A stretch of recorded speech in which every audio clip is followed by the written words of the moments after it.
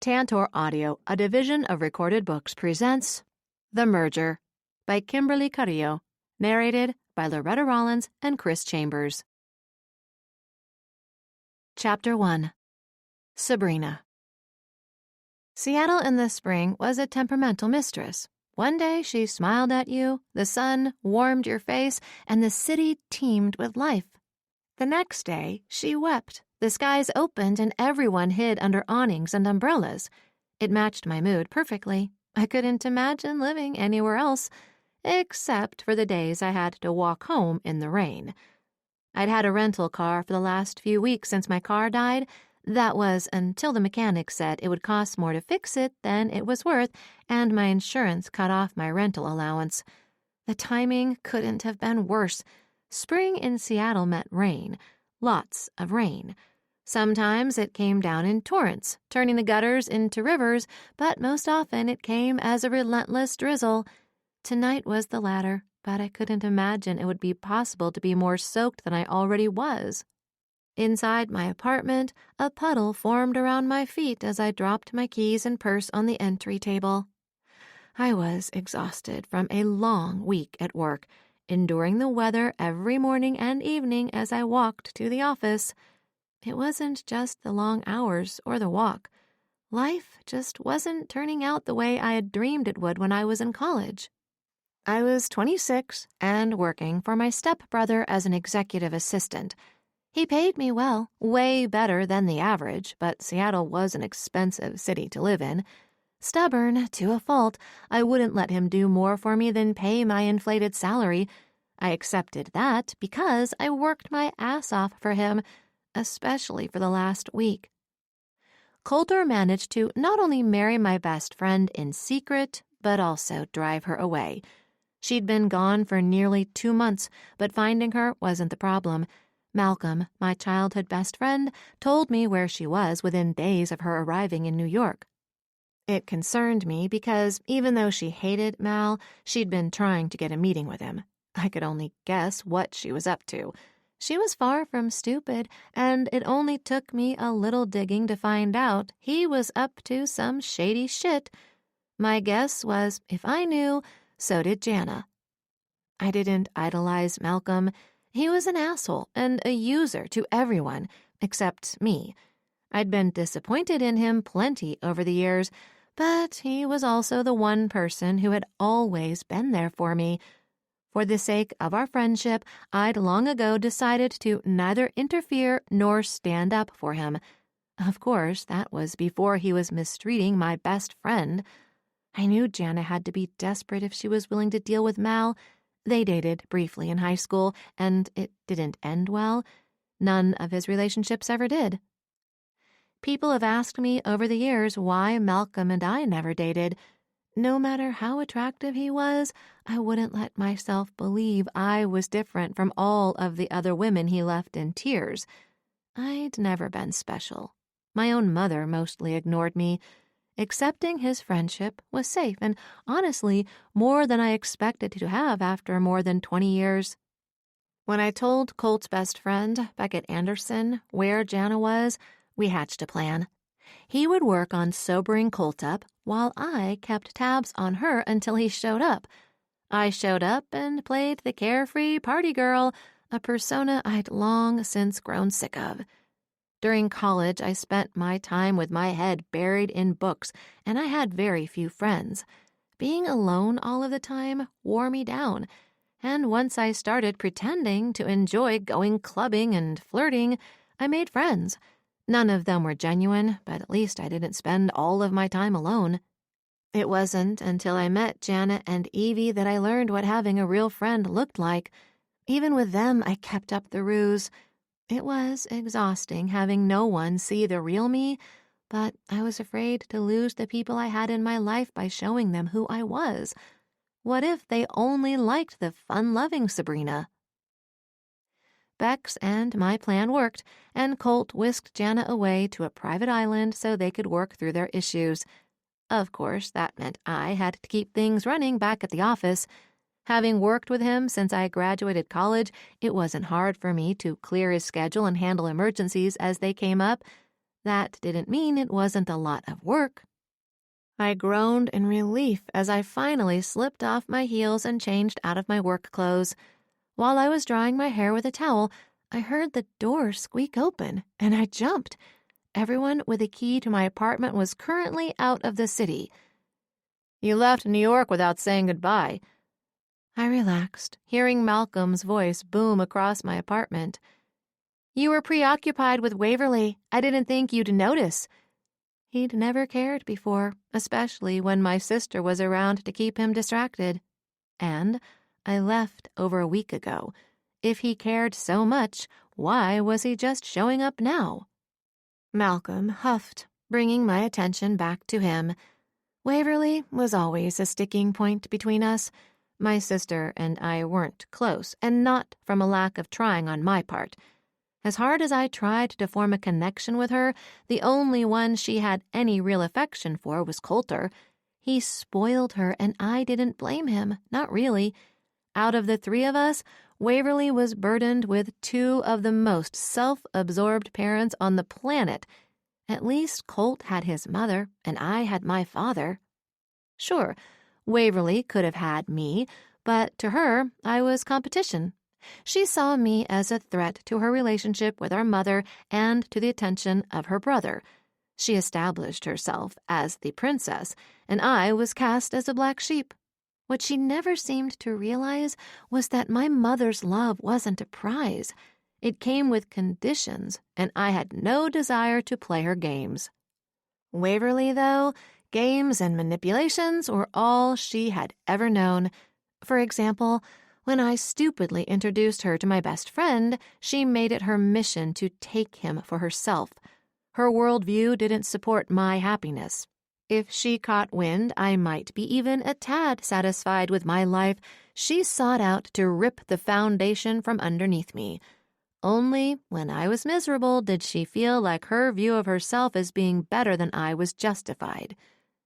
"You know it's over between Waverly and me. We never should have happened in the first place," Malcolm said, bringing my attention back to him. "And Jana, are you done chasing after her? She belongs with my brother." He narrowed his eyes. "I don't think I've ever heard you call him that." I shrugged. Call it the Jana effect, but there was a familiarity that had grown between Coulter and me since they got together. We've gotten closer. A lot of that is thanks to Jana. I don't know why you're interested in her all of a sudden, but I'm asking you to let it go." "What makes you think it's all of a sudden?" I blinked and studied him for a moment. "Remember, I've known you longer than almost everyone. You're my best friend, and I love you, but that doesn't mean I don't see you for who you are. If you cared about her, you never would have started up with that bitch Matilda." "I was 18, for fuck's sake. Show me a teenage boy who could resist a hot chick when she was throwing herself at you." Like you're so much different now. Don't lie, either. You haven't maintained a relationship for more than a few months, and they always end because you cheated. It was never serious with any of them. You know that, and you know why," he said. His eyes held mine, saying all the things we'd ignored for years. The thing was, Malcolm and I had bad timing. I knew he thought he had feelings for me, but I wasn't about to be another woman who fell for his charm only to be discarded when the boredom set in. He came toward me and put his hands on my shoulders. "Why won't you give us a chance? We could be good together." "We were just talking about your track record with women, and you think I should trust you? You literally just told me you were interested in Jana." Malcolm shot me a look that told me he thought I was being stupid. "Surely you've noticed the strong resemblance between the two of you." I crossed my arms. "What am I, a replacement for her? She's unavailable, so you move along to the next best thing?" He shook his head. "For a smart girl, you're pretty obtuse." Malcolm took a deep breath. "You're my best friend. You don't throw away a lifetime of friendship for sex. When I was a teenager, I knew all I wanted was a quick fuck, but the problem was I couldn't get your face out of my head. I did the next best thing and found a way to scratch that itch without risking what we have. I'm going to ignore the fact that you treated one of my best friends like a scratching post. Why now, Malcolm? If you spent years screwing random women who reminded you of me, which, ooh, by the way, what's different now? He groaned. One thing he hated above almost everything was explaining himself. Tough shit. When it came to the fate of our friendship, he could give me an explanation. I didn't let him off the hook while his anxiety built. He paced back and forth and shoved his hand through his hair, mussing up his carefully coiffed blonde locks. I'm 28, almost 29. I'm done fucking around. I'm ready for more. I didn't want to risk anything between us, still don't. But don't you think we deserve a chance at having more? Because I don't think I can have more with anyone but you. My heart pounded in my chest, and a part of me, a big part, wanted to take the leap. There was just one lingering issue. What about Waverly? We might not be close, but she's still my sister. You're giving her too much credit if you think she'd give you the same consideration. She knew how I felt about you from the beginning. She pursued me anyway. It worked for a while because Waverly doesn't have emotions like a normal person. We used each other. I don't know, Mal. Give us a chance, he begged. I took a deep breath. I hadn't allowed myself to think of him that way for a long time, but I couldn't refute that the curiosity was always there in the back of my mind. If we're going to do this, we take it slow. We start with one date, and if it doesn't click, we talk to each other and save our friendship. He held out his pinky to me, the corner of his mouth curved up. I swear. I hooked my finger around his, and we shook on it like every agreement we ever made until I was 10. I'll pick you up tonight, he promised, and left before I could find a reason to postpone for another night. I stared in the mirror while I got ready for my date with my best friend. Halfway through curling my long blonde hair, I heard Waverly enter the apartment. She always came in full of drama, as she did everything. Like, if she wasn't noticed every second, she might disappear. She huffed outside the door, but I continued to ignore her. Giving her attention was like feeding a stray animal. Once she had a little taste, she'd be yowling for more. Fed up with my lack of attention, she pounded on the door. Are you almost done? Ugh, I've got to get ready.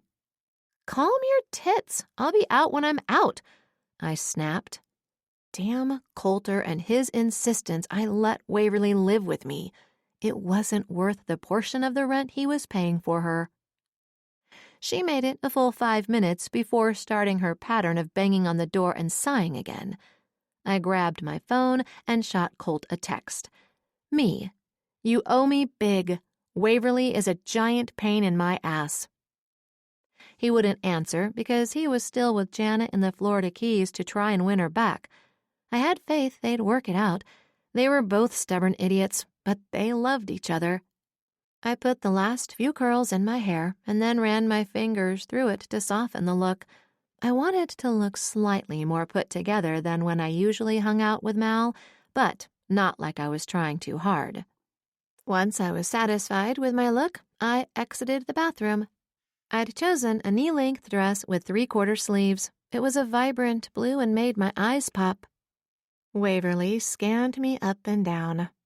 You're several hours late for high tea. I rolled my eyes. She liked to think of herself as some kind of fashion expert, but her fashion choices tended to look more like lingerie than anything else.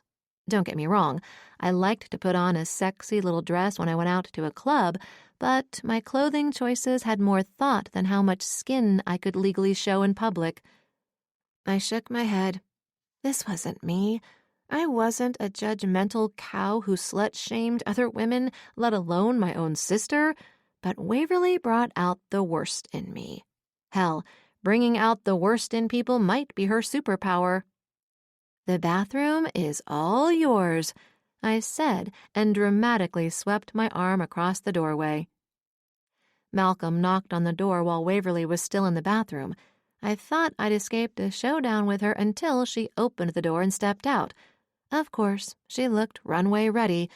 It was unfair how some people's outsides didn't match their insides. Waverly's soul was tarnished by years of both neglect and indulgence. In a way, she never stood a chance to be a better person. We shared a mother, but she didn't have the luxury of having my father. I wondered who I would have been without him. My mother had always been selfish. She fancied herself a woman of society long before she had the resources to actually be one. My father made a good living. He was a well-respected professor, an expert in American military history. He was one of the few who hit the bestsellers list with his books.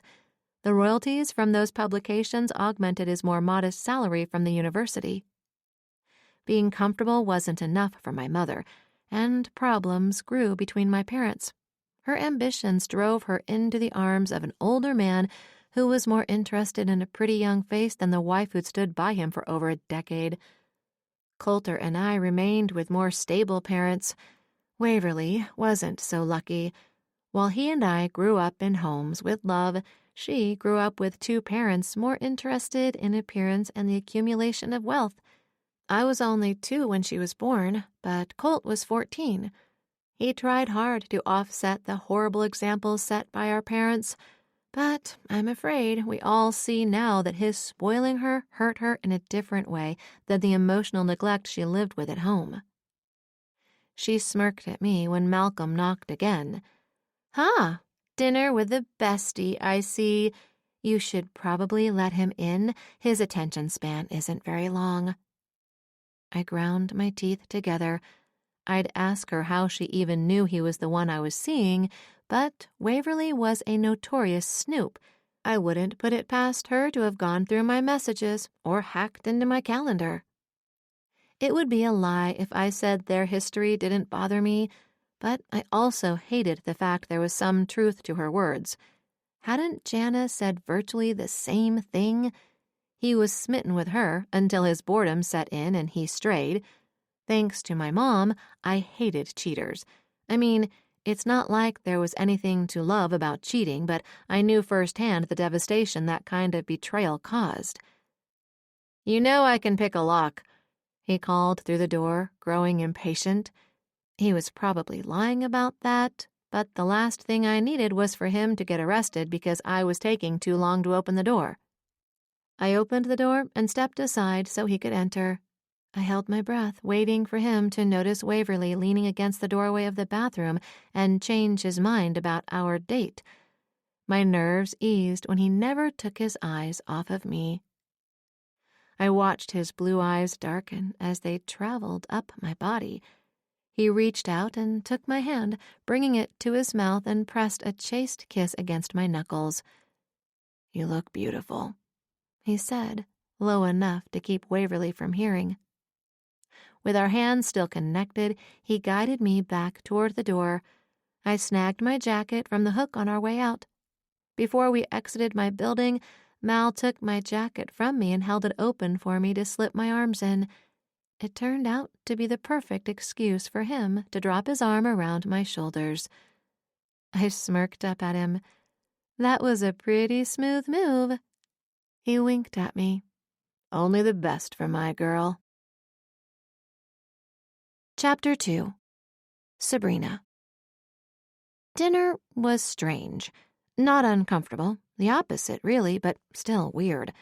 First dates are usually filled with awkward questions to get to know each other. We didn't need to do that. Not that I knew everything about him, like there were things he didn't know about me, but the important details were already written into my life's story. There were awkward lulls in conversation, which we'd had before. Navigating from friends to something more was different. I'd stopped seeing his physical features long ago, partly because I was convinced he'd never see me as anything more than a little girl with scraped knees and pigtails.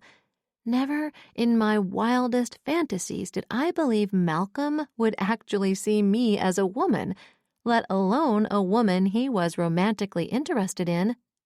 Still, we managed to flirt a bit more than normal. There was enough chemistry between us that when he leaned in for a kiss at the end of the night, I didn't turn away. It was a decent kiss, but it didn't spur me on to invite him up. I might have if he'd done more than pull in front of my building. Parking in Seattle was difficult. My building didn't have a parking garage, and I was happy not to have to walk from the lot down the street, but it wasn't very romantic. There was a heaviness sitting on my shoulders. Every relationship I'd entered for the last several years went the same. The beginning was exciting, and I told myself this one would be different. I'd be able to find that missing spark, but it never came. The last guy I dated, Aaron, was sweet. He made it clear he liked me and was constantly doing small things to let me know he was thinking about me. I couldn't manage to drum up enough enthusiasm to continue seeing him. He worked in finance at Anderson Global, and when he was sent to head a project at the Portland office, I allowed our relationship to fade. After we parted ways, I was convinced there was something wrong with me. The truth I hadn't told anyone was I hadn't been intimate with anyone since I was 20. I was waiting for something or someone. I was sad to admit that for a while I'd convinced myself it was Malcolm. Now, I was starting to think maybe that part of me was broken. There was no tragic backstory. I hadn't been abused or attacked. The only thing wrong with me was an overly romantic heart. I wanted that moment of instant lust that makes your heart race and builds to a lifelong love. I owed it to myself to give Malcolm a real shot. We had history, he cared about me, and I was attracted to him. So, when he called the next day, I took it as a sign he wasn't playing games with me.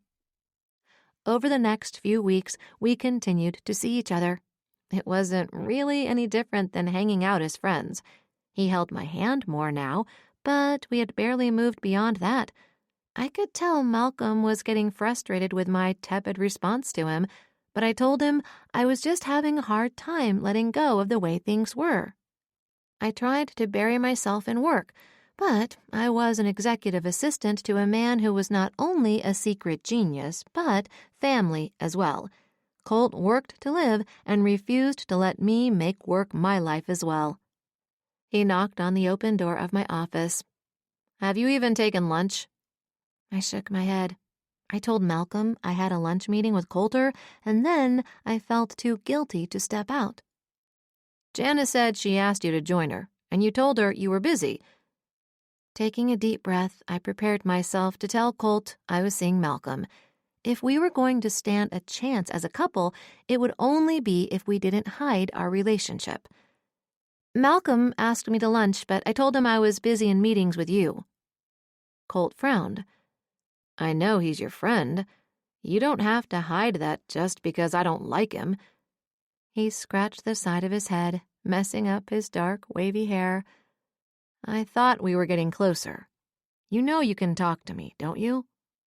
I smiled, a tiny curve of my lips, but I still ducked my head to hide my reaction.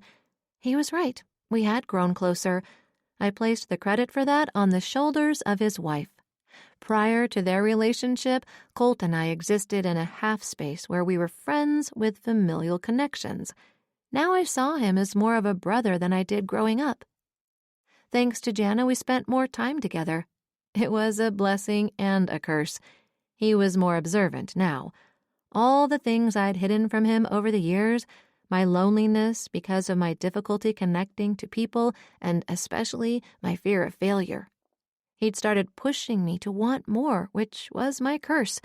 Wanting more was never my problem. It was the fear I'd reach for it and find it still out of my grasp. I cleared my throat. I was the fun one. Light-hearted Sabrina, never too serious. All of it, was a front. When everyone saw you as happy, no one looked too deep below the surface. Showing emotion was a flag that garnered more attention than I was comfortable with. We have gotten closer. I wrung my hands in my lap. Malcolm and I started seeing each other. I looked up at him where he was still standing in the doorway. His Adam's apple bobbed up and down, but I watched him swallow the words he clearly wanted to say. After pausing for a moment, he crossed the room and sat in one of the chairs by my desk. And he's treating you right? I nodded. Colt knocked his knuckles against my desk. Good. I don't need another reason to kick his ass, but it's good to have one not to. Jana would prefer I stay out of jail. How is everything? I've barely seen either of you since you came back from opening Evie's foundation. His smile widened, hinting at dirty secrets I didn't want the details of. It's been fantastic. He pointed at my face. I see that look. I'll spare you the details, but I will say, if you're missing seeing us, why did you turn down Jana's invitation? Or better, why did you turn down Malcolm when he asked you to lunch? Bullseye. Further proof Coulter was finally looking beyond my facade. I sighed. Real answer? He chuckled.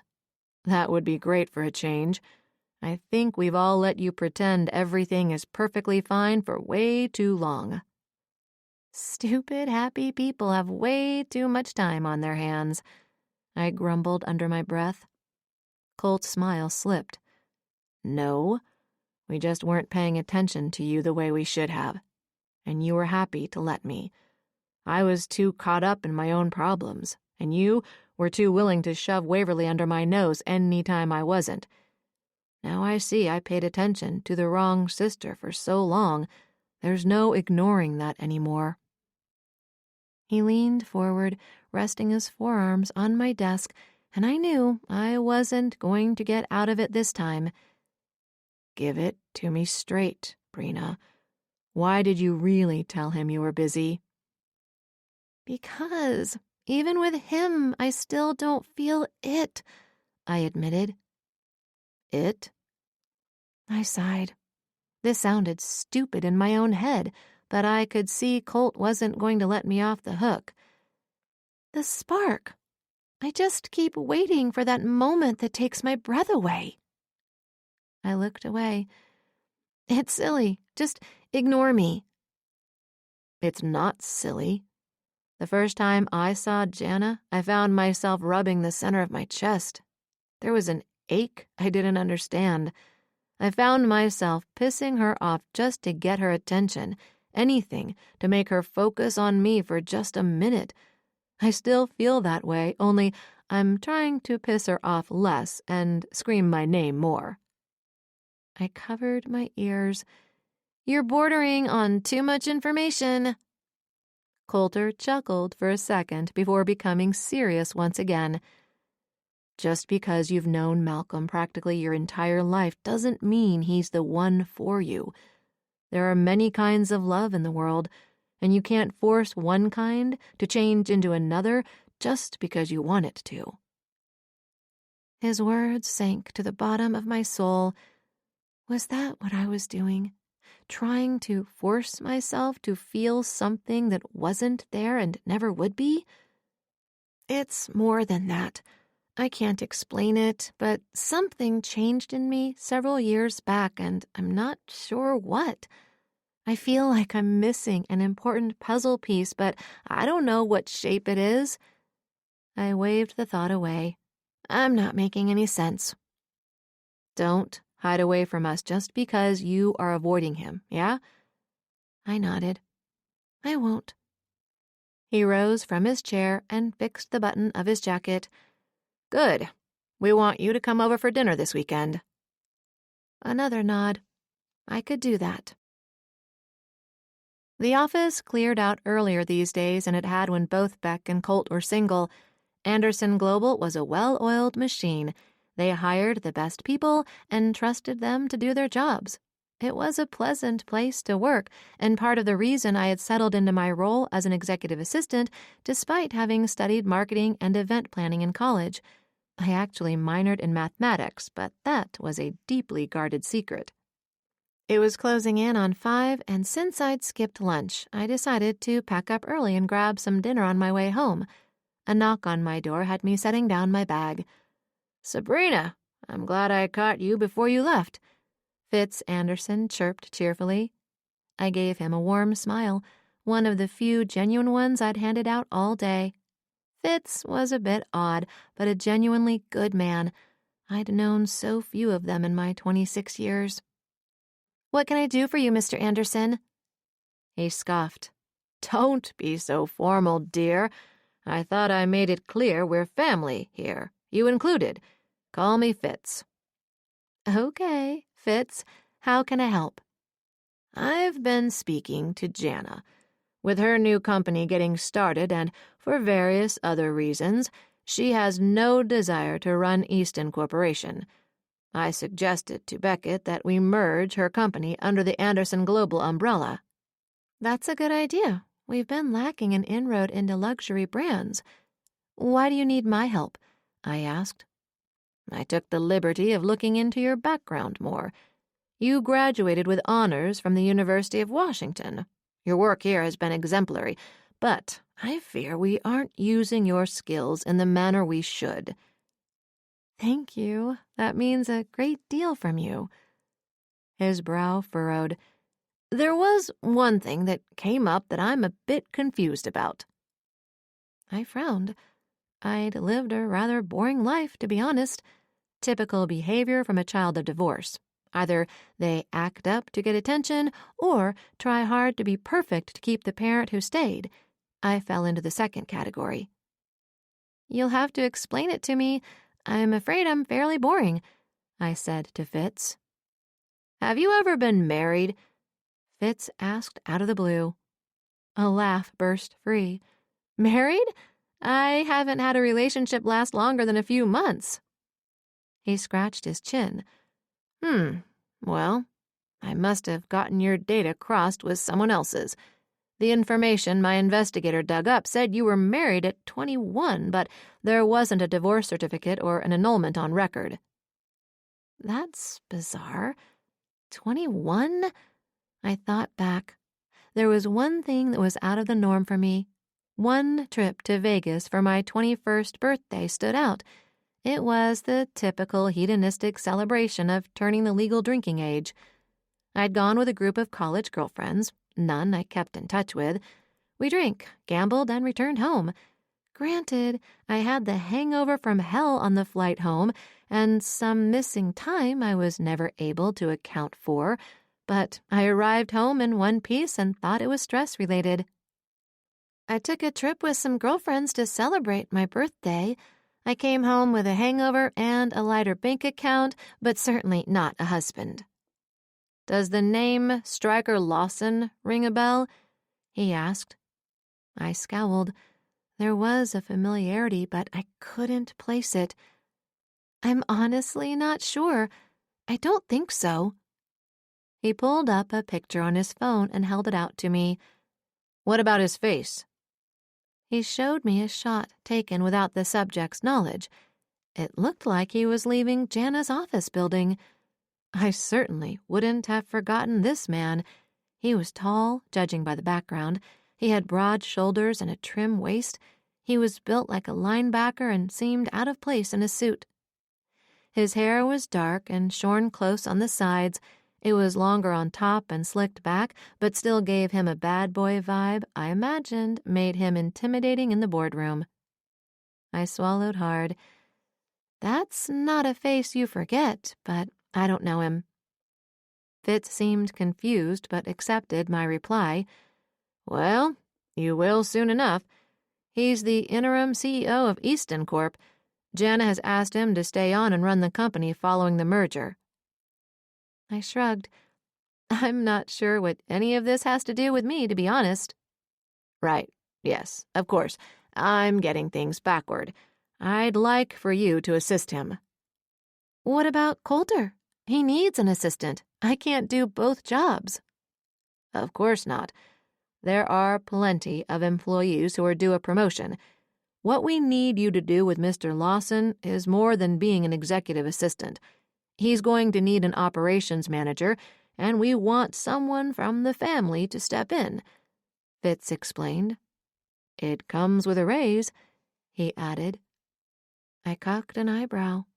Thoughts of a Waverly-free apartment danced in my head, but most of all, I didn't want to let down Fitz. "If you need me, I'm in." He smiled at me. "I knew I could count on you." Never had praise made me feel so worthy. Chapter 3. Stryker. 5 years was a long time. I thought it would take a few months to get my shit together, but a few months turned into 6, and then a year, and before I knew it, half a decade had passed. Actually, I was ready after a year and a half, but doubt wiggled in, and I convinced myself I needed more before I came for her. So, for the last few years, I set out to conquer the world, at least the business side of it. Finally, I realized I could spend forever trying to accumulate wealth, but the girl I met didn't value those things. It was time for me to go after what I really wanted in life. Sabrina Lake was mine. My wife, at least according to the state of Nevada. She could have annulled the marriage or served me with divorce papers. I expected them at first, but it didn't take long to realize she didn't remember anything. I watched through her social media while she lived her life. Did no one see how lonely she was? Sure, her pictures featured her smiling face, but her eyes, those deep blue pools, never reflected the joy she tried so hard to fake. She was my kindred spirit, another person who felt alone in a crowd of people. I watched while she made a couple of good friends, and was happy when some of her photographed smiles seemed more genuine. It was harder to see pictures of her with a boyfriend. I almost came for her each time I saw those. But then I noticed her lack of interest. "Are you ever going to tell me who it is you have been cyber-stalking?" Caroline asked, surprising me. I grunted. She was pretty much my only friend, and even she knew very little about me. When you were raised as a dirty secret and shunned from knowing your own family, it was hard to trust anyone enough to consider them a friend. Caroline tried harder than the others, and for that, I owed her loyalty. "Okay, since you can't seem to use actual words, then you can listen. You've heard me talk about my friend Coulter Grayson?" I grunted again. It wasn't my most articulate response, but at least I didn't ignore her like I did most people.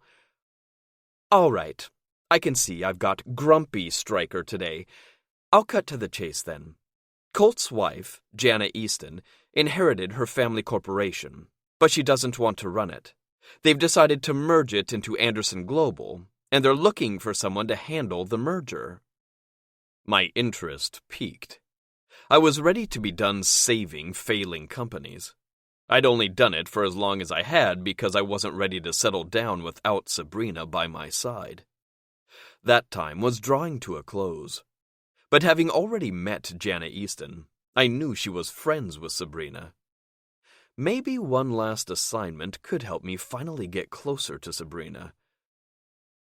"I need an answer using actual words, Stryker." "Okay, I'll take this one last assignment. But I'm not talking about my personal life. I like you, Caroline. You might be the only one, but I'm still not opening up about private things." "Not what Jana said. She likes you. I'm guessing you didn't show her the growling caveman side of yourself?" she teased. "She's different. Not like the prissy society bitches I've met. I found myself telling her things I've never told anyone," I admitted. Caroline laughed. "Yeah, she's special. She's certainly changed Coulter Grayson." I'm assuming there was a point to this visit and not to discuss the fact I'm not a complete asshole. If it was just about the job offer, you'd have called. I recognized my method of changing the subject proved I was mostly an asshole. She sighed. One of these days, you're going to meet a woman to soften all your jagged edges. Looking forward to it, I admitted, although I'm sure she thought I was being sarcastic. Jana wants you to stay on when Easton merges with Anderson Global. I nodded. I know. She called me and asked if I was interested before she moved forward. Caroline slapped my arm. If you already knew, why are you putting me through all of this? I shrugged. Shits and giggles? We grumpy bastards have to get our funds somewhere. What about finding me an operations manager? While my slip in telling Jana personal information was out of character for me, and I wasn't lying that there was something about her, it still served a purpose for me. She was friends with Sabrina, and it was necessary for her to like me. Not only that, though, it was necessary under the circumstances. My half-brother, Malcolm Graham, was being used as a pawn by her father. He was a narcissistic bastard, but his self-interest was easily engaged for our gain. The fact he got something out of the deal irked me, but it was more expedient. Jana and I bonded over our mutual dislike for my brother, and I learned something very important. She wanted Sabrina to be free of him as well. Something shifted in the last few weeks. Sabrina and Malcolm's usual hangouts turned into dates, and for the first time, I saw a real risk that Sabrina would finally let someone into her heart. It was time I stopped waiting, if not for myself, then for her. Malcolm was too much like our father, narcissistic, vain, and incapable of loving anyone as much as they loved themselves.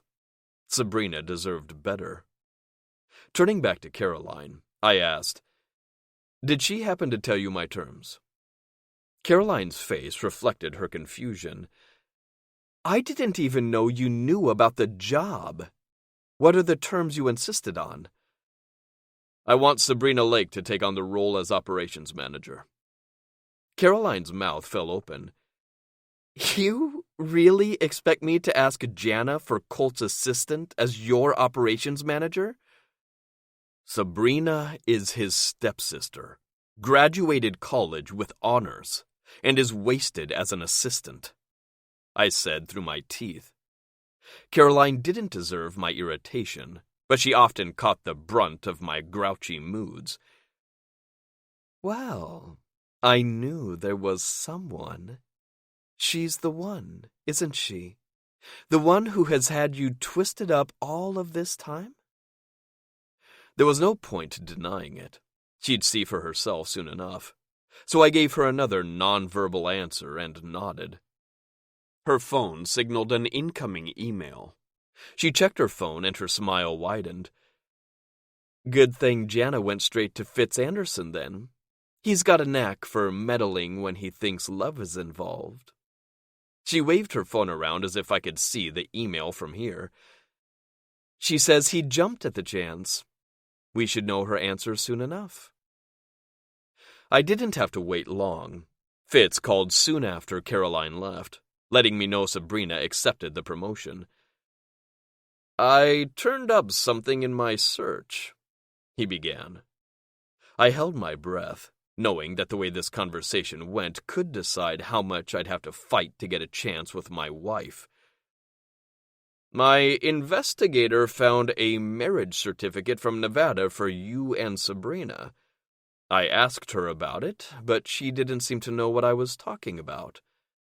I let it go, but I need an explanation. I sighed. It's a long story.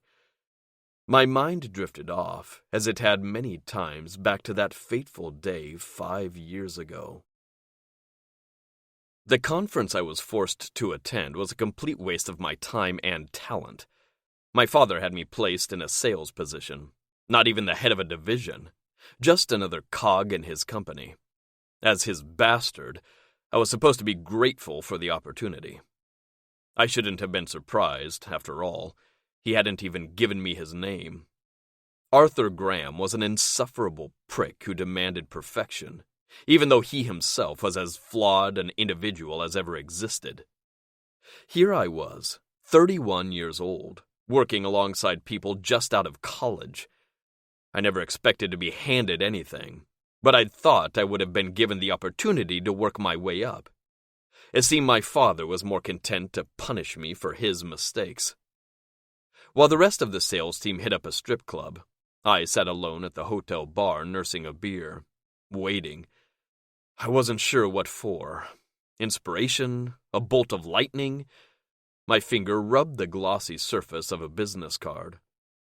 Caroline Cartwright was a corporate attorney, one of the many people I'd met during the networking event put on by the conference. I was supposed to be forging connections to help my father expand his business, but that wasn't her offer. In front of me were two different paths. I could abandon the life I knew, one that pushed me down at every turn, or I could forge a new way. It wasn't really a choice. I knew I was going to call her, accept her offer. But change was terrifying, and a little liquid courage would make the leap easier. "You're thinking awfully hard over there." A musical voice sang out a few seats down the bar. I grunted, not much for making small talk. That was, until then. I turned to face her, and a low chuckle escaped me. I'd said I was waiting for lightning to strike, and fuck me, had it ever. I turned toward her voice and saw sunshine made flesh. Long golden hair spilled down her back, reflecting all the colors present in a beam of light. Pale yellow, silvery white, and a deep gold. She watched me with dark blue eyes, the color of an evening sky. Her porcelain skin glowed, even under the anemic light in the bar. "I guess I am," I said at last. "Distract me." She smiled, and for a moment I felt like I couldn't breathe. "And what do you suggest?" The first chords of Dear God by Avenged Sevenfold started to play in the background. "Dance with me." She took my hand, and I felt something click into place inside of me. I'd thought love at first sight was bullshit. Maybe this was lust at first sight, but people have created a life around less. I listened as the lead singer sang about longing to be with the woman he loved, and felt a sense of foreboding. I pulled her closer, swaying to the music, and held on tight to this momentary reprieve from all the doubt plaguing me. When the song ended, I kept her hand in mine. "Why are you here alone?" I asked. She looked around, as if she only just noticed her friends weren't present. "My friends were gambling, but I didn't have any luck. I already lost the money I set aside. They were supposed to meet me here." "I'll wait with you. This isn't the city for a woman to wait alone." She bit the corner of her mouth and nodded. "I can think of worse ways to spend my evening." Her phone buzzed from her pocket. She pulled it out and scowled down at the device. "Your friends?" She nodded. "Apparently they decided to go to a club." She swallowed. "Without me." One of her delicate shoulders moved up in a shrug. "I guess I'm not spontaneous and fun enough for them." Fuck them. My anger on her behalf was softened by gently brushing her hair away from her face. "They aren't wrong. I'm cautious and boring." She stared at her feet while she spoke. With my finger under her chin, I tipped her face back up toward mine. "You can always change, but only change for yourself." Her blue eyes opened wide, assessing me. "How do I do that?" "Just like anything else. One decision at a time. What's your name, sunshine?" "Sabrina," she answered shyly. "Why sunshine?" because you appeared in a dark moment like a sign from the heavens. I'd like to do the same for you." Sabrina licked her lips, making the natural pink deepen to a darker red. "It would help if I knew your name." A smile pulled at my lips, revealing the lone dimple in my right cheek. "Stryker." Her shoulders rolled back, and her chin tipped up. "Well, Stryker, let's go live like tonight's our last." I lived an entire life in that one night. I had no idea it would have to sustain me for 5 long years. It started out innocently enough. We rode roller coasters, walked along the strip talking about everything and nothing. We drank a little as we went along, but I knew she was what had my head swimming. Our touches grew from innocent hand-holding to heated kisses. I drank her in, not knowing if I was growing drunk from her touch or from the tequila coursing through my blood. "I need you," she spoke against my lips. "Then you'll have me. Whatever you need, it's yours," I swore to her. We hurried back to my room. The moment the door closed behind me, we started stripping out of our clothes on our way to the bed. "I want to give you slow and romantic, but I'm too lost in you to hold back," I warned her. She let go of the arm holding up her dress and let the soft fabric slide down her body.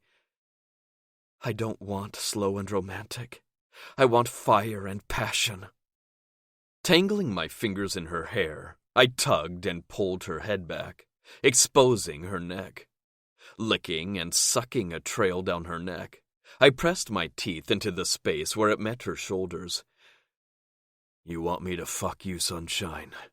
I growled into her skin. A shiver racked her body. "Yes," she sighed. "If I do, you'll be mine." "Yes," she agreed again. "Show me." I stepped back from her and unzipped my pants. "On your knees," I demanded. Sabrina dropped down in front of me and freed my cock from my boxers. A drop of pre-cum already leaking from the head, eager to feel her hot mouth wrapped around my length. I took her hair in my hand and held it. There was no force or coaxing. She took me into her mouth eagerly. Her moves weren't practiced, but her enthusiasm and curiosity made every move sexier. Her cheeks hollowed as she took me deeper into her mouth. When I hit the back of her throat, she gagged but tried again. Soon she had me deep in her throat and hummed around my dick. I threw my head back and roared as I came. My cock slid from her mouth with a pop. Sabrina sat back on her heels and wiped off her mouth with the back of her hand. The satisfied grin on her pouty lips had my cock twitching again with desire.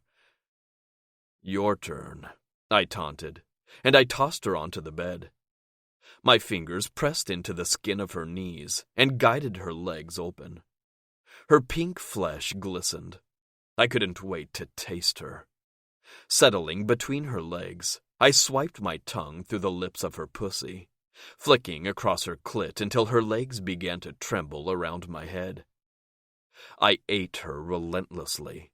My tongue speared into her channel, while I put steady pressure on that eager bundle of nerves with my thumb. She was so tight, I needed to stretch her before she took my length. Retracting my tongue, I fucked her first with one finger, then 2. I felt her walls squeezing my fingers and imagined my cock in its place. Despite just having had a release, I was hard and ready to feel her muscles contracting around me. I let her climb higher and higher before I sucked on her clit, ripping a scream from her throat. Retrieving my pants, I pulled a condom from my wallet. I tore the foil packet with my teeth and sheathed myself while she watched. Her heavy tits heaved in anticipation. I lined myself up with her opening and entered her with one hard thrust. Sabrina pulled her legs up my sides, and I pressed them further against her chest. "You are mine," I grunted. Her nipples puckered to hard points, beckoning me to feast on them. I sucked one of the tight buds into my mouth and pinched slightly with my teeth. Words escaped us from that moment, replaced by grunts and moans. I took her mouth, plunging my tongue past her lips and tangling with hers. She fisted her hands in my hair, clinging to me as much as I clung to her. Sabrina might not have said the words, but I got her message. I was hers as much as she was mine. "Stryker, yes," she screamed. "Harder, please." A dark chuckle rumbled in my chest. She really was perfect. How she knew I was holding back, I didn't know, but I gladly gave her what she asked for. Even bolted to the wall, the headboard started up a rhythmic thumping. Her nails scored my back, urging me to slam into her harder and faster. My fingers dug into her hips and yanked her down my cock. "Come now," I demanded, as I felt my balls pull up into my body. Sabrina screamed, and her cunt became impossibly tight, as her body drew my release from me. I joined her in falling off the ledge, and we laid spent in a sweaty tangle of limbs. We held each other as our breathing calmed, and our heartbeats slowed back to normal. I still hadn't regained the ability to think, which was why the next word slipped free from my mouth. "Marry me. Let's do one more crazy thing before the night is over." She kissed me sweetly on the lips. "Okay." We drank as we dressed, on the way to the chapel, and more after we said our vows. After the sun began to rise, I dropped her off at her hotel. We were seriously tipsy, but she needed to pack before meeting me at the airport. Had I known her friends would still be celebrating when she arrived, or that she'd drink to the point of blacking out, I'd never have let her go. I thought about going to her many times in those first few weeks. Caroline wasn't wrong about me following her social media. It was how I knew she'd forgotten our night altogether, and how I reassured myself over the years she hadn't moved on. Now the final part of my plan was in place. I'd have her back at my side, and could finally remind her of the promise she made to me. She was mine. Chapter 4. Sabrina. When I got home after work, Malcolm was waiting for me on the couch. I almost questioned how he got in until I heard Waverly making noise in her room. For a small woman, at least compared to my 5'7", she moved around like a herd of elephants. She moved with grace, but made a lot of noise while doing it. I think she did it so we wouldn't forget she was around. I understood it. Growing up in that house, the one Colt and I both were able to escape from most of the time, she had to fight to be seen. My attention returned to Mal. "This is a surprise. How long have you been waiting?" His eyes flicked over to Waverly's door before they returned to me. "Not long." "Have dinner with me," he said. It wasn't a question, more like a demand. Malcolm rose from the couch and crossed the room to me. He took my face in his hands and kissed me softly on the lips. I should have started with that. I smiled, despite the fact kissing him was exactly like kissing my best friend. Comforting, familiar, and platonic. "Dinner sounds nice," I croaked. Mal took my hand, and together we made our way to his car. I searched for something to say to fill the awkward silence. For the first time in over 20 years of friendship, I came up blank. We went to a restaurant Malcolm was a partner in. It was trendy, which meant that the portions were tiny and fussily presented. I'm sure many women would have found the ambiance romantic. All of the tables were staged so that they seemed to have some privacy. The linens were fine and complemented the decor perfectly. Still, I would have preferred a casual diner with burgers and shakes. It felt like we were trying to force romance when we should have been building off of what we already had. "How is work?" he asked. I placed my cloth napkin in my lap. For some reason, I was hesitant to share this with him. "I got a promotion."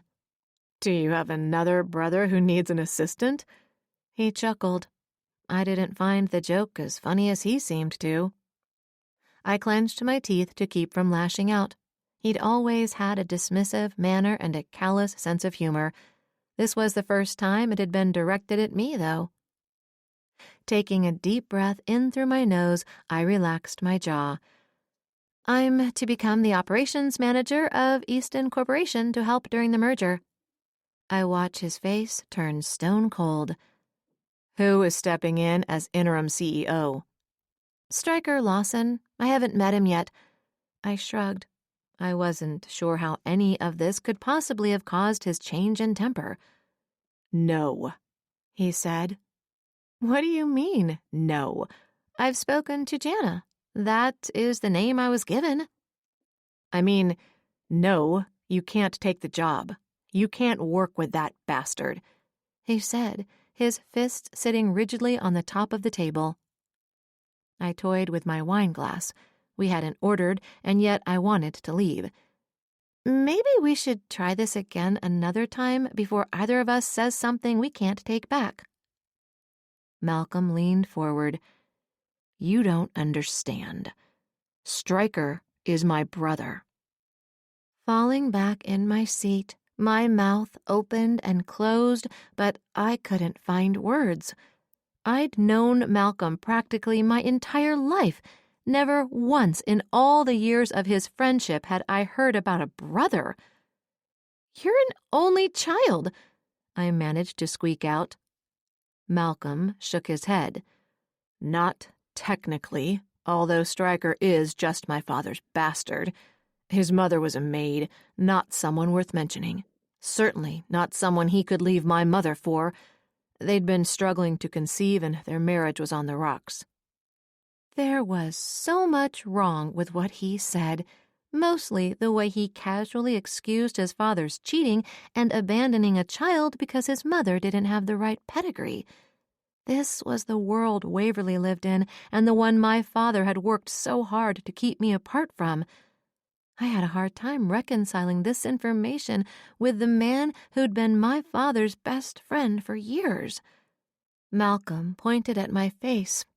"I see the judgment, even if you aren't saying the words. You don't know Stryker. He grew up in the gutter and hasn't bothered to leave it." "He was left there," I said through clenched teeth. I wanted to go home now more than ever, and worse, I was less interested in repeating this night. This was the reason I'd never really entertained a relationship with my best friend, even if only subconsciously. He might step out of his ivory tower from time to time, but it was clear to me he was comfortable there. It was easier to overlook his snobbery when we were just friends. Now, those aspects of his personality were nearly all I saw. He shrugged his shoulders. "All of this happened before I was born. Stryker is 8 years older than me. He was a teenager when I first learned of his existence, so don't look at me like any of that was my doing." I set my napkin on the table. "You've given me a lot to think about. I'm going to go do that at home." Before he could argue with me, I got up and walked out of the restaurant. Not wanting to wait out front for an Uber, I walked around the corner to one of the hundreds of coffee shops found all over Seattle. Malcolm started blowing up my phone before I had a chance to order a ride. There were people I could call for a ride, of course. Any of my found family would come to my aid without hesitation, but I didn't want to see the look they'd give me, the one that said, "I told you so." It wasn't a secret they didn't care for Malcolm, so I called for a ride and ordered a coffee while I waited for it to arrive. They had valid reasons for their dislike. Malcolm had a reputation as a playboy, one he'd more than earned. One of his dalliances was with Waverly. I found out about them after their brief relationship had gone sour. Unlike Coulter, I didn't set the blame solely on Mal's shoulders. Waverly had her own history with toying with her paramour's affections. She collected and discarded lovers the way Jana did shoes. Actually, I think Jana cared more for her shoes than my sister ever did for a man she dated. Malcolm was just one in a series of rich boyfriends. He had access to exclusive clubs long before he opened his own, and she did love to be seen in the right places.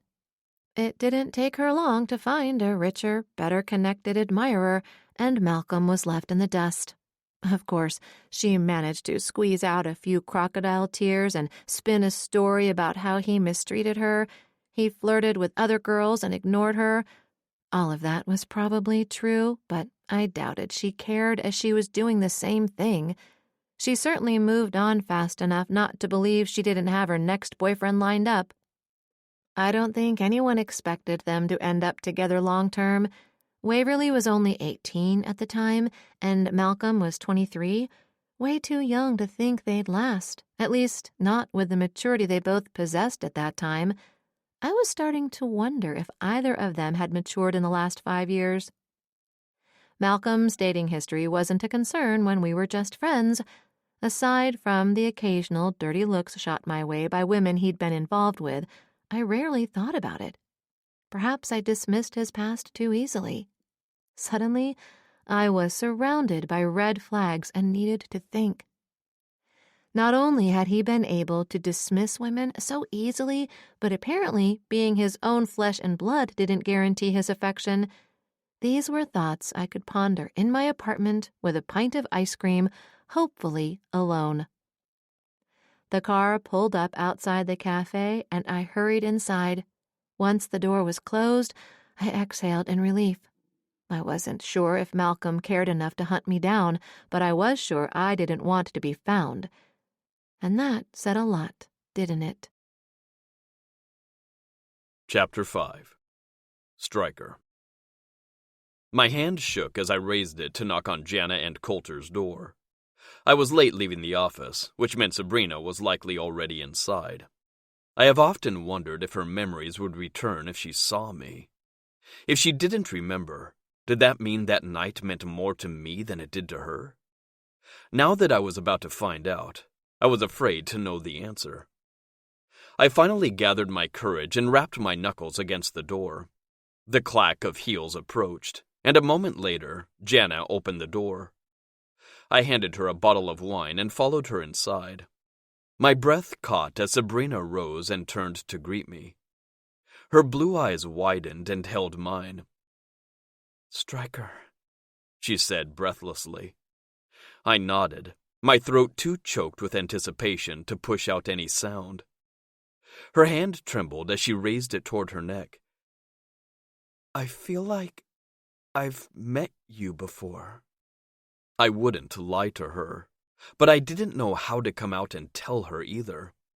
Jana was watching us, and I had a sinking feeling that the information was going to come out whether I said the words or not. I opened my mouth to say something. I wasn't sure what exactly, but Coulter interrupted the moment by handing me a beer. "Why don't we have a seat in the living room where we can chat?" he said. "Sabrina said she felt like she's met you before. And she has, hasn't she?" Coulter cut to the chase. I nodded. "When?" she asked hesitantly. 5 years ago, I admitted. Sabrina turned to Jana. "What Fitz said." She trailed off. "Fitz Anderson?" I was missing information. Coulter grabbed a manila folder off the coffee table and slapped it against his palm a few times. "I know a private investigator. We used him when Maxwell Easton had Jana locked out of her apartment to find out what he was up to. He's the one that found her grandpa's will that gave her the company. And since he's done such a good job in the past, Jana and I decided to pay him a visit this morning." He slapped the folder against his hand one more time to remind me it was there. "Do you know what he found?" "Not really," Sabrina said. "No, but I bet Striker does," he said, and tossed the file down in front of me. I didn't need to pick it up to know he'd found our marriage certificate. When I didn't move to grab it, Sabrina picked it up. Time seemed to crawl as I watched her open the folder. When it started shaking, I knew she'd gotten to the signature lines and saw her name next to mine. Jana reached out and placed a hand over Sabrina's to stop her trembling. Sabrina looked over at her. So, not a coincidence then? Jana shook her head. No, I'm afraid this is very real. What I want to know is, why haven't you said anything about this? Coulter pointed an accusing finger at me. He was pissing me off, but I reminded myself Sabrina actually liked her brother. Step-sibling or not, they had a tighter bond than the non-existent one I had with Malcolm. There's an explanation, but it's for Sabrina, not you. I meant to speak more respectfully, but being an asshole to people was second nature to me now. She doesn't know you, he pushed back. I shook my head. She doesn't remember me. Is there a difference? Coulter demanded. A part of her is familiar with me.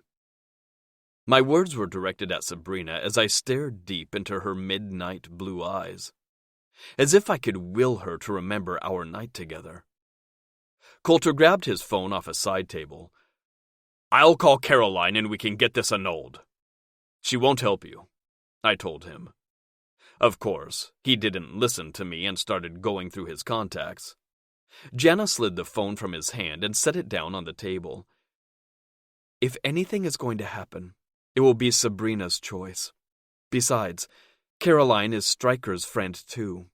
It wouldn't be fair to ask her to take sides here. Sabrina sat still, barely blinking. She was in shock, which was exactly the reaction I feared. Jana reached out and enveloped one of Sabrina's hand between both of hers.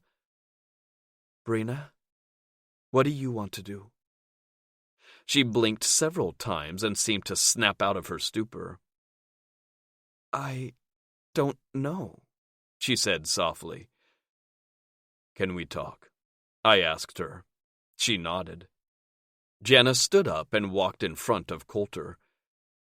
Come help me check on dinner. He looked like he wanted to argue, but she shook her head. Now, old man, she demanded.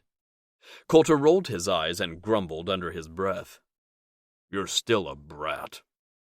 Maybe I'll let you punish me later. That got him moving, and he chased after her. Before she made it out of the room, he tossed her over his shoulder and swatted her on her ass. Are they always like that? I asked Sabrina, hoping to ease her into a conversation. She chuckled. Now they are. That's good to hear. She was a wreck when I met her. I took a deep breath. We should talk.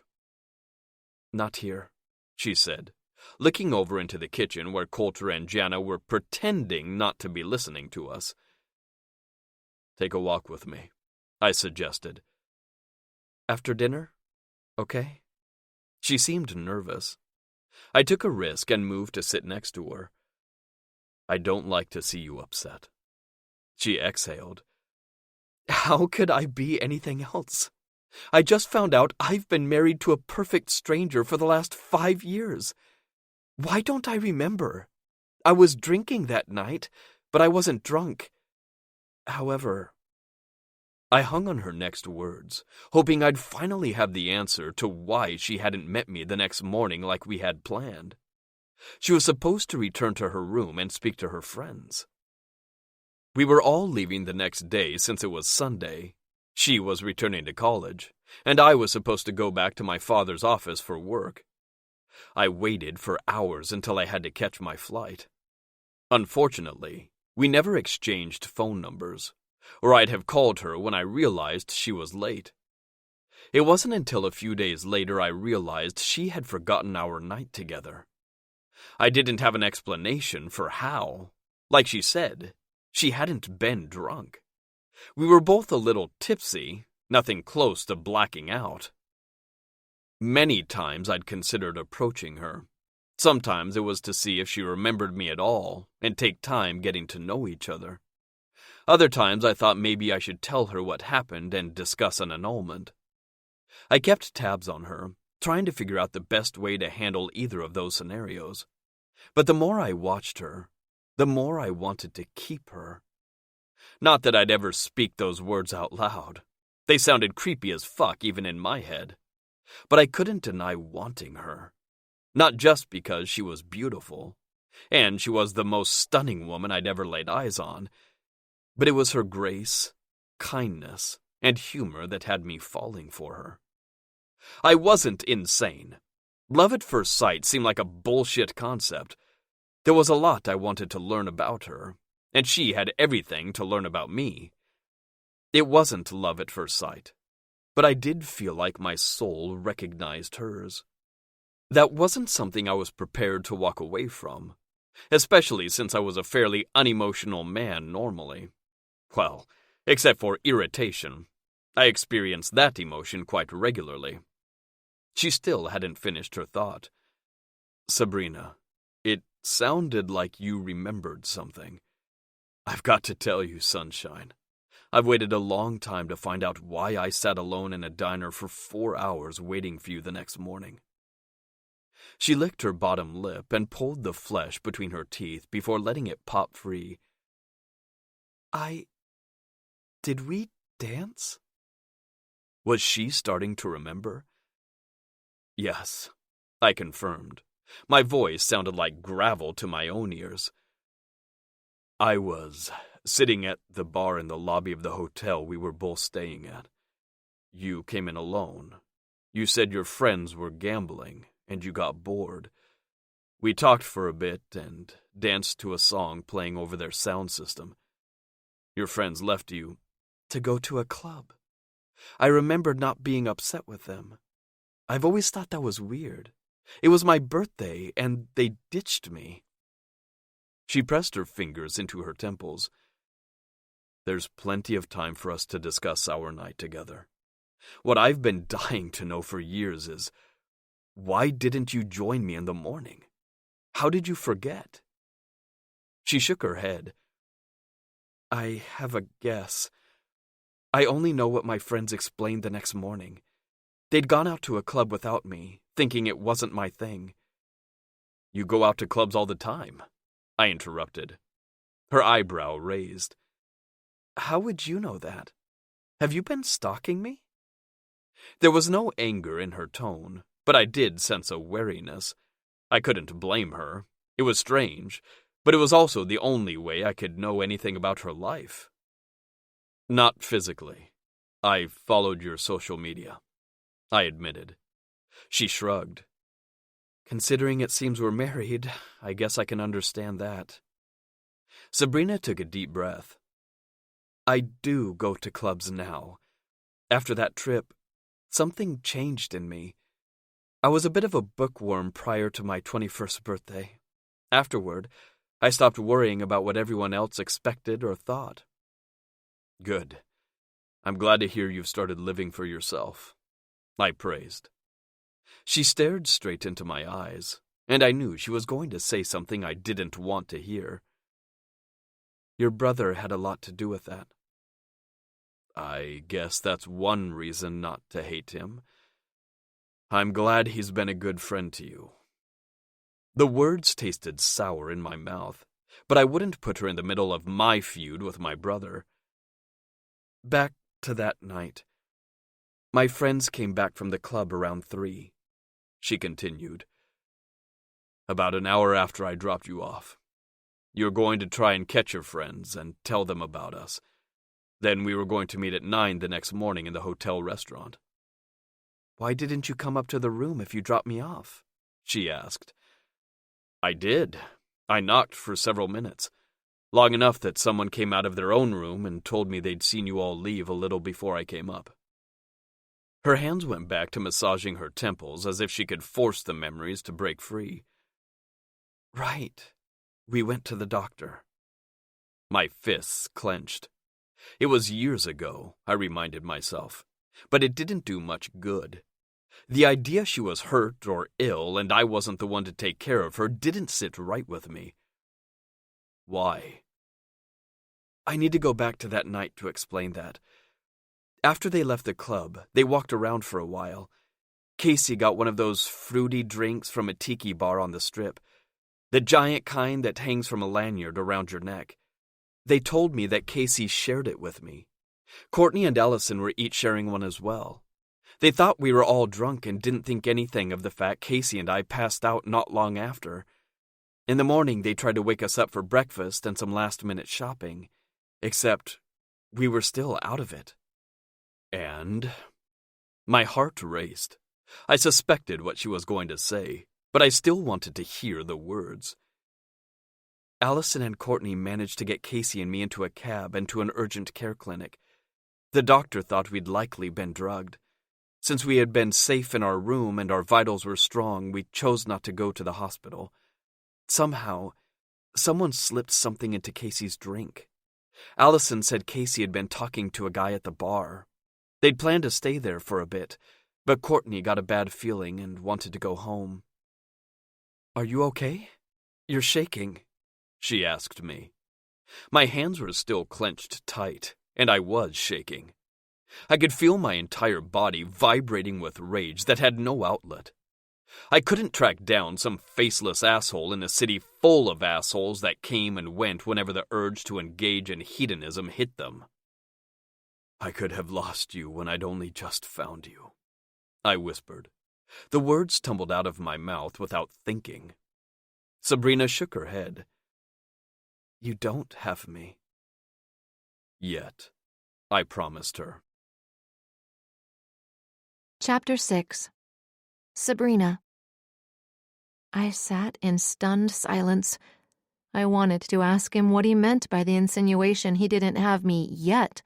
Surely he didn't expect us to pick up wherever we left off 5 years ago, especially since I couldn't remember where that was. I had to admit, there was a familiarity. It was more like a tingle or itch in my mind. I remembered dancing with him. I remembered him making me laugh, but like most of that night, the memories disappeared into a fog.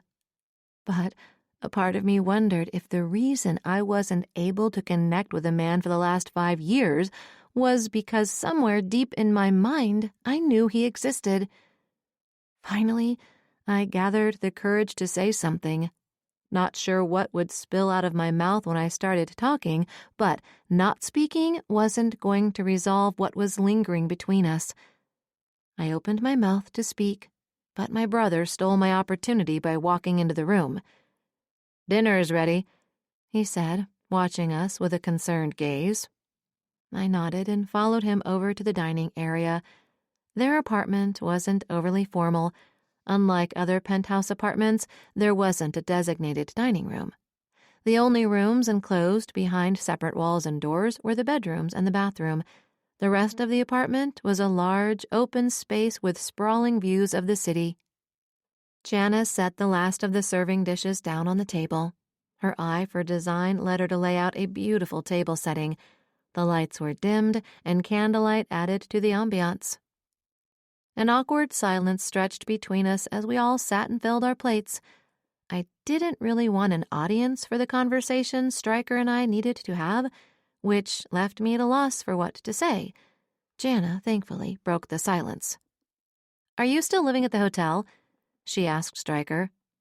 He nodded as he brought his fork up to his mouth. After he swallowed, he replied, "Usually my assignments are temporary." "Where do you live?" I blurted out. It wasn't that I was thinking of the two of us living together, but we were married. The fact he'd done nothing about that in the last 5 years meant he must have wanted to stay that way. How would that work if he was bouncing all over the country? Stryker set down his fork and focused all of his attention on me. "Most of the assignments I take are here in Seattle or Portland. I prefer to stay in the Pacific Northwest, but I have taken the occasional job in New York and Chicago. That's all in the past now." "Because of me?" I slapped a hand over my mouth. "Forget I asked that. I'm just rattled. Jana chuckled. At least someone was finding this amusing. He's no longer the interim CEO. I'm stepping away from the company permanently to develop my app with Hans Schneider. The head of that car manufacturer in Germany? I asked. Colt scowled while Jana nodded. Doesn't he already have a full-time job? I asked. Exactly. Colt grumbled and brought his beer up to his lips. Jana rolled her eyes, but her smirk said she was more amused at Colt than annoyed. He does, but like me, it was a family company. He never got to choose the path he'd take. Lucky for him, he really loves technology. Anyway, we are building my virtual assistant together as a joint venture between Wotan Automotive and Anderson Global. I turned my attention to my stepbrother. I thought you liked him. He shrugged. He's all right. I'd like him a lot better if he hadn't gone into business with my wife behind my back. Jana reached over from where she sat next to him and patted his hand. That was when you were being a dumbass. Nothing was done behind your back. We weren't together. Colt's jaw clenched. For a brief period of time, we were residing in different places, but there was never a single moment I was going to let you go. I told you that when we said our vows. You are mine. You were then, you are now, and you always will be. I felt Stryker's eyes on me and turned to face him. He didn't need to say anything. The way he looked at me, I had a feeling he felt the same way about me. The rest of dinner went by much easier. It didn't take long for Colt to see that Stryker was nothing like Malcolm. They discussed business. Both of them had a love of numbers that piqued my inner geek, but I didn't contribute because I loved watching them connect. I didn't want to look at why too closely. Coulter and Stryker worked together to clear the table after dinner, leaving Jana and me alone to chat. "How are you holding up?" she asked. I blew out a breath and shrugged. "I'm not sure. This whole thing is wild." I could practically see Jana biting her tongue. "Whatever you want to say, just spit it out," I insisted. She shook her head. "No, I don't want to interfere. This is something you've got to figure out on your own." A small growl escaped my throat. Malcolm and I had a fight last night at dinner. Part of me wanted to keep this from her. She already disliked Mal, and anything I said would only reinforce that. Not only that, but her opinion mattered to me. It wouldn't be hard for her to influence me, especially after the side of him I saw last night. Jana clenched her hands around the edge of the table. "Did he hurt you?" I shook my head. "No, he was dismissive. Tried to tell me I couldn't take the promotion. When I first told him about it, he asked if I had another brother that needed an assistant." "What the fuck did you say?" Stryker had walked into the room. His tone was hard and cold, but it warmed me at the same time. "It sounds like you heard me," I mumbled. Stryker extended his hand. I took it, and he pulled me to my feet. His night-dark eyes locked on mine. He was the direct opposite of his brother. Malcolm was good-looking in a pretty boy kind of way. He was tall and lean with a swimmer's build.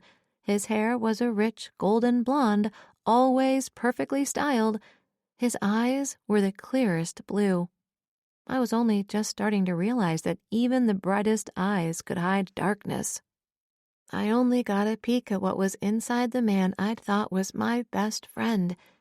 Maybe we'd move past this, but I didn't think we'd do it together. Not in a romantic sense, anyway. Certainly not while I was legally married to his brother. Stryker stood still, his hand still holding mine.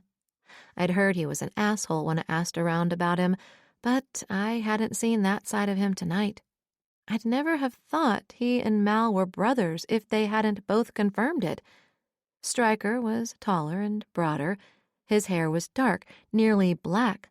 The sides were shaved close to his scalp while the top was left long. It gave him a roguish look that fit more with the grumpy persona than the one I saw. He pulled on my hand, moving me closer to his side. He dropped his arm around my shoulders, and for a second I let myself lean into him.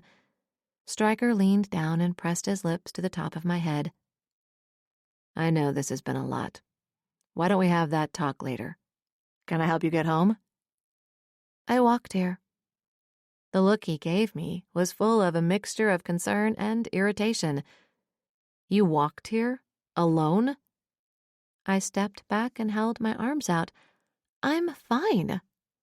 I'll walk you home. Shaking my head, I moved to the hall and grabbed my jacket and purse. I'll be fine. I walk all the time. He pinched the bridge of his nose. I don't want you to take this the wrong way. Then don't say it, I snapped. Don't try and tell me what I can and can't do because I'm a woman. Stryker tensed. I'm going to ignore that because you don't know me very well. I was raised by a single mom.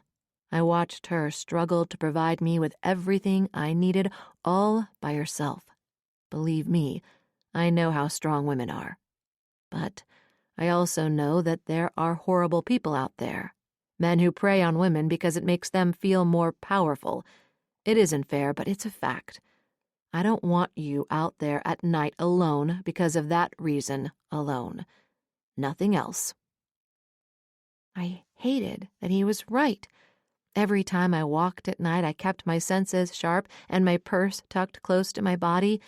There was no such thing as a peaceful stroll as a woman, not even during the day. You're right. I'm sorry I jumped to conclusions. Stryker nodded. I've got my car here. Do you mind if we drive instead of walk? No, it sounds fine. At least there wouldn't be too much time to talk. He was right. My brain needed a break. I needed to let some of this sink in before I could even begin to consider how I felt about it. Together we walked down to the parking garage and the guest parking spots. I expected him to head to a sleek sports car, something flashy, black, and fast. Instead, he headed straight for an older sedan. I raised an eyebrow as he used a key to unlock the passenger door. The corner of his mouth curved up. Expecting something else?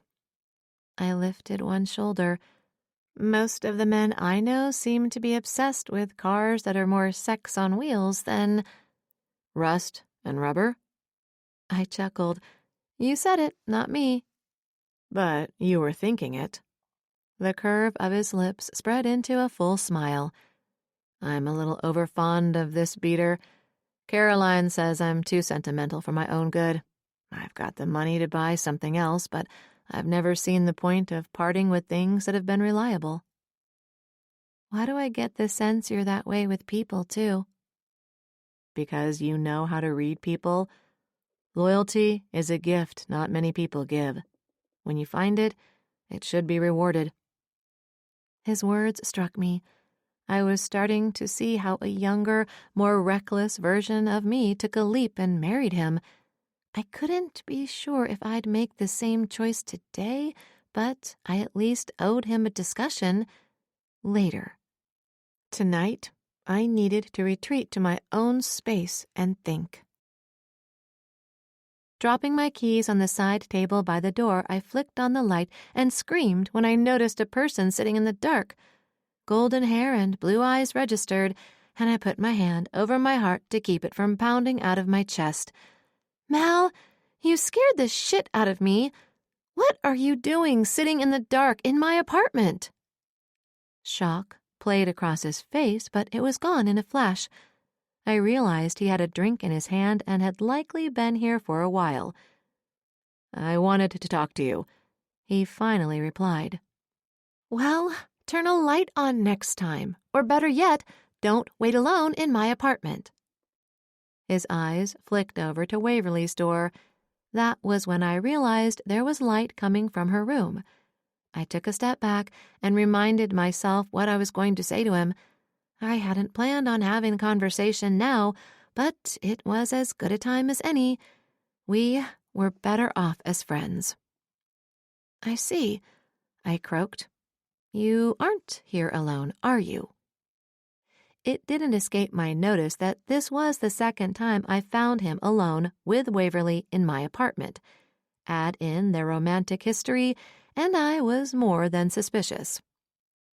I'm alone, out here waiting for you. He brought his glass to his mouth and took a large swallow. We need to talk. Exhaling, I placed my purse down with my keys. Yeah, I guess we do, I agreed, casting another glance at my sister's room. Malcolm leaned forward. He rested his elbows on his knees and focused all of his attention on me. What the hell was that last night? I felt my anger rise to the surface, but I put a lid on it and forced myself to calm down. Be more specific. A small hint of anger was still present in my voice. The muscle in his jaw ticked. You left the restaurant before we even ordered. I don't think that's giving us a chance. My teeth clenched. You were condescending. What did you expect me to do? Malcolm stared at his drink, swishing the remaining liquid in the glass, making the ice clink off the side. It was a joke, Brina. I didn't realize you were so sensitive. Implying that I only have my job because of my brother? You find that funny? I don't want to fight with you, he sighed. I dropped down next to him on the sofa. Me either. Malcolm put his hand on my knee and slid it up my thigh. Good. There are so many other things we could be doing. I tensed up. He didn't know I was married to his brother. Stryker and I weren't together, but we were legally married. We still need to talk, I insisted, moving my leg away from his touch. He closed the small space I put between us and put his hand on the side of my face. We've spent most of our lives talking. I want you. We can talk later. Every inch that Malcolm moved closer, I retreated until I was nearly on my back and he was hovering over me. No, Mal, I protested. His lips met mine, but I continued to try to squirm away. Hot, burning rage built in my chest. It was the restaurant all over again.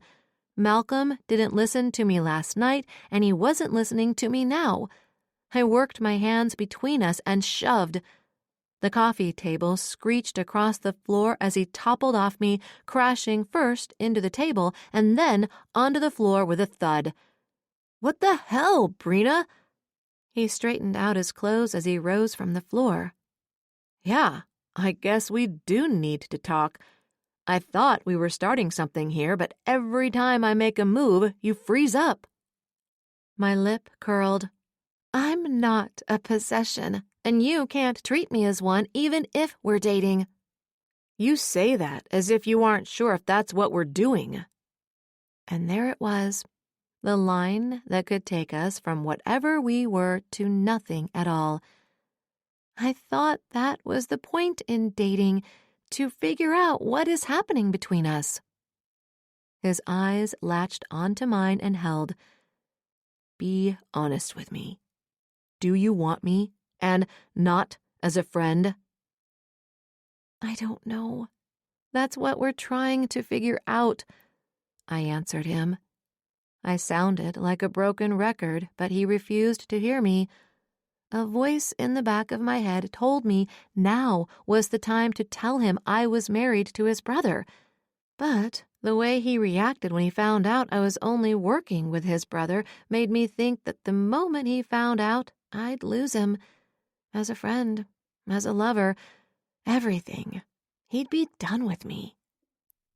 Malcolm grabbed his jacket off the back of a plush chair and angrily shoved his arms in the sleeves.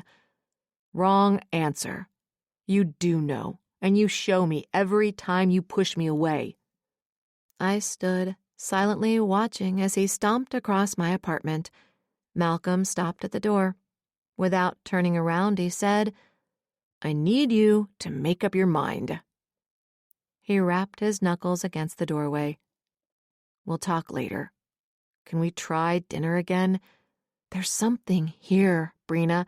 Let me show you." He left without hearing my answer, perhaps because he wasn't sure he'd like it. Jana pulled out her chair the next day at the cafe we liked down the block from the AG offices. "Lunch twice in 1 week? I'm glad you aren't avoiding me anymore." "I know. I was being stupid." I took a deep breath and twisted the cloth napkin in my hands. Her eyes narrowed as she watched the emotions play across my face.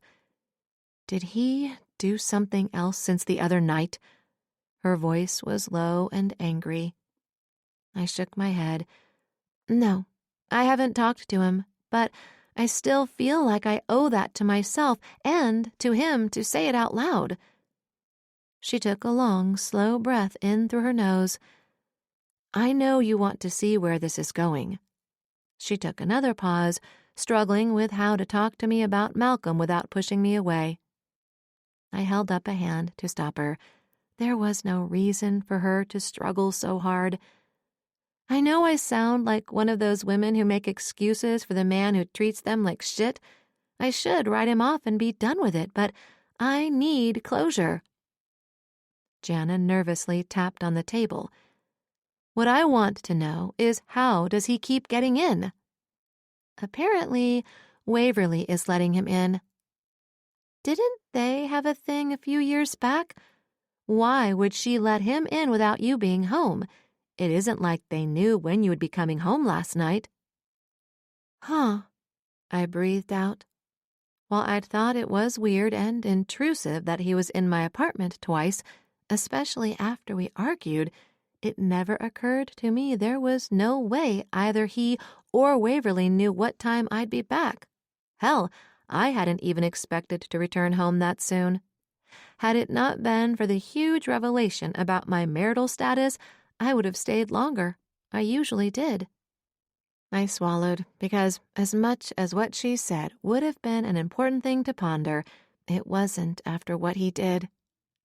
The words were even harder to force out than recounting the argument. I still wasn't sure where my head was at, but I couldn't deny that Malcolm had basically tried to force himself on me. I told her everything, the way my heart raced for a moment while I was pinned underneath him, how I panicked and shoved him off of me when he wouldn't listen, the sounds of his body hitting the table before falling to the floor. When I was done, the look on her face said so much without any words. Anger, shock, and concern. I don't know why I was worried about telling her. Jana had always proven she had my back, and this time was no different. Part of me expected an "I told you so," but of course, Jana didn't operate that way. "Are you okay? Do you feel safe in your apartment?" Another thought I hadn't really considered. I took a moment, and although I'd had a hard time falling asleep the night before, I didn't fear him. Not physically. Of course, I knew there was no more chance of us being together. I wasn't even sure if we could still be friends. But I didn't feel unsafe in my apartment. Unfortunately, I couldn't say I was comfortable there either. "I'm fine. I don't think he's going to try anything again. Plus, I'm going to have to put an end to this experiment in dating. We aren't a good fit.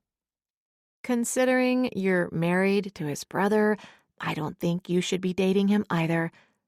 There was a smirk pulling at the corners of her lips. I wondered how long it would take her to tease me. Only I could manage to be accidentally married to the brother of the guy I was trying to date, I grumbled. Jana pointed at her chest.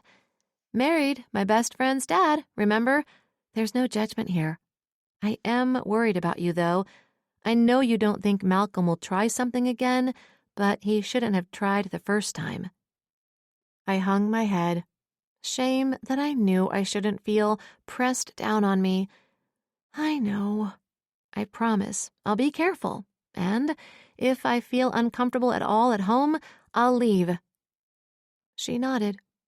I could see she wasn't pleased, but she would never push me to do something I wasn't comfortable with. Chapter 7. Stryker. A light knock tapped on my closed office door. I wasn't one of those bosses who had an open door policy. I didn't like people on a normal day. Listening to petty bitching made my eye twitch. The knock sounded on the door again. I suppressed a groan and bit out, "Come in!" Jana poked her head in. "Are you sure? You don't sound like this is a good time." "It's your company," I grumbled. She entered the office and closed the door behind her. "Are you okay? I know you've got a reputation as a grumpy asshole, but I don't usually get to see this side of you." "I'm sorry. I'm not good with people, and all your employees keep coming to me with problems." Jana rolled her eyes at me and dropped into one of the chairs in front of my desk. "Would you stop calling this my company?" "But it is your company, and these are your employees." I needed to remind myself where I belonged, always on the outside. Jana reached down and grabbed her briefcase. "That's actually why I'm here. I've got a contract for you to sign." She handed me a legal document. "You don't mind if I have Caroline take a look at this, do you?" Jana shrugged. "No problem. She's the one that drew up the documents." "And what do these documents say?" I asked while I took the packet from her. "It's your official job offer to be the CEO of Anderson East." I raised an eyebrow. "You're changing the name of the company?" She chuckled. "Fitz called it rebranding. I call it a giant fuck you to my father." The corner of my lip curled. "One of my favorite messages to deliver." Jana looked over her shoulder at the window in the door. "Did your secretary just walk past your office for the third time since I've been here?" I pinched the bridge of my nose. "I mentioned that I hate people, right?" Reaching over, I pushed the intercom button on my phone. "Sheila, is there a reason you're pacing in front of my office?" "Sir, I know you don't want to be interrupted when you're in a meeting, but there's someone here to see you," she rambled. I swallowed a growl. "Did you happen to get a name?" "What is your name again?" I heard her whisper away from the intercom. "No, you can't just go in!" I heard Sheila screech outside. The door burst open and my secretary chased Sabrina into my office. "I'm sorry, Mr. Lawson. I told her you were in a meeting, but she refused to wait." "Thank God you're here," Jana mumbled. "Sheila, meet Sabrina Lake, our new operations manager, and your immediate boss," I said. "Oh, I'm so sorry, Ms. Lake. I didn't know," Sheila fumbled. "I suppose me telling you that I needed to see Mr. Lawson because I'm the new operations manager was too subtle," Sabrina replied deadpan. I watched Sheila get more and more flustered. "That's all for now," I said, dismissing her before she had a complete meltdown. "Hey, Jana," Sabrina greeted her. "Wasn't expecting you to show up today. I had documents for Stryker to sign, and I'm hiding from Colt." "What did my dumb stepbrother do now?" Sabrina said without heat. "Nothing. He's just freaking out about you leaving, and apparently he locked himself out of his calendar," Jana said, chuckling. Sabrina rolled her eyes. "If he would have let me hire my replacement, this wouldn't be happening." "I think he thought I would pity him and he could play naughty secretary with me during office hours." Jana shook her head. "Don't worry about it. I'm going to find someone old and cranky like Beck's secretary. Speaking of which, I've got interviews set up this afternoon, so I better head back and get ready for them. She grabbed her briefcase and headed to the door. Pausing in the doorway, she looked back over her shoulder. Caroline will take care of the documents once you've signed them. Let's have dinner again soon. A little less exciting next time, though. Silence stretched between us as I fought every urge I had to reach out and pull her into my arms. She was wary of me. We hadn't spoken for a few days, not since having dinner with Coulter and Jana. She exhaled, and her shoulders slumped. How do we do this? Depends on what you mean by this, I asked. Work together, talk to each other, or deal with the fact we're married? She looked down and pulled at an errant thread on one of the buttons of her jacket. Any of those? All of them? I meant work together, but we'll have to handle all of it. I walked around the desk and sat in the chair next to her. What do you want to do? Sabrina threw her hands up and jumped out of her chair to pace in front of the large window.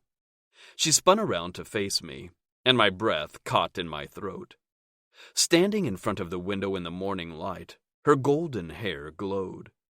She was the embodiment of sunlight, and she lit up my life. I don't know what I want to do. She continued to pace. Colt said we should get an annulment, but... She took a deep breath and sat back down in her chair. She rubbed at the center of her chest. What if that would be a mistake? I'd held my breath until she spoke those words.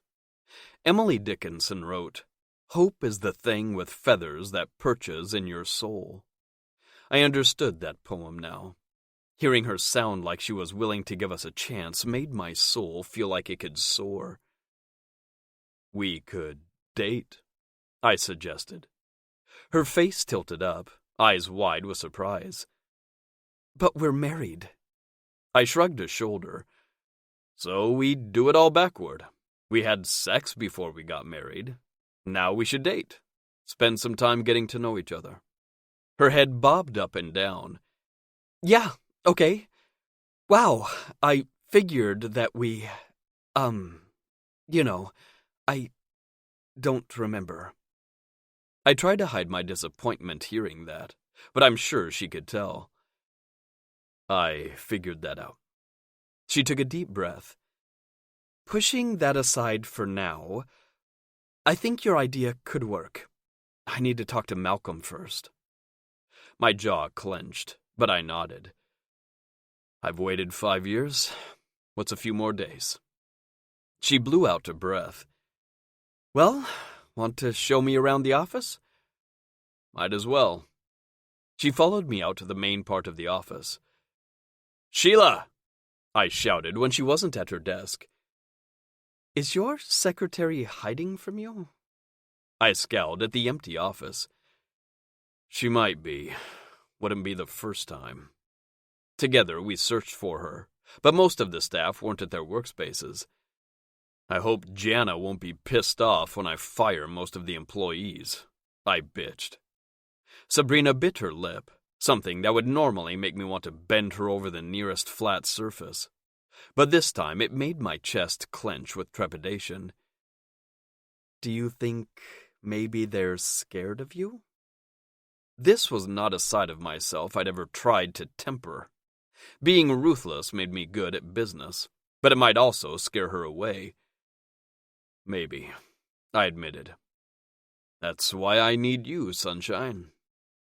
Then let's find them and get started, she said, her blue eyes shining with determination. It took us much longer than it should have, but between a couple of conference rooms and the break room, we managed to find the missing employees. Sabrina stepped up and corralled everyone in the large conference room. She introduced herself and let everyone know she'd be the point of contact for them going forward. Their relief was palpable. A few of them even sighed. Whatever it took to make them stop hiding from me and do their damn jobs was great. If only they didn't make me look like a giant asshole in front of my wife. After the meeting, everyone got back to work, freeing me up to finish giving Sabrina a tour. We finished back where we started. I took a key out of my pocket and opened the door next to mine. "This is your office." I showed her into the space, larger than her previous one. "Do you like it?" Her mouth fell open as she looked around, wide-eyed. "You know, I don't think the whole promotion aspect of the job hit me until just now. This space is crazy." I'd been so good at keeping my distance, giving her space to decide whom she wanted to be without me steamrolling right over her. But here she was, right in front of me, and I couldn't not touch her. I let my fingers slip through the silken strands of her hair and tucked a loose curl behind her ear. "You deserve this," I whispered next to her ear. She shivered, and all the blood rushed to my cock. Someday soon I'd send chills over her entire body, and I'd use more than my voice to do it. Chapter 8. Sabrina. My body felt heavy as I let myself into my apartment. It was dark and quiet when I set my keys on the table. I knew Waverly wasn't in her room, since it too was dark and the door was open. No one was waiting inside. I exhaled. It was a long day of getting settled into my new role at work. Stryker thought the employees were afraid of him, and they were, but I got the sense there was more to their ineptitude than fear. I'd have to ask Jana if they'd managed to weed out all of her father's cronies. Maybe it was paranoia, but I'd seen enough Machiavellian boardroom tactics since Fitz decided to try and force Beck to get married, not to recognize when employees were working against the company. Evie and Beck were happy, and it worked out in the end. But when Fitz threatened to split up Anderson Global if Beck didn't get married, he opened the company to opportunists trying to take over. One of them was Jana's father, Maxwell Easton. He tried to encourage one of Beck's cousins to buy shares and force a hostile takeover of the company. Of course, the cousin was only a pawn whom he planned to screw over. Maxwell saw his company, Easton Corporation, as a competitor of Anderson Global. The truth was, he wasn't anywhere near the same level. As it turned out, he'd badly mismanaged Easton Corp. Combine that with some shady accounting, and it was Jana's family business that was ripe for a takeover. Jana's grandfather had left the company to her. Her father had made certain the revised will was hidden, but nothing ever stays secret forever. Colt fell for Jana, and with his help, she took control of the company, or whatever you'd call the disaster parading as a business her father managed to turn it into. Maybe I was biased because she's one of my two best friends, but I knew she was capable of bringing the company back into the black. The thing was, she didn't want to. There was too much pain caused by her family. So she did what Maxwell had been so unsuccessful in accomplishing with Anderson Global. She took over the company and called in Stryker to clean the mess her father left. I laughed to myself as I moved through my bedroom, shedding my constricting work attire in favor of tiny shorts and an oversized t-shirt. It was an old book-themed shirt with Fate written in big, loopy letters. The rest of the quote had long since faded. Ironically, it was a lot like my life. Fate had barreled into me, but the rest of the context had long since disappeared. I might never remember completely how Stryker came into my life, but the fact that all of these circumstances piled up to bring him back, I couldn't help but feel I was on the precipice of something monumental. The sound of a key scraping at the door lock filled the apartment. I went out to the living room to see Waverly stumble through the door. She bumped into the entry table and started giggling. I sighed and looked at the clock on the wall. "Wave, it's only 6:30 and you're drunk." Waverly hopped on one foot while she tried to take off her designer heels. Of course, she didn't have the coordination for that, so she fell again, knocking over the lamp. She glowered at me like I knocked her down. Her hair had fallen out of the sophisticated updo she usually only wore to society events. I took another look at her and realized she was wearing a gold cocktail dress that set off her dark hair and eyes. Waverly looked so much like Colt that she could have been Evie's twin, a fact that irked her to no end. She did not like sharing her brother, not with me, his wife, and especially not his daughter. I always thought it was a big reason Colt and I weren't closer growing up. That, and I'm about 12 years younger than him, but then again, so is his wife. Waverly was the same age as Evie, Colt's daughter. None of us, including Colt, knew she existed until a little over a year ago. My stepbrother was a bit of a player. Apparently, losing his first love before he could even drive messed him up. It also left him with a daughter he didn't find out about until he was accused of having an affair with her. That had to be the most confusing paternity test ever administered. How many times has a paternity test informed both men they were a father? Probably just this one. Beck found out Evie was carrying his child, and Colt learned Evie was his daughter. Needless to say, we were a very complicated group. Take my best friends, for example, Evie and Jana. Evie was technically my step-niece, and Jana was my sister-in-law. Basically, our weekends were mini family reunions. Waverly should have been right there along with us, but she declined every invitation issued to her. I didn't know why she preferred to be alone when she seemed so jealous of the close bonds we'd all formed. I couldn't help but fear it had something to do with me. I tried to tell Coulter when he insisted Waverly move into my spare bedroom that it wasn't going to work. While she and Colt looked like their father, I had the golden blonde looks of my mother, a fact she's never forgiven me for. Not because she was self-conscious or wanted to look like me, but because she did not want me to look like our mother. In fact, I believe Waverly would be happier if I didn't exist at all. "Are you going to answer me? Why are you drunk at 6:30? I pressed. She huffed out a breath, trying to blow away a lock of hair from her face. "Why are you talking to me? I'm drunk because, unlike you, I've got a life. You know, something more than wearing rags and patting my hips with a pint of ice cream. Maybe if you tried getting drunk once in a while, it would dislodge the stick from your ass." "I worry about you," I said. I shouldn't. Lord only knew she didn't care about me. "Well, don't. You might look like her, but you're not my mother." "Our mother," I snapped. She looked me up and down, a sneer on her pretty face. "Like she claims you." My phone chirped in my bag, distracting me from going after my sister. Digging it out, I saw a text from Stryker. "Stryker, did you make it home okay?" Seeing his name on the screen made my heart thump. Me. "I did. Thanks for checking in on me." Stryker. "What are husbands for if not checking on their wives?" Me. "Stryker." I typed as a warning. I hoped he took it as a warning. Me. "I thought we were going to get to know each other." My phone started ringing. I pressed the green button and put the phone to my ear. He sighed before I even said hello. 5 years, Sabrina.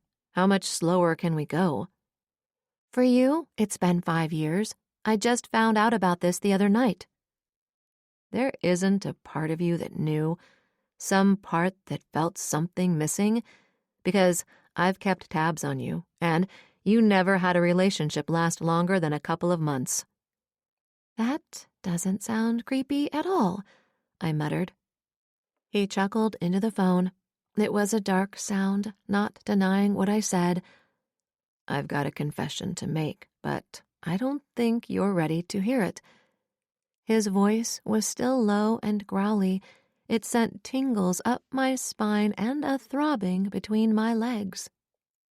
I sucked in air as my mind raced through all the possibilities of what he might say. I should ask him what he meant, but I was painfully aware he was in complete control over this conversation. Do you want to know? I'll tell you. All you have to do is ask me. Again, I pondered if I wanted to know. Maybe. No, I definitely wanted to know. Tell me. My voice was breathy with anticipation or arousal. I wasn't sure which. It had been a long time since I was this affected by a man. You haven't asked me how I've spent the last 5 years. Don't you want to know how I spent my time or who I spent it with?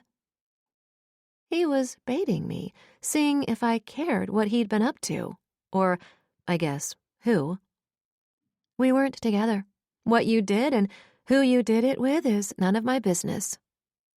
There isn't a thing about me that isn't your business. 5 years is a long time, sunshine. That was the third time he'd pointed out how long we'd been married. A long time? For what? I couldn't help myself. My curiosity got the best of me, and I couldn't help asking. Not to touch a woman, to go to bed every night alone, with nothing but your memory and my hand to keep me company. I gulped. You haven't been with a woman in 5 years? Why? Because we're married, and I take that seriously. Feelings of guilt rose up in me, and I wasn't sure why. I hadn't done anything wrong. I do too, but I didn't know we were married. His breath puffed, and I got the sense he was trying to comfort himself. I'm not upset that you've dated other men, been intimate with them, not even that you've been seeing my brother. At least I'm trying hard not to be. If anyone is to be blamed for that, it's me, because I didn't come to you sooner. Wow, this was harder than I expected. Even though he'd admitted the same thing, I was struggling with opening up to him. My voice was small when I was able to speak. I haven't been with anyone in years.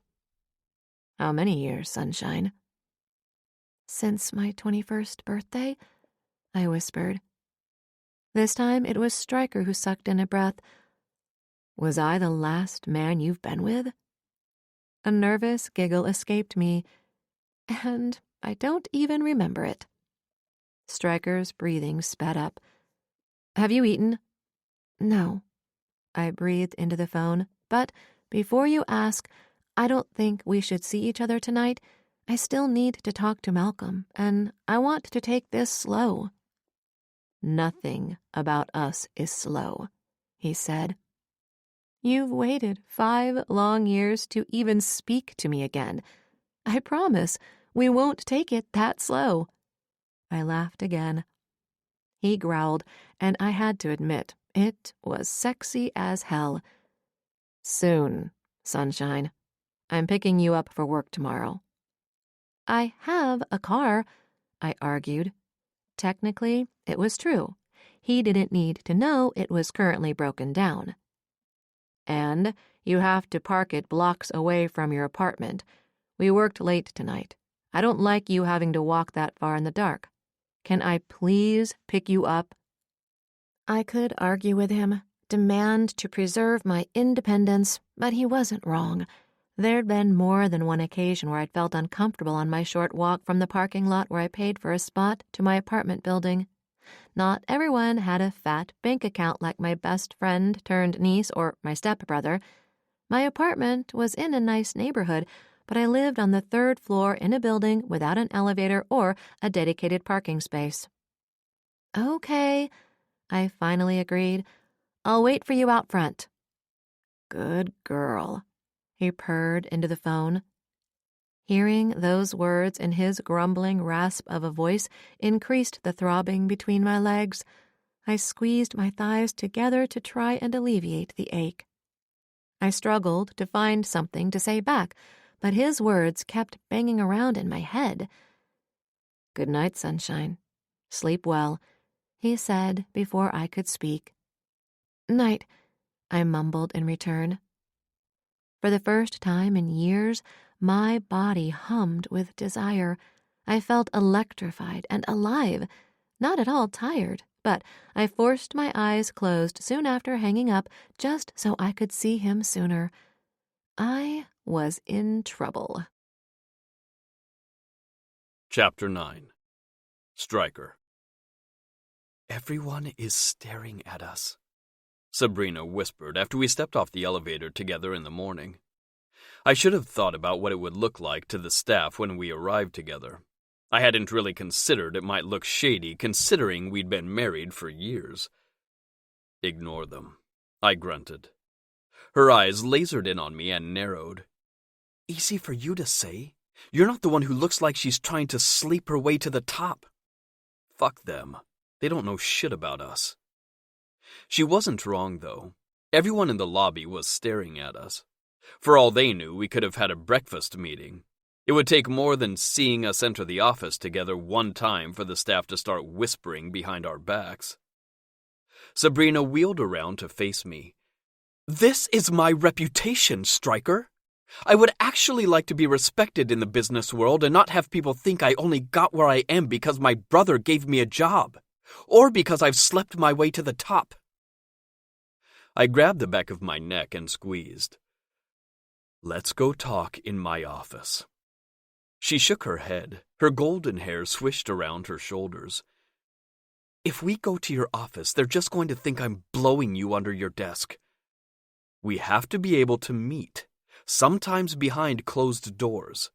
We can't be worried about what the staff is going to think every time we need to discuss business. Who said you only got where you are because of your family?" Sabrina took a step away from me. "Why do you think someone said something?" I stepped toward her. "Tell me." Her head dropped down. "Malcolm," she whispered.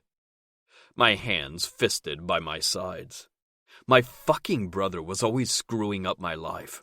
Not this time. Don't let him worm his way into your mind. You're a brilliant woman. You've earned everything you've got. People like my brother, the ones who have actually been handed everything they have, will never understand what hard work looks like. It doesn't matter if we know the truth. A rumor like this, for a woman, could end my career. Maybe this was a mistake. I should have known Fitz was up to something when he suggested I take this job." I winced and looked away from her. "This wasn't his idea, was it?" "I told him I needed help. I was prepared to ask for you, or list requirements that would match your resume. But he recommended me before you had to do that, right?" she guessed. I nodded. There wasn't much else to say. Here I was trying to tell her that she made it on her own, but I manipulated this particular situation to get close to her. "That scheming old man," she hissed. My brow furrowed. "I'm not following. Look, I know that this doesn't look good. I meant what I said. You do deserve to be here. I might have been prepared to ask for you, but he suggested it before I did." She snorted a short laugh. "Of course he did, because he's got an obsession with matchmaking. I don't know when he looked into my background, but I'm sure he was just waiting for the moment he could arrange things to get us together. I swear he's sappier than a Hallmark movie." "There is one way we can help you save face," I began. Her eyebrow curved up as she waited for me to explain. I took a deep breath. "We let them know we're married." "How does that keep them from thinking I only got where I'm at because of nepotism?" "I guess it won't. But at least you won't be accused of sleeping with the boss just to get a job." I scrubbed my hand down my face. "I don't want to give up on us because of what a bunch of people I don't even care about are going to say. I only care what you think." She exhaled. "This is way too much thinking before I've had coffee." Work buried both of us for several hours after we arrived. Sabrina had to head down to Human Resources to help vet most of the executives and hopefully uncover any lingering members of Maxwell Easton's inner circle. Judging by the recent bouts of insubordination, there had to be a few remaining. I managed to corner Sabrina before lunch. I grabbed her elbow and steered her toward the elevator. Let's go finish our discussion from this morning. I'd already heard the gossip, and unfortunately, I knew she was dead on about what the talk around the office would be. So far, I'd heard she threw herself at me at her interview, and she was a sex worker I'd picked up at the hotel bar. The door slid open, and I pulled her inside after me. She tried to resist me, but I didn't let her. This is only going to make it worse. Have they been giving you a hard time? I asked, knowing by her demeanor they had been. She nodded, a slight jerk of her head. Yeah, the entire time I was in HR, I could tell there was something the hiring manager wanted to speak to me about. It wasn't until I went to the bathroom that I overheard a few of the secretaries gossiping in front of the mirrors. There was something off about how fast this rumor had spread. For it to be all over the building before lunch was over meant there had to be someone stoking the flames. The office only saw us together yesterday, and there wasn't anything remotely familiar or romantic about it.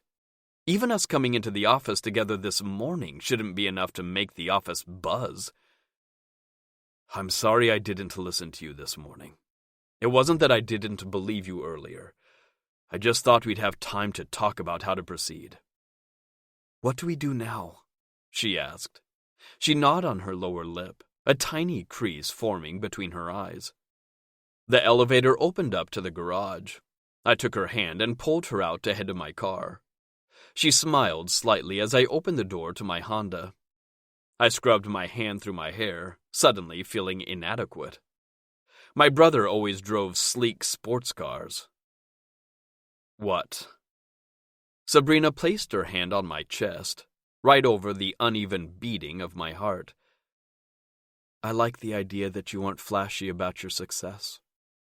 I barked out a dark-sounding chuckle. I did have a sports car for a while. It was a lease and didn't suit me.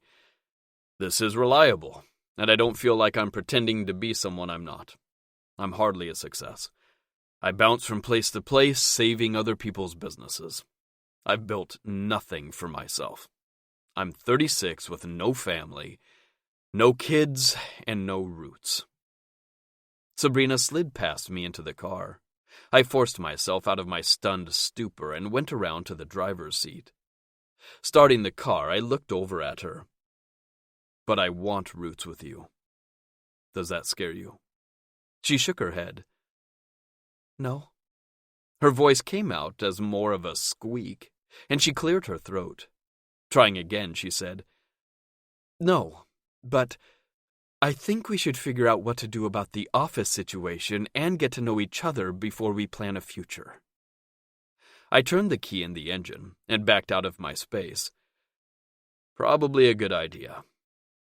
We drove out of the immediate vicinity so we wouldn't run into anyone from work.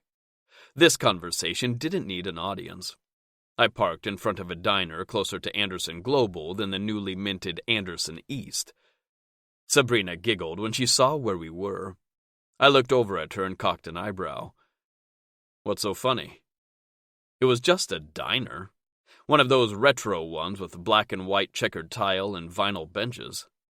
The waitstaff wore 50s-style uniforms, and there were many jukeboxes on most of the tables. Maybe it was a bit cheesy, but I wasn't sure what she found funny about it. She pointed at the building, trying to fight her nervous laughter.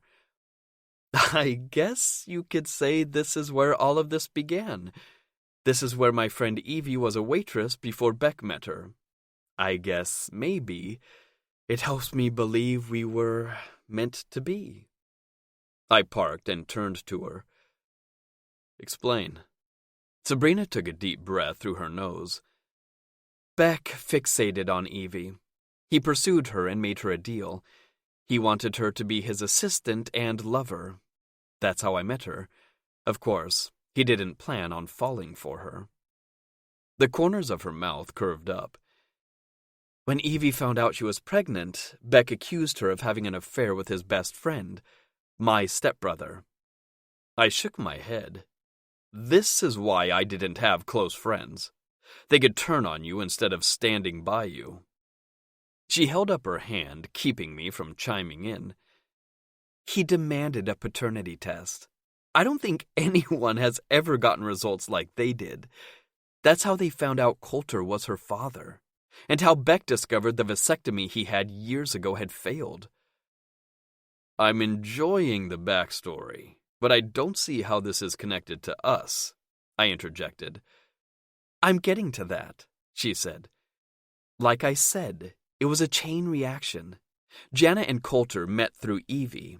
They fought and bonded trying to get Beck and Evie back together. She turned her head to face out the window. Jana and Malcolm dated in high school. He cheated on her and left her unable to have a real relationship for years. Colt worked hard to win her over. And yeah, he used her family situation to his advantage. She forgave him for that? I asked. Our situations weren't the same.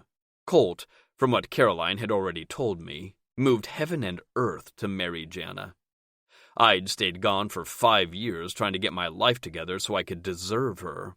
As if Sabrina cared about money and status. I was a fool. Worse, I wouldn't have wanted her if she had. The truth, as it stared me in the face, was that I was scared.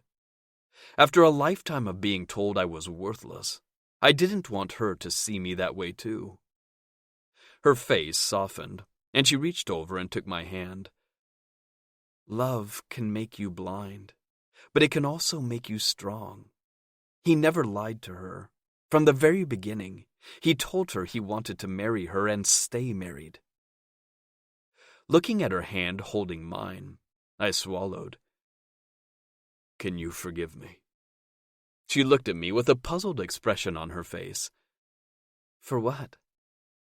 Leaving. For not finding you and telling you about us after I realized you'd forgotten about me. She licked her lips. I don't know what we are yet, but whatever it is, I haven't closed the door on figuring us out.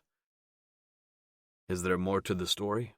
I asked, more curious about how all the strings of fate linked us together. Strings of fate, she laughed again.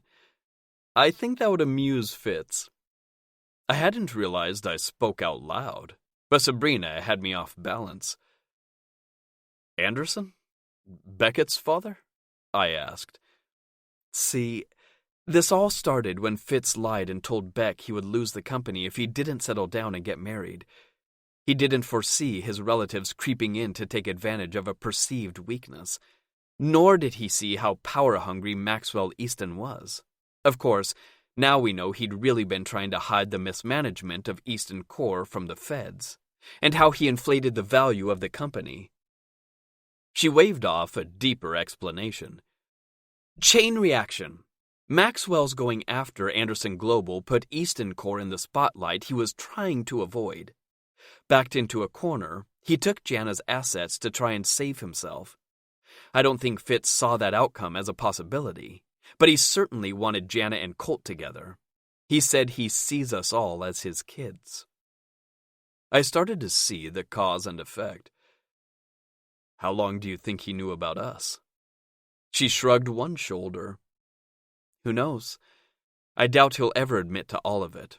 He's like a benevolent puppet master. It's possible he's known since I started working for Colt 3 years ago. Maybe it was after Colt and Jana got together. It's hard to say, but I do think when Jana said she didn't want to run her family company, it gave him an opportunity to play matchmaker one more time. Remind me to add him to my Christmas card list, I joked. You have a Christmas card list? My mouth started to twitch with amusement. Better also remind me to start a list. Are we together because of fate or Fitz? I wondered aloud. Sabrina squeezed my hand still wrapped around hers. Maybe it's a little of both. Chapter 10. Sabrina. I'm actually hungry. How about we continue this discussion inside? I tipped my head toward the diner. He took the keys out of the ignition, and together we entered the diner. The waitress instructed us to seat ourselves, and he walked toward a corner booth where we could have some privacy. We were silent until we ordered, knowing that we'd have several minutes uninterrupted. There was something weighing on Stryker, and I wasn't sure I'd like whatever it was. I couldn't avoid this talk, though, as much as it might further shake up my already off-balance world. "Just rip the Band-Aid off," I sighed. He nodded. "What does Malcolm know about us?" "He knows we're working together. He wasn't pleased about it, but if you were asking if I told him we're married, no, I haven't had the chance." I looked away, not sure if I should divulge what happened the last time I did see Malcolm. Stryker leaned back and draped his arms across the back of the booth. His fingers idly played with my hair. The repetitive motion was soothing, but I wasn't sure if he was trying to comfort me or himself. "I think Malcolm might have been the one to start the rumors about us at the office," he finally said. My mouth fell open. All the usual excuses I've made 1,000 times for Mal on the tip of my tongue, but I couldn't give breath to a single one of them. No, defending Malcolm wasn't my priority, but there was still something keeping me from believing he was behind it, not that I didn't think he was capable. After the other night, I wasn't sure exactly what he was capable of. "There's only one problem with that theory," I said, voicing my concern. "Malcolm doesn't know about us." "When he found out you were going to be working with me, how did he react?" "He was pissed, told me I couldn't work with you and that I only got where I am now because my brother pitied me and handed me a job." Stryker blew out a breath. "I don't think he knows we're married. You defied him by not doing as he wanted you to do. He's trying to force your hand because he knows how important your career is to you." "Why would he diminish it like he did?" I asked meekly. "Because you being successful means you aren't available to him when he wants you to be." "But we've always been just friends. Even with us trying to start something, it's more than clear we'll only ever be just friends." "To you," he said. "It's clear to you," he repeated in a softer voice. Looking down at my hands, I picked at my cuticles. It was a nervous habit I used to do as a kid when I would wait for my mom to take me for visitation. I never knew until the last minute if she was going to remember or not. "I'm not sure it matters now." "Sunshine, I sense you're not telling me everything." Taking a deep breath, I returned my gaze to his face. "A couple of days ago, he was waiting in my apartment for me. He, Stryker's hands fisted on top of the table. "What did he do?" He was angry that I was still treating him like a friend and thought he could move us to the next step. He tried to kiss me despite my telling him to stop. He pressed me down on the couch and I had to shove him off. Even after that, he still thinks we're going to go out again." "Like fuck you are. I don't want you meeting with him alone." Stryker seethed. I'm not sure why I felt the need to comfort him. I was the one assaulted by someone I considered a friend. Still, I reached out and put my hand over his. Bringing Stryker with me to meet with Malcolm would not make for a productive conversation, but what was I really trying to salvage? "I can live with that." "Do you still need to talk to him before I can take you out?" he asked. I opened my hands to indicate where we were. "We're out together right now." "I want to take you on a real date, not a kitschy diner where we talk about my asshole brother for most of our lunch hour." "You don't need to go crazy and try to impress me. I don't need fancy restaurants and over-the-top gestures. I happen to like kitschy diners. You're right, though. Next time, let's leave talk of Malcolm out of it." "When will this next time happen?" I chewed on my bottom lip. "I'll text Malcolm and tell him we need to talk. I think we've put our lives on hold long enough." "How do you want to handle the rumors? I know what I want to do, but I'm willing to do whatever feels comfortable for you." His dark eyes held mine, and I could see the understanding and even hope in their depths. He was right. My choices were limited.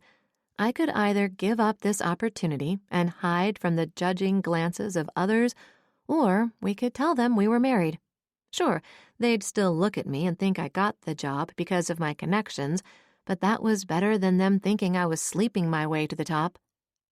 Why was I so hesitant to let people know? Digging deep within myself, I knew the answer.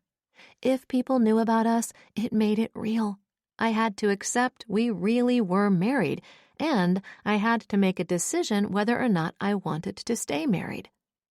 But I told him I'd give us a chance. A real chance, and that meant I couldn't treat Stryker like my dirty secret. "We should release a statement and tell the office we're married." He smiled.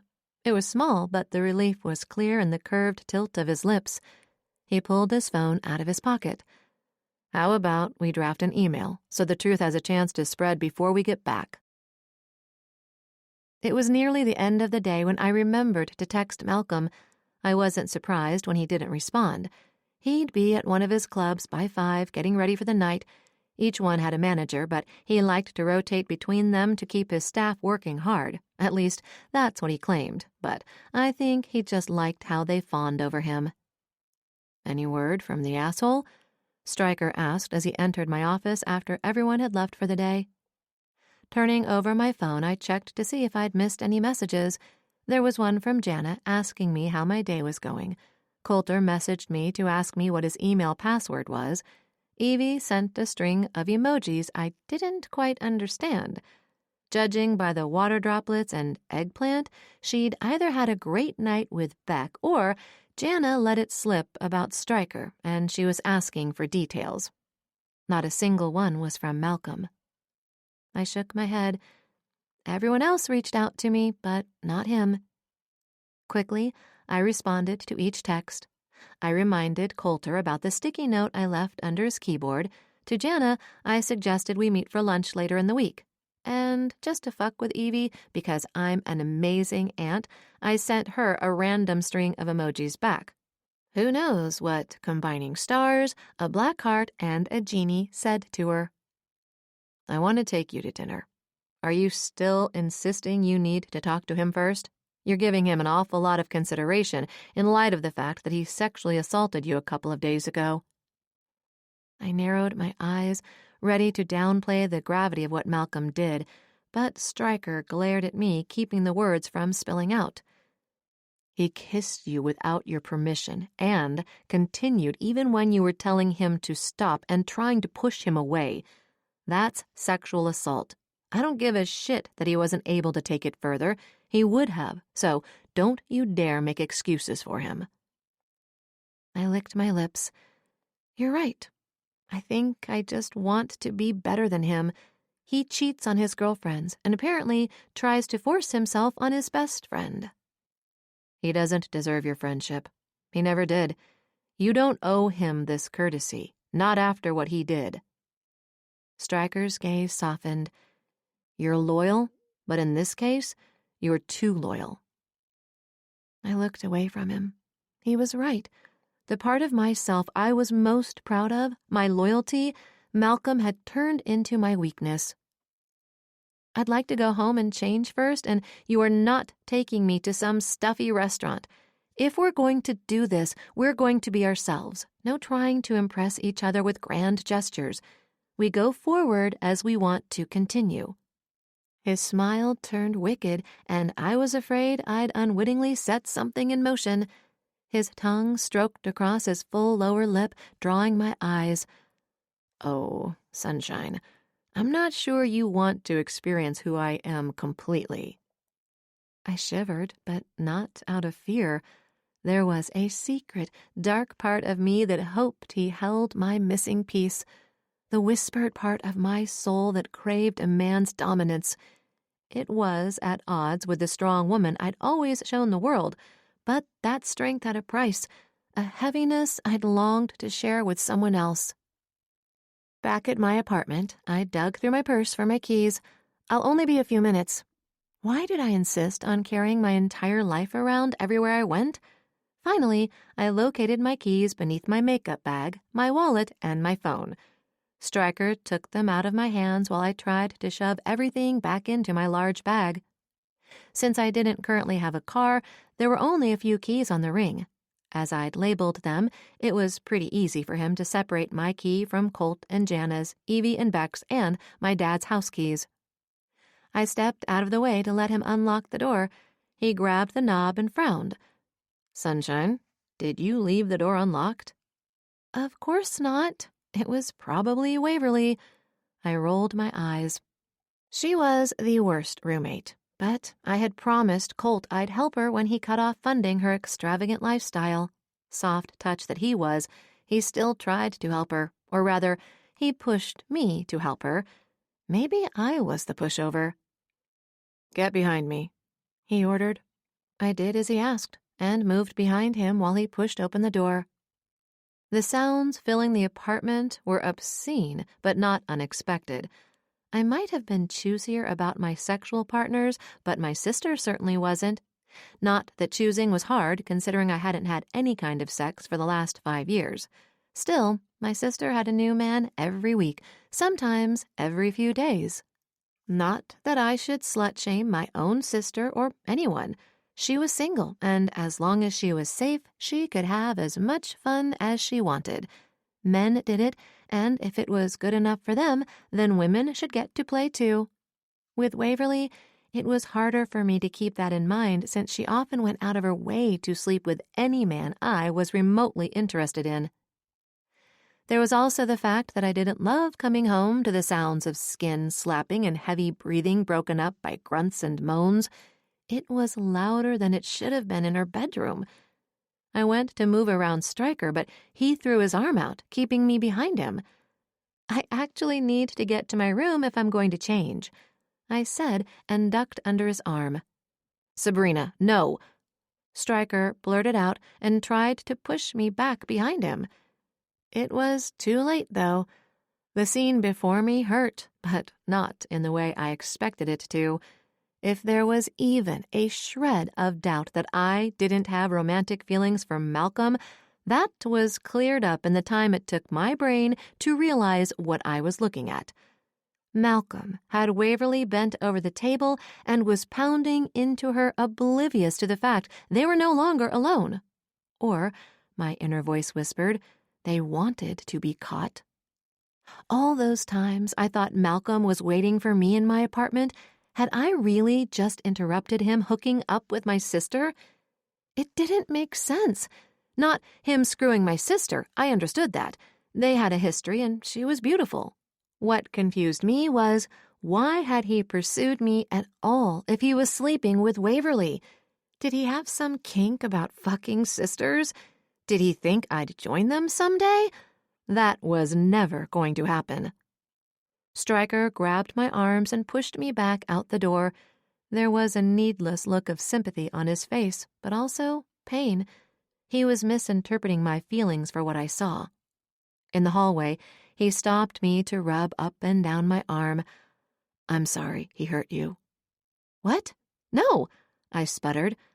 I opened my mouth to clear up his misconception, but the door to my apartment flew open, interrupting me. Malcolm stormed out, his shirt inside out, his pants still undone. "Sabrina!" he shouted, even though I was only a few feet away from him. I held up my hand. "Don't try to justify what I walked into. Answer one question for me." Leaning back against Stryker, I selfishly borrowed some of his strength to help me face off against my former best friend. "Why did you pursue me if you're with Waverly?"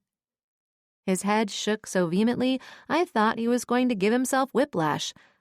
"I'm not with Waverly. We help each other relieve the tension sometimes, but it's nothing." My arms fell to my side. Stryker wrapped an arm around my waist, giving me more comfort. Malcolm's eyes dropped down to where his brother held me and sneered. "I guess the little message I gave my friend in accounting wasn't wrong after all." "I fucking knew it," Stryker barked. He took a step forward, but I leaned more of my weight against him to keep him from attacking Malcolm. I patted Stryker's hand, letting him know it was fine. Well, it wasn't fine, but I no longer cared what Malcolm thought. I have been trying to get a hold of you all afternoon, but I don't feel like we need to have a talk anymore. Our friendship is over. He laughed, and the sound was grating. I knew you wanted to get ahead, but I thought you relied on nepotism, not your pussy. Before I realized what he was doing, Stryker spun me so that he was in front of me again. His fist plowed into Malcolm's face. You ever speak to my wife like that again, and I'll do more than break your fucking nose, he promised. Malcolm pinched his nose, trying to stem the rush of blood that quickly coated his face and hand. I'll call the cops. His voice was muffled behind his hand. This time Stryker replied with a laugh, except his wasn't cold. It burned with fury, but also a seductive promise. It said that he'd suffer any consequences to keep me safe. They weren't just night and day in their looks. To it, Stryker challenged. I've got a fantastic lawyer on speed dial. Malcolm rose to his feet and tried to glare at Stryker, but he looked too pathetic for it to work. Have you ever wondered why Coulter has never really gone after you? His eyes widened when I pointed to my chest. Me, Mal. I'm the reason your feud never became a full-blown war. Consider my protection revoked. Don't kid yourself, Sabrina. Coulter will always bend to Waverly's will. You might give him the green light, but he won't come after me as long as she and I are seeing each other. I thought you were just scratching an itch. I bet that will really endear you to Coulter. You're right. He's totally going to go easy on you, I taunted. Sabrina, no. I'm just upset. I never meant for you to find out about this. Look, the other night I pressured you, and I've got needs, okay? That doesn't mean I don't have real feelings for you. Malcolm tried to explain. I turned my back on him in dismissal. Stryker ran his knuckles down my cheek. How about we go back to my room, order room service, and sort out your clothes in the morning? My mouth fell open, and he realized how that sounded.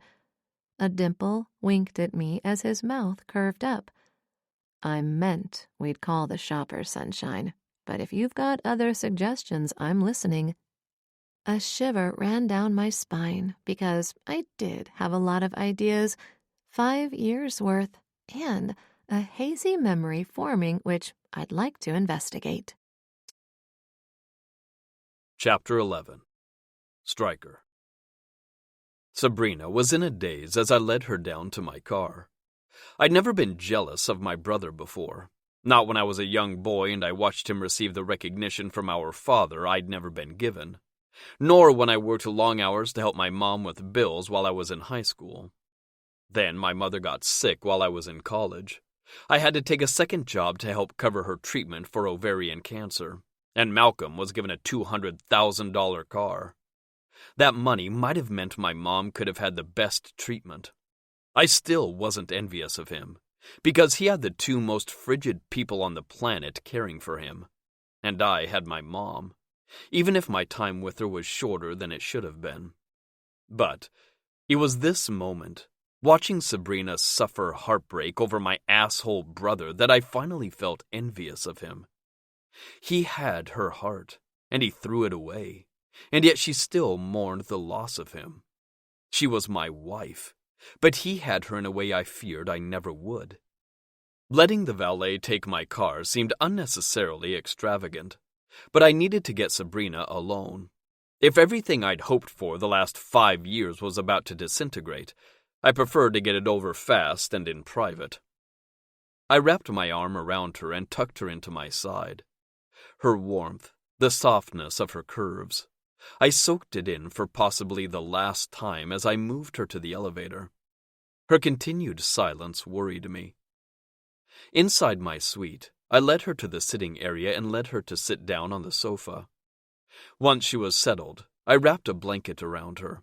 Then I waited for the shock of what she witnessed to wear off. "Sunshine, talk to me," I begged after she continued to sit staring blankly ahead. She blinked several times and sighed, a sign she was coming around. "You said you were going to get room service. I could really use a burger." My smile was both grateful and sad. "Anything you need, Sunshine." "I know you want to talk, but I need to process a little more." She looked at her clothes, beautiful but not comfortable. "Do you have anything I could change into?" I strolled over to her and kissed her on the top of the head. "I've got some sweats. They'll be huge, but they've got a drawstring. Why don't you go take a shower and I'll get them and order dinner?" The moment the shower turned on, I grabbed my phone. Surely I could provide more comfort for her than a pair of my sweats.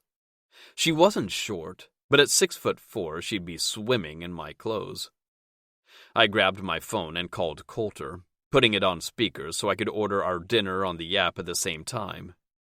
It wasn't a call I'd ever thought I'd make. He picked up after a couple of rings. "Hello?" he asked. "Coulter, it's Stryker.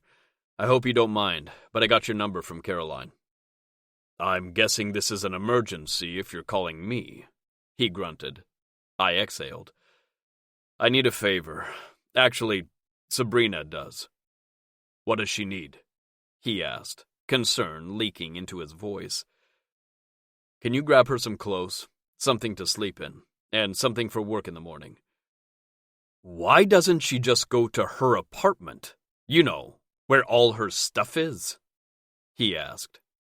From everything I'd ever heard, Coulter doted on his baby sister, Waverly. Would he excuse her actions and take her side against Sabrina? "There was an incident. She needed somewhere to go, and I offered." "Did your brother hurt her?" he snarled. "Yes, but not in the way you are probably thinking." "Stryker, quit beating around the bush and tell me what happened." If he was going to defend Waverly, I'd rather Sabrina never know about it. Perhaps it was better for him to find out from me, in case he said anything that would hurt her. I drove her home from work and walked her up. She was going to change, and then we were supposed to get dinner. Instead, we walked in on Waverly and my brother fucking like animals in the living room. I heard something crash over the phone. "Damn her!" he shouted in the distance. There was a thud as if the phone hit the carpet. I waited a few seconds.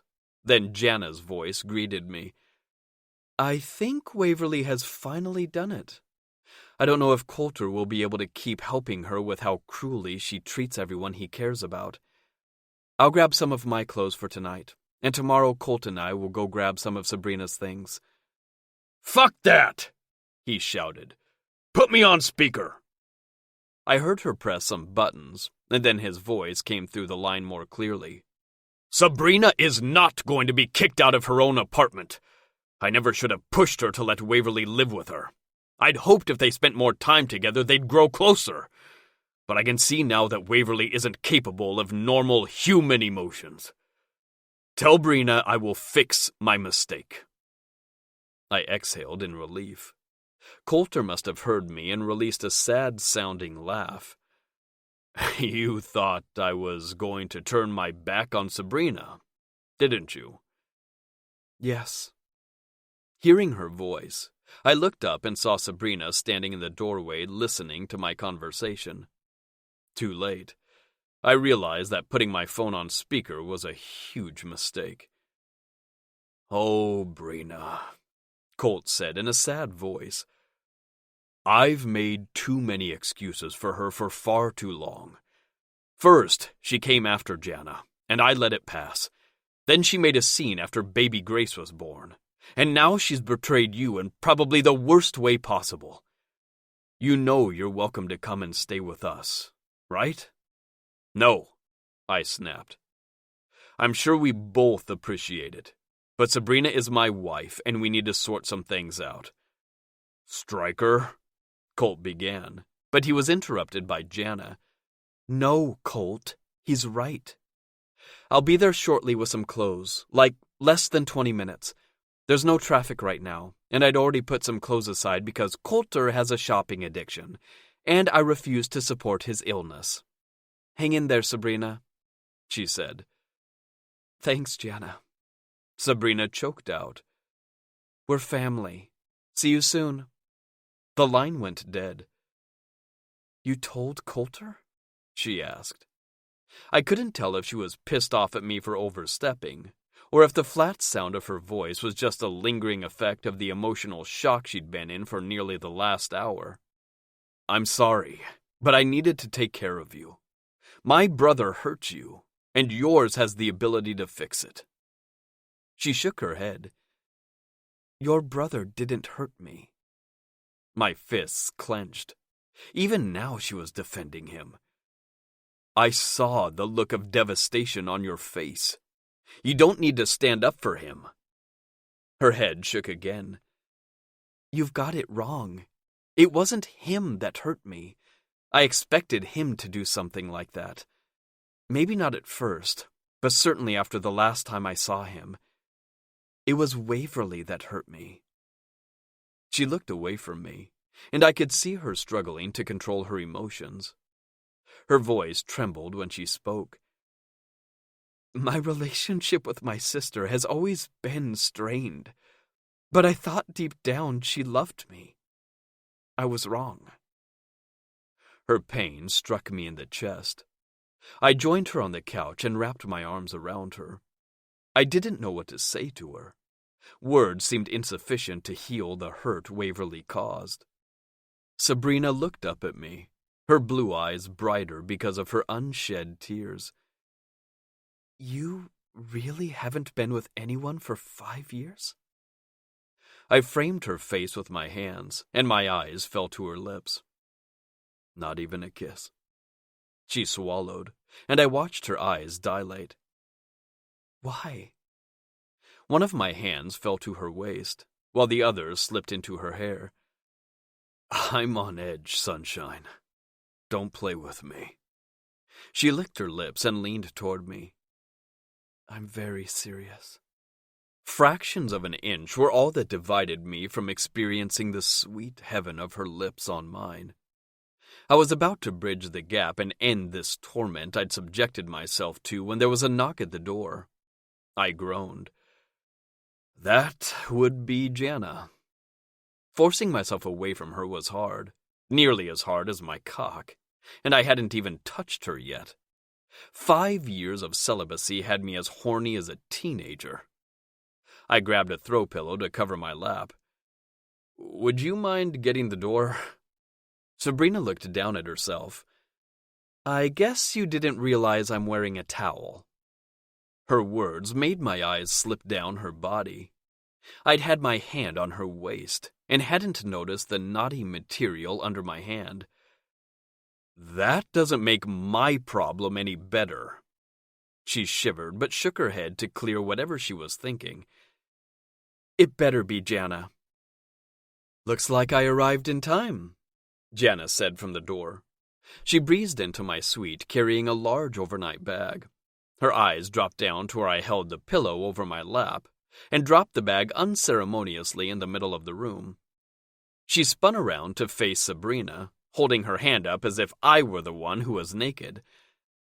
Oh, so, I haven't even worn all the stuff in my closet, and apparently Colt's been putting things in the guest bedroom.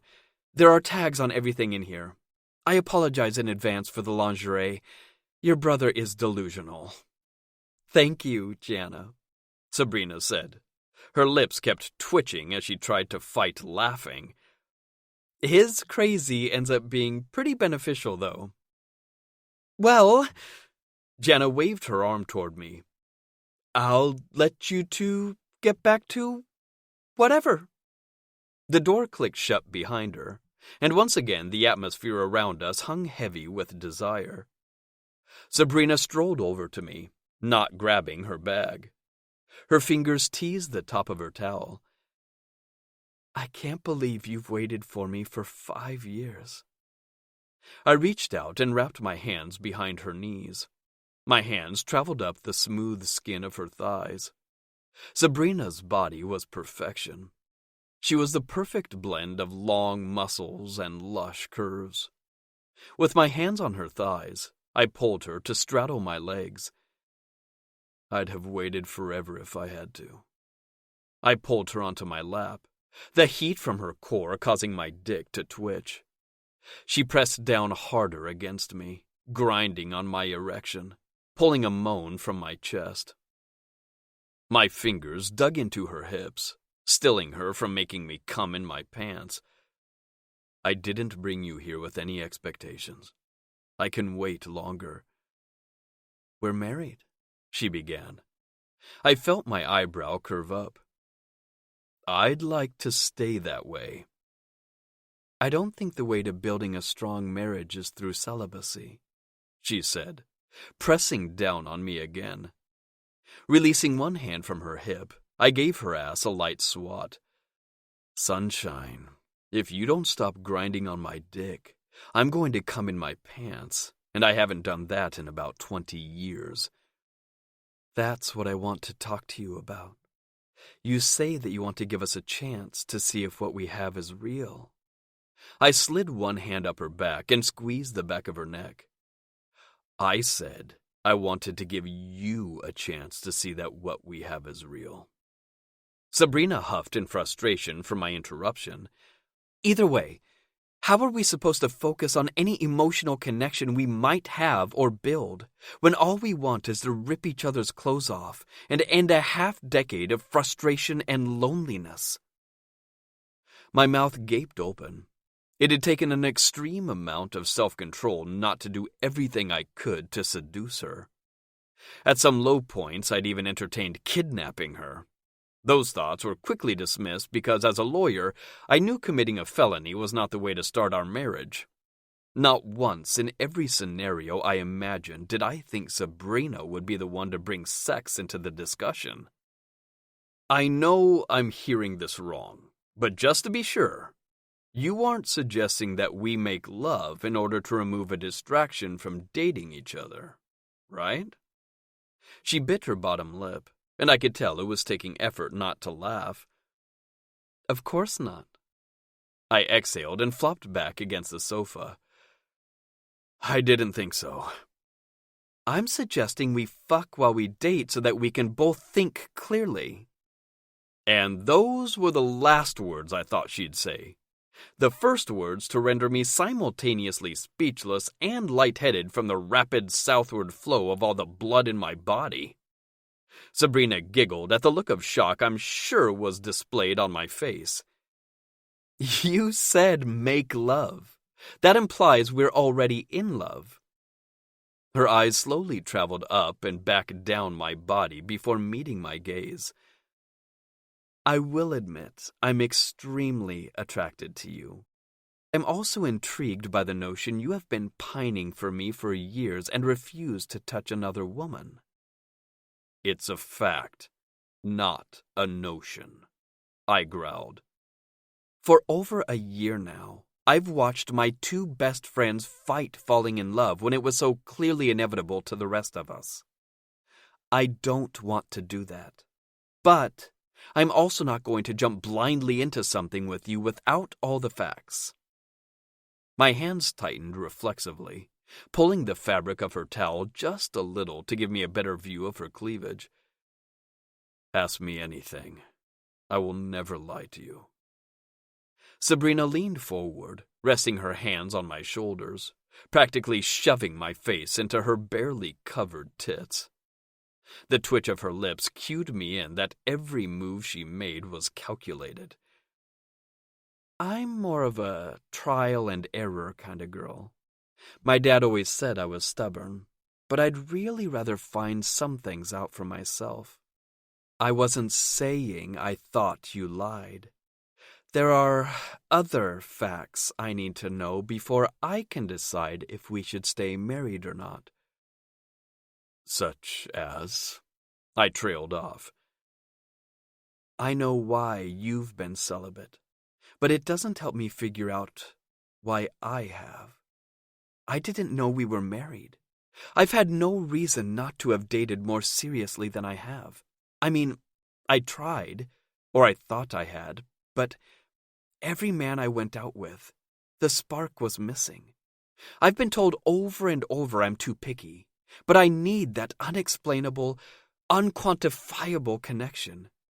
The weird thing is when I'm with you, I feel a spark that could power Seattle. I frowned. I enjoyed sex. Before meeting Sabrina, I was a bit of a player, or whatever the kids are calling it now. I've lost track of the amount of women I've gone to bed with. It was never about building a number to brag about, but trying to satisfy an urge. All of the encounters were forgettable, and the pit of loneliness inside of me grew. Then sunshine came into my life, and all of the distractions, the random women, didn't make sense anymore. My life changed profoundly with one look at her. Before that moment, I thought love at first sight was bullshit. But after meeting Sabrina, I was a convert. To reduce that moment to simple sexual attraction bothered me more than I cared to examine. Sabrina's hand slowly moved from my shoulders, up my neck, until her nails were scraping through my hair. I just watched about 5 separate emotions flit across your face. I can see you have some thoughts about what I said, so spill. Is this just sex? Is that all you want? I could have punched myself in the face. She was going to think I wasn't attracted to her, or that I didn't want her when the truth was I had never been this hard in my life. She shook her head. Her wet blonde hair swished back and forth, leaving tiny droplets of water on her arms and shoulders. I thought Malcolm and I could have something. Or, I guess I thought if I couldn't feel something for him, then I was incapable of having a relationship. We'd known each other most of our lives. Objectively, I could tell he was attractive, and he could be charming, but I felt nothing. I never wanted to kiss him, let alone go further. How do I know I'll have those feelings with you? Lay it out for me as if I'm 5, I told her. Thanks to Malcolm, the entire office thinks I'm screwing you to get a promotion. Now we've got to tell them we're married, and have been for years. I started to lift her off of me. I thought I would be fine exploiting the situation to spend time with her, but apparently I'm more in touch with my emotions than I'd have liked. The idea of faking anything with her pissed me the fuck off, and I realized I didn't want her to come to me just to keep a job that was hers either way. Her eyes widened as I went to move her, and she shook her head several times. You don't understand. People not knowing felt like the last roadblock to keep me from acting like a blushing idiot. If we tell them we're married, it makes me really think about it. I find I am more curious about being married to you than afraid of how fast it all seems. I want to do whatever feels right. She took a deep breath and looked down. Do you not want me?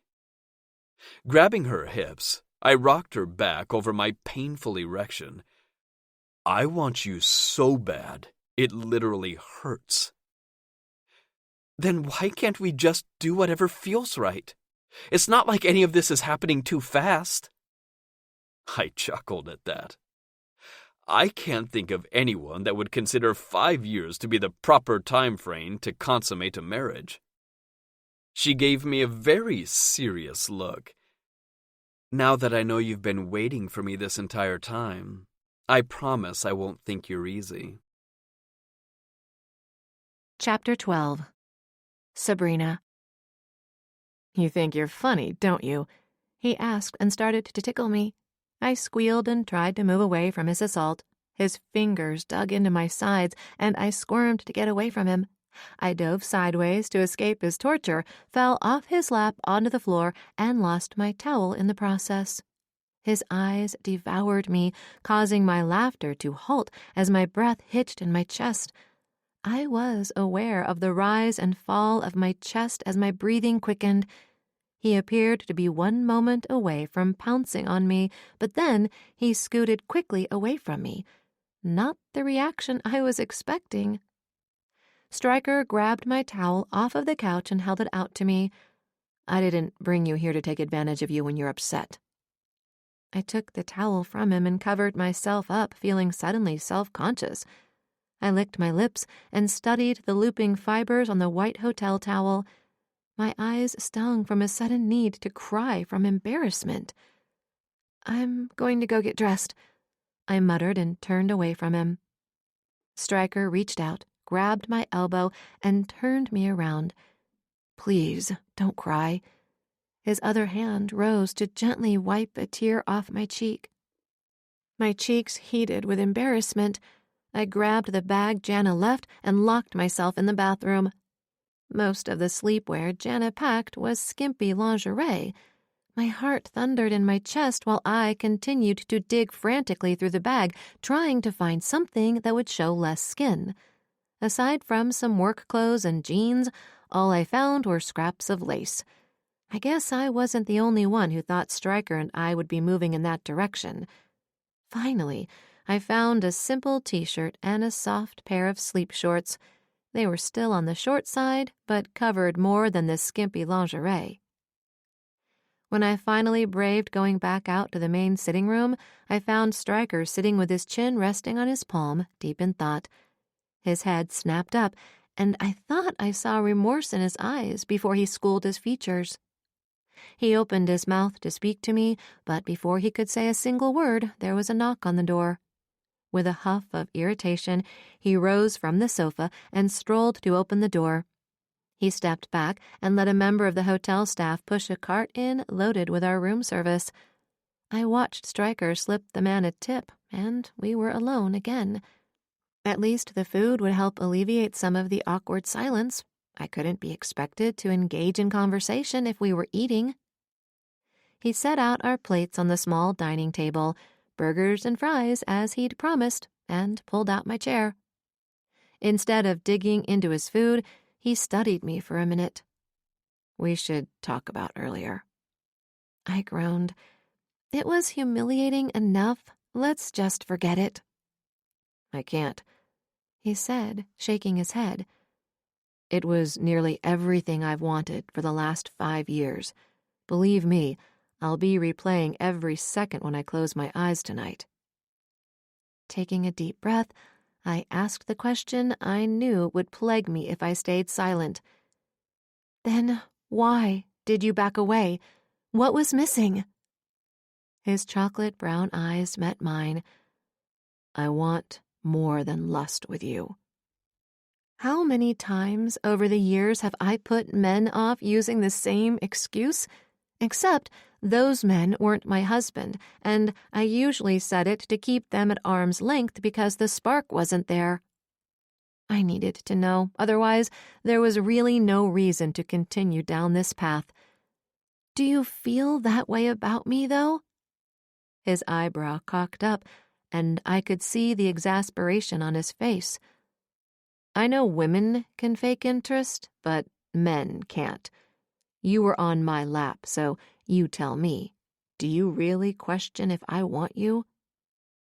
My fair complexion was always prone to blushing, and if the burning I felt under my skin was any indication, I looked more like a tomato now than a person.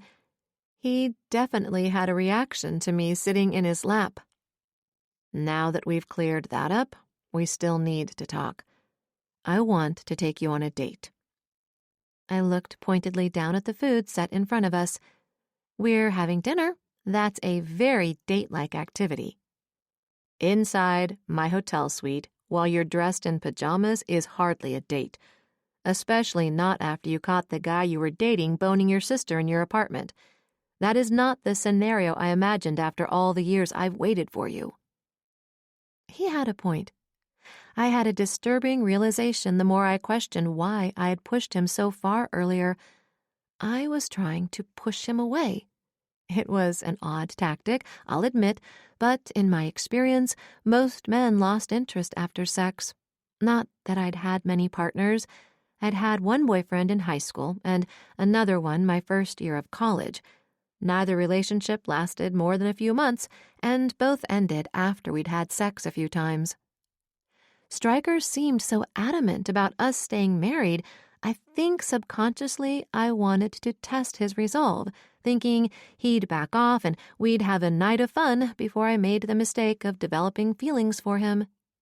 Then there was the possibility that being with him would trigger the memories I lost after sharing my friend's drugged drink. Plus, I was eager to end the world's longest dry spell. Yes, I'd had many opportunities to have sex over the last several years, but I've never been able to hook up without feelings. Why I thought it would be different with Stryker was another thing I didn't want to examine too closely. The thing was, I had mommy issues. My father was amazing. I never felt unloved or unsupported when I was with him, but there was always something missing. Every time I saw the other kids at school with their moms, or when I started my period at 13, I was reminded that my mother would rather host charity functions and have brunch with other society wives than do anything as pedestrian as chaperone a school field trip. The therapist my father forced me to see in high school said I had difficulty forming attachments since I'd been denied one of the most fundamental bonds a person ever develops, that between a mother and a child. I shrugged it off at the time. I was in high school. What did I care about forming attachments? Plus, there were lots of perfectly normal people who had lost their mothers through illness or accident when they were young, and it wasn't like I never saw mine. I visited regularly enough to keep up appearances for her with the society crowd, but I was nothing more than a prop to her, an accessory to check all the boxes of her charmed life. A soft brush against my chin pulled me out of my head. Stryker tipped my face back up to look at him. There you are. His smile was cautious. I'm not saying I wasn't into it. There was definitely a moment, but not like this. He took a deep breath and held it in for a moment before releasing. Not with my brother hanging over our night, and not because you're pissed off at your sister. My eyes looked down at the food in front of us, then back up at him. We're having dinner. After, we will watch a movie, and at some point, you will awkwardly try and put your arm around me. Then, you will walk me to the bedroom door, and I expect you attempt to kiss me goodnight. Stryker smiled, but he tipped his head down, trying to hide it from me. It's a deal. Tonight is our first date. It's been awkward enough. I only hope I can earn a second one. Fighting my own smile, I raised one shoulder as if we both didn't know we'd be doing a redo of tonight soon. Guess we'll have to see. The smell of coffee pulled me from bed the next morning. One of my two favorite hobbies was sleeping, so for me to be up at the obscene hour of 7 in the morning on a Saturday was due to the fact that I also smelled pancakes. Eating was my second favorite hobby, only because of the way I ate, I also had to exercise. Grumbling on my way out to the sitting room, I wasn't surprised to find Stryker sitting at the table with 2 covered plates set out and a carafe of coffee just waiting for me to be lured from the luxurious cloud this hotel called a bed. Somehow, he knew not to speak to me and wordlessly poured me a cup of coffee. Adding cream and sugar to my cup, I took a long sip before the ability to speak re-engaged. Why do you have a 2-bedroom suite? I was surprised last night when he showed me where I was going to sleep and argued I wouldn't let him sleep on the tiny love seat in the sitting room. I'd thought the other door in the suite was to an adjoining room. He showed me the second bedroom, kissed me on the forehead, and shooed me off to bed. I only thought about why he had such a big suite after I stopped fuming about the fact that he kissed me on the head. Don't get me wrong. I love a sweet forehead kiss. There was something so reassuring and affectionate about it.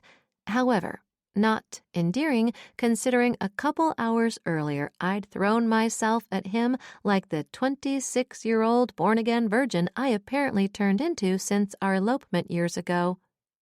If I'd remembered I was a married woman, there might have been some excuse for the cobwebs that had no doubt taken up residence in my vagina. But no, I'd blacked out most of that day, thanks to the drugs my friend and I unknowingly consumed from her spiked drink. This morning was a different story. I'd shoved that kiss in a box. I wasn't going to allow any more inner debate over whether or not he was actually attracted to me. Today, I was thinking more clearly, with my brain and not my ovaries. Stryker rose from the table and my mouth went dry. Gray sweatpants. Just like that, my brain short-circuited and my hormones were back in control of my body. His plain white t-shirt hugged what I imagined was a sculpted torso, and, even worse for my self-control, was the fact that his veiny forearms were on display, causing my nipples to pebble tight enough to rip through my borrowed shirt. He grabbed the paper off the coffee table. That was all. He wasn't strutting around the place trying to whip me into a mess of horniness. He just wanted to check the headlines. When he turned back to face me, his brow furrowed. No doubt my cheeks were flushed, and I already mentioned the state of my breasts, which were announcing themselves proudly in my braless state. In a couple of steps, he was back in front of me. He yanked me out of my chair and slammed his lips to mine. One of his hands fisted in my hair, while the other flattened against my back. Food be damned. The only thing I wanted to consume was Stryker Lawson. Sex counted as exercise, right? Maybe exercise would become my second favorite hobby. Hell, the way his tongue demanded entry, the feel of his plump lips against mine. If he was as good at working the rest of my body the way he was my mouth, it might even become my first favorite. He pulled back from my lips and buried his face in my neck. A growl ripped from his throat, and I felt the unsteady rise and fall of his breathing. "What are you doing to me?" he whispered. My hands threaded through his hair, holding him against me. "The same thing you're doing to me?" I wouldn't push him, but I didn't want to say anything to stop him either. Maybe it was backward, but I was trying to date my husband, so perhaps backward suited us. I can't stop. God help me. I meant everything I said to you last night, but I can't. Tugging on the strands of his hair, I forced him to look at me. I don't want you to. This isn't about last night. This has nothing to do with your brother or my sister. I want you, and I haven't felt that for years. I can't be gentle, he warned. Please? I wasn't sure what I was begging for. Please touch me. Please don't stop. Please don't be gentle. I wanted to feel his passion, to let it consume me. My life had been too cautious, too planned, and it was boring. I wasn't the same wallflower I'd been at 21. Sure, I went out now and then instead of spending all of my time with my nose buried in a book. Even then, I had gotten really good at appearing to be carefree. I never got drunk, and I always went home alone. I was tired of going home alone. Something that looked like resolve passed over his dark eyes. I won't let you go if we do this. Once I take you, you're mine. I wasn't sure I could agree with his statement, but I didn't want to deny it either. The truth was, I didn't know what would happen, but I knew I couldn't see beyond the fog of lust that seemed to envelop me every time he was near. He must have taken my silence as acceptance, because the next moment he tossed me over his shoulder and strolled toward the bedroom I was in last night. He set me down on the bed and stared down at me. Clothes off, now. His jaw clenched as he watched me comply with his demand. My fingers shook as I pulled the soft cotton over my head. The urge to cover my breast was strong, but his molten chocolate gaze emboldened me, and I let my hand slip slowly across my stomach instead. Hooking my fingers under the waistband of my shorts, I worked them down over my hips until I was in nothing more than a pair of lace and satin underwear. Stryker finally pulled his shirt over his head, and my eyes feasted on him. His body was a solid slab of muscle. While his stomach rippled with defined ridges, I got the sense his physique wasn't carved at the gym. His seemed carved from years of fighting and hard work, something his pampered brother had no concept of. The bed dipped down as he put one knee on the mattress. He crawled over me, and I shivered in anticipation. When his mouth claimed mine again, I moaned. "You're such a good girl, aren't you, my sweet?" He spoke against my lips. I nodded, having lost the ability to form words. He pulled away, and I could sense tension in the way his muscles stayed tight above me. "Outside of the bedroom, I want you to be sweet, but what I want to do to you will be anything but." "Show me," I rasped, finding my voice. "You don't know what you're asking. I'm demanding. I want to use you for my pleasure and make you come so hard you'll beg me to stop. I won't, though. I'll make you drop to your knees and suck me off, use you like my personal whore, and make you love it." No one had ever talked to me like this. I'd dated a slew of nice guys who treated me like glass. Not one of them saw beneath my sweater sets and pencil skirts to the woman inside who craved a man's dominance. I must have whimpered because the tension left his face. "You like that, don't you, sunshine?" I nodded. He stood up again and let his sweatpants fall to the floor. "Do it now. Get on your knees and relieve me of 5 years of wanting you. I want to take my time with you, but I've been without for too long." I rose on shaky legs and dropped to my knees. My hand closed around his shaft, and I wondered how he'd fit. He was thick enough that my fingers couldn't close around his width. Flicking my tongue out, I teased the tip as I worked my hand up and down. He fisted my hair and pushed my mouth down. His eyes issued a challenge to take all of him, and I felt myself grow wet as he pushed forcefully past my lips. Stryker set a punishing rhythm as he fucked my mouth. He watched my face to gauge my willingness, but otherwise didn't ask for permission. "Breathe through your nose and open your throat." I'd never deep-throated a guy before, but the idea of him taking me this way made my sex clench. He hit the back of my throat, and I fought not to gag. Tears streamed down my face while I struggled to keep up with him. His head fell back as I was finally able to take him all the way. I started to tense up as I fought the urge to breathe, but before I panicked, he pulled out, allowing me to gulp down a breath. He started a predictable pattern of thrusting and retreating. I relaxed and gave myself over to him, trusting him more than I'd ever trusted a man. "Good girl," he cooed. He became wild as I felt him grow even more. I bobbed my head to send him over the edge, sensing he was about to come. "Swallow every drop," he demanded, and watched my face. I hummed my agreement, and his hand in my hair shoved me down one more time as he came down my throat. That was another thing I'd never done before, but I didn't find it as repulsive as I'd always imagined. His hand let go of my hair, and he slipped from my mouth. Stumbling back, he dropped down on the bed and threw his arm over his eyes as his body trembled with the aftershocks of his release.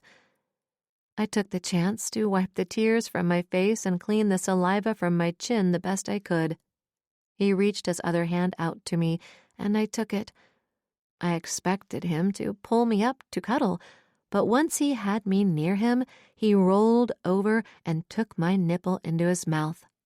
I squirmed under his attention, the pulsing in my core the only thought in my head. His hand slipped down my stomach and in between my legs. "So wet," he said against my skin. "How many times can I make you come before you beg me to stop?" I remained silent because I had no idea how many times, but I got the sense I was about to find out. "Let's see how greedy this pussy is, shall we?" He plunged one thick finger inside of me, and my back arched off the bed. It had been so long since I'd been touched, and I wasn't good at getting myself off. Part of my brain never fully let myself go enough on my own. I was always too aware that it was my own fingers touching me to give in to a fantasy. "So tight.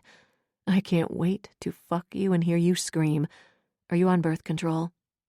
"Yes," I gasped as his thumb started working my clit in time with his finger. "Good, because when I take you, there will be nothing between us. Nothing will come between us ever again." He pulled out his finger only to shove in, too. After a few pumps, he added a third finger, and I tossed my head back on a moan. They hooked inside of me, stroking my G-spot, and my entire body began to shake as an orgasm slammed into me. He chuckled. "That's one." It took my brain a minute to shove through the haze to realize he really did plan to count my orgasms. Not that I wanted to argue with what seemed like a solid plan, but any words I might have said disappeared on a moan as his hot breath hit my center and he sucked my clit into his mouth. His hands pushed my legs aside, and he ate me like it was his life's mission. His tongue speared inside of me only to repeat and flick against my clit. Over and over he repeated the movement until I was about to beg him to come again. His teeth lightly bit my bundle of nerves before he sucked hard and thrust his fingers into me once more. This time when I came, I swear my vision went black for a moment. My body felt limp and more sated than I had ever been before, at least that I could remember. I could have dozed off right then, but I felt his hard cock pressing against me and realized he was just getting started. He was right. I just might beg him to stop. Chapter 13. Striker. Fucking finally. Electricity coursed through my body, having my wife, my sunshine, underneath me again. We were only together the one night before, but that was all it took. I never believed in love at first sight, and maybe I still don't. It didn't take long for me to fall for her, though. A couple of hours, one dance, and I was hers. I knew she didn't believe I loved her, but thankfully, I'd have a lifetime to show her. The morning light poured through the open curtains, bathing Sabrina in a warm glow. Her golden hair fanned out around her head. She looked like an angel I wanted to corrupt. "On your hands and knees," I barked. Inside, I cringed at the demanding tone I was taking with her. I meant to ease her into this slowly, show her my freakier side little by little so she wouldn't run away screaming. As with the night we met, all my caution was thrown to the wind. For a controlled man who was used to self-denial, something about her unleashed me. It was like I was pretending all my life, and finally I was able to be completely me. Sabrina rolled over to her stomach and pushed up. Her arms shook as she propped herself up, but she tried to hide it. I smirked, knowing she'd be worn out by the time I was done with her. My fingers dug into her hips, and I held her steady as I began a frantic rhythm. I felt her everywhere, but it wasn't enough. I needed her to be the breath in my lungs and the blood in my veins. Letting one hand slide up the curve of her spine, I leaned forward until I was able to wrap my hand around her throat. With gentle pressure, I pulled her up against me. She was caged in my arms with one wedged between her breasts and the other around her hips. My hand on her throat turned her head to face me. Her warm breath teased my lips with every pant I pulled from her as I worked her up and down my cock. "You're mine," I groaned. "Say it. I want to hear you confirm what we both know." She tried to shake her head, but I held her still in my grasp. So stubborn. This time I wasn't upset because she was resisting. The fight was part of our journey. Like magnets, we pulled together, but get flipped around and we pushed apart. For too long I stayed on the edge of that zone, being shoved aside. It was past time for me to do everything I needed to do to keep us aligned. The words I wanted to say would wait until later. Taking her lips, I poured all of it into her without speaking. Sabrina started to tremble in my arms, and I let her drop down to the bed. Turning her over, I crawled up her body and laced our fingers together. Slowly, I pushed back into her wet heat and stared deep into her midnight eyes. Our movements became frantic as we exorcised all of the loneliness from the last several years. Distantly, I was aware of the sounds of our choppy breathing, the moans increasing in frequency, and the slapping of skin. It was an erotic symphony celebrating having her in my arms again. While each of those things registered with me, as well as the electricity gathering in my spine, I felt like I was floating and falling at the same time. Her nails dug into my back, and each slice of my skin was the best pleasure/pain I could have asked for. Maybe the marks would stay with me, because having her under my skin made perfect sense to me at that moment. The slight sting sent fire racing down my spine. I clenched my teeth, trying to hold on for as long as I could. After so long, it was hard to stave off my orgasm, but I was determined to make this good for her, to make her crave me. I pounded into her, hard enough she'd feel me for days after, even if I never planned to go days without being inside of her ever again. My body began to vibrate with the need to come. "Sunshine, I can't hold off much longer. I need you to come. Squeeze my cock with your tight cunt. Let me feel what's mine. What will always be only mine. Give me your pleasure and let me fill you up." She groaned long and low. As I had demanded, she gripped me tight, clamping my dick in rhythmic waves. I hummed into the space below her ear. "Good girl. Your greedy pussy soaked my cock." Another moan slipped out of her lips. I smiled against her skin. My girl liked it when I talked dirty to her. "I'm going to fill you full of my cum, and you'll take it all, won't you?" "Yes," she gasped. I wanted to look at her, watch the haze of the orgasm overtake her. What a vision she was, with her pupils blown, and her hair a wild, tangled mess from my hands. My thrusts grew erratic as my own orgasm began to crest. My beautiful wife turned into my wanton slut. Let me hear you again. This time I want you to scream. Sabrina's head thrashed back and forth. "No, no more. I can't come again." I held her jaw steady so she could look at me. "I told you that you'd beg me to stop. I won't, though. Your pleasure is mine. Mine to give and mine to command. I want more of it, so give it to me." I punctuated each word with a hard thrust. Each time I bottomed out, I made sure to grind against her swollen clit. She tensed up, locking me between her thighs, and her beautiful blues clenched shut. Her chest rose, brushing her tight nipples against my chest. and I ground my teeth trying for a few more seconds before I came. Reaching behind her, I grabbed onto the headboard, which only had a small edge not flush against the wall. With what remained of my strength, I used it to slam home harder than I had yet. A ragged inhale filled her lungs, and she held her breath. "Give it to me," I insisted again. One more hard thrust had her hips lifting off the bed. My fingers dug into her fleshy curves, and I held myself buried deep inside of her. I couldn't hold back anymore. "Fuck!" I shouted at the same time she finally screamed.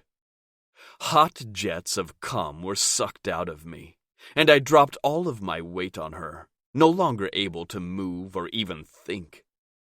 Sabrina's arms dropped down limply by her sides, and I finally mustered the ability to roll off of her. There were so many things I wanted to say to her, pretty words of love and affection, but she'd say it was too soon, and it was, for her. I'd never done anything as impulsive as marrying a near stranger. It was reckless and had the potential for being the biggest mistake of my life. I wasn't stupid. I was a 36-year-old man who saved other companies for a living. My entire life had been built on my avoidance of commitment. I moved from company to company, leaving each only when I fixed what was broken. What I felt for her was deeper than lust. It was an awareness that I could love so easily, and one night had me halfway there. I wasn't sure if what grew over the years I waited for her was love. It was likely a mix of memory and anticipation, but I was committed to this marriage. With that thought settling in, my eyes grew heavy, and I fell asleep for the first time with my bride tucked safely in my arms. Chapter 14. Sabrina. Stryker and I spent the weekend tangled together. We pushed aside any more discussion of our future or feelings. It was uncomplicated, but that bubble burst the moment we strolled into the office Monday morning. We still hadn't addressed the rumors circulating the office, a fact I was reminded of as heads turned our way as we moved out of the elevator. While Stryker could never be described as easygoing, he was certainly more content than the man beside me now. The more attention we gained, the more he glowered. I'd heard employees talking about how grumpy he was, which I'd not really believed until this moment. This version of him was more formidable than I'd seen thus far. I wanted to reassure him, but I was a little taken aback by the change in his demeanor.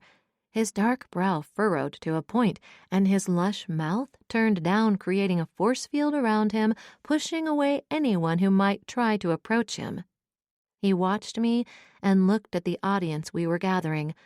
I didn't know what he was expecting, so I remained silent. Mrs. Bennett, his secretary, realized we weren't going to start the work week off with any speeches or words of encouragement and approached with papers clutched in her hand. "Mr. Lawson, I have the reports you requested." "Set them on my desk and leave. Make sure no one interrupts," he barked in response. Mrs. Bennett dropped the files and hurried out of the room. His phone rang, and I took the opportunity to escape myself. There was a cloud hanging over him, and I feared his gloom would infect the entire office before lunch. The whispers started almost immediately. I braved going into the staff break room to make a cup of coffee before diving into my own reports. Janice certainly hadn't exaggerated the mismanagement of Easton Corporation. Men outnumbered women in nearly all of the top positions. Even worse, their assistants often had more education. I certainly had my work cut out for me restructuring the staff. Pulling employee records, I began by holding meetings with all of the top staff. Most of the employees worked hard to impress me, but there were a few who were in Maxwell Easton's inner circle and were resistant to the change in leadership. An older gentleman, Ambrose Jeffries, burst into my office during a meeting with one of the junior executives. "What is the meaning of this?" He shouted and threw down the appointment card in front of me. "That is the time I requested for you to meet with me, which is not for another hour." I went around my desk and held open my office door. "As you can see, I'm in the middle of a meeting." He sneered at me, refusing to leave my office. "You think you can come in here and change everything? What gives you the right?" Taking a deep breath, I rolled my shoulders back and faced him. "I know I can come in here and make changes. It was what I was hired to do. As far as what gives me the right, you can thank Jana Grayson for that." His upper lip curled hearing her name. "Another woman trying to take a man's job. Her father ran this company just fine." A laugh escaped me. "Did he? Is that why the SEC is poking into his finances? I suppose the fact that every department in this company is operating at a loss is an example of his fine stewardship." "He will be back in charge. You and Lawson shouldn't get too comfortable." Forcing a deep breath, I squeezed the knob. Leaning into his space, I put all of my contempt into my glare. "You might have had a lot of power here under Mr. Easton, but those days are over.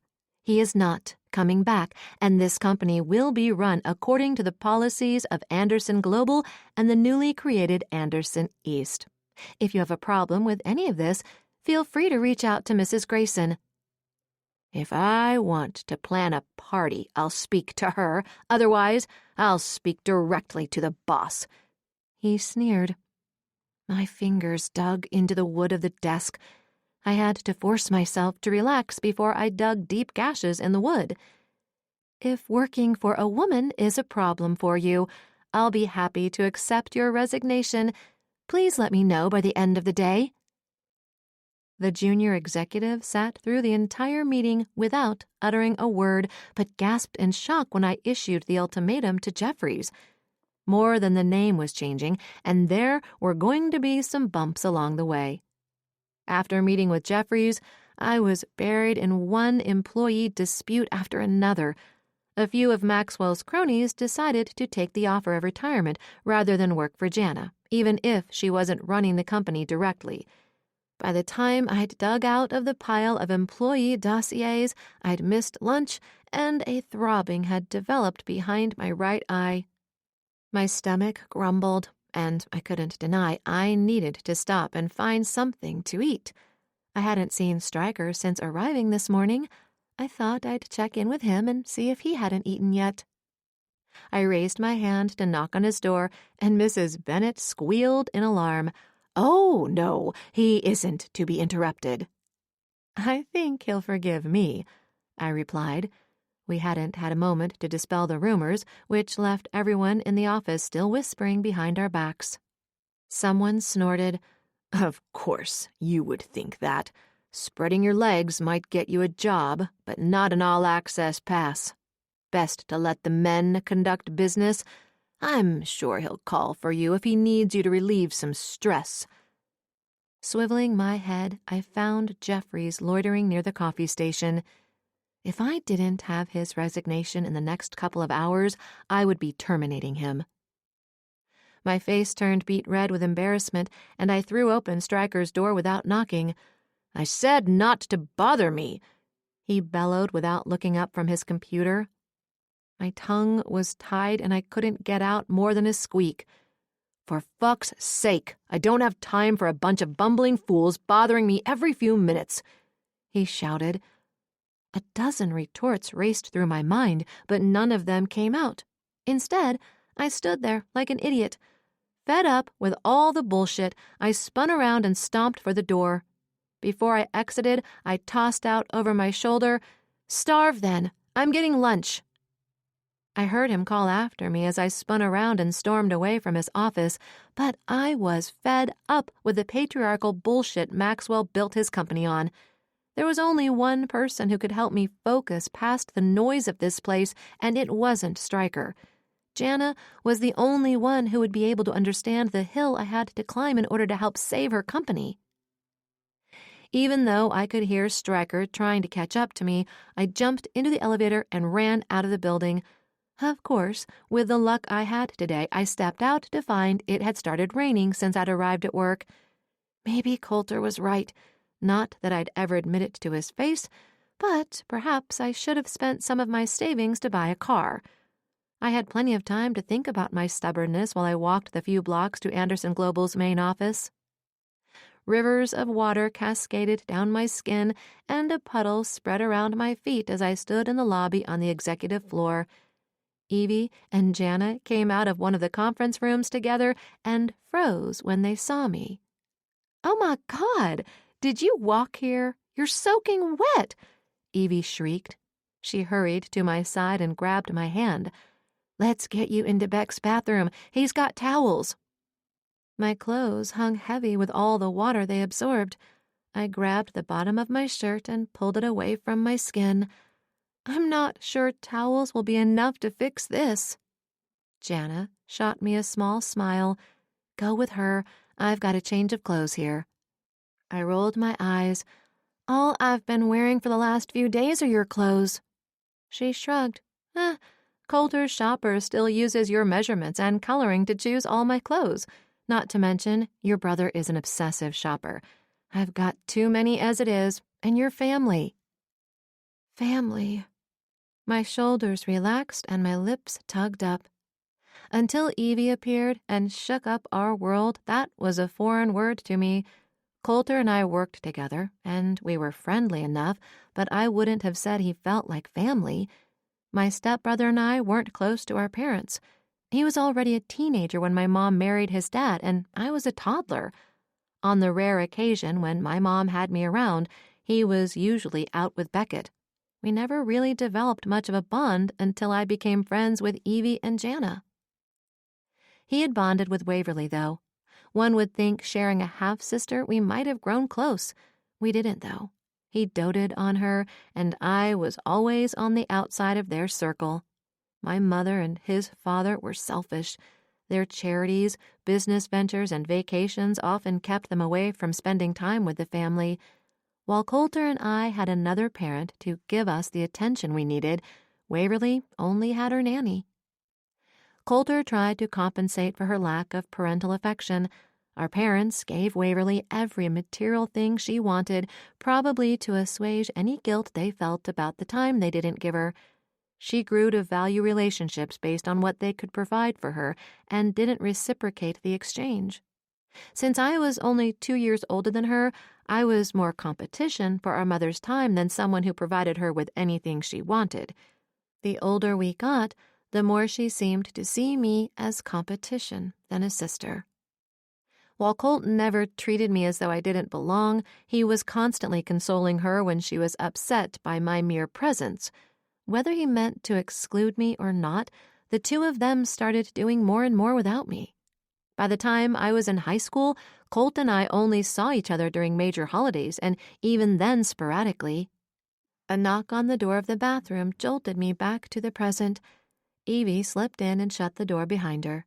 She held up a hairdryer and handed it over to me. "Jana and I were going to grab lunch. Since you're here, do you want to join us?" "It's pretty late, isn't it?" I didn't want them stepping away from their responsibilities just because they're guessing I'm having a breakdown. Evie shrugged. "Gracie was fussy last night, so I got a late start today. Jana lost track of time coding for the app she's developing.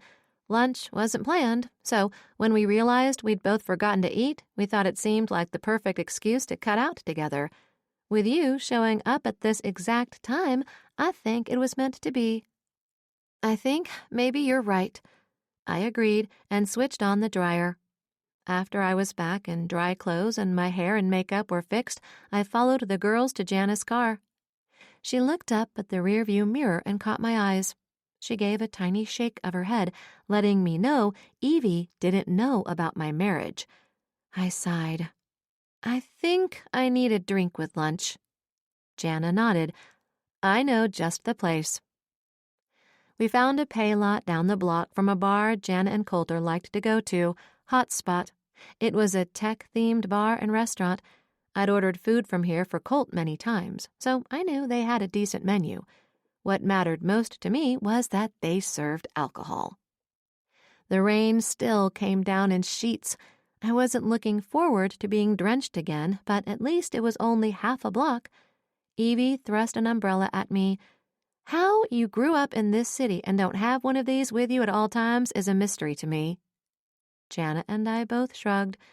Tourists carry umbrellas, Jana told her for the 100th time. Native Seattleites wear rain jackets, I added. Evie's eyebrow curved up. You weren't wearing one. I shrugged again. I didn't have my stuff. Why? She asked, and I knew I stepped into something. Let's have this discussion over a drink. I put her off and stepped out of the car under my open umbrella. Inside the bar, we moved to the back corner where we could talk away from the few people who were inside the bar at 2 o'clock on a Monday. We used a small device to put in our order and waited for our drinks to arrive before we started talking. I'm married, I blurted out after our waitress dropped off our drinks. Evie's mouth fell open, but I held up my hand, stopping her. There's so much more I have to tell you. And then I did. I told her about getting married when I was 21, about how I forgot and meeting Stryker again for the second time. I finished by telling her what happened with Waverly and how I ended up spending the weekend with Stryker in his suite. Evie slumped back against the booth. Well, shit. That brings us to today, I said and looked at Jana. There's still a bunch of your father's cronies in the company working against you. She nodded. I expected as much. I filled her in on my run-in with Jeffries. I don't think he'll be resigning by the end of the day. She shook her head. No, he won't. We need to dig deeper. My father hasn't given up yet, and we need to be ready. You should meet with Stryker and have everyone you suspect to be working with my father frozen out of the network and escorted off the premises. I groaned. Is there another suggestion? He was being a royal asshole. It's the other reason I took off in the rain. Jana winced. Caroline warned me he is rather grumpy. I only saw him treat a few others that way, but it's no different than how Beck was before Evie. Evie chuckled. He was horrible. Remember how his poor secretary used to hide from him? I shuddered. Do I? Every time he ran one off, I had to fill in. Putting her elbows on the table and cradling her head, Evie smiled at me. So, what did Stryker do? Compared to Beck's past mood swings, this didn't sound so bad. I was already regretting my reaction. I went to see if he'd had lunch, since he hadn't reached out to me all morning, and when I went in, he yelled at me for disturbing him. Did he know it was you? Jana asked. I deflated. My voice came out weak when I finally answered her. I don't think so. He, didn't look up from his computer. I took a breath and gave voice to what was banging around in my head. I overreacted, didn't I? Neither of them answered at first. I think so, Evie started. But it's understandable considering everything you'd already dealt with today. He doesn't need to be shouting at the employees either. When Beck does it, that's a sure sign there's something bothering him. I thought back over the last couple of days. Every time he tried to reach out to me emotionally, I felt my walls start to come up. I didn't mean to hurt him, but I had when I shut him out. Evie and Jana shared a look before Evie turned her attention back to me. She reached across the table and took my hands, giving them a reassuring squeeze. You look conflicted. This is about more than him being a big grump in the office. I know it is, because you're the grump tamer. I barked out a laugh. I'm the what? Jana and Evie shared a look, then busted up too. Jana fought to stop so she could speak. You had to have heard what they called you around the office. Shaking my head, I waited for her to explain. Her lips kept quirking up as she tried to keep control. You already said that you had to handle Beck when he ran his secretaries off. Coulter was usually friendly, but there were times he was a handful as well. The only one who could manage both of them was you." "This is so not the same thing," I grumbled. "Coulter is literally family. We might not have been super close while I was growing up, but when I did see him, Beck was almost always with him. You know he can't stand his dad, so he always brought Beck around as a buffer. I was only able to handle him, as you say, because he saw me as his friend's little sister." Jana gave me a slight smile. "And you're Stryker's wife. You can handle him. And moreover, I think he needs you to." I exhaled a puff of air. "Well, shit. I guess I need to go back to the office, huh?" A dark shadow fell across the table. I looked up to see Colt looming above us. "I think you can wait a bit longer." Evie scooted out of the booth and hugged her father. It was still weird seeing them hesitate before gravitating toward each other. She was trying to be strong and independent when it was clear she loved getting to know her father. Him staring down at her with a mix of awe, love, and sadness for all the years he missed. Colt ruffled her head, messing up her long brown hair. She rolled her eyes but moved to my side of the booth so he could slide in next to Jana. They looked at each other, and you could see that for a moment nothing else existed for them but each other. An ache speared my chest. I wanted that. I just wasn't sure I was capable of letting myself have it. To do so meant being vulnerable, and I wasn't good with letting down my walls. Evie cleared her throat.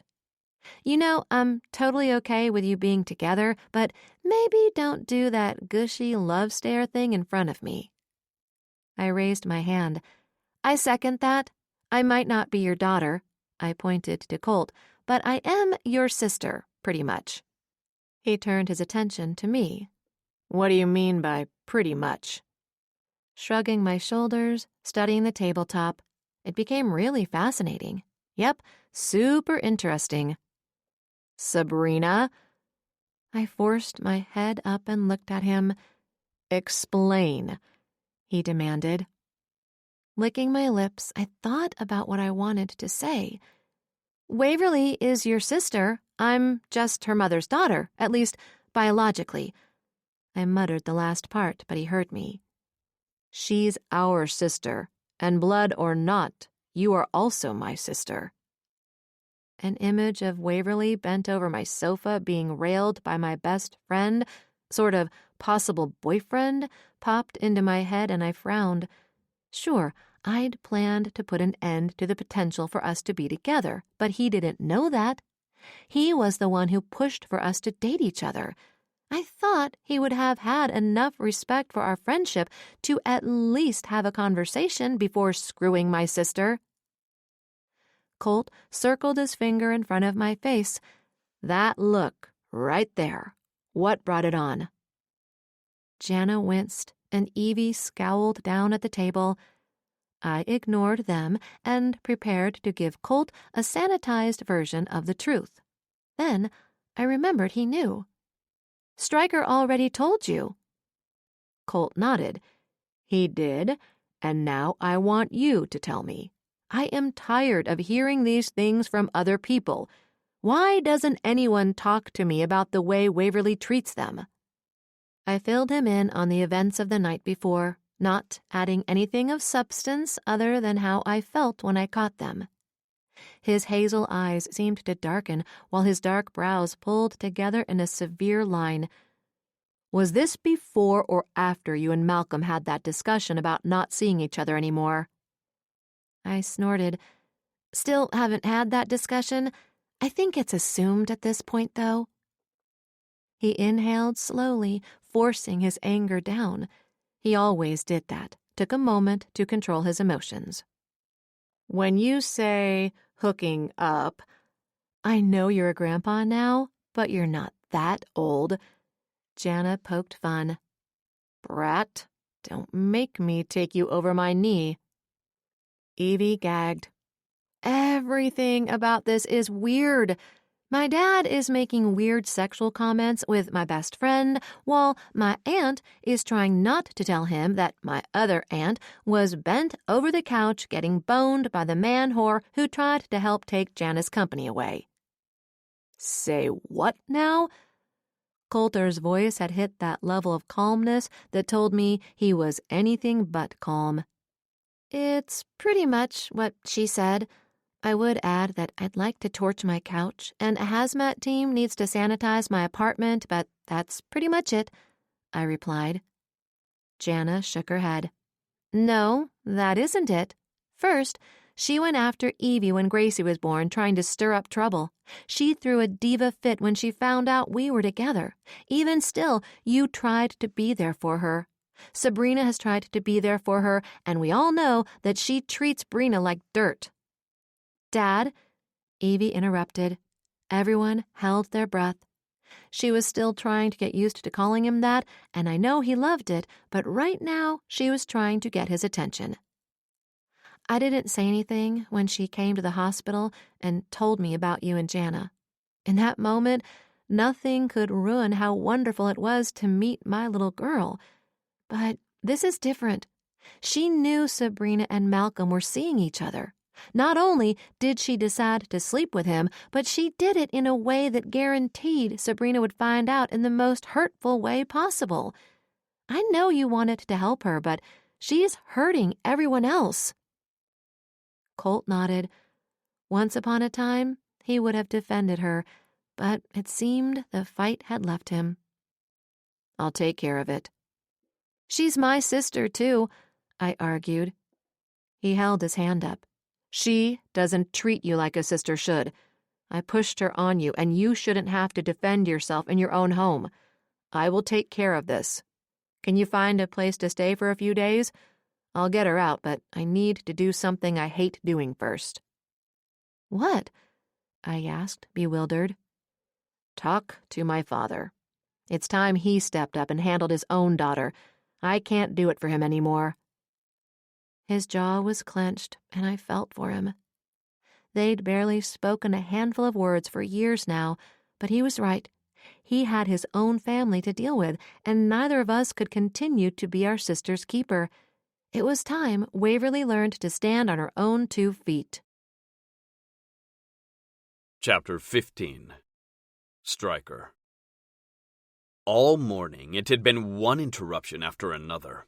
First, it was my secretary, Mrs. Bennett, hovering, asking me every few minutes if I needed something until I shouted at her. Then, when I actually did need something, I found her hiding in the supply closet. I gritted my teeth and apologized. Not long after, the employees who'd been meeting with Sabrina started filtering in, at least the ones who had been deemed redundant or of being less qualified than their assistants, who all happened to be women. When I tried to instruct, in a nicer tone, Mrs. Bennett to keep them from barging into my office, I found her hiding in the supply closet again. Apparently, she was also afraid of most of the junior executives. I turned my back to the report I'd been emailed this morning by one of the accountants at Anderson Global. Aaron Roberts and his team had been tasked with reviewing the financial reports from each department of Easton Corporation. I was still poring through the findings, but it appeared there were a few departments operating at a loss. Given Maxwell's incompetence and poor staffing, that wasn't a surprise. I was double-checking the report to make sure it was accurate before I called a meeting with Jana when my door opened. "I said not to bother me!" I shouted. I didn't care if my outburst sent Mrs. Bennett back into the closet, but I needed to focus. If there was any hope of turning this company around, I had to figure out what drove those departments into the ground in the first place. I didn't have time to spare a second to look up, but I could still feel a presence lurking in the doorway. If another employee came to justify Maxwell's management of this company, I was going to lose my shit. For fuck's sake! I don't have time for a bunch of bumbling fools bothering me every few minutes! Starve then! I'm getting lunch! My heart lurched into my throat, and I hesitated too long before I chased after her. By the time I got my ass in gear, the elevator was already on the way down. She would come back. She had to. Knowing that didn't temper the surge of rage racing through me. I grabbed one of the decorations Maxwell had left behind and threw it against the wall. It was a useless glass globe. It shattered on impact, littering the floor with shards of glass. I pressed the button for the intercom. If Mrs. Bennett was hiding again, so help me I was going to fire her along with Maxwell's boys' club that was getting the boot today. Mr. Lawson? Did you need something? Get someone in here to clean up some broken glass. I'm heading out for a bit. If Ms. Lake returns, I want to be called on my cell immediately. My tone was still hostile, but I was never great at policing my tone. Perhaps I'd have to learn, but not until I apologized to Sabrina. Of course. Right away, sir. I stifled a groan, which was progress. Maybe I'd have to find a replacement for her anyway. I certainly couldn't handle her vacillating between cowering and fawning over me. Grabbing my jacket off the hook by the door, I did what I should have done when Sabrina walked in. Followed right after her. I just had to find where she was. I tried her cell, but it went straight to voicemail. Then I tried the hotel, but no one had seen her. I hadn't given her a key, so going to my room would be a waste of time. Inside, I was panicking, but I forced myself to calm down. This wasn't like before. She wasn't going to leave and forget me. Not again. Trusting someone for me was hard. The only person whom I'd ever given my trust to freely was my mother. Caroline worked hard to earn it, and I'd eventually let her in as well. Until now, I hadn't given much thought about the fact I didn't trust Sabrina. Not that she'd purposefully betrayed me, but pain was pain.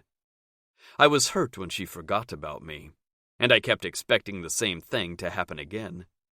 It would take time to move beyond that, but she would have to stop running from me as well. It hit me then, and literally stopped me in my tracks. She would have to choose to come to me. I couldn't chase her down. If I did, I'd be one step further away from trusting what we were trying to build. Resolved, I decided to drop in on Jana at Anderson Global. The rain was coming down hard, more than the usual spring drizzle. I pushed the button for the garage rather than the lobby, and decided to take my car the few blocks to their office. The traffic was thick and it wasn't even rush hour yet. What should have taken less than 5 minutes ended up taking nearly 20 by the time I made it to the elevator. When I made it up to the executive floor, Beckett Anderson was waiting for me. "I saw you on the camera," he said and extended his hand. "I've heard a lot about you." I shook his hand. "It's either all true or total bullshit. Depends on whether Jana talked about me or Coulter." Beckett laughed. "It was Jana, mostly. When Coulter filled me in, he sounded like a jealous husband. He did say you and your brother don't get along, which was a solid recommendation if I've ever heard one." I knew my brother was not popular in many social circles, but I hadn't realized he was hated. "I know why I don't like my brother, but what about you?" He shrugged. "He's a lot younger than me. It isn't like we went to school together, but I've seen him around enough to know he's sleazy. Then there was the whole thing with Coulter's sister." My fists clenched. Beck took note of the change in my posture and shook his head. "Not Sabrina. Their half-sister, Waverly." I relaxed, but I wanted more information.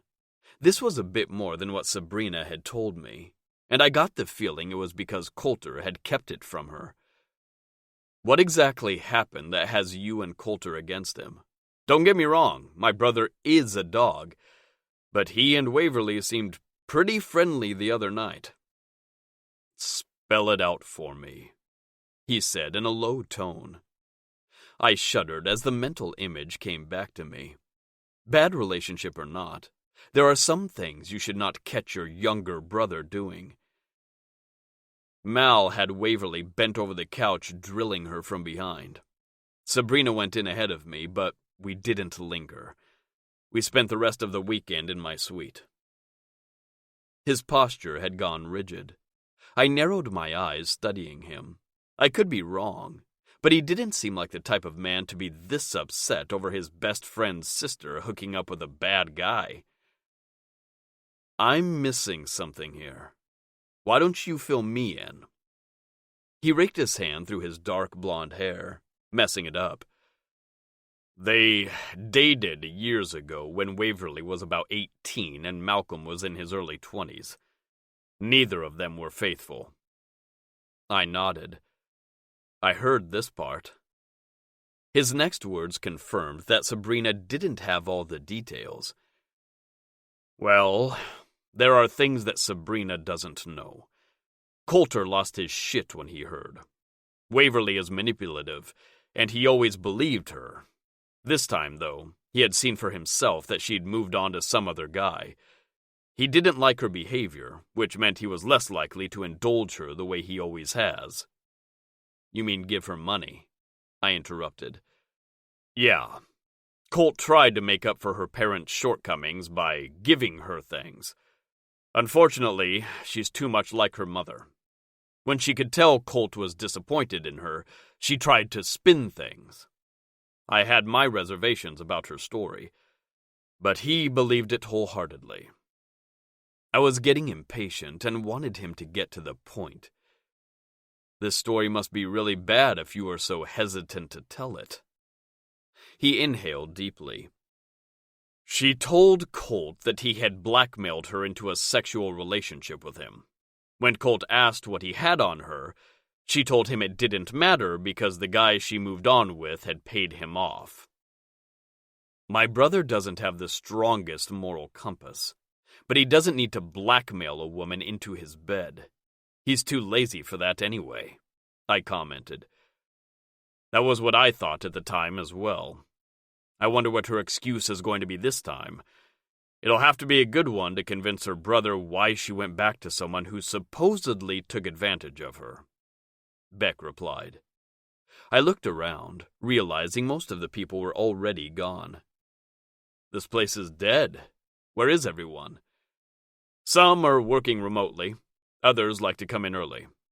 If you're looking for Gianna, she's out to a late lunch. I'm actually looking for my wife, but I needed to go over some stuff with Gianna too. I coughed and changed the subject. It was one thing to be open with Sabrina, but not with a virtual stranger. I'd heard you were something of a hard-ass.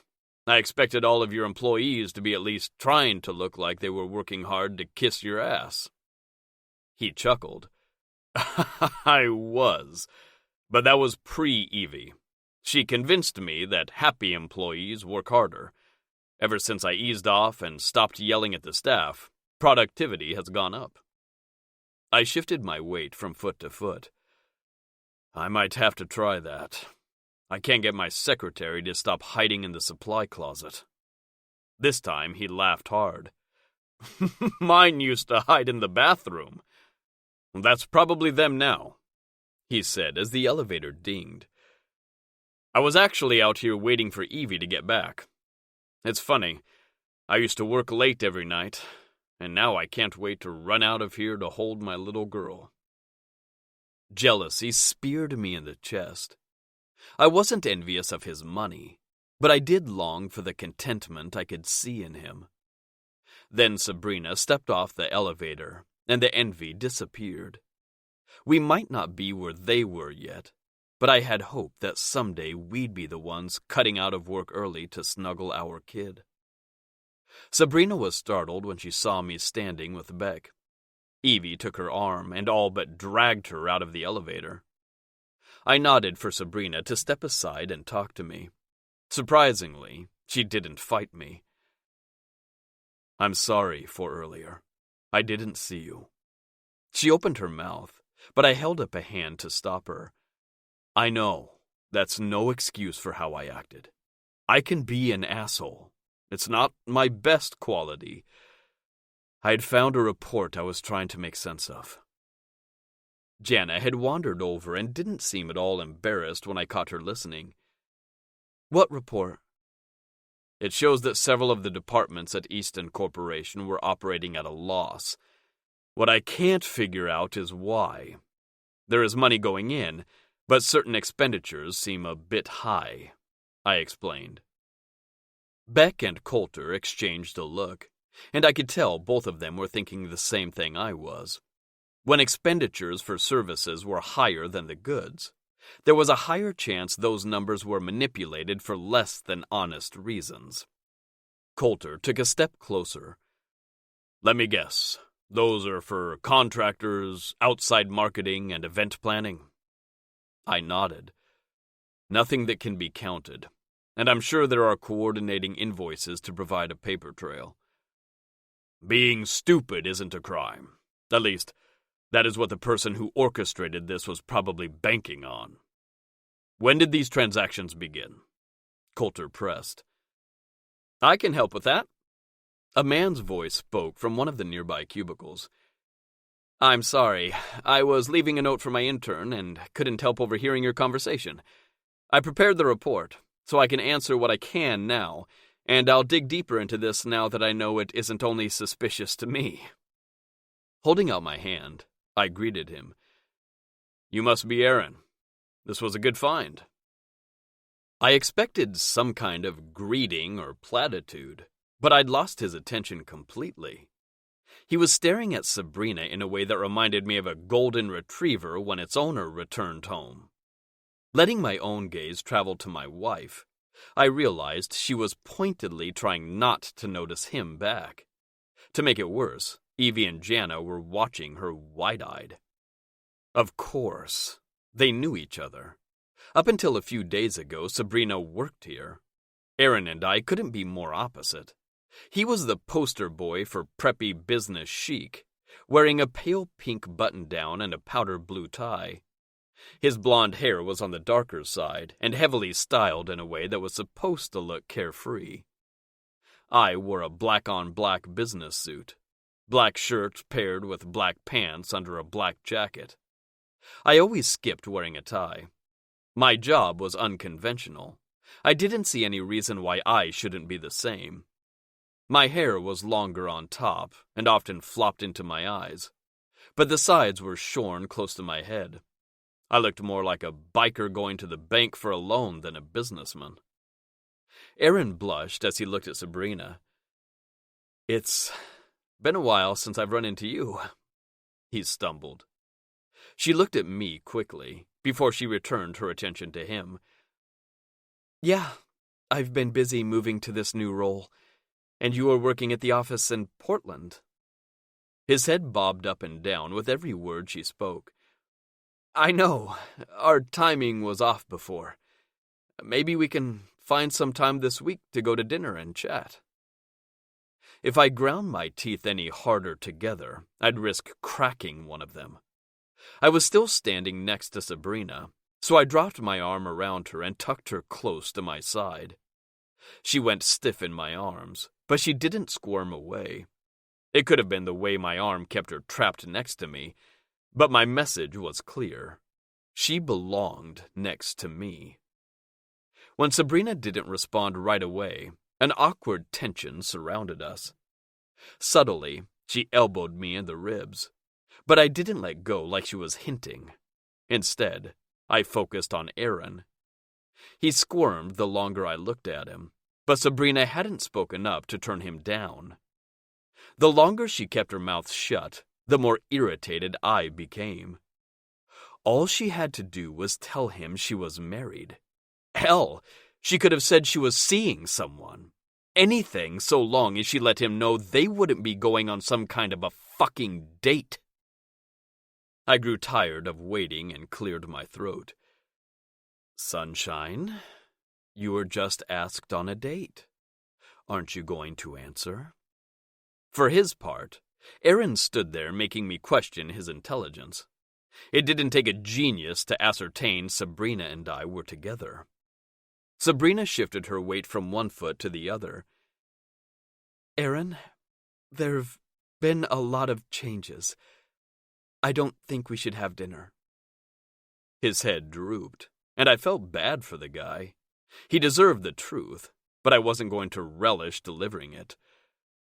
I hope you'll still help dig through the reports. You did an amazing job uncovering these transactions.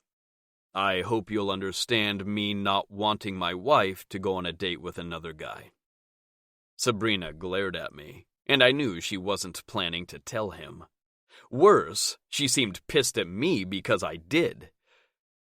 Did you have any questions about the report right now? We need to get back to the office, she said through clenched teeth. You're right, Sunshine. There's something we need to address back at the office. I turned toward Aaron.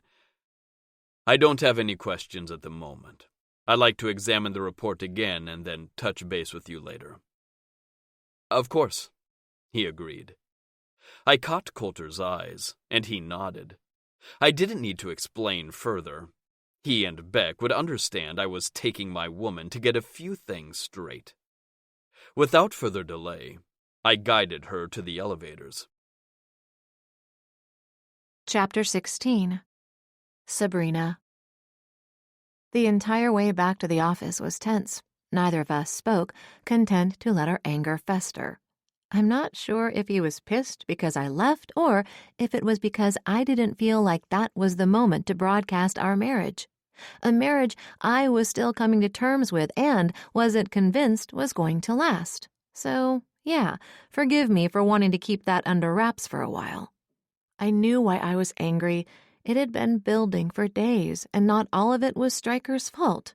But every hurt inside of me had tangled together to form this swirling mess in my gut.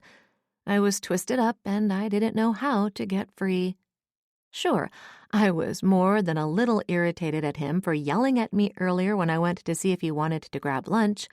If I were honest with myself, though, I had to admit that I was angry because he's had 5 years to come to terms with being married to a stranger, and I was struggling to catch up.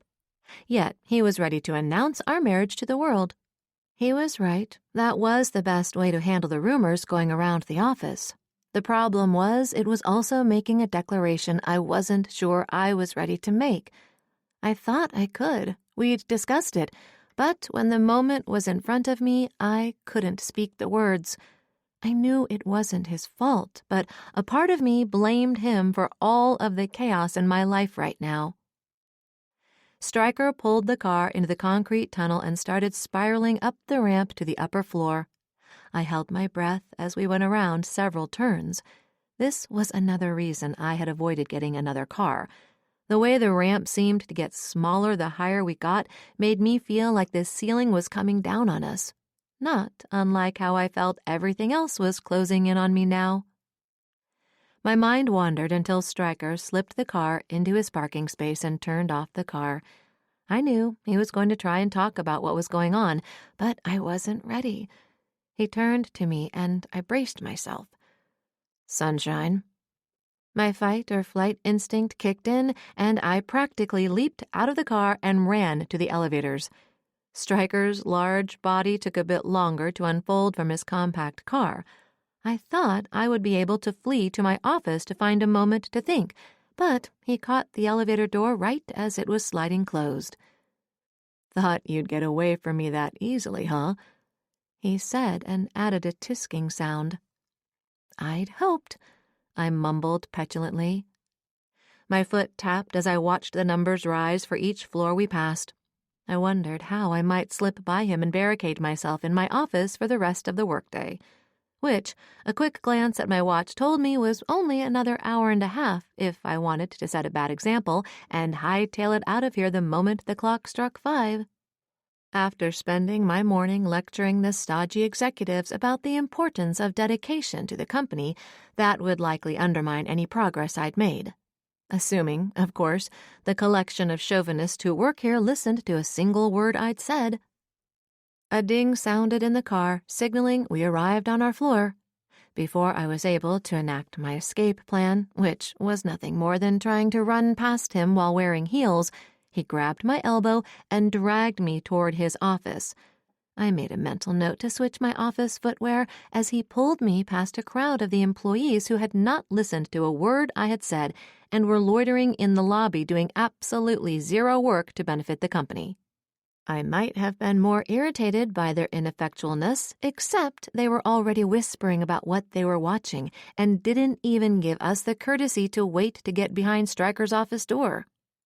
Yanking on my arm, I whisper-yelled through clenched teeth, "Drop my arm!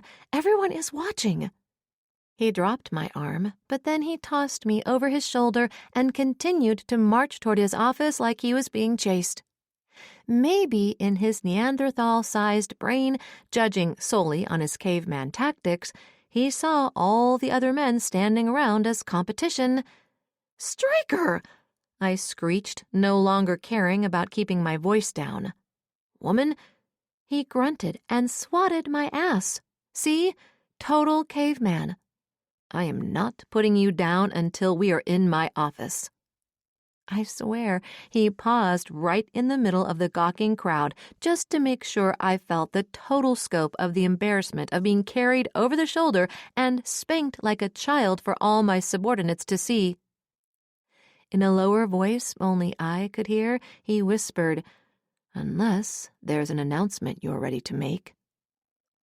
My jaw snapped shut with such force if my tongue had been in the way I risked losing it. I should have known that was what this was about. This morning, I hesitated in telling the office about our marriage as we had discussed. In all fairness, though, we never decided that I would be the one to bring it up. He was the acting CEO. It seemed more fitting he would be the one to broach the subject. Not that I wasn't a bit relieved when he kept his mouth shut. A part of me was hoping they'd move past any curiosity about what the status of our relationship was and give us some space to figure it out ourselves. Well, give me the space I needed since Stryker seemed to be 100% pro staying married until we died. Or, at least, he was before I pissed him off. Right now, he might be more on the side of the death part. That's what I thought. He scoffed as I continued to remain silent. Finally, he moved us the last few feet into his office and kicked the door closed. When he set me on my feet, I moved around his desk to keep some space and furniture between us. I don't know how he managed it, but his eyes seemed to reflect both irritation and desire as they moved slowly up my body. Each step he took toward me was both a threat and a promise. My heart kicked up in a mixture of fear and anticipation. I wanted him. I wouldn't lie about that, at least not to myself, but I didn't want to want him at this moment. He continued to stalk toward me, and I kept trying to move away, keeping the desk between us. If you think keeping a piece of furniture between us is going to stop me, then consider that lesson 1 on getting to know me. Stryker lunged across the desk, knocking off everything in his way. Thanks to the stupid heels, I wasn't able to get away fast enough, and he managed to press me down over the top of the desk. It was possible I wasn't trying very hard, but at least I gave it some effort. With his hand on the back of my neck, he kept me bent over the cold surface, my cheek flat against the glossy wood. His free hand slid up my thigh, and my breathing picked up, causing the shiny surface to fog up with each exhale. I was confused and aroused. It was plain to see why I wanted him. He was like every one of my fantasies made flesh. What had me baffled was that I found his dominance hot. The way he towered over me, combined with the heat of his body as he caged me in, made my heart race. But I had a type, or at least I thought I had. Every man I'd previously dated had always been extremely respectful. They all made the appropriate romantic gestures, dinner at a fancy restaurant, flowers when they picked me up, and a kiss on the cheek to end the evening. It was all so predictable and boring. Until right now, I'd thought it was what I wanted. The fact I didn't feel anything on any of those dates, not that there had been a lot of them, was because I hadn't found the one, or so I had thought, at least. Stryker managed to make me feel like a current pulsed through my entire body, all without treating me like I was delicate. He certainly didn't follow any rules on dating, but I guess we'd skipped the dating phase of a relationship. He was a stranger, even if he was my husband, but the reservations holding me back didn't appear to affect him. No, Stryker touched my body like he owned it, and while I was a feminist to my core, a part of me was getting off on giving in. I knew without a doubt if I told him to stop, he would. Even though he was exerting control, I realized it was me who really held the power in this exchange. Knowing that didn't erase the feeling of being dominated by him. If anything, the fact that I was choosing to submit, even subconsciously, seemed to help me relax. The war inside my head over wanting to maintain my autonomy and the fact I was enjoying being under Stryker's authority disappeared. There was enormous power in choice. It meant I was actively participating in what occurred between us rather than seeing this encounter as something happening to me. Stryker's hand continued to venture up my thigh, and my flesh tingled where his fingers touched. There were calluses on his hands, and the scrape of them against the tender flesh of my thighs made me shiver. When he finally reached my lace-covered pussy, my entire body trembled, and I sucked in air. His warm breath fanned across my face as he whispered in my ear, "You can keep fighting me if you need to, but you can't lie about how you feel. I'm on to you now. You want me, but you don't want to make the decision. I'm not going to make it easy on you. When the office finds out what we are to each other, it'll be from your lips." What does it matter if a bunch of people we work with know we're legally married? You don't even like them, I muttered. A rumbling growl vibrated from his chest. "I won't be your dirty secret. I've lived that way once, and I swore I'd never do it again." Everyone that matters to me knows. I'm not keeping us a secret. I just want a chance to figure out what we are, I replied. I wanted to demand why we were talking about this instead of packing up to leave. "So, are we going to go back to your hotel room to continue this conversation?" A dark chuckle rumbled against my back, and a jolt of fear raced through me. If someone had told me that a little fear could heighten arousal, I'd have called them a liar. I was wrong. My pulse relocated between my legs, making my clit pound insistently until the only thought in my head was a screaming need for him to relieve the ache. His tongue slowly traced the artery in my neck until he reached the sensitive skin under my ear. He sucked hard, and I felt the throbbing increase in my core. An embarrassing whimper escaped my throat, drawing another quiet laugh from him. Slowly, his free hand trailed up my chest, brushing between my breast with a feather-light touch until he reached my neck. His hand wrapped around my throat, but he didn't squeeze. It felt like a reminder and a warning.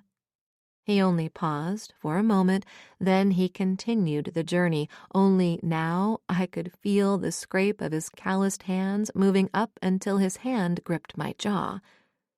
He turned my head to the side to face him. The soft brush of his lips against my cheek elicited another shiver from me. "Do you really think I can walk out of here like this?" I was going to ask him what he meant, but then he pushed against me. I felt his very obvious erection against my ass. He correctly read my silence as agreement. The hand under my chin moved to cover my mouth. You're going to have to be very quiet. Can you do that?" Without meaning to, a whimper escaped my mouth.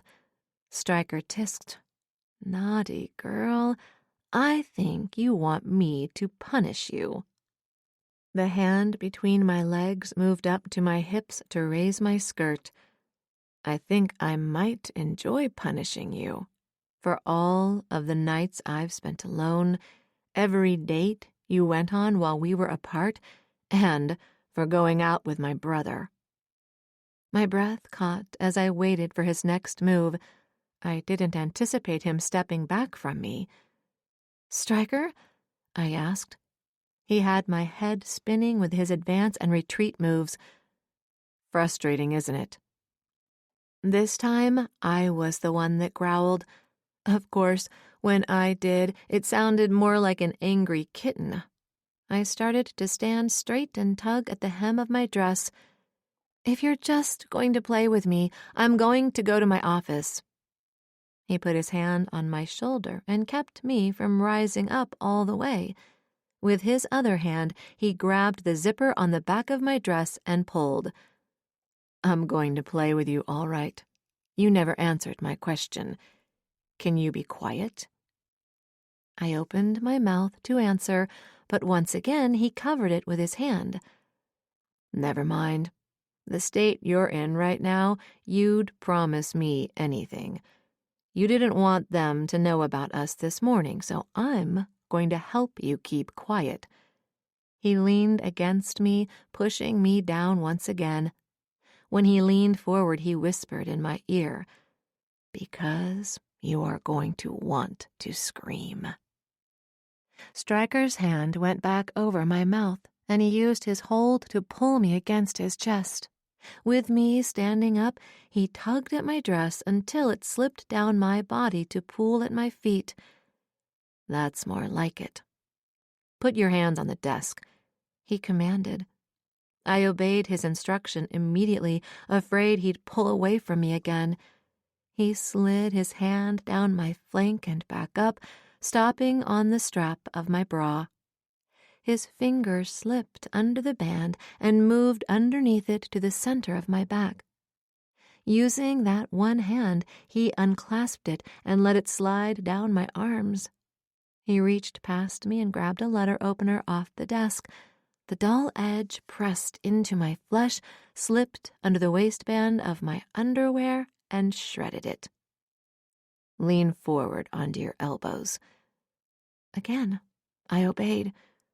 "Good girl," he praised, and I hummed in anticipation. Did I speak too soon, sunshine? I'm going to let go for a minute, and you're going to stay still and quiet. Nod, and let me know you're going to be my good girl." I bobbed my head. He stepped back, and I fought the urge to turn around. My skin chilled, and the seconds he wasn't touching me felt like an eternity. When one of his hands finally grabbed my waist, I hummed with pleasure. "I got you worked up to the point you aren't going to be able to help yourself, didn't I?" he asked, and lightly bit the sensitive skin under my ear while waiting for me to answer. Another pathetic whine slipped my mouth. Stryker responded by placing his other hand back over my mouth. "You know I love seeing you become a dirty slut, but I don't want to share any part of your pleasure with the staff. When you beg me to fuck you harder, that will be for my ears only. I will be the only one who gets to hear the music of your moans and screams as you come around my cock." His naughty words unleashed something inside of me, and I moaned into his hand. "Please," I begged. He was right. I would be begging him to fuck me harder or at all. If he drew this out much longer, I was going to go out of my mind. "Is this what you want?" he asked while he dragged the head of his cock up and down my slit. I tried to nod, but it was harder to move my head with his hand acting as a kind of restraint. "What would you do to get this?" Stryker held still at the entrance to my pussy. As hard as I tried to push back and impale myself on his shaft, his fingers dug into my waist, keeping me from moving. "Please, please, Stryker, just please," I chanted. "Will you admit that you're mine?" The hand holding my hip slid forward to stroke against my clit. I choked back a groan, and my eyes rolled back into my head. He hadn't even entered me yet, and I was already on the verge of coming. Knowing that everyone in the office would hear me if I screamed seemed to increase how turned on I was. "Say it," he demanded, and his cock slid in enough to taunt me. "Say it, and I'll give you what you need. Hold back, and I'll keep you on the edge between arousal and orgasm." Another inch, and I started clawing at the desk to distract myself. He turned my face in his direction and rested his lips against mine. "Admit it, if not to them, at least to me." I swallowed and finally said to him what I had already admitted to myself. "I'm yours." His lips devoured mine. When his tongue pressed against the seam of my lips, I opened to him. Our tongues danced together, and I moaned into his mouth as his hips thrust forward, slamming his cock deep inside of me. With his mouth covering mine, swallowing every sound I made, his hand grabbed hold of my hips. He used his strength to work me over his rigid cock. He held himself deep inside of me, rubbing quickly over a spot that made me see spots. My body tensed as waves of pleasure coursed through my entire body. Stryker pulled out, and I collapsed, boneless, onto the desk. He lifted me up. "I'm far from done with you." Unable to speak or move, I let him roll me over to my back. He draped my legs over the crook of each elbow and spread my legs open wide. Ordinarily, I'd be self-conscious to be on display like this, but I didn't even have the strength to muster up a shred of modesty. Yet, despite my exhausted state, a thrill ran through me with the knowledge I would get to feel the thick girth of his cock stretching me again. His dark eyes heated while he watched his cock push back inside of me. I stretched out my arms and grasped the edge of his desk while he drove inside of me over and over again. Gone was the controlled man who worked hard to muffle the sounds I made when I came. Stryker became primal, driven by need and desire. All his efforts to keep the rest of the office from knowing what we were doing in private were destroyed by each creak of the wooden desk as it moved back and forth over the tile floor. His pupils were blown wide, and the tendons in his neck strained as he tipped his head back.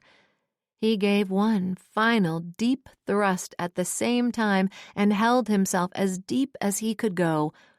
A long, low moan ripped from his throat just as he shuddered and filled me with hot jets of cum. Spent, he dropped down into his chair, pulling me off the desk to rest in his lap. His arms came around me and held me tightly to his chest. We were a sweaty, sticky mess. My hair was a wild mess around my head. If by some miracle the entire office didn't hear the roar Stryker released as he came, we both reeked of sex and had the hair to match. For the life of me, I couldn't figure out why I was supposed to care about everyone knowing I just had my brains fucked out in the office. In my current state of being high on oxytocin, I couldn't seem to muster any embarrassment. It could also have something to do with the feel of Stryker's heart pounding under my head where it rested on his chest, and the knowledge that its racing beat was because of me. Chapter 17. Stryker.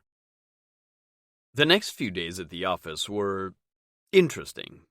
Mrs. Bennet had either found a new hiding place, or she'd quit and failed to turn in her notice. I needed to remember to speak to Sabrina about replacing her. Of course, we'd have to find her first. The rest of the staff spent their time gawking at us. Some were covert and tried peeking over the top of file folders, or looking when they thought we weren't paying attention. Those were the ones I wouldn't be adding to Sabrina's list of employees to speak to. I didn't particularly enjoy firing people. My reputation might suggest otherwise, but having grown up with a single mom, I didn't relish the idea I could be the cause of someone else's suffering. However, my sympathy only went so far. All of the old perverts who clung to Maxwell were doing a good job of pushing me past that limit. Whenever we had to discuss business behind closed doors, they made rude comments. "Make sure to earn that office, sweetie," Jeffries yelled as Sabrina closed the door of my office. All the color leached out of her face, and her eyes cast down to the ground. This wouldn't be happening if we'd told everyone about us like I'd wanted to, but I got the sense now was not the time to bring that up.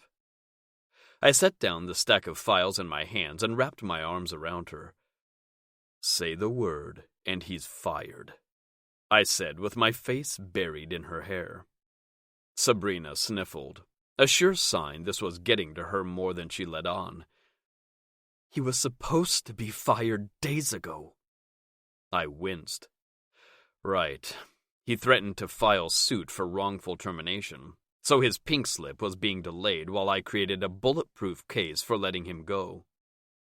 I smiled because I realized that was no longer necessary. Kissing the side of her head, I guided her to sit in my chair so she could use my computer. "Take a look at that report Aaron sent over. I'm going to go handle Jeffries." Her tiny hand grasped my wrist and pulled me back. "Stryker, just leave it. I know he threatened to sue." My smile stretched across my face. "You see, sexual harassment is grounds for dismissal everywhere." A tiny smile pulled at the corner of her mouth. "Look at you solving problems. Keep this up and I'm going to have to buy you a white horse." My eyes narrowed, and I leaned forward, resting a hand on each armrest, caging her in. "If you're going to be a bad girl, you're going to get punished." Slowly, her midnight blue eyes lifted to mine. That smile became a smirk. "How are you going to do that in a hotel suite? Didn't the neighbors complain last night?" Last night was fantastic until the front desk manager knocked on the door. Apparently, he tried to call multiple times, but the phone had gotten knocked off the nightstand during a very energetic makeout session. We hadn't even undressed when he started banging on the door. "Mr. Lawson, I'm so sorry to disturb you and your guest, but the rooms around you have started complaining about the noise. This is a 5-star hotel, not the kind of place where you have guests." He coughed the last part. He was red with embarrassment the entire time, but I was turning colors only at the end. Sabrina strolled over, her hair mussed around her, making her look well fucked, and plastered herself to my side. She looked up at me, fresh-faced since she had showered right after work. I could see a light dusting of freckles on her nose, a nose that turned up slightly at the end and made her look like a pixie. Not able to resist, I tapped the end of her nose with my finger, causing her to scrunch it adorably. Her eyes turned sad when she looked over at the judgmental man at the door. "He thinks I'm a hooker, doesn't he? Why does everyone think I'm a whore?" His eyes bugged out of his head, and he went from a deep crimson to more of an eggplant color. "I don't think... Of course not. This just isn't the place for..." He flopped his hand around like that would explain what he was trying to say. "So I should put in my review that this isn't the kind of hotel you should stay in when you're newlyweds? I asked. This time his mouth fell open. No, I'm not saying that at all. Of course, this is the perfect place.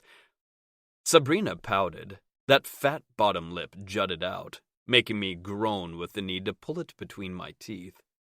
She looked up at me, and I swear I saw a flash of mischief before she schooled her features back into the sulking young bride. This place isn't very fun, baby. You promised me a romantic honeymoon. I don't like it here. I shot the manager a look that said, "See what you've done?" I snapped out of the memory. If I recall, that was how we ended up getting champagne and strawberries sent up to our suite as a gift from the hotel. Straightening up, I smoothed down my jacket. You're right, though. It's not the right place. I'm in the mood to set things straight, so after we leave here, we're evicting your sister from your apartment. She flopped back and crossed her arms. Of course, I'm probably cramping your style at the hotel. Fighting the urge to roll my eyes at her, I paused at the door. We will be discussing that comment later. Right now, I have a misogynist to fire. "Jeffries! A word!" I barked and moved toward his office. I didn't look back to make sure he was following me. I knew he would. I stepped into his office and waited. It only took him a few seconds to enter behind me. "I have a lawyer on speed dial," he warned and waved around his phone. I shrugged. "Do it. Ask them what the standard penalty is when an employee commits an act of sexual harassment." He sputtered. "Oh, please. What I said was hardly that bad. Maxwell would have asked her if she had a gag reflex. Besides, you'd have to prove it."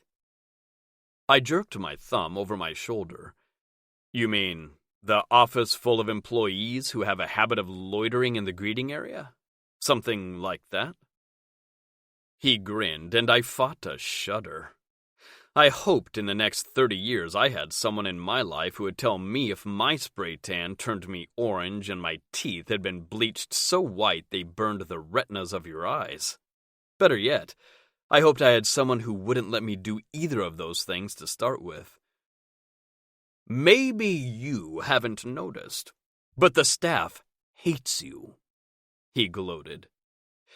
Hate seemed like a strong word, but considering it was Tuesday afternoon and no one had seen my secretary yet this week, it might be the correct one.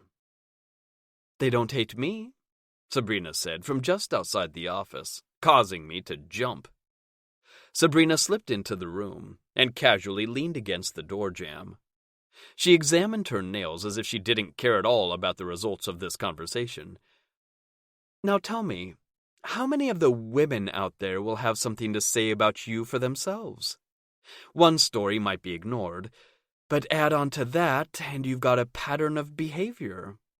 Judges have a much harder time overlooking those." Jeffrey's shoulders slumped. "Is the retirement package still part of the deal?" I opened my mouth to tell him if he left quietly, then jail wouldn't be included. But he was insane if he thought I was going to sign off on him getting his pension after sexually harassing my wife. Sabrina must have sensed I was about to overshare, because she put her hand on my arm and stepped in front of me. "I'd say that depends on you and what you know," she began. His chin started to lift, but he must have realized how screwed he was because he lowered it back down. "I'm not saying anything about Maxwell." I held my arms out to the sides. "Look around. He isn't here. He isn't coming to save your job. His mismanagement of the company is why I'm here in the first place." Jeffries turned his attention to Sabrina. "What would you like to know?" She tossed a piece of paper on the desk. Then she pulled a framed painting off the wall and revealed a safe. "It's so predictable it's boring. So how about we cut to the chase? I'm willing to bet there's a thumb drive, or maybe a disk in there with a ledger containing figures that will match all the losses the accountant found missing from each of the struggling departments. "Open it," I said in a low, threatening voice. He jumped and hurried to the safe. "Combination," I demanded so we could get back in. 36, 18, 8. He mumbled as he spun the tumbler to each of those numbers. The mechanism clicked when it unlocked, and the door creaked as he opened it. I shouldered him out of the way and removed a leather-bound accounts ledger. I should have bet money it would be a book. Sabrina flipped through it, stopped on a page, and set it down on the desk. She stabbed a finger down on one line of the ledger. Then she slapped down the print-off next to it. "If you can tell us why the same amounts missing from this report are recorded here in this ledger from your office, deposits to a numbered account from the looks of it, then maybe we can discuss the possibility of you keeping your retirement account." "I looked you up," he said, ignoring her demand. "You have a degree in marketing. I believe event management was your specialty." "Your point?" Sabrina asked. Jeffrey's lips sneered as if we didn't have him by the short and curlies. "Why don't you ask whoever fed you this information?" Her eyes narrowed, which were at odds with a smirk spreading across her mouth. "It seems just like your job here at Easton Corps. You did a half-assed job on your research. Maybe that's why you didn't find out I minored in accounting and actually passed my CPA. Your help would make this easier, but rest assured, I can do it without you. And in that event, what would we be paying you for?" I grunted and turned my back on her so I could try to slyly adjust my suddenly rock-hard dick. Who would have thought I had a math kink? I shook my head at that errant thought. It wasn't the fact she was good at math. I already knew she was smart. But I definitely had a Sabrina kink. Jeffries held his hands in front of him defensively. "I just held the books. I may have overheard Maxwell on the phone a few of the times we were out to dinner. I know he had a partner who was helping him clean the money. I only helped to keep the various directors from telling the feds about the skimming. I didn't see why they needed to keep track of every dollar. This is his company.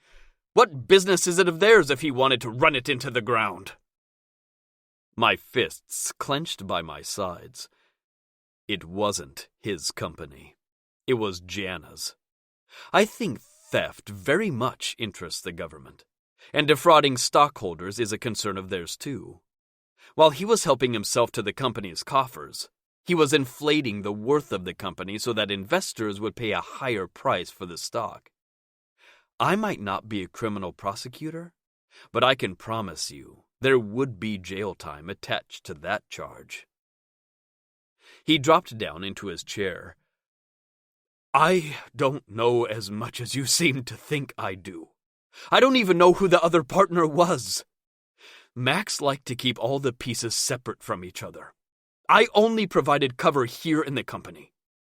What I can tell you is that Max and this other person were running a shadow business of sorts. The other person would shut down in reality, but their books would reflect a regular day of business. It would have to be a service industry, a restaurant, bar, maybe a casino where a lot of cash is going in, and it's easy to lose track of how much was going out." I caught Sabrina's eye. "Do you think it could be a nightclub?" Jeffries shrugged. "I guess, or a casino." "That isn't proof that it's him," she said to me, not bothering to help Jeffries understand who we were discussing. I nodded. "I know, but we need to check." Turning to Jeffries, I pointed at him. "You will pack up your office and leave quietly. When you are contacted by someone from Anderson Global, probably Aaron Roberts, you will be forthcoming and it will tell him everything you know, even if you don't think it will help." I didn't wait for him to reply. We both knew he would comply. There was no other choice if he wanted even a fraction of the cushy retirement package he had been promised, likely stuffed with cash stolen from Gianna. Sabrina was right behind me, and we heard Jeffries grumbling as he placed his personal effects into a box. So much for being quiet. That was fine, though. I had no intention of giving him the original amount in his account. Once Aaron combed through Jeffries' finances, I'm sure a fair number could be reached. One that would match the retirement benefits given to women who had the same level of education and years spent at the company. Grabbing Sabrina's hand, I pulled her faster down the hallway. She tried to yank her arm back.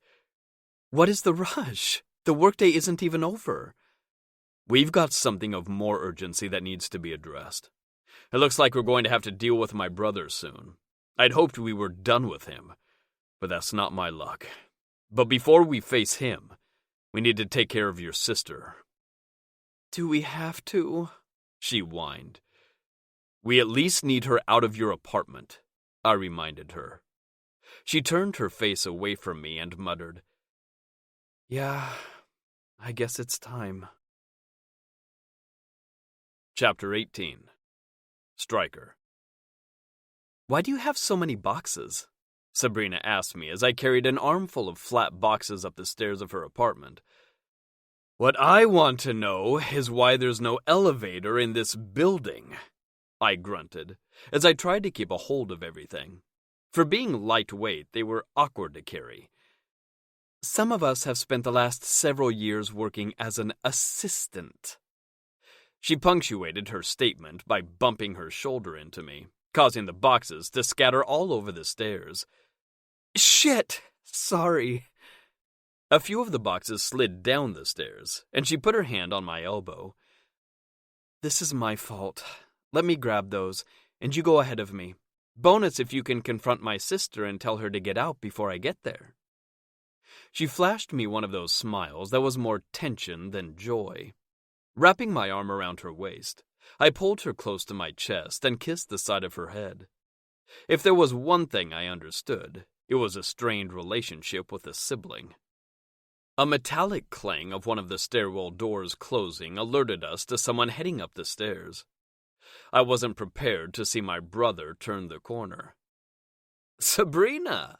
he called out, surprised. A wide smile spread across his face, and I wanted to plant my fist in it. Again. "Can you hang back a second so we can talk? Please?" he begged. Sabrina looked up at me and raised her brow. "I won't if it'll bother you." Inhaling deep through my nose, I pushed down my over-the-top possessiveness of her. "I'll be just upstairs if you need me." She smiled at me, and I knew I made the right decision.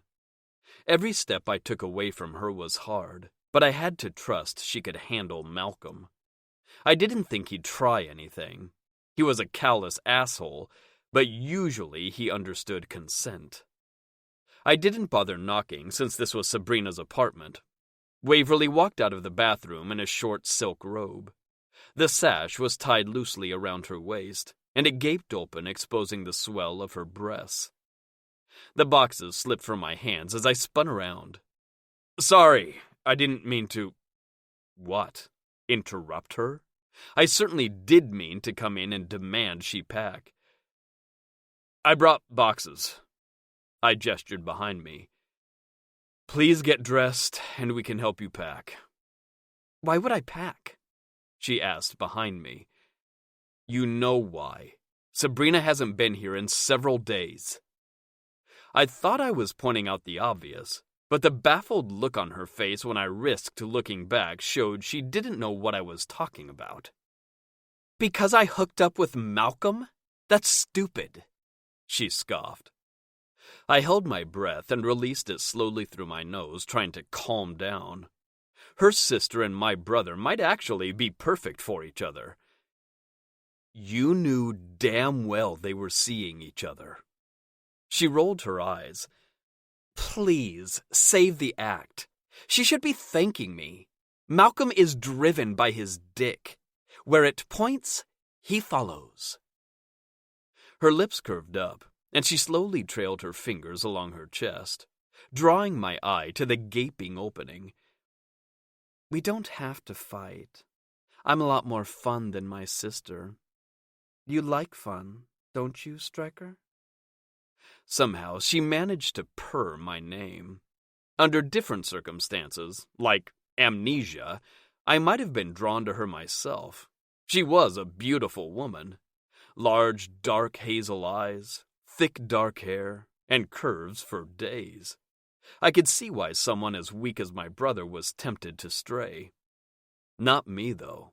I'd seen my fair share of gorgeous women in my 36 years, and bedded many of them before that impulsive night in Vegas. For the last 5 years, I'd avoided every temptation. It wasn't just Sabrina's outer beauty that kept me faithful. She had an inner light that captivated me, and even if she didn't, I didn't cheat. I would never be like my sperm donor. While I was lost in my head, I faintly heard the rustle of silk. I looked toward the sound and found a very naked Waverly standing in front of me with a grin on her face. She thought the sight of her naked body was all it would take to send my resolve crumbling. Unfortunately, before I could open my mouth to set her straight, the door opened and Sabrina walked in, followed by my asshole brother. Her hand shook as she raised it to cover her mouth, and her blue eyes filled with tears. She whirled around and ran out the door. "Sabrina!" I ran after her, but Malcolm stepped in front of me, giving her time to get away before I could explain. Fists clenched at my side. I let my brother see every ounce of contempt I held for him. "You need to get out of my fucking way this instant. I will end you if you try to get between us." Malcolm's lips curled in a sneer. "You mean the way you got between us? Do you think I'm stupid?" I gave him a deadpan look. "Do you really want me to answer that?" "You must have thought I was dumb if you thought that I wouldn't see through the ruse of hiring her as an executive just to get close to her." "How are you ever her friend if you fail to see how amazing she is? She's intelligent, beautiful, kind." Malcolm laughed, but I missed whatever he found so funny. "Careful, brother. You sound like you're in love with her." Of course, falling in love would be a joke to him. He only loved himself. How could I not? But my feelings for her have nothing to do with her getting that position. Fitz Anderson chose her himself. He shook his head. "I worked really hard for her pussy when all I had to do was give her a job. I'm sure she was banging her stepbrother before Jana sunk her claws in. She's a needy bitch." The urge to laugh overwhelmed me, and I couldn't stop one hollow-sounding chuckle from escaping. "You've sure got a lot of people fooled." "Not anymore," Sabrina said from the doorway. She looked over at me, and the sadness pooling in her eyes nearly brought me to my knees. The urge to hit my brother was stronger than it had ever been before. "What do you need?" I asked her, ignoring our siblings. "Take me out of here." She looked around and crossed her arms, holding herself. "I'd say take me home, but I don't think I have one of those anymore." "The hell you don't!" boomed a voice from the hall. Coulter stepped into the doorway. His eyes fell on Waverly, and his jaw clenched. He panned over to me, and I could see the question in his eyes. I threw my hands up. "Don't look at me like that. Your sister came on to me." "Put some goddamn clothes on, Wave. We need to talk," he ordered. She ran into her room, leaving her robe on the floor. "Were you ever my friend? Or has it always been fake?" Sabrina asked Malcolm. I could practically see the wheels turning in his head, trying to figure out how to talk his way out of this. He took a step toward her, and I pulled her behind me. Not another step. Brother or not, I'll lay your ass out, I warned him. Sabrina moved around me and pushed me back. Please, was all she said. I knew she needed answers. As much as I knew it would hurt her, she deserved to know. Answer me, Malcolm, she demanded. Of course it was real. He smiled at her, but it looked smarmy. I didn't mean what I said. My brother just sets me off. So you decided to insult me to get to him? She pushed. You weren't supposed to hear that, he mumbled. Was I also not supposed to hear all the whispers going around the office? That was you, right? You're the one who told them I slept my way to the top? Because how was that supposed to hurt Stryker? Malcolm threw his hands up. I was pissed, okay? You were my best friend. I thought we were going to be together, and you started working with the person I hate most? Why? She exhaled forcefully. Of course. It's all about you, right? It doesn't matter that I've worked my ass off. I'm good at my job, but you had to reduce my accomplishments to me sleeping my way to the top. You even implied that I screwed my brother? What? Someone better explain that, right now, Coulter demanded. His voice was low and menacing. It's not like you're actually related, Malcolm sneered. It's like you want to die, I mumbled. Sabrina wasn't distracted. Why did you pursue me? If you thought all of this about me, why did you go after me? What difference does it make? Nothing I say is going to make you feel better. Maybe you were just a challenge. It doesn't matter now. Bullshit, I said. You'd never gone after her before. So why now? The mask fell off, and for the first time, I was seeing the man he really was under the veneer of charm. Because you came back. Do you think I haven't kept tabs on you? That I don't know everything there is to know about you? Sabrina gasped. You knew? This whole time? You knew I was married and didn't tell me? Malcolm smiled a cruel smile. Yes, I knew you married my brother. I thought you'd tell me, but you didn't seem to know, and I wasn't going to let him have you. So you wanted to date me, only to keep me from him? He shrugged. I watched him. It wasn't long before I figured out you were what he wanted most. Get out, she said in a flat tone. I don't ever want to see you again. He laughed. Tough shit, sister. You heard her, Coulter interrupted. Get the fuck out. Malcolm headed for the door, knocking me into Sabrina on his way. I'm done here. For now. He had something up his sleeve. I wasn't sure what, but I knew his words were a threat. Coulter turned on us. Why didn't you tell me there were rumors being spread around the office? Sabrina moved away from me. Because I can handle myself. I'm not Waverly. You haven't cleaned up my messes before. Why start now?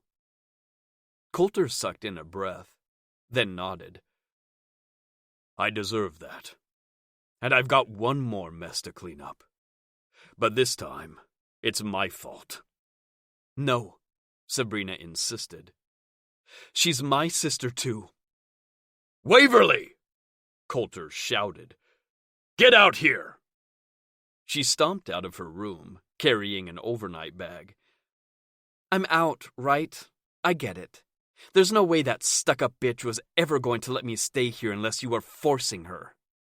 Sabrina lunged forward, but I managed to grab hold of her before she could hit her sister. Not that I would have blamed her, but she would have regretted it. There was already enough she was going to torture herself over. I've done everything I could to make up for how cold your parents are.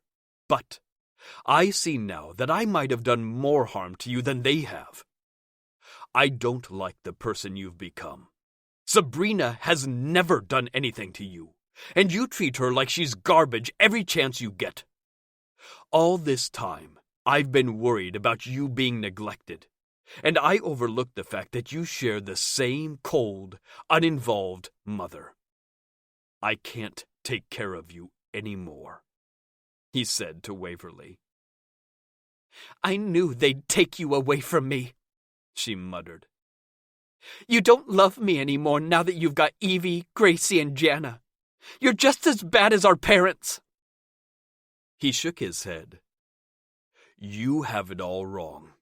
Love isn't finite. The more you give, the more you have. I never would have cut you out, but you've hurt everyone I love. My wife, my daughter, my granddaughter, and our sister. How can I tell them I'll protect them if I keep letting one of the people I love get away with being horrible to them for no reason? Where am I supposed to go? She asked, sounding like a little girl. I thought Coulter would cave to her blatant manipulation, but he didn't. He shrugged. You've got a healthy trust fund? I know you haven't spent all of it, because you don't have access to all of it yet. I've spent all I'm getting this year, she replied, defiant. I'll get you a small advance until you can get on your feet. And then what? She asked. It was evident he was losing his patience. I don't know, Waverly. You could get a job. It's what most adults do. She gasped. A job? It's time to put that fancy education to use. You're going to regret this, she warned, and stormed out of the apartment. Coulter's shoulders drooped. I'm sorry, Brina. I'll have someone come and clear the rest of her things out. I'll never put you in a position like this again. I'll still pay her half of the rent, like I promised. No, I shook my head. Sabrina is my wife. If she needs help, she'll get it from me. Ugh, she grunted. You're both idiots. I lived alone for years. I make enough money to support myself, and I don't need either of you cavemen beating your chests trying to prove who's more manly than the other. I'd learned something about her in the last couple of days. Sabrina could take care of herself, yes, but that didn't mean she wanted to, at least not completely. I slid my hand around the back of her neck and held her possessively. You are my wife. I know you can take care of yourself, but you don't have to. You'll never have to again. She started to melt against me, but Coulter gagged and snapped her out of it. I need to be alone for a while. Taking a deep breath, I nodded. Fine, I can give you some space, but only so I can go to the hotel and check out. I'll be back later. She rolled her eyes but didn't fight me. You can have the spare room. I laughed. Like hell, sunshine. I'll be back in a few hours. Make some room for me in the closet. Kissing her on the forehead, I left quickly. Coulter followed after me. I hope you know what you're doing. What do you mean? I asked. He jerked his thumb toward the door. Sabrina runs when she gets spooked. Nothing scares her more than attachment. Then you'd better come have a beer with me and help me figure out how to keep her from running. He held up his hands and started to back away. No way. I'm done meddling in her life. I smirked. Seriously? Not meddling? That sounds out of character for you. I heard you stranded your daughter with your best friend to get them back together. That was different. She's my daughter, and she was pregnant. I cocked an eyebrow. Then you pushed Jana to marry you under the guise of keeping her company. I've seen the paperwork. There's no way you didn't know she could have gotten control of it without a walk down the aisle. That woman is the most stubborn person on the planet. How else was I supposed to keep her? He argued. See, this sounds like exactly the kind of thing you'd do. Helping your sister keep her marriage is right in your wheelhouse. He sighed.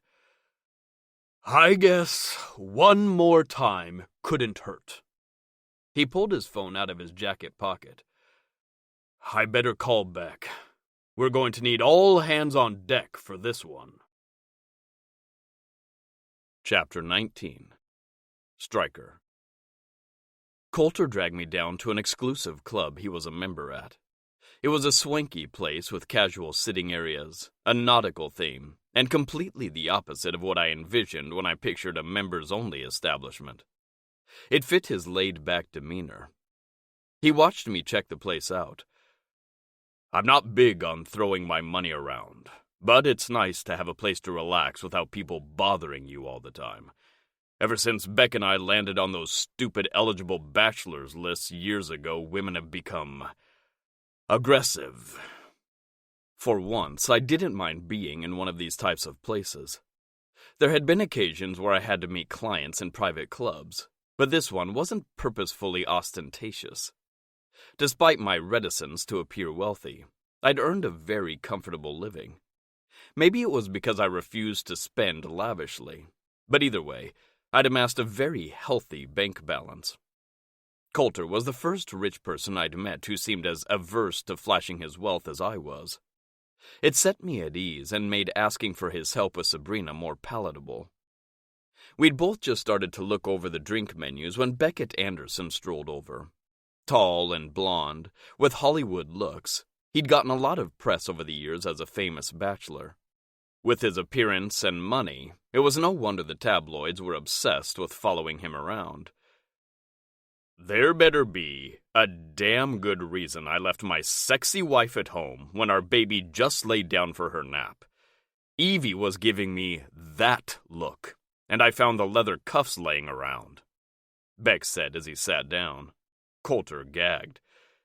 In that case, I'm glad to drag you out of the house. I'd like to have a second kid before I have a second grandchild. Also, stop telling me about your sex life. Beckett leaned back and stretched his arms along the sofa. He smirked, and his eyes practically glowed with mischief. I was being tame, but I imagine you are well aware of the kinds of stories I could tell since you also have a younger wife. I chuckled. It was clear Coulter was uncomfortable, but it was too amusing not to join in myself. There's something we all have in common. Images of taking Sabrina on my desk flashed in my mind. Coulter pointed his finger in my face. Whatever thought you just had, save it. Fuck. I need new friends, preferably ones who aren't married to my sister or my daughter. He grumbled to himself. Beckett and I started laughing. Then it hit me. Not the part where Colt included me as a friend, which was surprising enough, but these men, virtual strangers, were my family, at least by marriage. This time it was Colt that laughed. You just figured out we're all family, didn't you? I nodded, honestly a bit stunned. It's been a long time since I've had anything close to family. As you no doubt can understand, Malcolm doesn't count. Beck looked back and forth between us. I'm guessing I'm here to help you figure out how to stay that way. I nodded. I think I love her. Actually, I knew I did, but most people scoffed at love at first sight. Maybe I didn't fall at her feet the first second I laid eyes on her, but by the time I danced with her in that casino bar, I knew she was it for me. Colt rolled his eyes. I already know you love her, but if you aren't 100% sure, I can't help you. I cleared my throat. I'm sure. It doesn't make sense. We haven't spent a lot of time together, but I'm all in. Coulter nodded. That's good, because Sabrina deserves nothing less. He ran his hand through his hair. I've been so focused on Waverly and the damage our parents have done to her, I never really thought about how Sabrina coped with them. She's mentioned her dad a few times, I added. What she hadn't brought up was any plans for me to meet him. As long as she was keeping me separate from someone she obviously loved and respected, I knew she hadn't really let me in. Colton nodded. He's a good guy, very pragmatic, but I'm realizing he's a workaholic. He loves her. I won't say he doesn't, but I'm just now realizing there's more than one way someone can be neglected.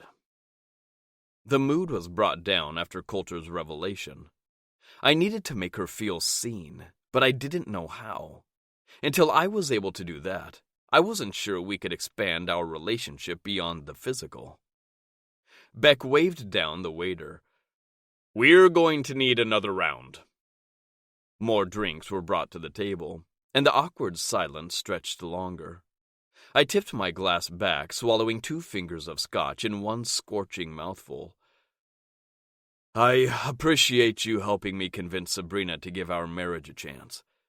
I assume you'll come up with some suggestions on how to do that? Coulter and Beck shared a look, then turned to face me in unison. Coulter cleared his throat. Surprise vacation. I'm sorry, did you say surprise vacation? I clarified. That sounds a lot like abduction. Beck bobbed his head. It sounds like that, because it is. I scratched my head. You guys are insane. I'm not abducting my wife. Colt shrugged. Don't knock it. How else are you supposed to make them listen? God help me. They were starting to make sense. How much had I had to drink? You look skeptical, but that's how I won Evie back, Beckett said, taking a healthy swig from his glass. I haven't heard this story yet, I said, and waved down the waiter for another round. If I was going to fall down this hole, I was going to do it sloshed. Evie and I didn't have the best start. Beck started. Colt laughed. You can say that again. He jerked his thumb at Beck. He hired her to be his assistant and his girlfriend. Then he knocked her up and accused her of cheating with me. I choked on an ice cube. But you're her father. Yeah, that was an interesting paternity test, Colt said, draining his glass. But you didn't. Colt shook his head vigorously. Gross. No. From the moment I met her, there was this feeling. He rubbed the center of his chest. I felt very protective of her. Of course, I classified it as a big brotherly vibe before we took the paternity test. And that's how we both found out we were fathers on the same day. Beck finished. The waiter handed me another glass, and I took another drink. It didn't burn like the first few did. How in the hell did you come back from asking the mother of your child if she was having an affair with her father? I tricked her into going to my cabin to get away, and left her there with Beck and no way to leave, Colt said. Another drink. Yep, no more burn. That sounds really weird, actually. Why would you do that? For the same reason I took Jana to a private island when she tried to divorce me, Colt replied. Maybe the rest of my scotch would help me understand this. That makes absolutely no sense. How did any of that help you keep your wives? Did you not try talking to them? They both looked at me like I was stupid. What happens when you try to talk to Sabrina? Beck asked. She runs, doesn't she? Colt chimed in. When did my glass get empty? She doesn't run out of the room or anything, but anytime things get emotional, she initiates sex. Colt stared into his empty glass. I'm going to need a lot more to drink for this conversation. Beck signaled for the waiter again. I think you should just leave the bottle. Can you feel your lips? I asked after several more glasses. Beck leaned forward and sloshed more scotch in my glass. That means it's working. He pushed my glass toward me. Drink up. We've got an abduction to plan. I really don't think kidnapping my wife is the way to build trust. I slurred. Colt snorted. Of course it's not. That's just to force her to listen. I think I should just talk to her, I insisted. Colt nodded over and over. The direct approach. I like it. Why are you bothered by all the sex? Beck asked. I'm not, but I want more, I said. I know! Beck gestured with his drink, spilling half of it all over himself. You should get her pregnant. Then she'll need you more and won't be able to keep you at arm's length. That sounds like a horrible idea.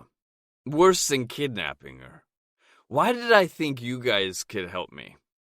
I rubbed my finger against my lips. They were so numb.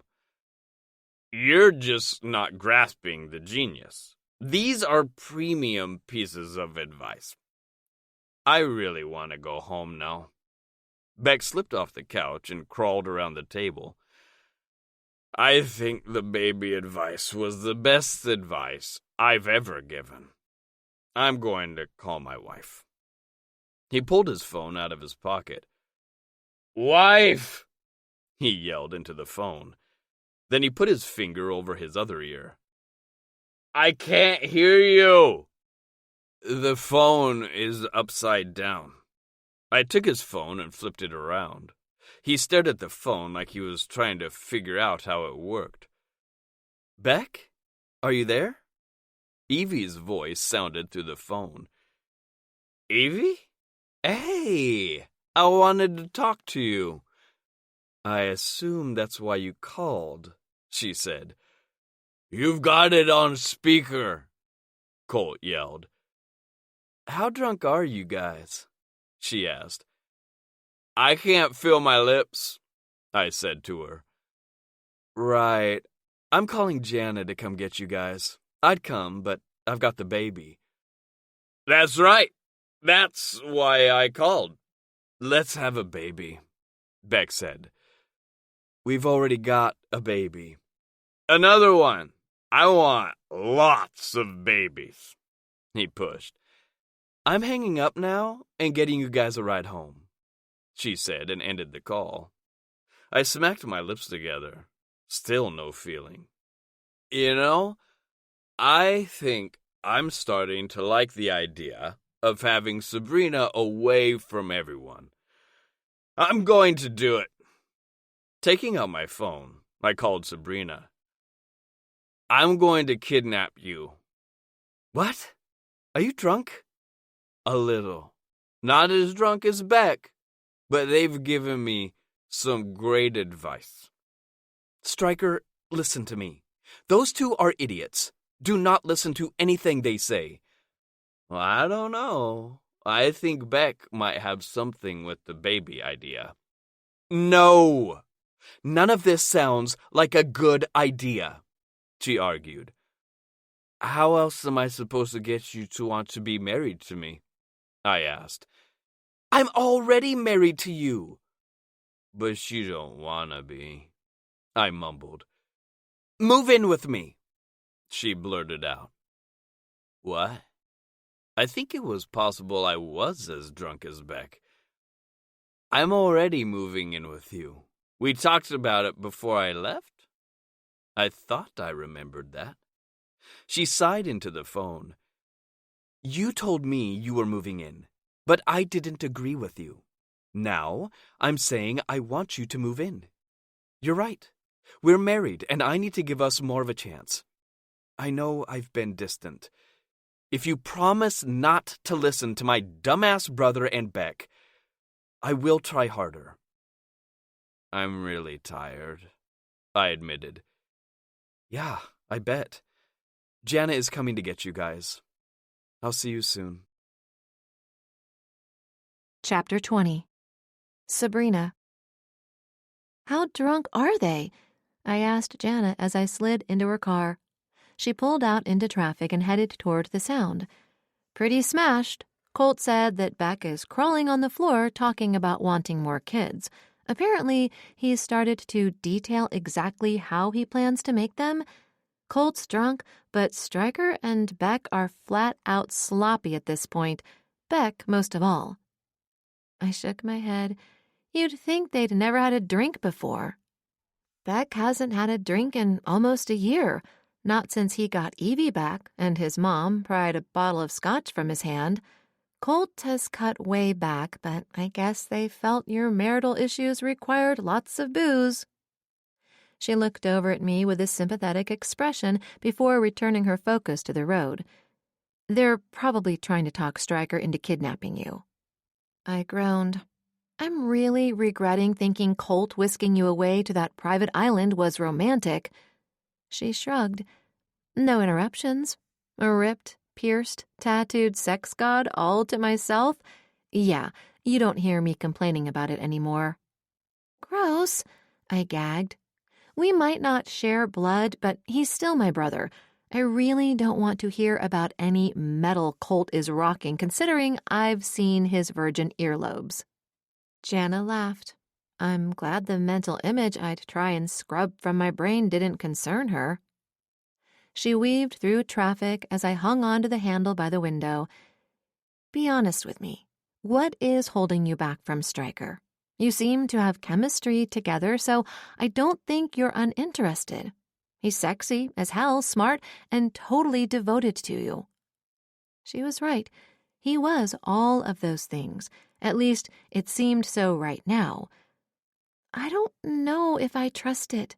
Doesn't he seem too good to be true? I mean, except for his temper, he can be a total asshole. She shrugged. Is he an asshole to you? And don't bring up him snapping at you when you barged into his office. He didn't know it was you. And to be honest, the employees at my company are a bag of dicks. She had a point there. Yeah, especially that guy Jeffries. He actually helped your father cover up embezzling from the company. We hadn't had a chance to go over all the fine details with her because as soon as Stryker fired Jeffries, he decided it was time to get my sister out of my apartment. Jana's mouth fell open. I'm actually surprised. I'm not sure why. My father is as shady as they come, but I just hadn't expected he'd steal from the company. I honestly just thought he was a shit businessman. He's always cared more about appearances and status than doing any actual work. I guess I just thought he'd be too lazy to actually steal. Well, Jeffries is gone. We need to track down those accounts and we'll have to inform the SEC, I said. It felt lame to talk about the procedures when it was her father who would be on the hook. She might not like him, but it didn't mean part of her didn't still love him. At least that's how I felt about my mom. Her fingers drummed on the steering wheel. I'm not going to think about all of that right now. We've got drunk husbands to pick up.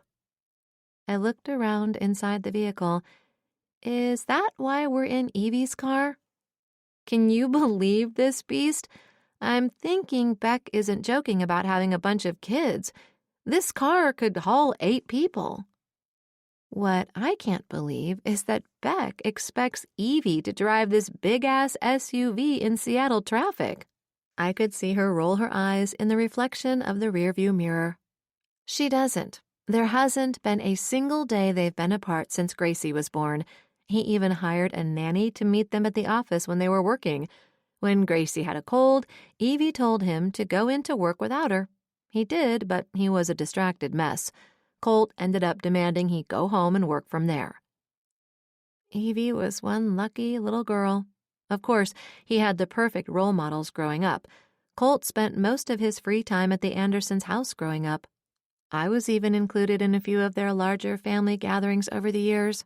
I realized now it was because they knew my mom wasn't really a presence in my life, but they gave me hope that someday I could have my own family like theirs.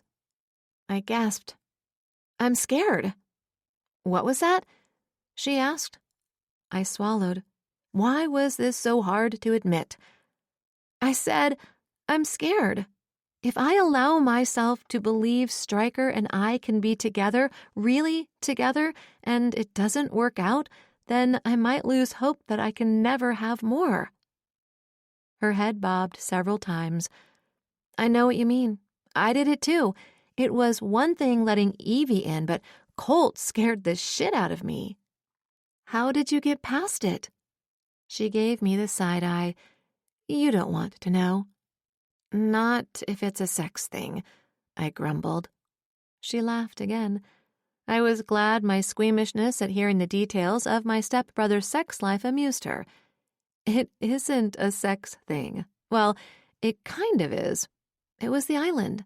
All that time with no one else to talk to forced me to listen to him." "I told him he could move into my apartment," I admitted. "That should work, but you have to try and be open to him." Try was a funny word.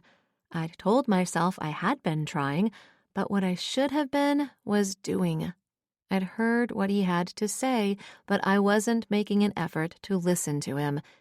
The only person who had the power to change that was me. Jana knew exactly where to go when we walked into the bar. This place was more casual than I expected for an upscale club. There were collections of sofas set in clusters. People were slowly trickling in from work, ready to unwind with a drink. Beck hadn't just unwound. He was snoring softly. Stryker or Colt had put a jacket under his head. "How much did he have?" Jana asked, pointing to Beck. Colt shrugged. "We lost track. I stopped trying to slow him down as he started describing the different positions he wanted to try to get my daughter pregnant." He grumbled. "I can't feel my lips." Stryker mumbled and rubbed his index finger across his mouth. I looked at Jana. "How are we going to get them into the car?"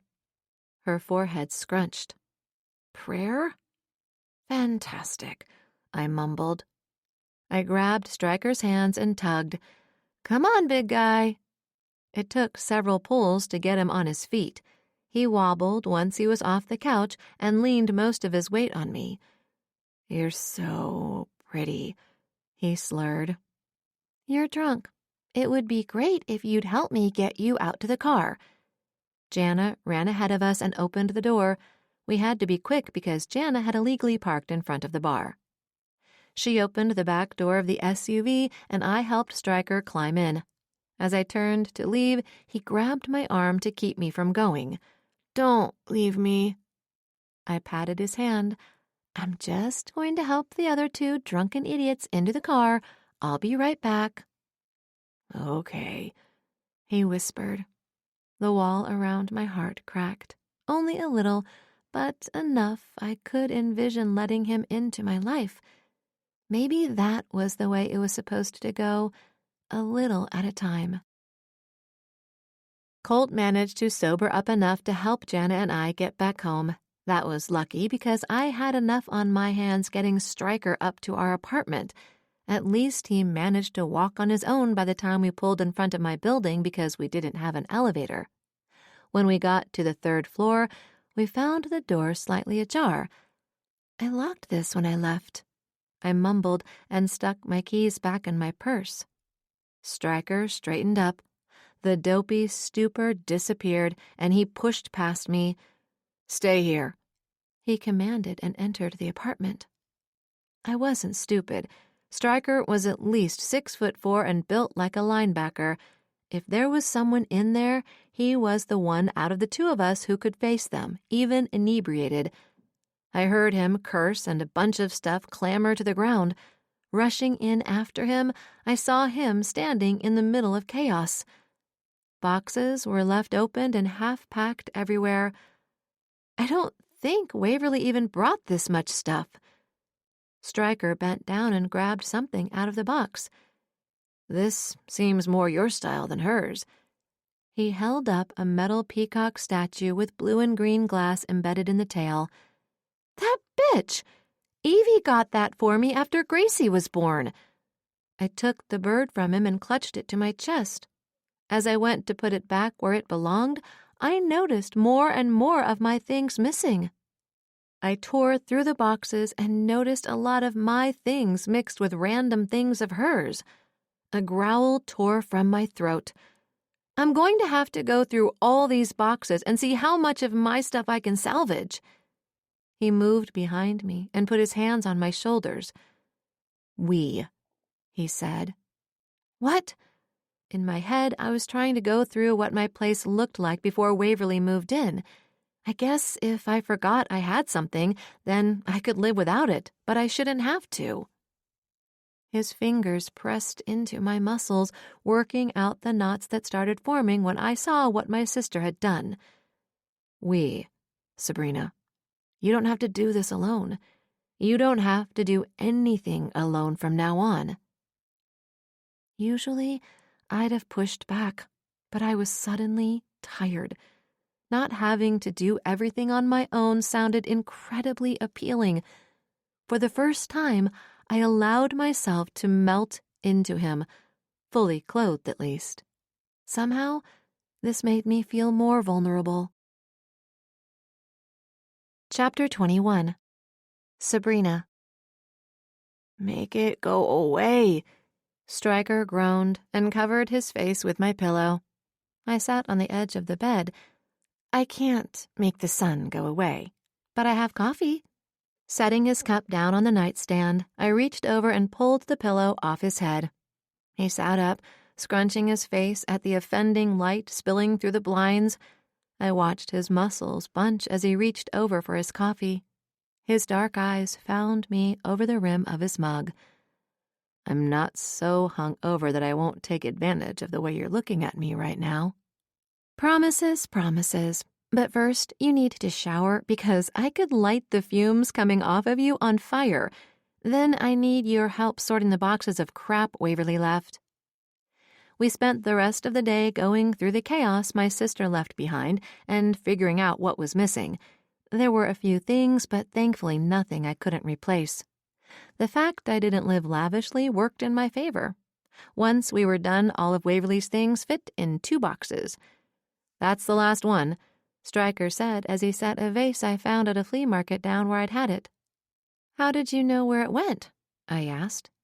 Slowly, his head came up and I was struck speechless by the intensity he always had when he looked at me. Haven't you realized by now? I pay attention to everything about you. You really do. No one else seems to see me. If a smile can be sad, his was. I know, but to be fair, I'm not sure you always want to be seen. I dropped down on the couch. I don't think that it's because I don't want to be seen. He joined me, and his body turned toward mine. Every fiber of him was listening to me. It wasn't just that he paid attention, which I was starting to accept, but he wanted more. Then tell me, open up to me. I took a deep breath. I think it's because my mother made me feel like who I am was never good enough for her.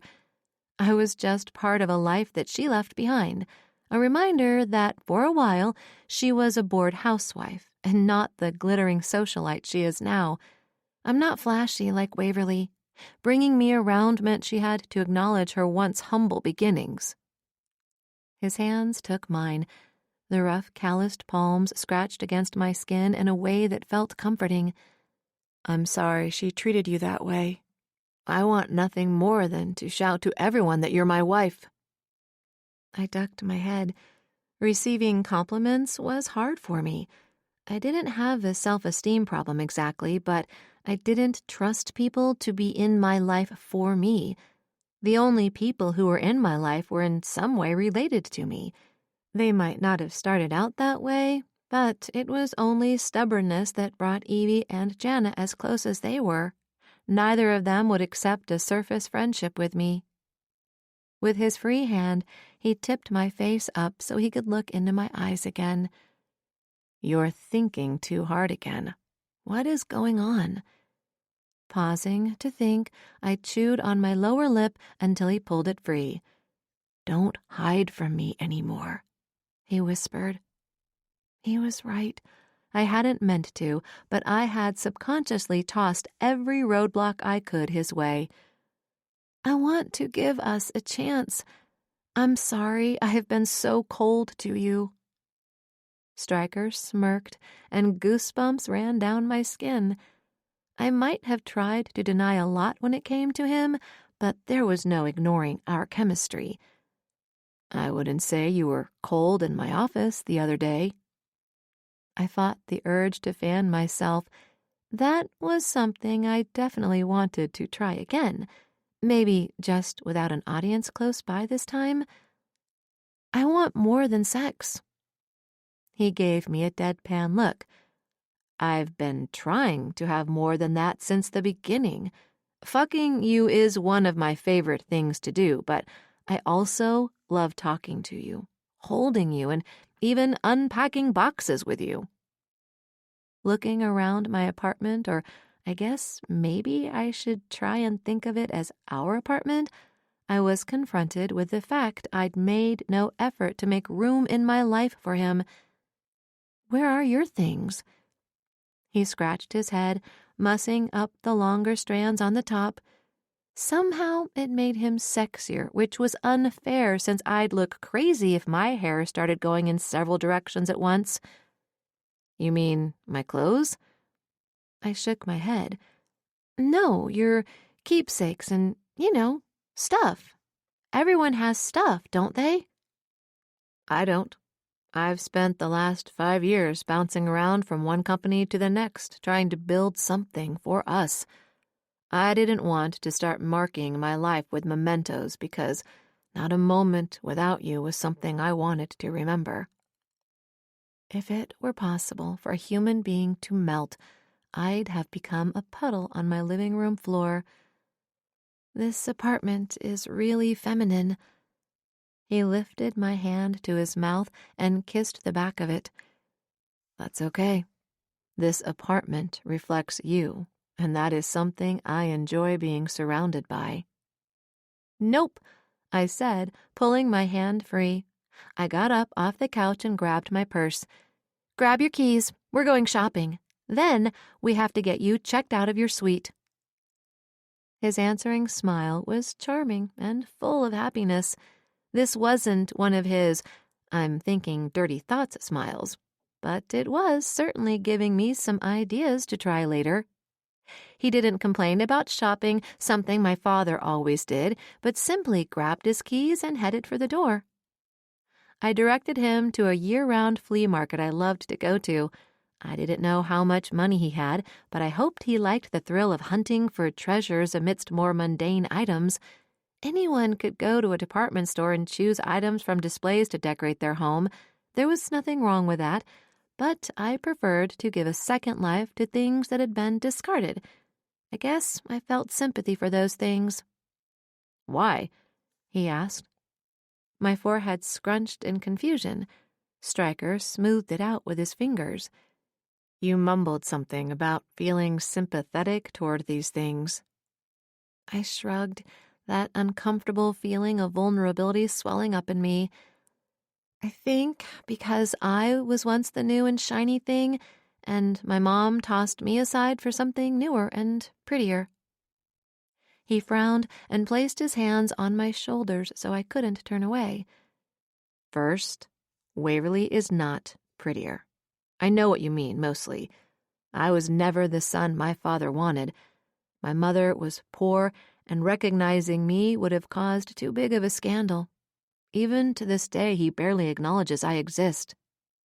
He can go screw himself, I mumbled. I'd had it with the Grahams.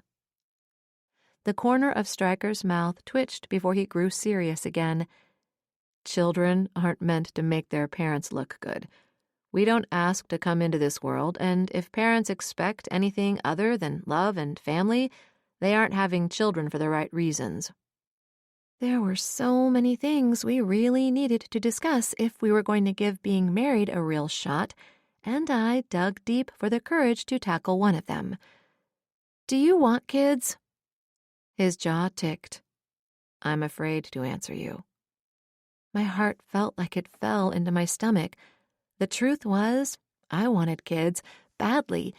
It wasn't like being a mother was my only aspiration in life. I agreed with him that kids were about giving love and getting it back. But that was what I wanted most, a family not broken by a selfish parent. Why? I croaked. Because, if I answer wrong, whatever is happening between us today might end, he said softly. I nodded. I knew what he meant. Truthfully, if he said he didn't want kids, I would always wonder if being with me was the right thing. Then I pulled up my big girl panties and decided I'd spent enough of my life hiding. If we're going to do this, I began. His eyebrow cocked up and he gave me a stern look. If? I continued as if he hadn't interrupted. If we are going to do this, then we have to be honest. I know you say you're sure about me, but I'm still catching up. His hands dropped from my shoulders, and he started to turn away from me. I grabbed his arm and turned him around again. Or he let me turn him around because, hello, muscles. I want to give us a chance. In order to do that, we need to get to know each other. He nodded, but he was still upset. See, that's the thing. I know I want to be with you. Whatever life brings our way, I want to face it with you. Whether or not we have kids is details to me. That's a pretty big detail to leave up to chance, I scoffed. Let me put it this way. I want everything with you. If you weren't in the picture, no, I wouldn't want kids. With you, I couldn't think of anything more amazing than holding our little girl and spoiling her rotten. I groaned. I don't know if I can figure out what that means. Deciding to have kids can be make or break for couples. He tapped the end of my nose. I want you to be happy. I'm not the one who has to be pregnant. If you don't want kids, then we don't have to have them. What if I didn't? How could you be happy to let me decide something so big on my own? He shrugged one shoulder. Easy. Because the only thing in this world I'm convinced I would be unhappy without is you. I've already endured 5 years knowing you exist, but that I wasn't even a memory for you. I don't ever want to do that again. So, I could go get my tubes tied and you'd be okay with just me for the rest of our lives? I pushed. I mean, I'd probably want a dog eventually, Stryker joked. I'm not sure how I feel about this. You have to have a preference. He took a deep breath. If you're asking me if I would love to see you carry my child someday, the answer is hell yes. I'm going to warn you now that if you do, I will annoy the fuck out of you. I'll probably wrap you in bubble wrap and insist on carrying you everywhere. Would I like to hold a person in my arms that was half you and half me? Absolutely. But do I want kids so badly that if you don't, I'll eventually leave? No. The only person I'd want that with is you. I think I ovulated right there on the spot. Are you real? I asked without thinking. How so? He asked. You say all the perfect things. I keep waiting for the other shoe to drop and have you reveal something disgusting, something I can't live with, but then you just get better. You walk into my life looking like my fantasy book boyfriends, fuck like what I imagine a rock star would, and practically speak in sonnets." A woman behind us gasped and put her hands over the ears of a younger girl. My face heated and I winced. Stryker laughed a deep belly laugh and threw his arm around my shoulders. "Sorry, my wife has no filter." Of course, she blushed when his deep, growly voice rolled over the word wife. She dropped her hands. "I was a newlywed once myself. It can be hard to adjust sometimes." Her eyes traveled up and down Stryker before she turned and winked at me. "I say, have lots of kids, sweetie. It'll sure be fun getting them." This time it was the younger girl throwing her own hands over her ears. "Gross, Grandma." The woman laughed. "How do you think your daddy came into this world?" Stryker laughed again, and I resigned myself to the eternal embarrassment I would always feel.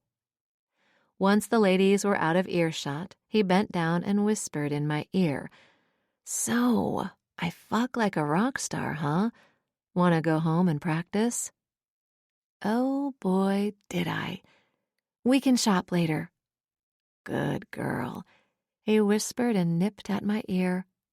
This time I didn't try and hide my reaction. I groaned and hurried us out of the market. We barely made it inside the door of the apartment before he lifted me up and pressed me against the wall. I expected his kiss to be desperate and full of longing like the other times. We always crashed together as we fought for dominance. Instead, he held me tight. The same need vibrated through his body into mine, but he didn't rush to take me. Gently, his lips pressed against mine. Every move of his mouth against mine said that he had all the time in the world, and he planned to use it to worship me. My fingers threaded through his hair, and I let myself get lost in him. Stryker pushed off the wall but didn't set me down. He carried me through the apartment and entered our room. Only once we were inside did he lay me down on the bed. He looked down at me, and without thinking, I let my fingers trace the sharp lines of his jaw. When I got close to his lips, he turned his face and nipped at my fingers. "I'm trying to be sweet, but I can't if you touch me.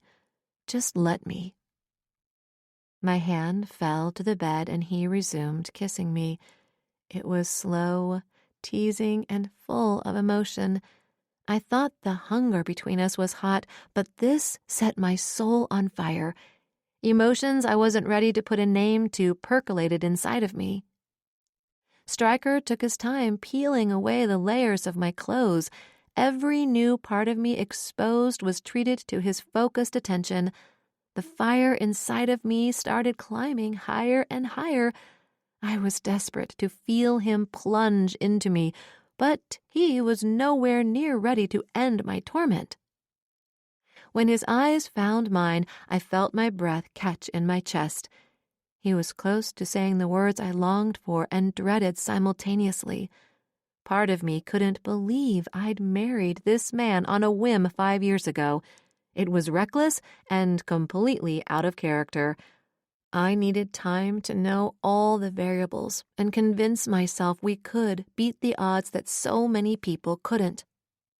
Yet here we were. It didn't matter that my mind and body were still at war. I was married to this man. Now I needed to be brave enough to let him in. His teasing touches were driving me crazy. I needed him desperately. Wrapping my legs around him, I held tight. I expected dirty words, but he caught on to my mood. Our mouths fused back together as he sank inside of me. I pulled back enough to gasp into his mouth. He swallowed my moans and cries as he took his time driving me over the edge. Somehow he knew exactly what I needed. He always did. He pushed when I needed it, but he also gave me the space to feel. If only I knew what that was. I did know that he was becoming vital to me. I didn't know how I'd ever managed to forget him. Chapter 22. Striker. I held the door to our apartment building for Sabrina to enter, and grabbed the mail on the way through the lobby. We'd been so busy with different projects at work, we hadn't seen each other since the morning. I was surprised how much it bothered me, and I resolved to do something about it. "We should go out for dinner tonight," I suggested. Sabrina winced. I need to dig through the documents we found in Jeffrey's office. Aaron wants to meet tomorrow for lunch to go over all the data he compiled. I want to be prepared. She looked over at me and pursed her lips. No, you're right. Work can wait. I'll clear my morning and do it at the office. My mood had still soured, knowing she was going to meet up with a sort of ex for lunch the next day. Does it have to be Aaron? Laughing, she kissed my cheek. I know it should bother me that you're jealous, but honestly, I'm flattered. No one has ever cared enough to act territorial. I'll pee a circle around you then. Her hand went up to her head as she pretended to swoon. You're so romantic. I flipped through the mail and stopped on a heavy envelope with gold foil edging. You've got a fancy envelope from Mrs. Annalise Grayson. Ugh, Sabrina grunted. Let's see what my mother is up to now. It looks like she's having another party. Let's open it so I can send my usual rejection. I handed her the letter and she broke the seal. It's worse than I thought, she mumbled to herself. Don't leave me hanging. What is it? She handed me the invitation. See for yourself. Audacity like this needs to be seen to be believed. I flipped it open and read it. Mr. and Mrs. William Grayson request your presence at the celebration of our daughter Sabrina's marriage to Striker Lawson. Join us for an intimate affair at Grayson Manor. Leave it to my mother to make even an invitation passive-aggressive, Sabrina grumbled. This was hard for me to understand. My mom had been my rock, the one person in this world I could count on no matter what. Her life wasn't easy before she got pregnant with me, but after me, I knew it was a daily struggle. We never had enough money, but I always had what I needed.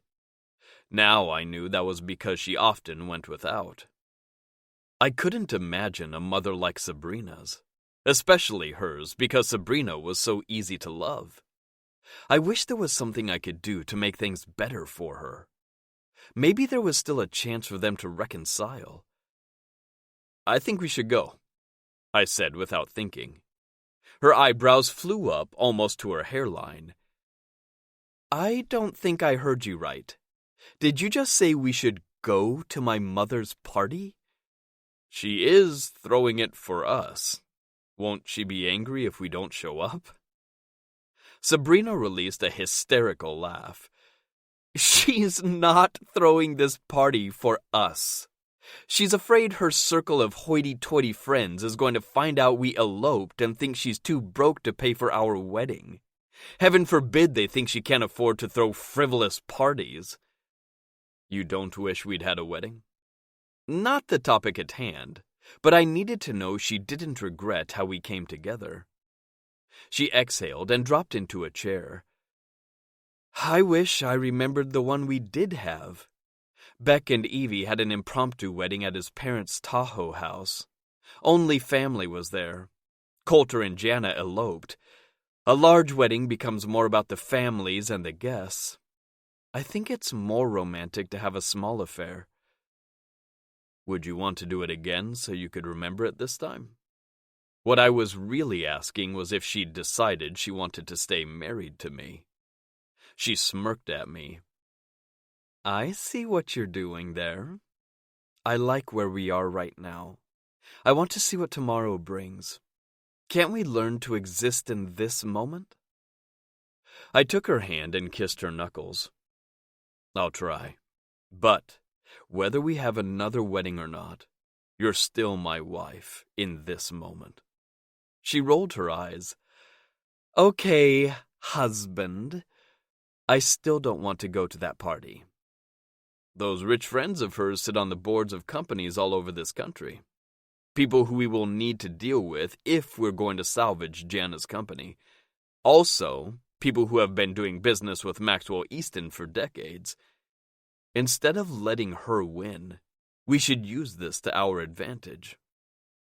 She pursed her lips in contemplation. I hope you know what you're doing. My mother is devious on her best day. We ended up getting takeout and watching TV last night instead of going out like I'd suggested. The party looming in a couple of days left Sabrina irritable and not in the mood to be around other people.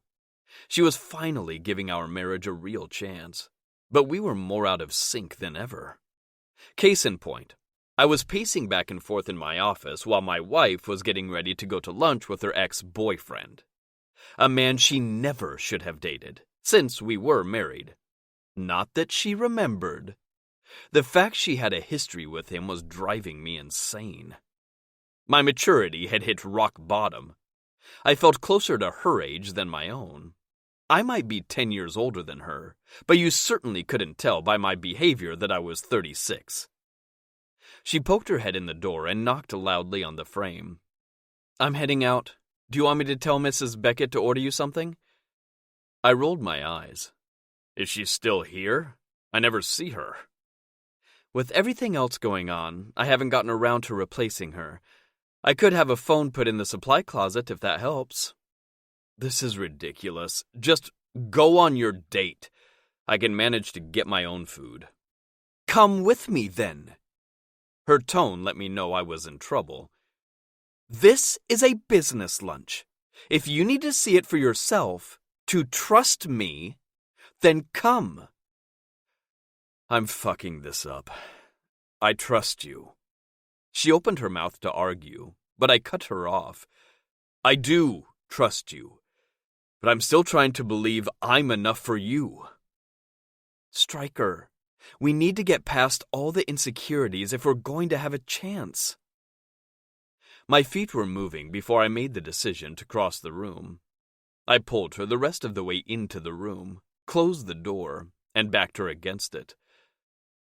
I know I'm all over the place, but you need to understand something.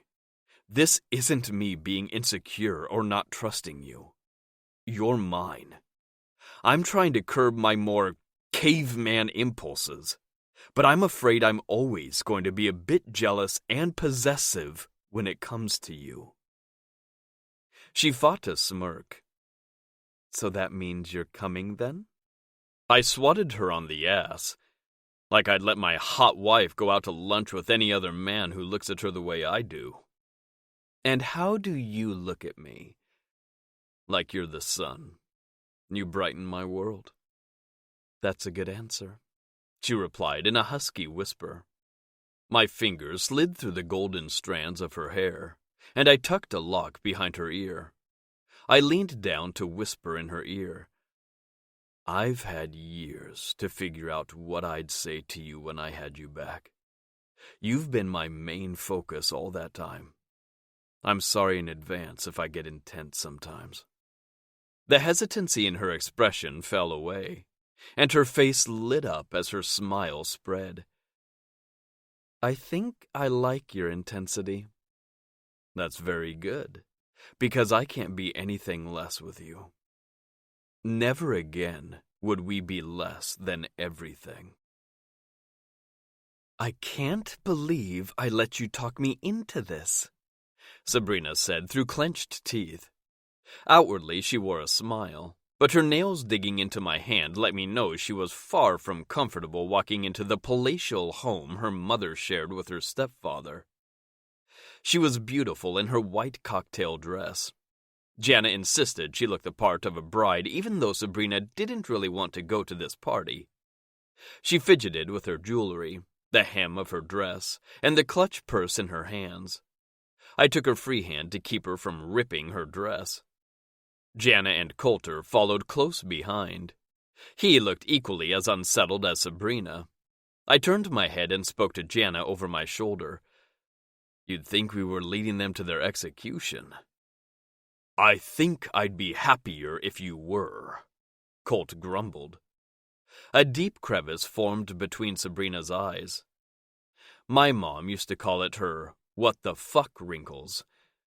How'd Evie and Beck get out of coming to this farce of a party? Sabrina asked Coulter. He exhaled. Gracie is teething. Lucky bastards. He muttered the last part under his breath. I waited for him to say he was joking, but he didn't flinch. When he didn't, I said, I'd hardly think staying up all night with a crying baby is being lucky. Sabrina's eyebrows went up, smoothing out the creases. That's because we haven't gone inside yet. Voices filtered into the foyer. Sabrina groaned, and we followed the sound. The main section of the house had been cleared out for the party. There were round tables set around an open space for a dance floor. There was even a string quartet playing softly up in the front of the room. Sabrina looked up at Coulter. Do you know anyone here? He snagged a couple of flutes of champagne off a tray a waiter was circulating with and handed one to Jana. Unfortunately, you've skipped most of these functions. I was forced to go to them until I left for college. Nothing changes, not even the faces. I went to grab a couple for Sabrina and me, but she waved me off. I need to keep a clear head when dealing with my mother. When I didn't grab one for myself, she said, I didn't mean you can't have one. You might need it to make it through the night. Nah, I shook my head. If you're not drinking, neither am I. People will think you're pregnant, Colt mumbled into his glass. Sabrina and I exchanged a look. Good point, she said and grabbed 2 glasses. She still didn't drink it, but at least we looked like a happy, non-reproducing couple. A woman, I assumed to be Annalise, floated over. The cloud of her expensive perfume preceded her, choking out the fresh air with its cloying sweetness. Darling, she said loud enough for nearby guests to overhear her. There are so many people you simply have to meet. She latched onto Sabrina's arm and pulled her toward a crowd of Annalise twins. At a minimum, they went to the same plastic surgeon and hairdresser. Individually, they all had a cold, sort of clinical beauty. Each of them had the same shade of golden blonde hair that fell just past their shoulders, twisted into some kind of fancy updo, smoothed back without a single hair out of place. The similarities continued to the makeup colors they used to the style of dresses they wore. Sabrina looked back at me and mouthed, Help. I'd better go rescue my wife. I tried to fight the smirk pulling at the corner of my mouth. This wasn't the right time to show amusement, but I did love calling her my wife. I was halfway across the room when a familiar voice hit me. The urge to run from the party was strong. Somehow my feet continued to carry me forward. Before I was ready, I found myself standing next to the woman who altered the course of my life. Sabrina let out a sigh when I moved next to her, and I forced out bad memories to focus on who was really important. Her arm threaded through mine, and she held on for dear life. I forced myself not to look at the clones and find the icy blue eyes my brother shared. Ladies, Annalise began, I'd like to introduce you to my son-in-law, Stryker Lawson. She looked at me. Her eyes sparkled with a malicious joy. Addressing the woman I was trying hard to ignore, she said, I believe you know Jacinda Graham. Sabrina has known the Grahams nearly her entire life, but I only just learned you have as well. Sabrina had warned me her mother was evil, But I never would have imagined she'd invite my wicked stepmother to a party she threw to celebrate our marriage.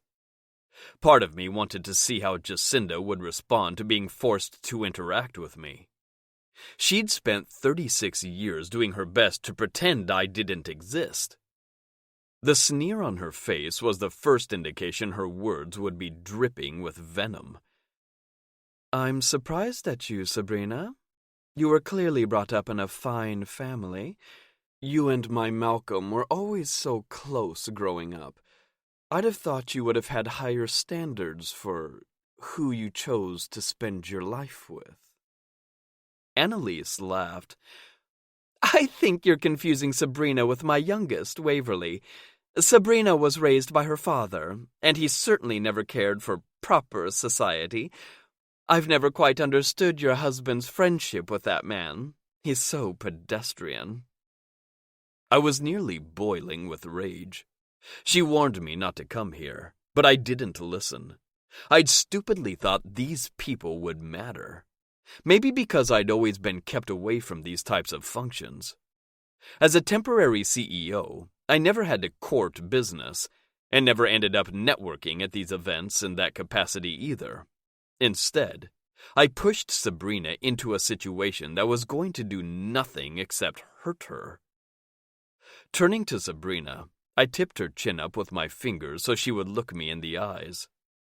The glassiness of her blue eyes showed me how hard she was fighting not to cry. "I'm sorry, sunshine. You were right. We shouldn't have come." Before they could respond, I grabbed her hand and pulled her away from the aging Mean Girls Club. "Let's go grab Jana and Coulter and get the fuck out of here." She squeezed my hand and let me lead her back to our friends. Colt went on alert the moment he laid eyes on Sabrina. "What happened?" She swiped angrily at a tear that managed to escape. "Just the usual. Annalise had to remind me I'm not Princess Waverly. I don't know why I'd hoped maybe she really did want to do something nice for me." If she'd have shot me, it would have hurt less. Either way, I felt like I had a wound oozing from my chest. "This is my fault. I pushed when you didn't want to come. I should have listened to you." Her breath shuddered as she fought the urge to break down. I wrapped my arms around her and held her tight.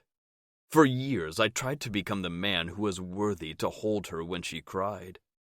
I didn't think I'd be the one to cause the tears. "Speak of the devil," Colt muttered as a commotion by the front door made us all turn and look. Waverly stumbled through the front door. She'd clearly been drinking. In keeping with our horrible luck, she had Malcolm right on her heels. "Hey, big brother," she shouted. "We're all here celebrating perfect Sabrina, I see." "Waverly," Colt sighed, "keep your voice down, and go find some coffee in the kitchen. While you're at it, get that asshole out of here." He glared at Malcolm as if he wouldn't know he was the asshole he was referring to. She hiccuped. "But I want to celebrate as well." "I think you've already done enough of that tonight," he grumbled. "Besides, if you were really here to celebrate with Sabrina and Stryker, you wouldn't have brought the one person neither of them wanted to see." "Waverly, darling," Annalise greeted her from across the room. "I'm so glad you could make it." "Of course, Mother. I'd never miss one of your parties," she cooed. Waverly looked back at me and cocked an eyebrow. "I guess I'm wanted here after all," she said quietly. With that last barb tossed, she spun around in a swirl of taffeta and hair and weaved through the crowd. Annalise lit up when she made it to them. Sabrina squeezed my hand harder as her mother accepted Waverly with love and acceptance. "You don't have to watch this," I told her. "I do, actually. I need this to be the last time I let myself hope my mother will be anything more than this shallow social climber. More than that, I need to remind myself that my sister is just like her. That's a lesson I'm catching up to. I'm sorry for all the time I let her off the hook. Colt apologized. We watched them mingle without incident. Maybe because most of the people here were in varying stages of intoxication.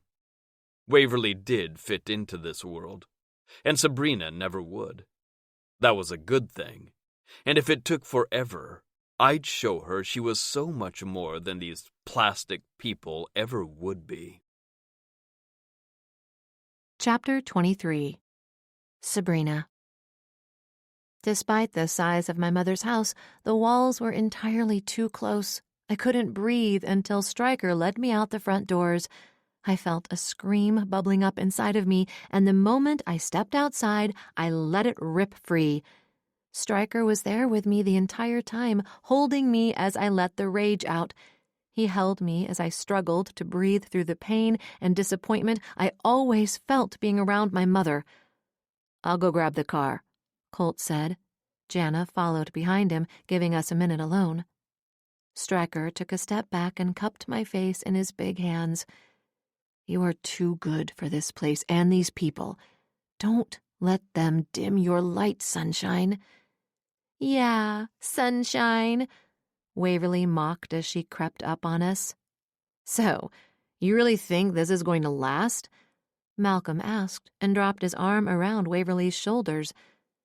"What do you want, Malcolm?" Stryker asked. His voice was flat, filled with years of being disappointed by someone who was supposed to have your back. When Stryker and I turned our backs, our siblings shoved a knife in it. That wasn't the way family was supposed to work.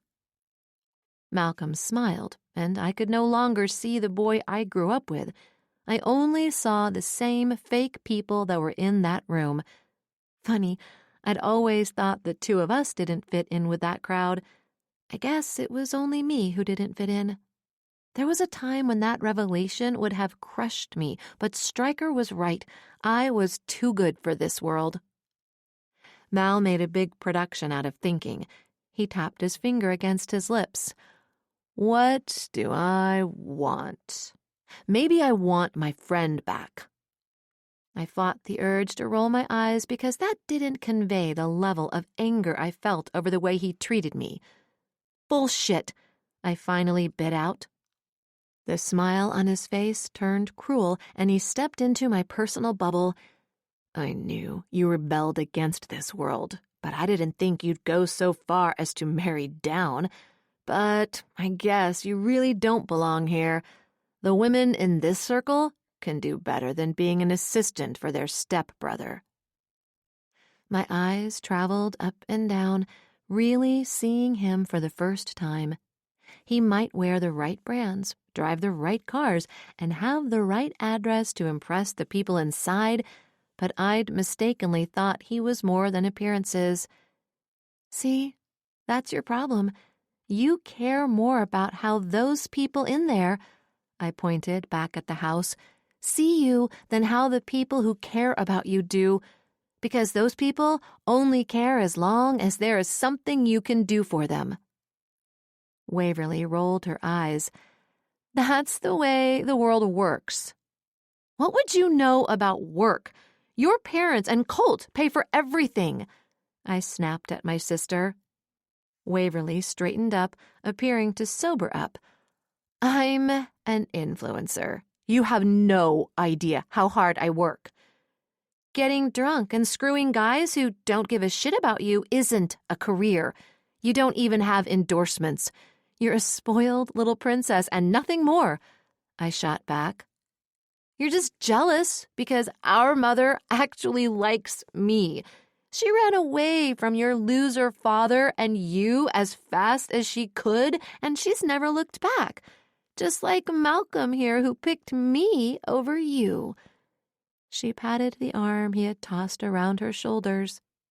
He dropped his arm and stepped back from her, holding his hands out in front of himself. "Don't go reading into this, Waverly. You're a good time, but that's all this is." "Coulter!" Waverly screamed and stomped off to find our brother. Malcolm shook his head as we watched her try to find Colt by the valet stand. Brina, I don't want to fight with you. You're right.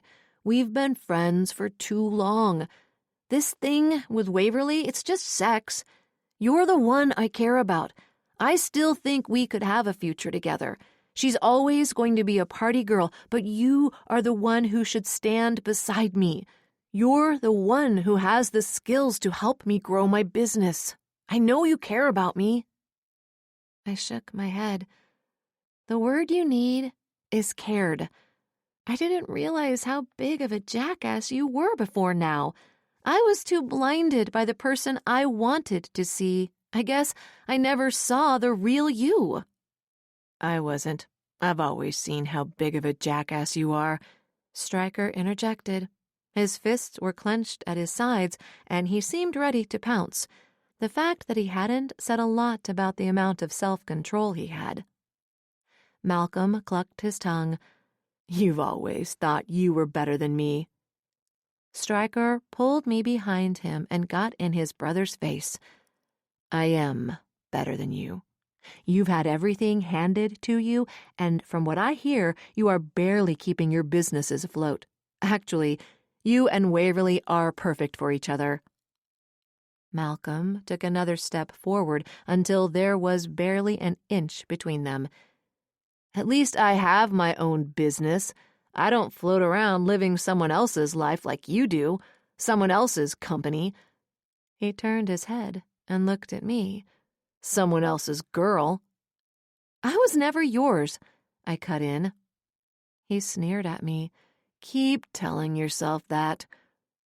A couple weeks ago, I would have been surprised how quickly Malcolm turned on me, but I finally accepted he wasn't who I thought he was. The urge to scream bubbled up again, but I shoved it down. When I spoke, I was able to do it calmly. You never cared about me. Our friendship meant everything to me. Why did you push for more if you didn't even want to be my friend? His eyes narrowed, and the smarmy smirk fell off his face. Mommy ignored you. Daddy spent all his time in dusty libraries, so you clung to me. I'm older than you, and for a long time you were this annoying pest I got stuck with when our dads threw us together. Once you got past your awkward dork phase, you were my backup plan. I sucked in a breath and held it. It was a moment in time, but I knew the moment I exhaled, the memories I'd treasured from my childhood would blow away. When I gathered enough strength, I spoke in a quiet voice, even though all I wanted was to scream again. Your backup plan? All I ever wanted was your friendship. Malcolm scoffed. Tell me you didn't have feelings for me when you were in high school. And don't lie, because I saw the way you used to follow me around, staring at me like I was your whole world. I won't lie. I had a crush on you for about 5 minutes. That was before you turned into a total douche, treating women like they were toys meant to be used and discarded for your amusement. From that moment on, I knew we were never going to be anything more than friends. If I wanted to see you in the same way I did when we were kids, we could never cross that line. But you pushed it. I didn't go out with you because I wanted our friendship to change. I agreed to try and date because I didn't want to lose you. Turns out I was right in the first place. Crossing that line did destroy our friendship. Give me a break. That wasn't you trying. You seemed open to the idea of there being more between us until he showed up and you cut me off. I know I hooked up with your sister, but getting with my brother is a bit boring for revenge. You pretentious jackass.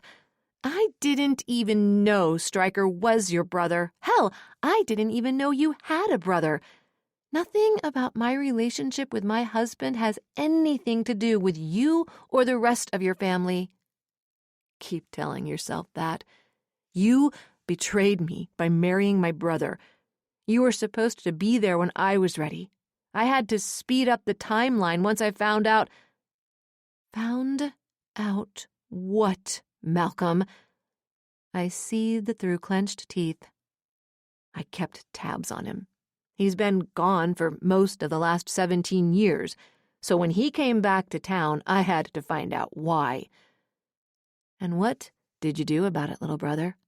No way did you leave it at checking in on me, Stryker said, his voice deceptively calm. The nasty smile pulled once more at the corners of Malcolm's mouth. Having problems with Easton Corp? He rolled his eyes. Sorry, I mean Anderson East. Stryker's patience broke, and he grabbed the lapels of Malcolm's jacket. What did you do? Malcolm shoved Stryker off of him. I thought I was just the slacker brother living off of Daddy's money. There's no way I could be smart enough to pull one over on you, right, big brother? What did you do? Stryker shouted. Coulter ran over with Waverly hot on his heels. He jumped between the brothers, shoving them back from each other. Without looking at her, he spoke to Waverly. Be useful for once and get Malcolm out of here. I don't give a shit if you go back inside. Just get him out of Stryker's face, or I'll let go of him. Waverly gasped. Colt, why are you being so mean? Slowly he turned his head to face her. Treat people the way you want to be treated. Isn't that how the saying goes? This is how you treat everyone else, so it must be what you want for yourself. Her eyes welled up with tears, but I'd seen her pull this string before. She should have been an actress with the way she could cry on cue. Sabrina, this is all your fault. He is my brother, not yours. You don't belong here. She spun around, her hair fanning out behind her. In her effort to make a dramatic exit, she forgot the one thing Colt asked her to do, take Malcolm with her. The full intensity of my brother fell on my former best friend, and for the first time since their rivalry began, I didn't intervene. As much as I would love to watch Stryker beat the shit out of you, it wouldn't end well for him. Malcolm smirked until Colt laughed. Oh, he'd kick your ass for sure. You're tall and muscular, sure, but you're vain. Stryker is built like a fucking tank. He's got 4 inches of height and probably 30 pounds of muscle on you. 50, Stryker interrupted. Colt scanned his eyes up Stryker's body. We're totally hitting the gym together. Beck never has time. He's more over the top now since Gracie has been born. I poked Colt in the side. Focus. You're trying to keep Stryker from smashing in Malcolm's face? Not convince him it would be easy. Right. I'm just trying to remind myself why that's a bad thing. Because it's assault and he'd get arrested, I pointed out. Colt nodded. Right, and Malcolm's not worth it. I'm right here, Malcolm stupidly reminded us. Maybe you should change that, Colt snapped. I'm going. He looked straight at Stryker. You can't have everything. You can have the girl or the company, not both. Walk away from Sabrina, and I'll tell you what you need to know to save the company. Stryker took my hand and with his free one cupped my face. I'll always choose you. Not the choice I would have made, Malcolm muttered. Stryker slowly turned his head to face his brother. That just confirms it was the right one. Chapter 24. Stryker. Colt caught my eyes through the rear-view mirror as we got on the bridge to head back to Seattle from Mercer Island, where his parents had their ridiculously large estate for 2 people. How are you doing? I sighed. Nothing Malcolm does surprises me. I used to think he was lucky because our father chose him, loved him, and gave him the life he shut me out of. Now, I think he was ruined by all of those things I envied him for. But I think I'm the lucky one. I looked over at Sabrina, and I knew I was better off for not being a Graham. For all of his material possessions, he had always been denied the one thing I had in abundance: love. Jana turned around in the front seat as far as her seatbelt allowed. As much as I love bashing Malcolm, and I do love it, I think we need to acknowledge that he's not quite as stupid as we assume. He's more than the vapid party boy we've made him out to be. I never thought he was stupid. Of course, I also thought there were redeemable qualities about him, so clearly my opinion might not be valid, Sabrina said quietly. Threading my fingers through hers, I squeezed to get her attention. Do not beat yourself up for having a big heart. It's one of the things I love most about you. Malcolm didn't deserve your loyalty, but you weren't wrong for offering it to him. He was a stupid asshole for taking a gift like that and throwing it away. Jana cleared her throat. He's not stupid, though. He was bragging tonight. We need to dig into what he's so smug about. Sabrina chewed on the corner of her bottom lip. I think he's been laundering money for your dad. I just haven't figured out how. Aaron has helped me find the accounts that are missing money, and some of it we've been able to trace back to deposits in offshore accounts owned by your father. We managed to access his tax returns, don't ask, and found corresponding amounts reported as revenue. It took some digging, but there aren't just losses that don't make sense reported in the company's financials. There's a profit on a product that doesn't seem to sell anywhere else. Jana groaned. Let me guess. Easton vodka, and it only sells in Malcolm's clubs. Sabrina nodded. I was able to find a contract offering exclusive access to the vodka line. However, I can't find any records of its continued production. Jana shrugged. That might not mean much. There was a large batch produced in anticipation of it being a hit. From what I was told, when I took back control of the company, the board forced it to be discontinued after my cousin Chad blew the launch. That's where it gets interesting. More product has been sold, according to the records, than was apparently produced. Sabrina added. Well, fuck me, Colt blurted out. If I were going to launder money, I can't think of much better than a business where quantity is easily manipulated, and most of the transactions are cash. I pinched the bridge of my nose. Even credit card transactions are easy to alter. The employees ring up whatever they are told. Labels can be changed. A cheaper vodka can be substituted and called anything as long as it comes from the right bottle. Since they aren't opening the bottles every night, they can be refilled, and the staff is none the wiser. Colt finished. So Malcolm gets an infusion of cash and washes money for my father. Jana thought aloud. I guess you're right. My brother is not as stupid as I thought he was. We still have to prove it, though. I think we need to go to the distillery and see if we can pin down exactly how much was produced. Then we need to find out exactly what was told to the board that allowed Maxwell to claim the revenue for himself. I added. That part is easy. When my father seized my property, he used some of my inheritance to purchase the line back from the company. The meeting minutes say that he argued since the company was to be mine eventually, and I was blamed for the abysmal performance of the brand, it was only proper that I compensate the investors for their losses. They were happy to be off the hook for the failed product, so he was sold the remaining stock and all rights to dispose of it as he saw fit. Jana explained. I nodded several times, coming up with a plan. Then I need to make a trip to the distillery and see if I can uncover any records, or verify that production has really been shuttered. I'll make the arrangements for us to travel to Colorado in the morning. Easton doesn't have its own plane, but there is a charter service contracted. That might be better than flying commercial so we don't tip off Maxwell, Sabrina said.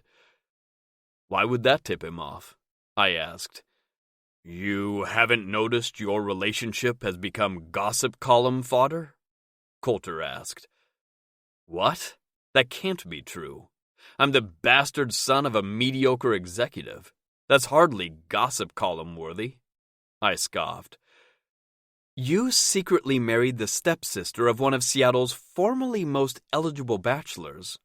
Sabrina is beautiful and occasionally the subject of speculation. Beckett and Coulter are still favorites of these websites. Now they're more interested in Bump Watch for Evie and I, but they can't quit obsessing over them. And you're kind of hot, so of course they are paying attention to you. Jana said, I'm going to spank your ass for that comment, brat. Then I'm going to make sure those blood-sucking gossip hounds get a bump to watch. You've triggered my inner caveman, and I'm going to make sure the world knows you're mine. Colt growled. Sabrina's nose crinkled. Ew. Please drop us off before you procreate. I've had enough trauma for one evening. For the first time during this disastrous evening, I laughed. It's not a horrible idea. If the gossip rags are watching, then might as well give them something to pay attention to. Sabrina pointed a finger in my face. Do not get any ideas from my blockheaded brother. We are not going to have a child just so you can work through some idiotic need to prove your manhood. I bit the tip of her finger and she squealed. How about because I love you and would love nothing more than to watch your belly swell with our child? Jana sighed. Sorry, Brina. I think I'm going to let Colt try and talk me into it. I'm not going to be much help in getting out of this one of their plans. I could see Colt smile in the mirror. Oh, there won't be much talking happening. I've got a better way to convince you. Jana's face heated a rosy pink. Is there jewelry involved? Colt turned and winked at her. Most definitely. Sabrina mock-gagged. I'm going to vomit. Do not talk about your hardware. I only survived the first time I heard about it thanks to lots of alcohol. All this time, I'd assumed Coulter Grayson was a typical executive. Sure, he was handsome and had a previous reputation as a bit of a playboy, but he was a numbers guy. I'd always thought he was pretty predictable. This was the second time tonight my preconceived notions failed me. It seemed I wasn't as good at reading people as I'd thought. The climb up the 3 flights of stairs should have left us exhausted after the roller coaster of emotions we experienced at the party. Instead, the only thing I kept thinking about was the moment Sabrina called me her husband. Rather than tame my inner beast, hearing her accept our marriage lit a fire inside of me. I scooped her up once we unlocked our door and carried her over the threshold. What are you doing? She asked me. You called me your husband earlier, I said as if that would explain my thoughts to her the way they were banging around inside my head. Because you are. Me not having any memories of it aside, we are married. I set her on her feet beside our bed. Tonight was the first time you said it like we were a couple and not a mistake to be corrected. Her hands rubbed up my chest and hooked around my neck. I'm so sorry I made you feel like that, and that I forgot about you. With the small room I had between our bodies, I managed to undo my tie. I pulled it through my hands, imagining the black silk wrapped around her porcelain skin. I know how you can make it up to me. Her pupils dilated, and she bit her bottom lip. Her skin flushed with a rosy glow. Reaching behind her, I slowly lowered the zipper of her dress. The white material pooled around her feet, and she stood in front of me in her pale pink lacy lingerie. With my hand on the center of her chest, I applied pressure until she laid back on the bed. Stretching the tie between my hands, I stood over her with my legs on either side of hers. Have you ever heard the term tying the knot? She nodded, her eyes glued to the fabric I pulled over and over through my hand. Stretch out on the bed, arms over your head, I instructed. My sunshine, always eager to play. She did as I said, arching her back as she reached toward the headboard. With my tie, I wound the fabric around one hand and then around the other, back and forth, until I'd made the traditional wedding knot. It wasn't the strongest binding, but it was the symbol I was after. Usually, when this ceremony is performed, a bride's hand would be tied to her groom's, as a symbol that the two are bound together in life. I've been tied to you since the moment we said I do. It's you that has slipped through, so I'm modifying it a bit. I trailed my fingers across the swells of her breasts, down the center of her stomach to her navel, then flirted with the edge of her panties before pulling my hand away. Are you trying to torture me? She asked in a voice rough with desire. A dark-sounding chuckle ripped free from my throat. It would be fitting after suffering for the last several years. But no.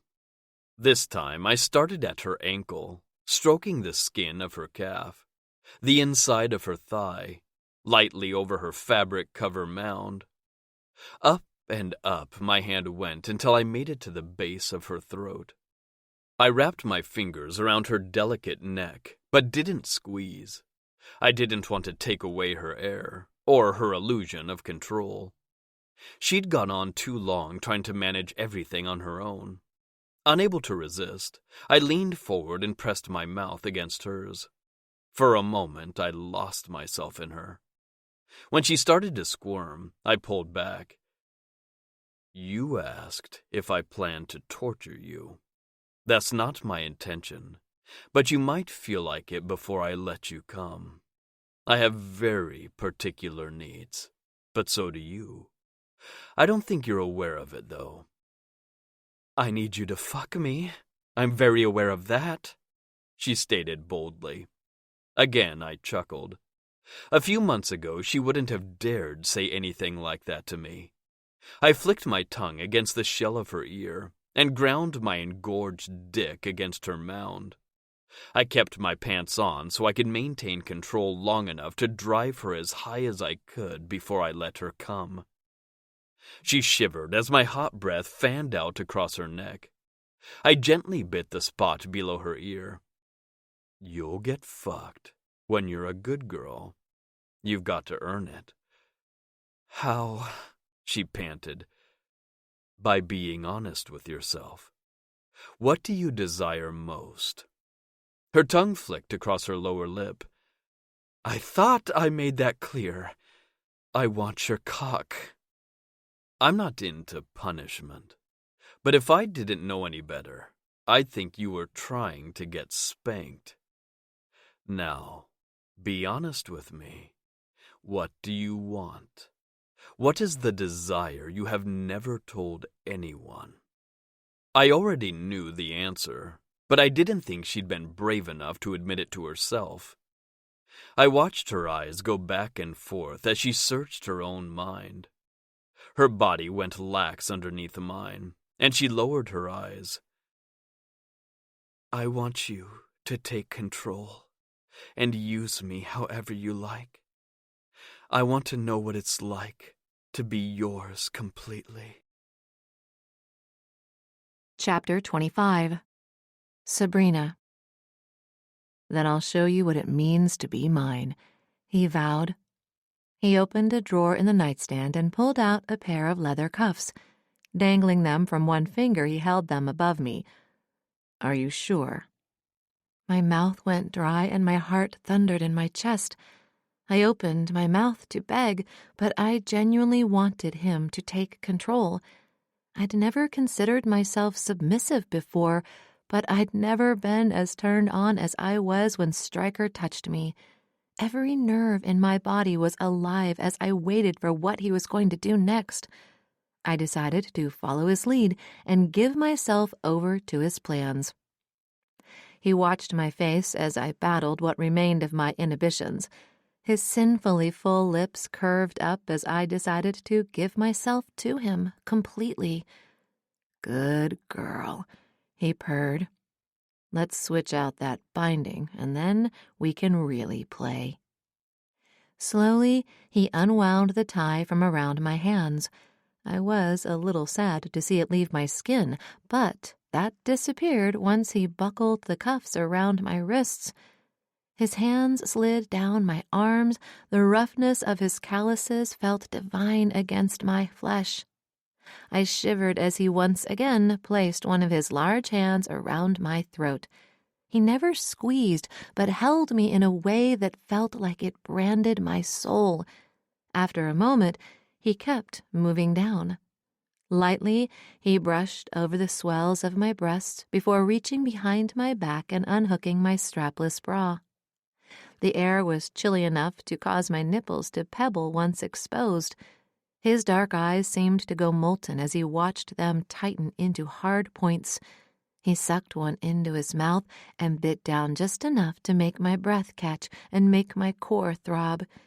He pulled back a little, stretching my nipple and forcing a gasp from me. I pressed my lips together, trying not to make another sound. He chuckled, and I realized I'd just issued some kind of challenge. He hadn't given me permission to make noise, and I didn't know what the rules were. According to the books I read, we were supposed to go over those, right? "Do I need a safe word?" I blurted out. He laughed loud and hard. "All you have to do is tell me to stop. I'll be honest, I get off on tying you up. There are things I want to do to you that will make you come so hard you might pass out. I'm going to take you hard, but I don't want to hurt you. If you're ever uncomfortable with anything, all you have to do is tell me. As I already told you, I don't like punishing women." I couldn't help the surge in jealousy that came over me. My eyebrow cocked up before I could school my features. "Women?" He smiled, and if Let each note be a step inward toward calm. Enjoy this musical break before we continue. Thank you for your time and presence.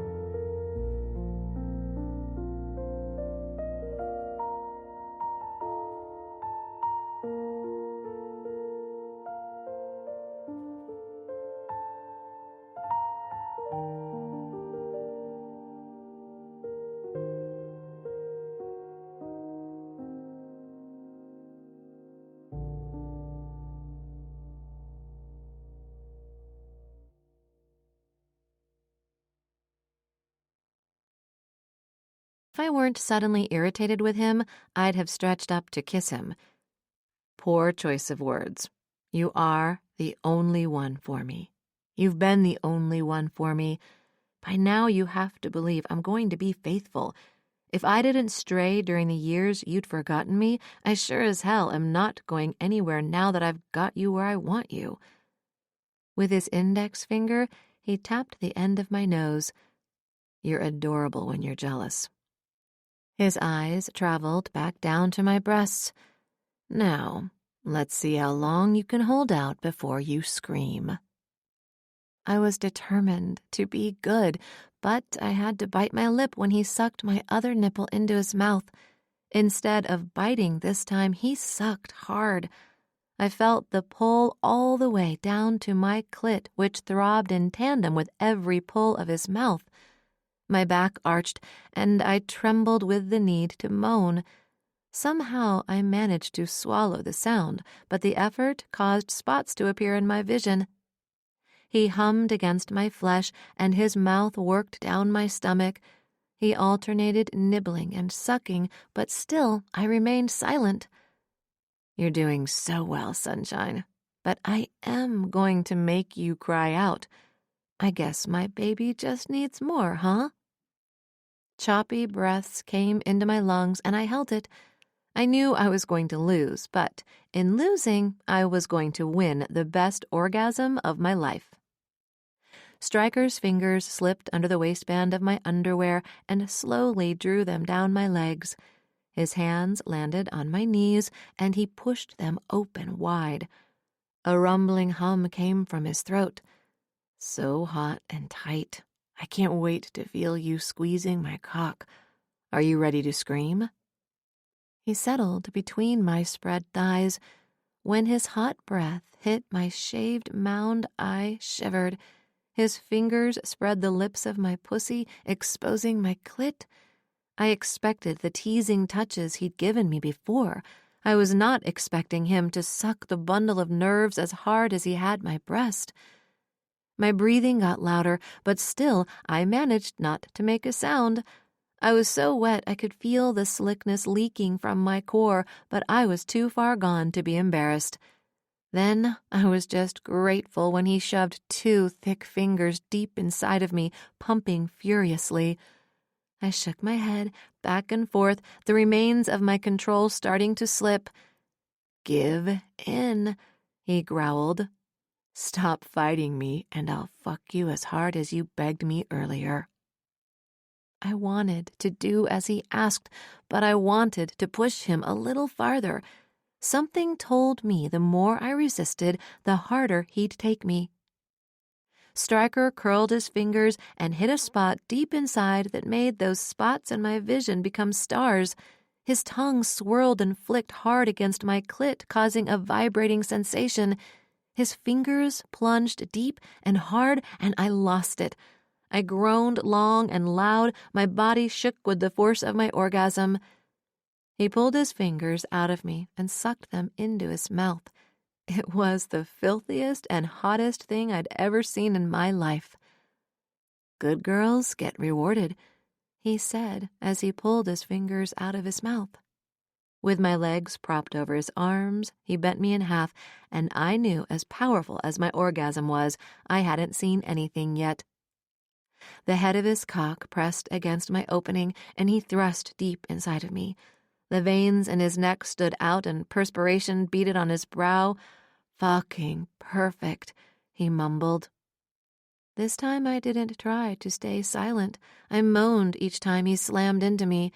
He'd looped the middle of the cuffs through one of the slants in the headboard, and I finally experienced the extent of being bound. I struggled against the bindings, wanting nothing more than to touch him. He slipped his arms out from under my legs and wrapped them around his waist.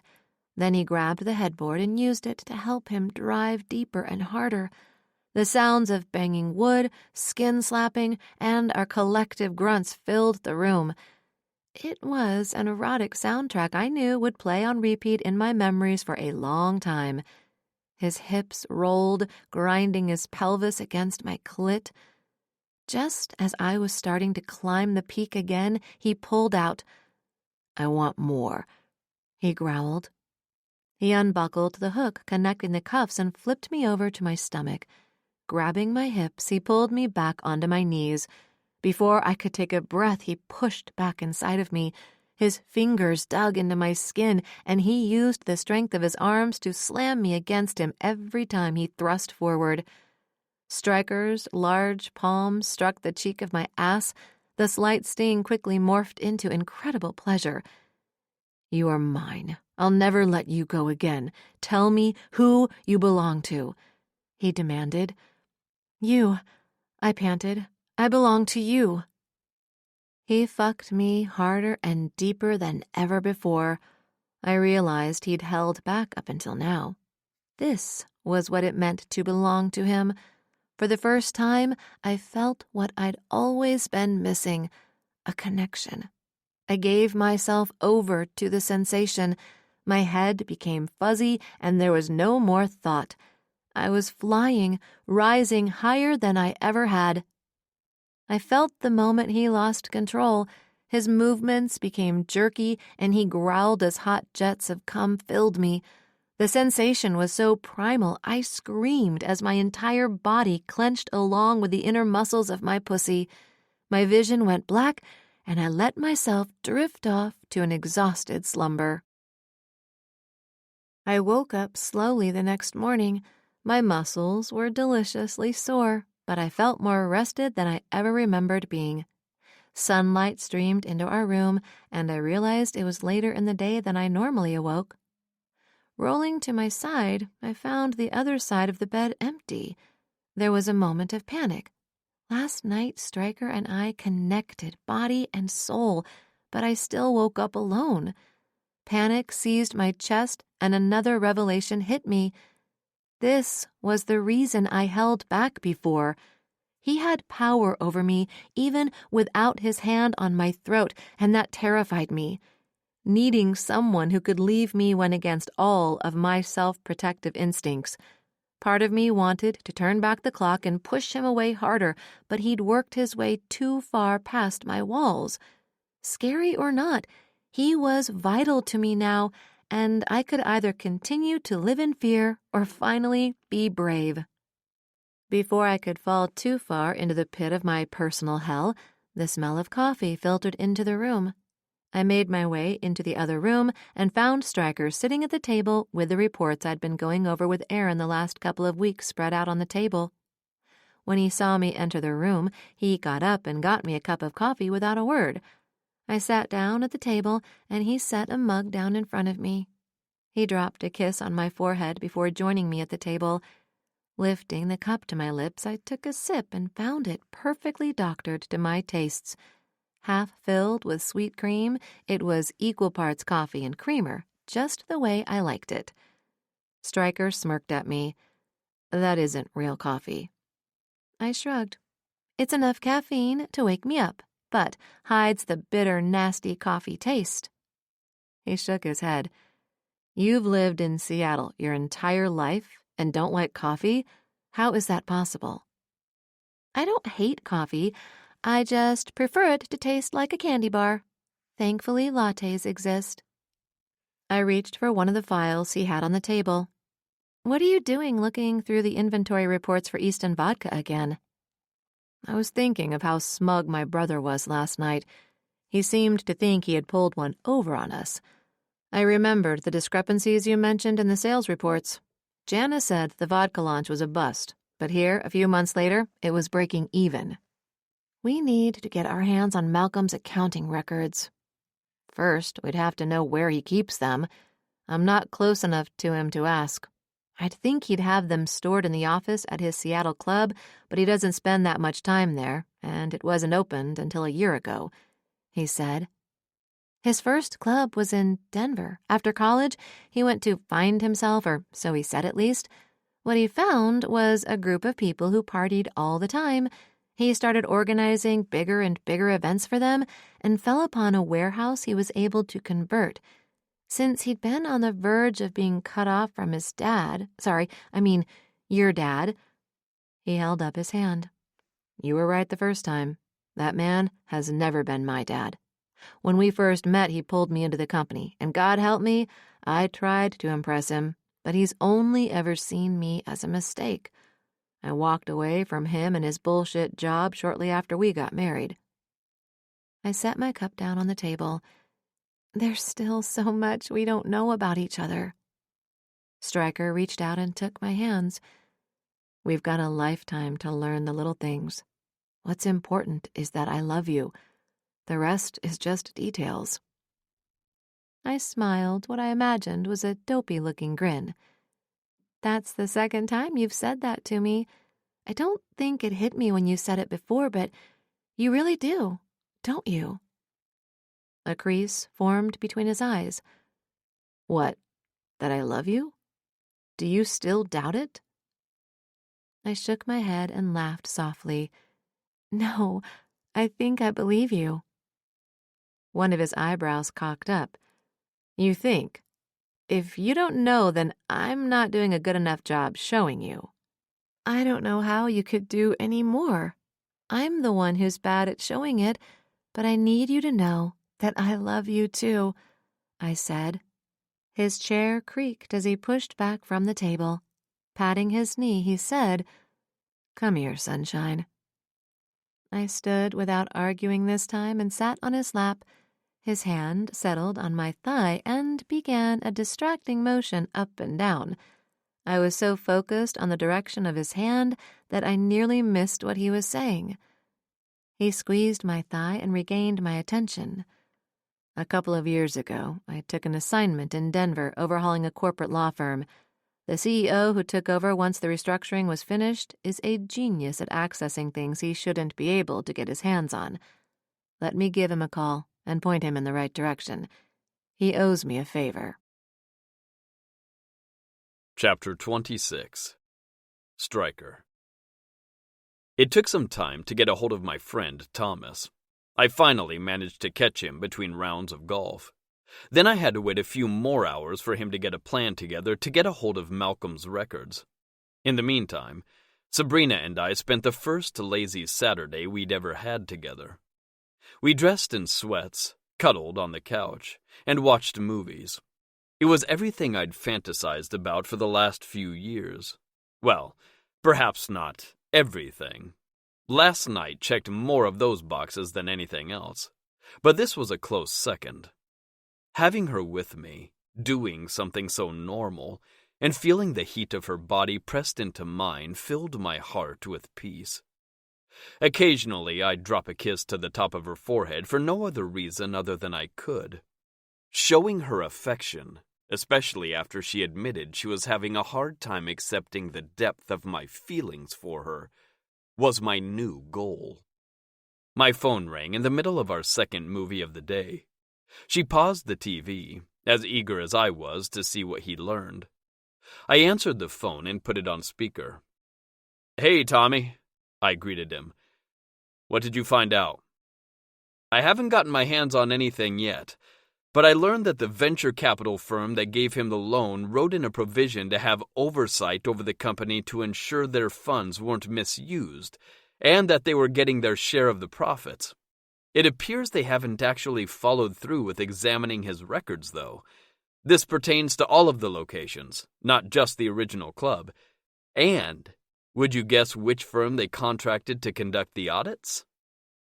There was a note of victory in his voice. If you say McNeil, Klein, and Tanner, I could kiss you, I replied.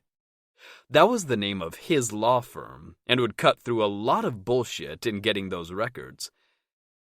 As temptingly pouty as that mouth of yours is, I've heard I'm late in giving you congratulations on your marriage. Maybe I'll let your wife kiss you and you can just buy me a beer when you get here, he replied. Get there? I asked, confused. I don't know what the hell you're looking for, but rather than spending man-hours digging through receipts that are likely mostly bullshit, how about you come down here and we search together? He asked. I guess I'm going to be buying you that beer then. I can leave tomorrow as long as I can get a flight out. Sabrina took out her phone and her fingers flew over the screen. After a minute, her phone chimed with an incoming text. She looked up after she read it. Jana said that the company has access to a plane they share with another company. The contract has a few more months on it, but after that she plans to let it lapse and utilize the Anderson Global jet when necessary, since by then the merger should be complete. "Did you hear that?" I asked Thomas. "Make the arrangements and let me know.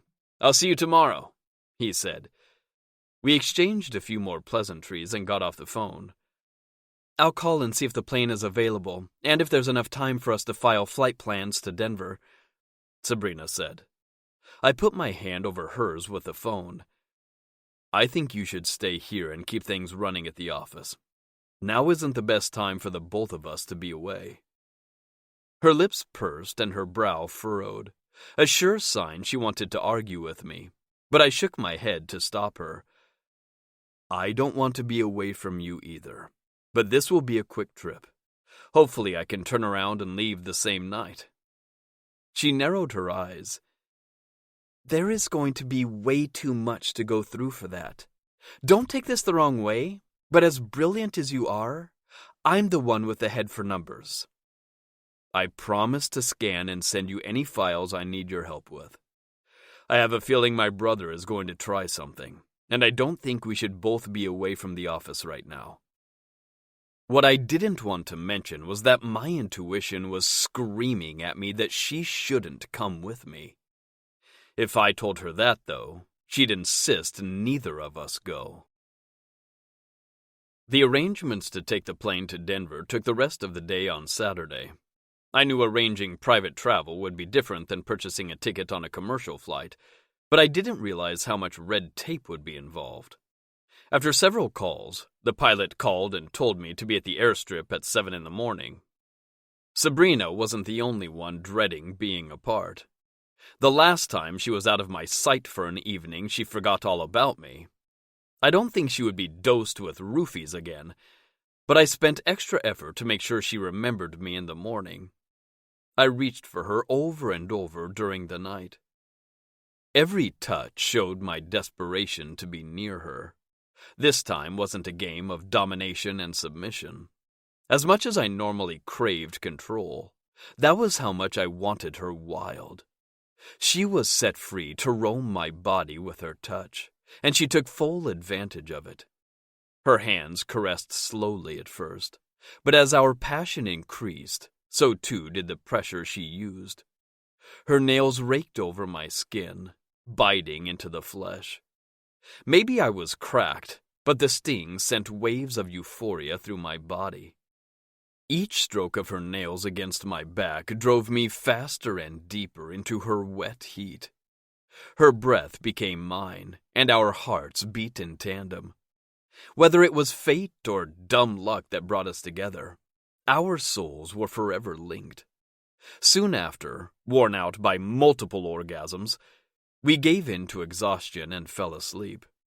My dreams were vivid. My cock was sucked deep into the tight heat of Sabrina's throat, while her nails scored down my inner thighs. The urge to thrust deep drove me over and over. Since this was only a dream, I gave in to my body's demand. My fingers threaded through silken strands of hair. I used my hold to force my cock faster and deeper into her throat. Electricity traveled up my cock, and my balls pulled tight to my body. The sound of gagging drove me on. I buried myself deep with one more rough thrust, and came with a shout, spilling hot jets of cum down her throat. Slowly, my eyes blinked open, and caught glistening blue ones looking up at me. For a moment, I was horrified to find I wasn't dreaming. Forcing my hand open, I let her hair slip through my fingers, and my softening dick pulled free from her mouth. She wiped her mouth off with the back of her hand and winked at me. "Better than an alarm? Fuck, woman. That was amazing. But I was too rough. I thought I was dreaming. I could have hurt you. Shit, did I hurt you?" Sabrina smiled at me. "I liked it. I like being used for your pleasure." A growl rumbled in my chest, and I slammed my mouth against hers. My tongue took hers as roughly as my cock had before. Her body melted for me, but after the way she sucked me dry, I didn't have a hope of getting hard again before I had to leave for my flight. Still, I couldn't leave my sunshine unsatisfied. I worked my way down her body, taking time to worship her perky tits. I pulled one tight bud into my mouth and sucked hard. Her back arched, and I switched my attention to the other one. I worked my way down her body, nipping at her stomach before burying my face between her thighs. Time wasn't on our side, but I was determined to leave her as satisfied as she'd left me. I circled her clit with my tongue, alternating sucking with a slight scrape of my teeth. Wetness leaked from her, and I fucked her hard and fast with 2 fingers. I added a third and curled them, hitting the spot that made mindless sounds fall from her swollen lips. Her legs clenched around my head, and I replaced my fingers with my tongue. I ate her like a man starved. Once more I plunged my fingers inside of her, finding her G-spot, applying pressure and friction until her entire body went taut and her breath held. After a moment it released with a low moan. She went boneless in my arms, and I allowed myself a moment to hold her tight. Somewhere deep inside, doubt wormed its way in. I knew she wouldn't forget me, but I couldn't help the fear that there were forces working to separate us. Even so, I needed to see this through. My brother was planning something, and if we didn't check him, the murder could be brought down. I promised Janet to protect her company, and I'd never let down a client yet. We should say goodbye here at the apartment, I insisted. Parting from her was hard, even for only a few days. Sabrina put her hand on her hip and gave me a look that told me I'd said something stupid. So, are you going to take an Uber all the way to the airport, or do you plan to leave your car there? The plane that Maxwell Easton had contracted with flew out of a private hangar south of Tacoma. I didn't know what the parking situation was like there, and had assumed I'd leave my car like she suspected. A satisfied smirk pulled at the corners of her mouth. We'll say goodbye at the airport, then. She grabbed the keys from my hand and moved to the door. I still need my bag, I told her before she walked out. She held up a bag by the door.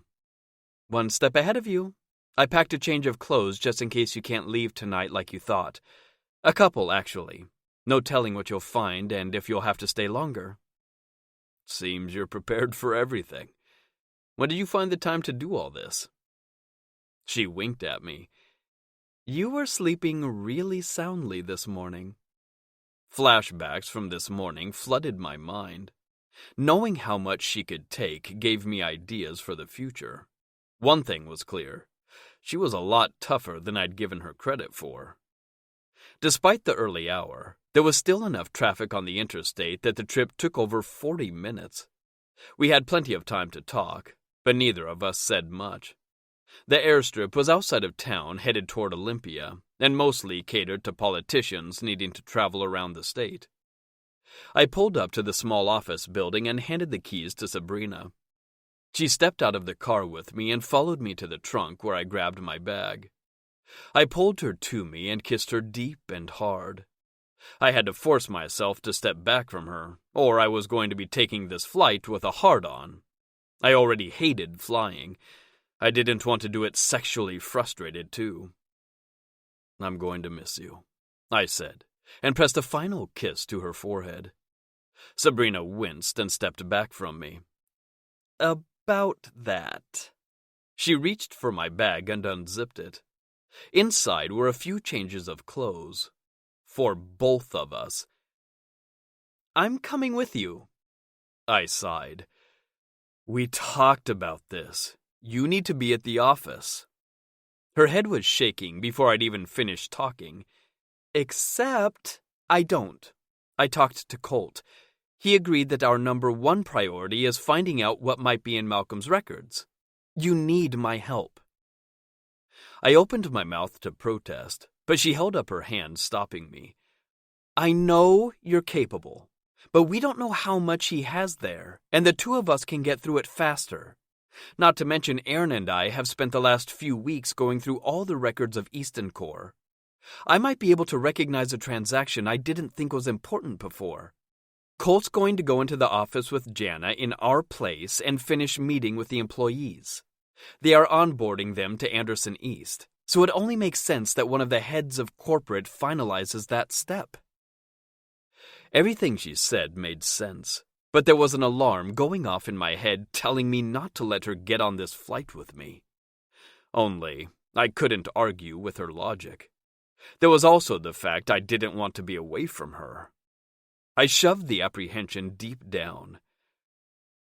I'm just not a great flyer, but you're right.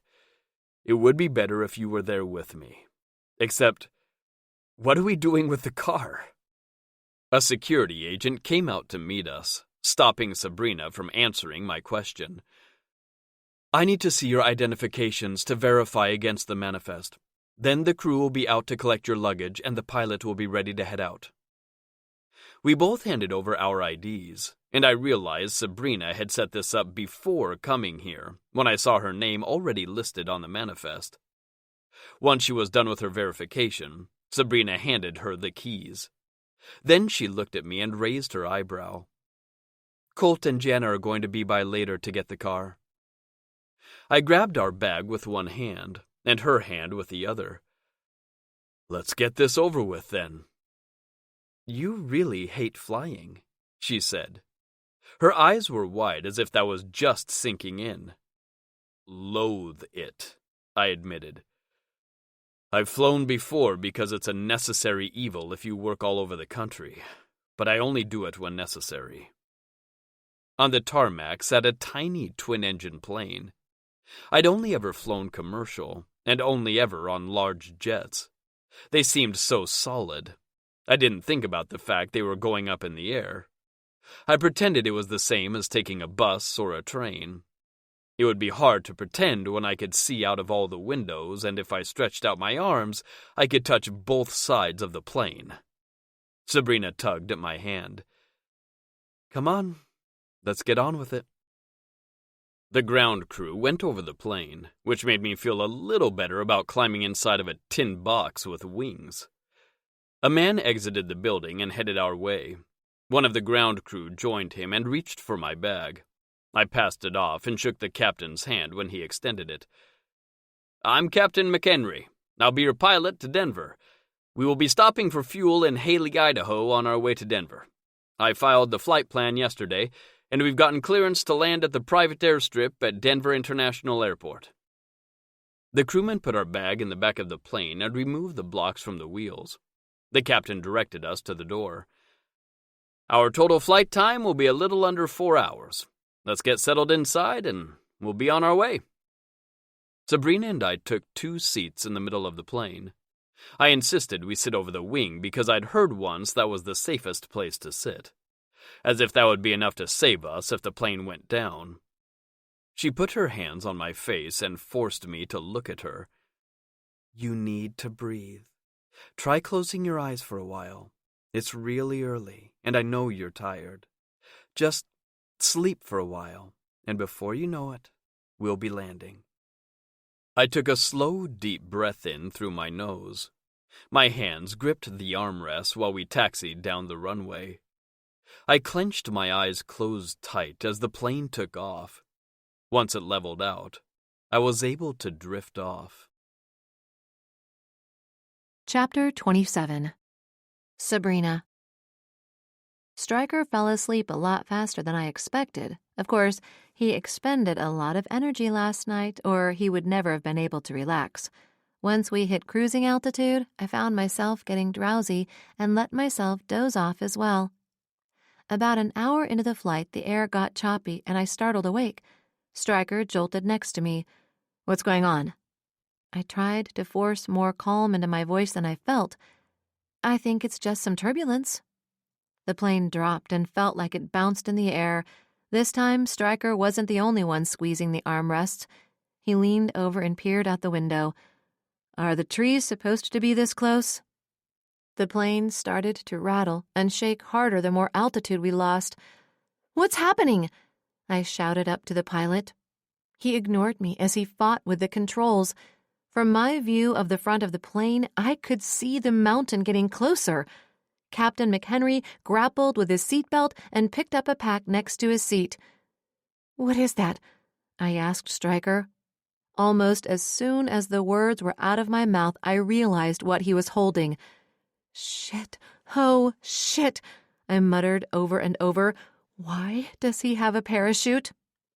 Of course, Stryker didn't have the answer to that question. The pilot turned around and gave us one last look before he put his arms inside the parachute and fastened it.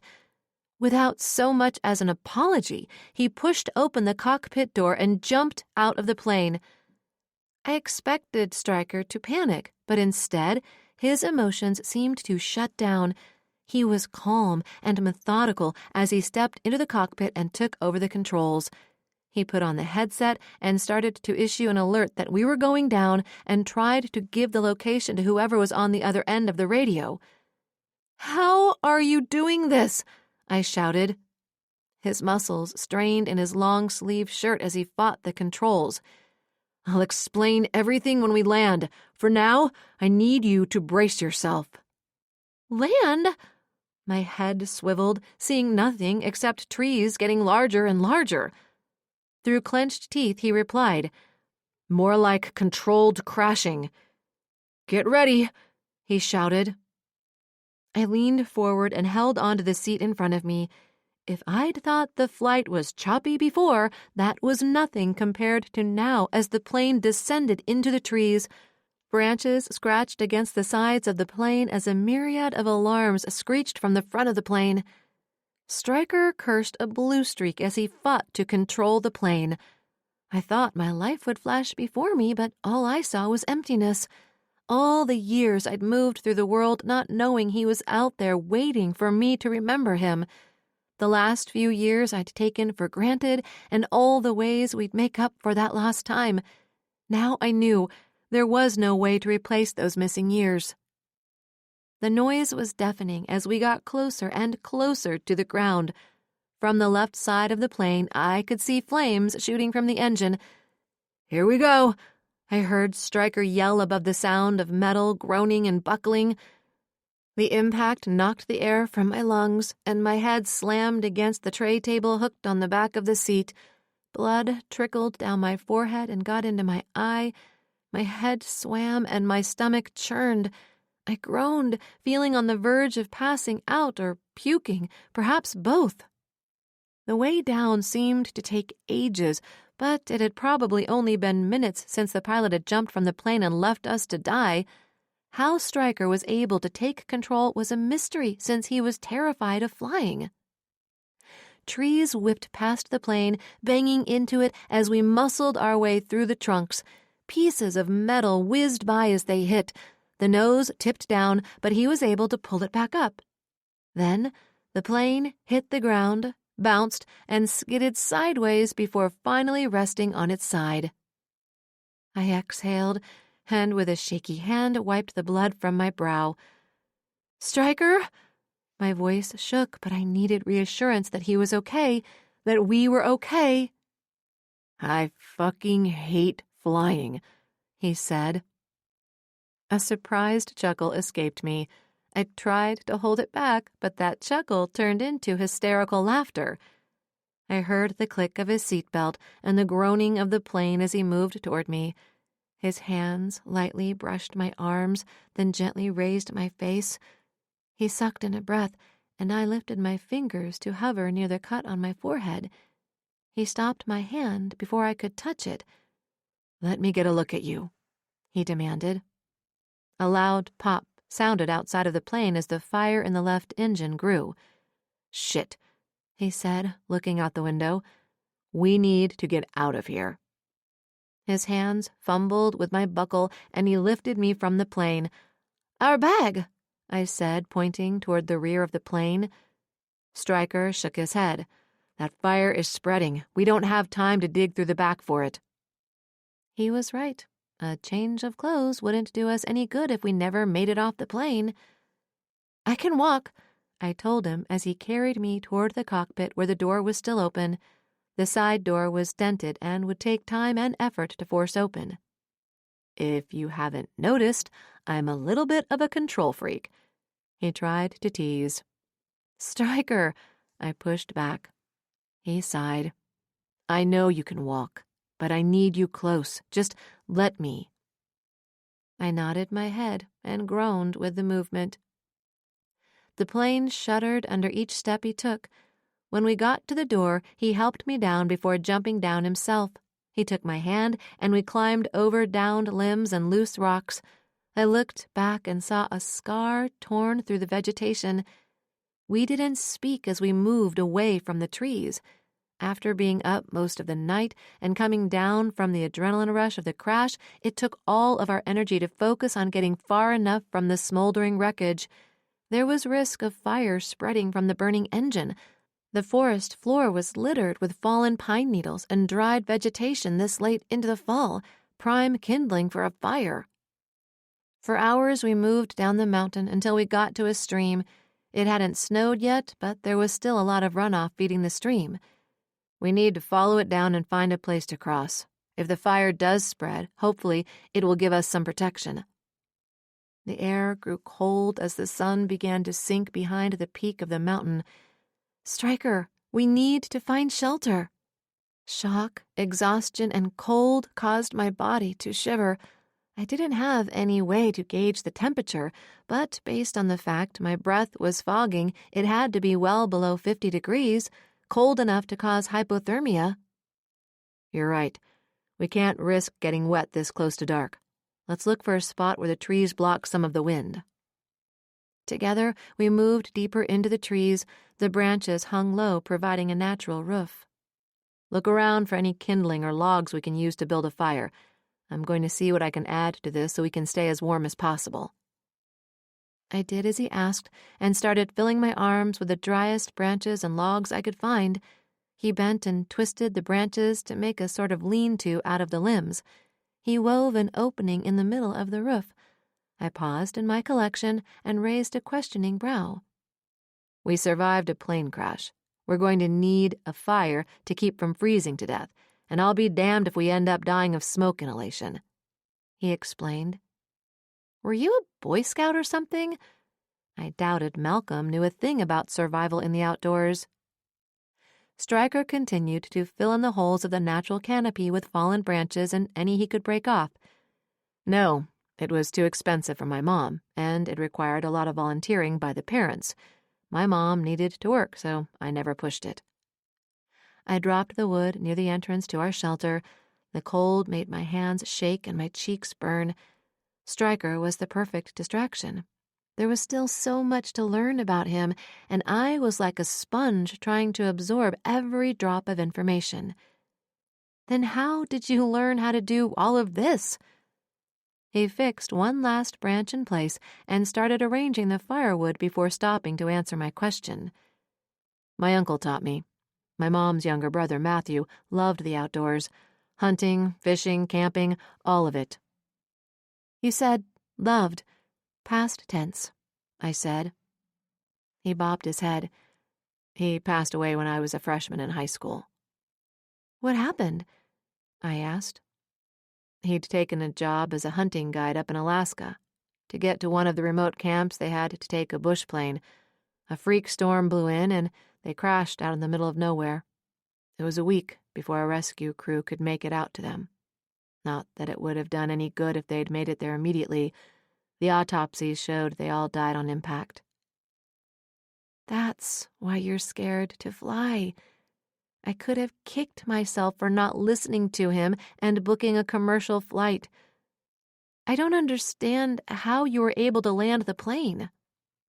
I hardly landed it. I just made the crash survivable, he corrected. Stryker started moving some stones to form a fire circle. Try and find something to pad the floor so we don't have to try and sleep directly on the rocks. Once the fire is going, I'll answer all those questions I can see swirling around in your head. Unlike my husband, I was not particularly outdoorsy.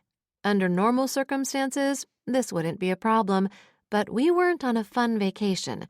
This was a survival situation, and I didn't have the skills. If Stryker weren't here, I'd freeze to death.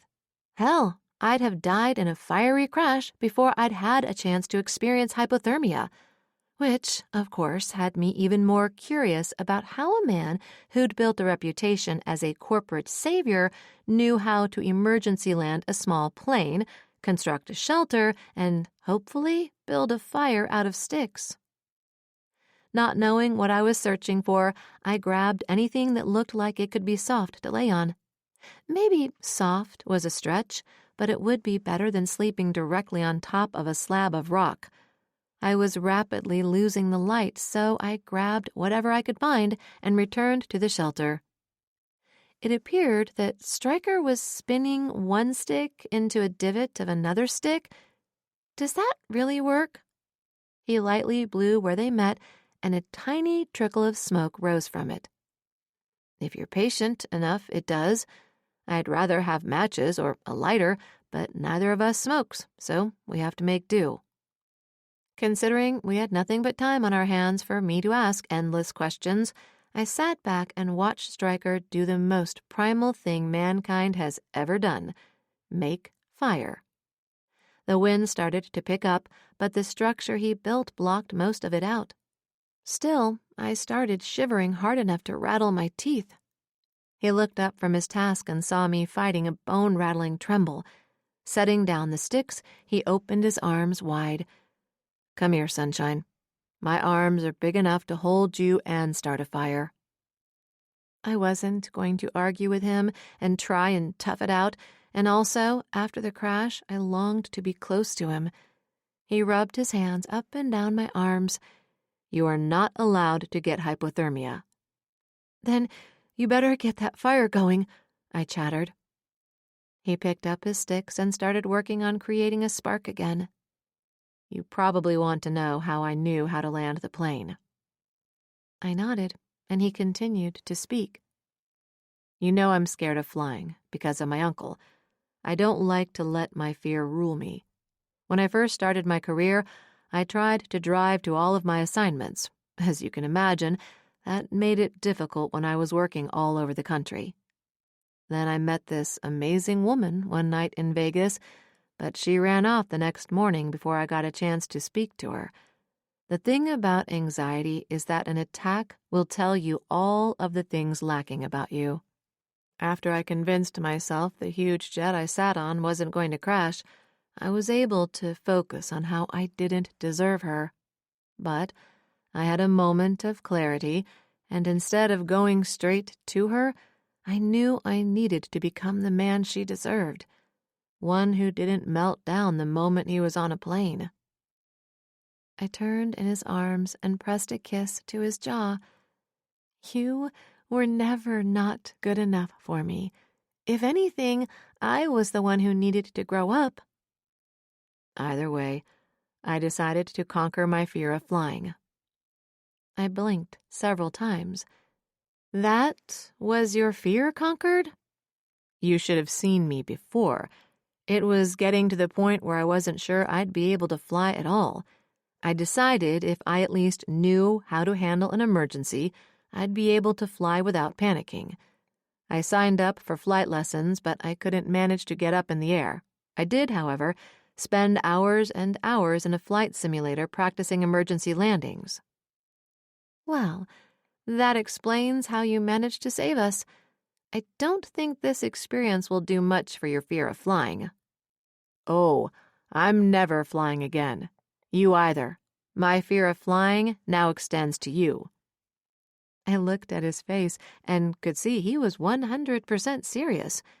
Not that I was chomping at the bit to get on another plane anytime soon, but I still wanted to travel the world, and traveling by ocean liner wasn't really done anymore. More smoke swirled out from where he was rubbing the sticks together. A small ember formed, and he gently placed it on the pile of kindling he built up next to the sticks he was rubbing together. He coaxed it into smoking, and a small flame appeared. I wanted to shout in glee, but I was afraid of jinxing his progress. When the bundle of kindling had more flames coming from it, he transferred it to the stack of logs he'd piled while I was gathering material for our bedding.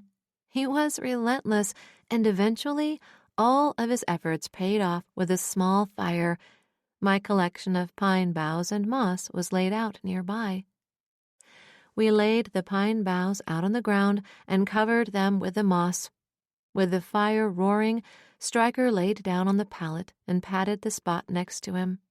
I snuggled up to him and tried to relax. The aches and pains from the crash were starting to present themselves. My head throbbed and my stomach rumbled. We might have managed to solve one problem, but several more were waiting to challenge us. Chapter 28. Stryker. I stroked Sabrina's hair as she trembled in my arms. "How does your head feel?" "It hurts," she croaked. "Any dizziness or nausea?" The skin was split next to her hairline and bruised. She shrugged, which wasn't a comforting answer. "Sunshine, answer the question," I pressed. "A little, but I'm not sure if it's from the bump on my head or because I missed breakfast." "Shit, you've not eaten all day?" Neither had I, but growing up with a single mom struggling to make ends meet, there was more than one time I lied and told my mother I'd eaten at a friend's so she wouldn't skip dinner. Sabrina might have grown up with a single parent as well, but while I got all of the emotional support I needed, she had all of the physical care. I wanted to make sure after we made it off the mountain, she never lacked either ever again. "Let's not focus on that now. We can't look for anything until the morning, so let's just survive the night." She took a deep breath, and when she spoke, her voice sounded tiny and scared. "Why did he do it?" "The pilot?" She nodded her head, then winced. "You need to rest. Without any painkillers, you need to try and sleep for a while, but only for a little while. I'm going to have to wake you up periodically in case you have a concussion." I diverted her. She yawned. "That's old advice. Doctors say it's safe to sleep with a concussion now, but if I have one, it's mild. You can't wake me up several times tonight, because we don't have a way to set an alarm. You'd have to stay awake all night long." "You need me." "I do, and that means I need you to sleep too. I don't know how to survive out here on my own," she argued. "We need to keep the fire from going out." Sabrina turned in my arms so we were face to face. "Okay then, we'll sleep in shifts. Now, quit trying to distract me from what I want to know. Why do you think he crashed the plane?" I rolled over onto my back, pulling her half on top of me.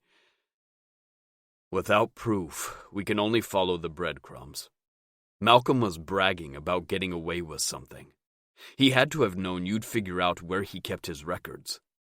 He might have problems with impulse control, but he's not stupid." I combed my fingers through her hair, idly twisting a strand around her fingers. "He was Maxwell Easton's proxy when Maxwell tried to buy shares of Easton Corporation when the board pushed him out.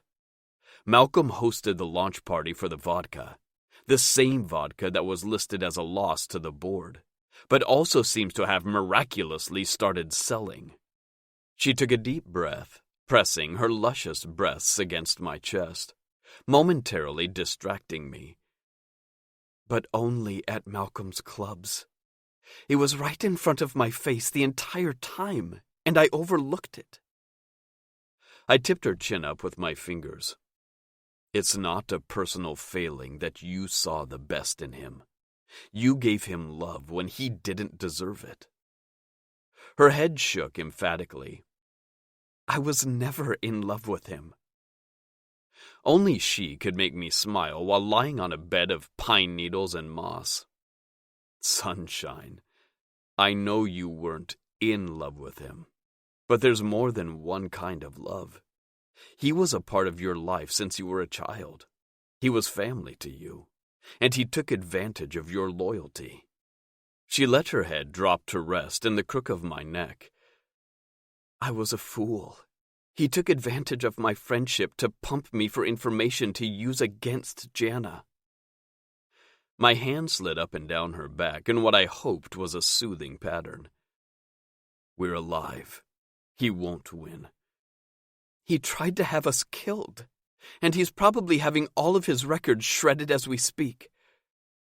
"You weren't supposed to be on this trip, remember? I'm the one who told my secretary I was flying to Denver alone. Not that I think Mrs. Bennett is a mole for Maxwell, but she wouldn't think twice about telling any of the other executives the reason for my absence." "That leaves too much to chance. Who would be calling her on the weekend to ask where you are? The plane share was set up by Maxwell Easton. How much do you want to bet it isn't only at the office that he's got people committed to feeding him information?" she asked. "Right at this moment, it doesn't matter if it was Malcolm or Maxwell that tried to kill us. We'll get to the bottom of it when we get home, and we will make it home," I promised her. She yawned again. I put my hand on the back of her head and cradled her against my chest. "Sleep now. I'll watch the fire." Her body went slack as she started to let go of her tension, but fought sleep to argue with me. "I will, but only if you wake me in a couple of hours so you can get some sleep too." "Shh." I coaxed her to relax again. "Just rest now. I'll wake you in a few hours." She gave in to sleep, and I had the time to relish the feel of her soft curves molding to my body. The puffs of her breath against my neck soothed the lingering edge of panic remaining from the crash. I was envious of her ability to fall asleep so soundly. Part of me worried it was because of her bump on the head, but as long as her chest rose and fell, I forced myself to calm down. When I told her I'd wake her in a few hours, I lied. I had no intention of waking her before morning. We were fighting for our lives, and I needed her to heal as much as possible. We might have survived the pilot jumping out of the plane, leaving me to try to remember how to emergency land a plane. That was just the first hurdle. Now we had to make it off this mountain with no food, clothes, or shelter. There was enough life left in my watch battery to set an alarm. I could keep the fire going until morning and still get some rest. My wife wouldn't die in these woods, not as long as there was enough life left in me either. The surrounding woods came alive with the first light of the sun. The fire had burned down to coals, but they still kept us warm until we woke. I waited for a while after I woke to let Sabrina sleep a bit longer. The birds chirping and landing on the branches of our shelter finally caused her to stir awake. She stretched and groaned on top of me. "You never woke me up." I kissed her forehead. "Don't worry, I slept. I needed you as rested as possible. Today is going to be a hard day." She rolled over, and I stood up. Every joint in my body protested after a night of trying to sleep on the ground. I reached out a hand and helped her up. The long lines of her body were put on display as she stretched and worked out the kinks caused by sleeping half on top of me. "Me using you as a human body pillow couldn't have helped." Her pouting lips called to me, so I pressed another kiss to her mouth before I told her what we needed to do next. She dropped back down to her feet and saw my serious expression. "What's the plan?" Wasn't that the question of the day? I didn't think it would help to tell her I was making it up as I went along. After we smothered the fire and set out of our shelter, I looked back up the mountain toward the plane. I contemplated going back to the plane to gather supplies, but we were out of food and the risk of losing a day going in the wrong direction was too great. Sabrina looked in the same direction. "Are you thinking of going back to the plane? Don't planes have a beacon or some kind of signal to let someone find us? You sent out a distress call, so they're looking, right?" I took a deep breath and pinched the bridge of my nose. I didn't want to destroy any hope she had that help was on its way, at least until I could figure out a way to make sure it actually was. But I also didn't want to lie to her. I tried. I never got a response. We need to come to terms with the possibility no one is looking for us. But the beacon, Sunshine. Captain McHenry planned this down to having a parachute ready. Don't you think he probably disabled the black box? I thought they were tamper-proof, she said. I nodded. They are, but they can't work if they aren't installed. Think about it. He planned for us to crash in the mountains. When someone inevitably came across the wreckage, they'd assume the box was lost in the crash. Wow. Her eyes blinked several times. I think it just really sunk in that someone was trying to kill us. I would have thought the pilot jumping from the plane as it raced toward the mountain would have covered that. She punched me, somewhat playfully, on the arm. That's called shock, you ass. Then you jumped up and handled things so confidently that I didn't think about the details. Not that it matters at this moment. When we don't check in from Denver, Colt and Jana will realize we're missing and start looking for us. I grimaced. Not in Idaho, they won't. I'm assuming that's where we are at least. The entire flight plan he showed us could have been bullshit. If that's the case, we could be in the Rockies or the Cascades. But if he at least showed us a legitimate flight plan, then I think we're somewhere near Haley, Idaho. Did we ever stop for fuel? She shook her head. I dozed off a little bit too, but I woke when we first started to descend. I thought we were headed to refuel, but all I could see out of the windows were trees. Let's assume we really were headed toward Denver. Then we should be in the northern Rocky Mountains. If we can make it into Haley or Sun Valley, we can rent a car and get home. Her eyebrow cocked up. Rent a car? You're serious about not flying, aren't you? I squeezed her hand. That's something for us to argue about later. First, we've got to get off the mountain. The terrain was uneven and filled with underbrush that managed to hide loose rocks. We were far from areas frequented by hikers, which meant there were no trails to help guide our way back to civilization.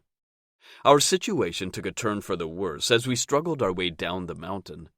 Clouds gathered, cutting off most of the sunlight and making the air colder than it was when we first emerged from our shelter this morning. Neither of us had coats or anything warmer than sweatshirts. So, despite the fact we were tired and hungry, we kept moving. I could only hope we would feel warmer if we didn't stop. If we were really lucky, we'd find shelter and food before the sunset. Hopefully, we'd have both before we worked up a sweat, because if we did, staying active wouldn't offer us any relief. It would be worse, actually, because it could cause us to get hypothermia. After a few more hours trudging through the brush, we made it down to a thicker part of the forest. While it made the sunlight more anemic, we'd reached the part of the woods where we were more likely to find a hunting cabin, or maybe a hiker. Sabrina slowed down and tripped over some exposed roots. I wrapped my arms around her, keeping her from falling. She was trembling, either from the chill in the air or from hunger, but I knew we needed to find some way to get warm fast. Bending down, I hoisted her onto my back. She struggled to get down, but I reached back and swatted her on the ass. You're out of steam, Sunshine. It's okay to let me help you sometimes. She stopped trying to get down. Okay, but only for a little while. Otherwise, we'll both be too worn out to set up shelter. Not to mention, you're the only one that knows how to set up a proper shelter. I hated to admit she was right. My stubborn streak matched hers, though, and thankfully paid off. A little farther down the hill, we came across a cabin practically hidden in the trees. Crouching down, I tapped her thigh. Let's see if anyone is home. The signs weren't hopeful. No vehicle sat in the rocky driveway, and all the lights were off. It was clear no one was home, But if we were lucky, there'd be some non-perishable food and a way to keep warm. Finding a way to call Coulter might be too much to hope for, but we needed to check. To do that, we needed inside. The cabin was a small A-frame structure made of rough-cut logs and dovetailed joints. There was a chimney pipe on the left side of the roof, giving me hope there'd be a way to heat the home if the power was out. While I was scoping out the structure, Sabrina went to try the door. Of course, with our luck, it was locked. I sighed. I'll go check the back. Maybe there's a window we can climb through. I started off the front stoop, but she grabbed my arm. There's no landscaping or decorations, except for one potted plant, she said, pointing at a fake ficus. She lifted the plastic pot and found a key nestled underneath. See? Just like I thought. I took it from her and left her by the front door so I could check it out. None of the switches worked, but there was a large fireplace. The cabin had an open-concept design with a loft for a bedroom. Aside from some dust, there was nothing concerning inside. I should have known she wouldn't wait for me to give her the all-clear, and she followed me inside almost immediately. She went to reach for the light switch. There's no power, I said, stopping her. Her hand stopped in midair and moved to the side table. She dragged her fingers across it, then rubbed dust off her fingers. Not surprising. It doesn't look like anyone's been here for a few months. We'll make do.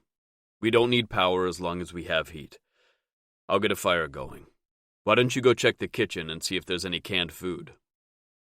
Stepping outside to grab some wood from the shack by the door, I came in to get a fire going. The small size of the building worked in our favor, and the room quickly began to heat up. Just as I was about to find her to see how she'd made out, she let out an excited whoop. I moved into the tiny kitchen to find her doing a victory dance. She swayed her hips from side to side, wiggling her ass. I gave myself a moment to enjoy the show. When she turned around, she caught me watching her and she squeaked. She rubbed the center of her chest. You scared me. The corner of my mouth curved up. I reached for her, putting my hands on her hips, and pulled her to me. You're so adorable. She laughed. Not the reaction I expected, but hearing her laugh did things to me. How is it everyone else thinks you're some kind of grouchy asshole when you're... The hint of a smile fell off my lips. I loved this woman, but I still wanted to dominate her. I rose to my full height and loomed over her. When I'm what? I gave her a pointed look, but she didn't squirm. I had more work to do to get her on her knees where we both wanted her to be. I am an asshole, Sunshine. The only person in the world who sees this side of me is you.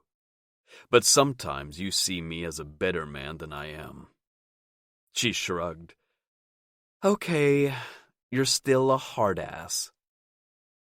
Patronizing me was going to get her in trouble, but I was starting to understand why Coulter loved it when Janet acted like a brat.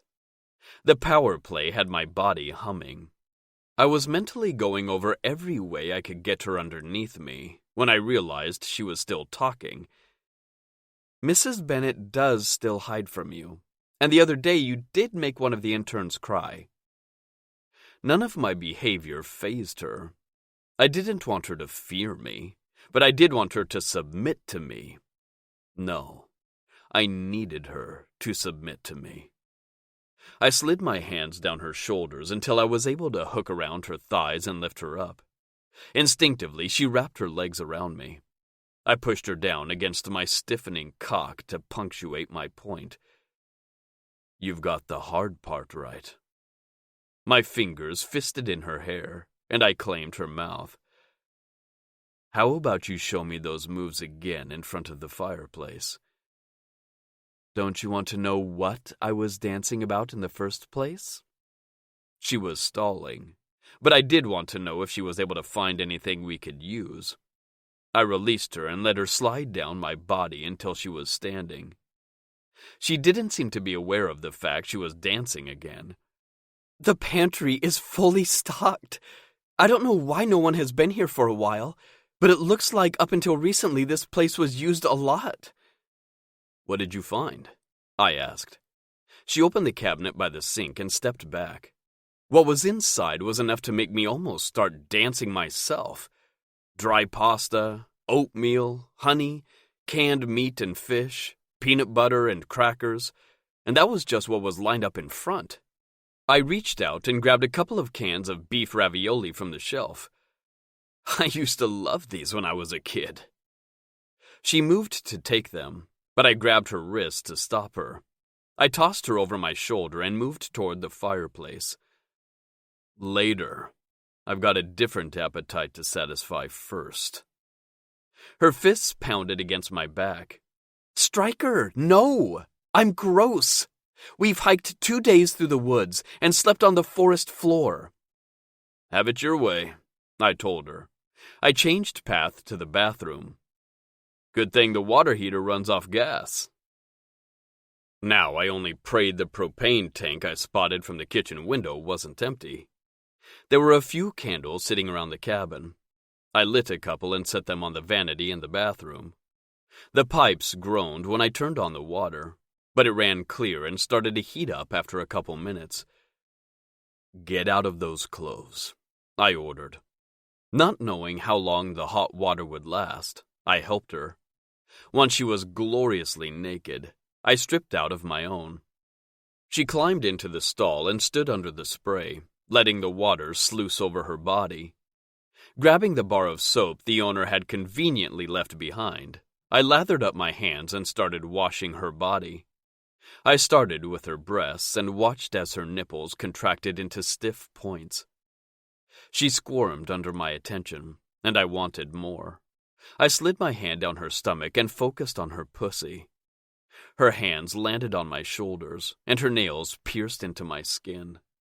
I didn't let up, but instead I thrust 2 fingers inside of her ruthlessly. Stryker, she panted. I rubbed the palm of my hand against her clit and curled my fingers inside of her.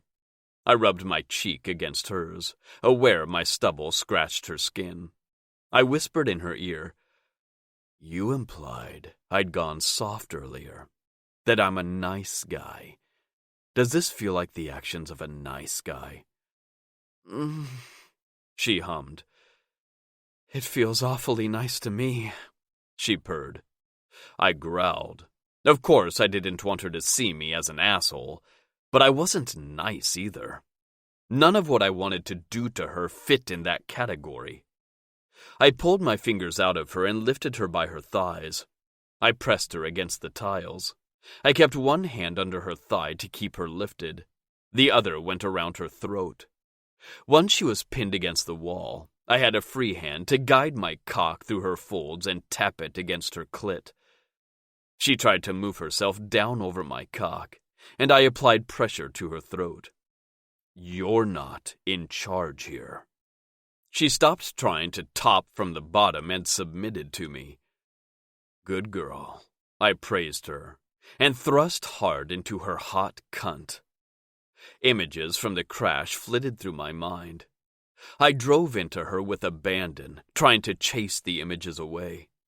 The tingling in my balls, electricity coursing down my spine, and racing of my heart were all reminders I was still alive. With the little brain power I had left, I panted in her ear, "I love you." She needed to hear it before I completely transformed into an animal with the single-minded drive to fuck her unconscious. "I love you too," she replied without hesitation. "But right now, I need to use you. I want to fuck you with no thought other than how good your pussy feels squeezing my cock. I want to remind us both that we're still alive." Her inner walls fluttered in response to my words. "How is this supposed to do that?" "Because nothing feels more like living than coming inside of you." Her pulse hammered under my fingers where my hand was around her throat. Please, she begged. If she demanded I stop, I would. I'd have to switch the water to glacial, but I'd do what she asked. What do you want me to do, sunshine? Fuck me, she panted. Use me. The only thing I want you to think about is how good I feel to you. My control was fraying. Do you know what you're asking me? I love you. You're my wife. But right now, I want you to be my slut. I've tried to fight this and treat you like you deserve. But I want you available for my pleasure anytime I want, any way I want. Are you ready to give me that kind of power? She trembled in my arms. Yes, whatever you want. Just fuck me. I needed to make sure. You want me to order you on your knees? To demand you swallow my cock whenever the mood strikes me? You want me to lock the door to my office, bend you over my desk, rip off your panties, and pound my cock into your cunt because seeing you makes me hard? Yes, she panted. I want to be your everything, your business partner, best friend, wife, and even your slut. Every desire, every fantasy, all of it. Whatever you want, come to me. You asked for it, I growled. That was all it took for my control to snap. I thrust up into her while simultaneously pulling her down on my cock. She felt like velvet sliding over me. I bottomed out inside of her and moved my hips until I found her G-spot and rubbed against it until she started to shake.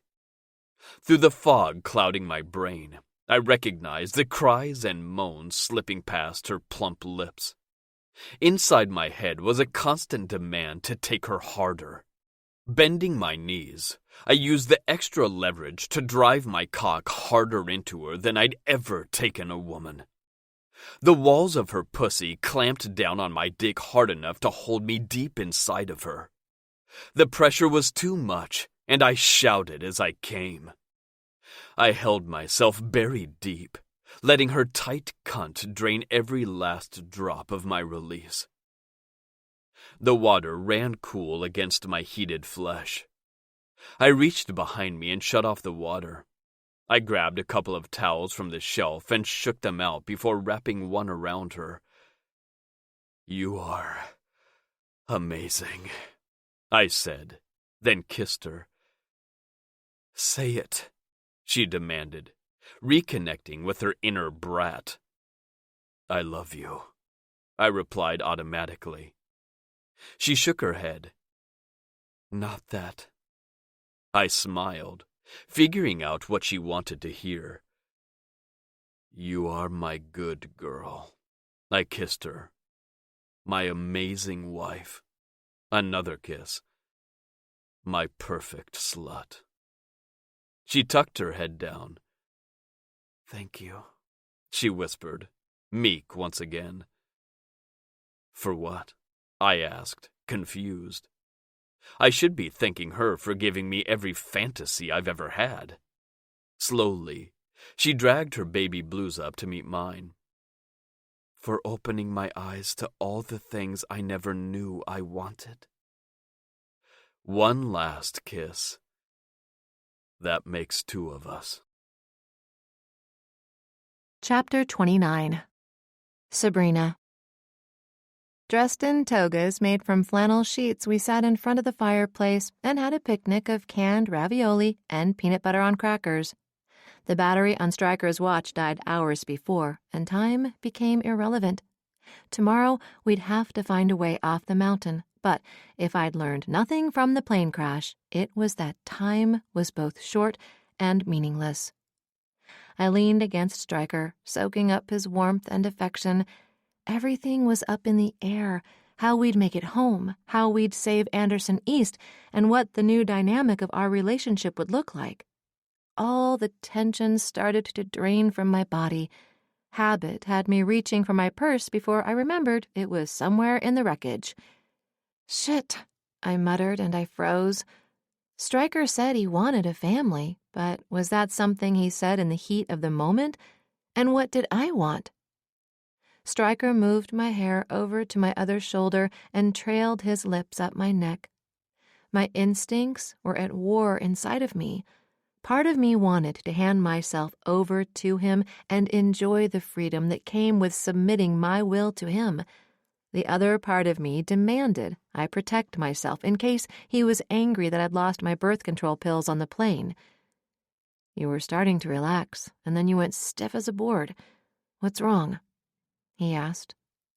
My mouth went dry, and my heart felt lodged in my throat. As much as I wanted to hide from his reaction, I turned to face him. Sunshine, you're worrying me. Do you feel okay? Is it your head? I shook my head. I opened my mouth, but no sound came out. Clearing my throat, I tried again. My head is fine. I'm just freaking out a little. That's only natural. We've been through a lot the last couple of days. I shrugged. That's not it. At least, not all of it. I took a deep breath. Our bag, including my purse, is on the plane. He took my hands. It's only things. We can replace it. I don't think it'll be that easy to fix this by buying some stuff. He studied my face. Whatever it is, just talk to me. We'll handle it together. My birth control pills were in my bag, I said in a rush. Stryker went still, and I held my breath waiting for him to say something. How do you feel about that? He asked cautiously. I'm not sure. Right now, I'm more worried about how you're going to react, I admitted. I'm 35 and married to the only woman I've ever loved. I want a life with you, and that includes children. But I realize I'm 10 years older than you, and we might not be in the same place. I don't want to pressure you. I exhaled. So, you wouldn't freak out if I told you the kind of birth control I take has to be taken every day at the same time to be effective? Because I'm kind of freaking out right now. Stryker crawled forward, causing me to lean back. Once he had me on my back, he held himself over me. He stared down at me with such intensity I felt my skin flush. His fingers pulled at my sheet, unraveling where I tucked it into the top. Are you telling me? He kissed his way down my throat. That? He flicked my nipple with his tongue. If I fuck you, he sucked my nipple into his mouth and let it pop free. I thread my fingers in his hair and pulled his head up. What? Tell me, if you fuck me, what will happen? A wicked grin pulled at his sinful mouth. If I bury my cock inside of you and fuck you until neither of us can move, then there's a good chance my baby will start growing right. He nipped at the skin of my stomach. Here. I think it would be our baby, I gasped. He shoved my knees apart and buried his face in my pussy. He devoured me with the same focus he had in the shower earlier. He had me tangled in his web. I was ready to beg for the release he masterfully kept just out of my reach. My body started to tremble, but once again he pulled back, denying me the release I so badly craved. He leaned back and tauntingly wiped his chin. Slowly, he rose from the floor. His erection jutted forward accusingly as if I were the one punishing us both. He grabbed a sheet we'd cast aside because it was old and threadbare in places. Holding it between both of his hands, he pulled. The material barely protested as it shredded under his efforts, leaving him with strips of fabric. Arms above your head, he commanded. Desperate for release, I obeyed without arguing. He got to work tying my hands above my head and connected the end to a piece of furniture. Taking his time, he moved around to my feet, grabbing both my ankles and pulling me down, making me unable to move my arms at all. His hands slid up to my knees and guided them open. Settling between my thighs, he held himself back. "You're right. This will be our baby.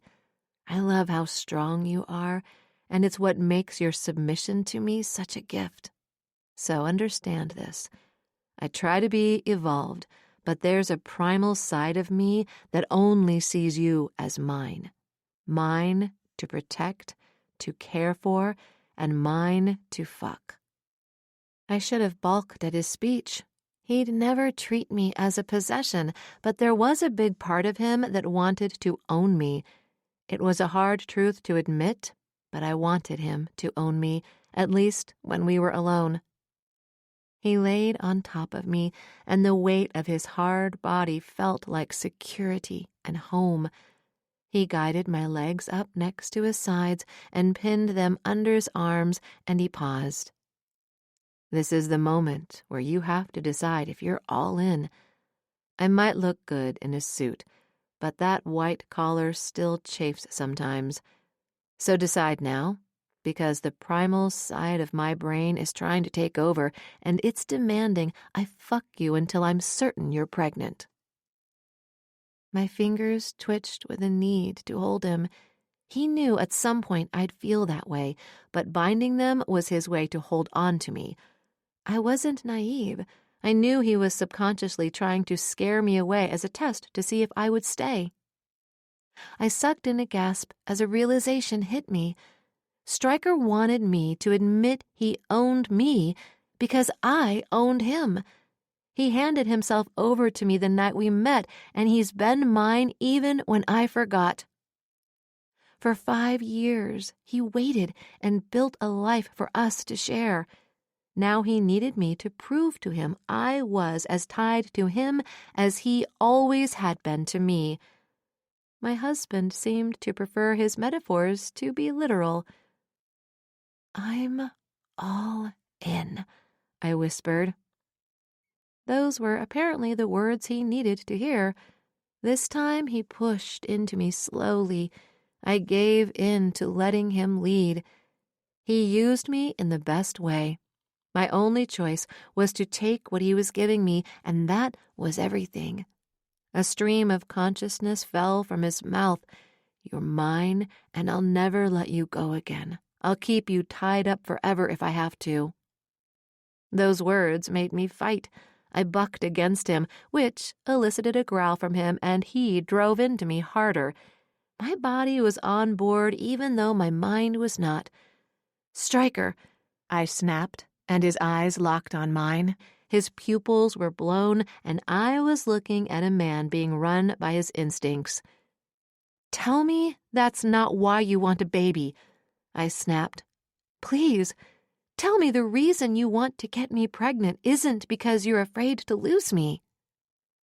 He rocked against me, slower, but he didn't stop. "There's not one single reason I want to see your body swell with my child.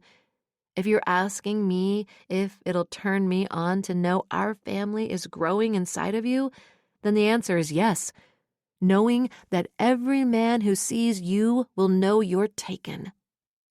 He leaned forward and sucked on my neck hard enough to leave a mark.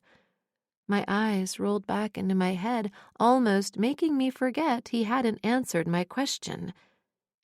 "My desire to have a family is something I didn't think I'd need to explain to you." The stark honesty in his expression ended my argument. It told me everything I'd ignored while I was trying to make my decision. Stryker was lonely. He'd only had his mother, and for a brief moment, me, in all of his 35 years. When I forgot him 5 years ago, I left him completely alone. "Sunshine, I'm barely hanging on," he whispered with his head buried in my neck. "Then let go," I told him. He reached for the bindings on my wrists and untied them. "Not like this. At least, not this time." Once my hands were free, I threaded them into his hair and breathed into his mouth as we kissed like we'd never touch again. The fire burned down to coals while we were consumed with each other, but once our energy was spent, the chill in the air was hard to ignore. Stryker sat up and started shoving his feet inside his boots. "I'll go grab more firewood." Air whooshed in as soon as he opened the door, letting in the cold and a swirling cloud of flurries. "Fuck!" he shouted from the stoop. I grabbed a blanket off the couch and wrapped it around me before going to see what was wrong. The wood floor was icy under my feet, but I pressed forward to look out the door. At least a foot of snow had drifted in front of the door and covered every available surface. More was coming down in fluffy white clumps. Stryker was working hard to secure the tarp over the firewood by the door. "There's only enough wood here to last a few days, a week tops. If it gets wetter than this, we're going to freeze." The lines of tension in his face scared me more than the snow. This was a man who stood up to danger and managed to land a plane after the pilot jumped out. A man who built us a shelter out of branches so we'd survive the first night. "We're not going to be able to walk out of here. Once it snows this high in the mountains, it sticks," he said. If anyone was looking for us, they had no idea where to start searching. To make it worse, we couldn't let anyone know where to look either. "We need to ration the food," I thought aloud. "Tomorrow, we need to see if we can find anything to let us know exactly where we are. A map would be good, too, because knowing where we're at doesn't help if we can't find our way out. But the one thing I know for sure is that we can't wait for someone to find us, because if we do, we could be here until the spring thaw," he said. All the air whooshed from my lungs. "It's only October. That could be 6 months from now." His eyes flicked down to my stomach, and I put my hand over it protectively. "We might not have that kind of time," he murmured. Chapter 30. Stryker. We spent a few days wrapped up in each other. We were acting out of denial, but it gave us a break from thinking about the sword that had been hanging over our heads since the moment we stepped foot on the plane. It was all just too much, so for a few days, we both pretended that we were on a romantic retreat rather than fighting for our lives. We were still careful about rationing the food stores we had, and I kept a close eye on the firewood. It wasn't like there was anything we could have done otherwise, except maybe drive each other crazy worrying about what was going to happen next. When I woke up in the loft several days later, it was both literally and figuratively. After my mental vacation, it was time for me to figure out what our next step was. The heat from the fireplace rose up to the loft, making it warmer than on the main level. Sabrina was sleeping next to me. Laying on her side, she had the blanket draped only over her hips. Her arms were tucked under her chin and covered all but the sides of her breasts from my perusal. I would have loved to roll her onto her back and feast on her rosy nipples before sliding down her body and burying my face in her perfect pussy. I wanted to feast on her until she woke up the way I did the morning of the crash. But she was exhausted from the number of times I'd reached for her over the night.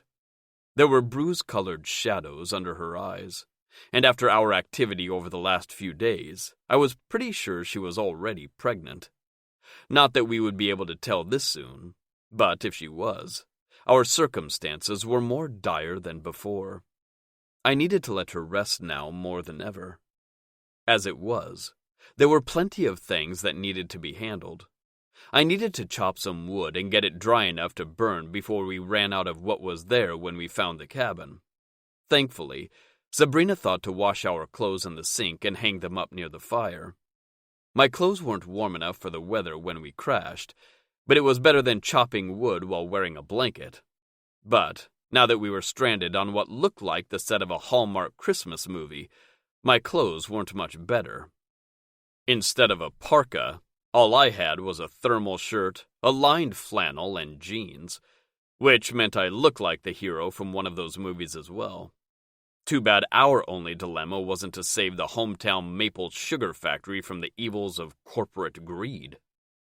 To complete the winter wonderland aesthetic, the snow had continued to fall steadily the last few days. This was the first morning the sky wasn't obscured by a curtain of falling snow. I hadn't paid enough attention to the weather reports in the days before we left, at least not what the weather in Idaho would be, because we were supposed to be in Denver. Of course, there were warmer clothes in our bag, but that was still in the storage container of the plane.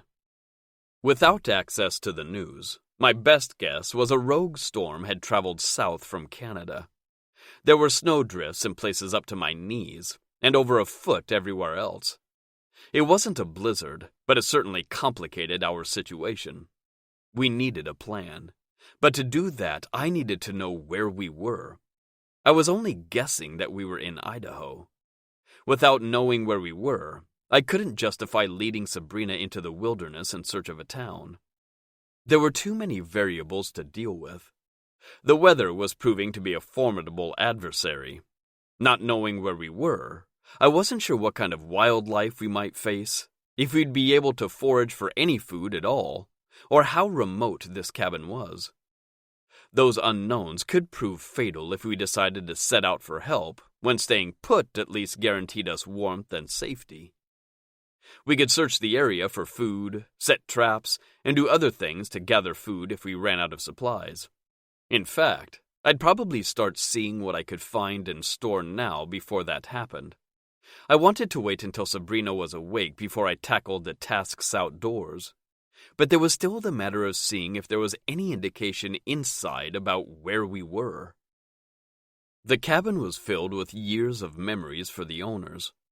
In the days we'd been here, Sabrina and I had been through all of the cabinets and drawers, but there'd been no need to dig through the desk or junk drawers. But then, all we had needed before was the basic necessities. Finding something with the address written on it was a tall order considering there was no mail service out here. But I couldn't give up hope that I'd find a map or something I could use as a frame of reference. There were lots of keepsakes scattered throughout the cabin.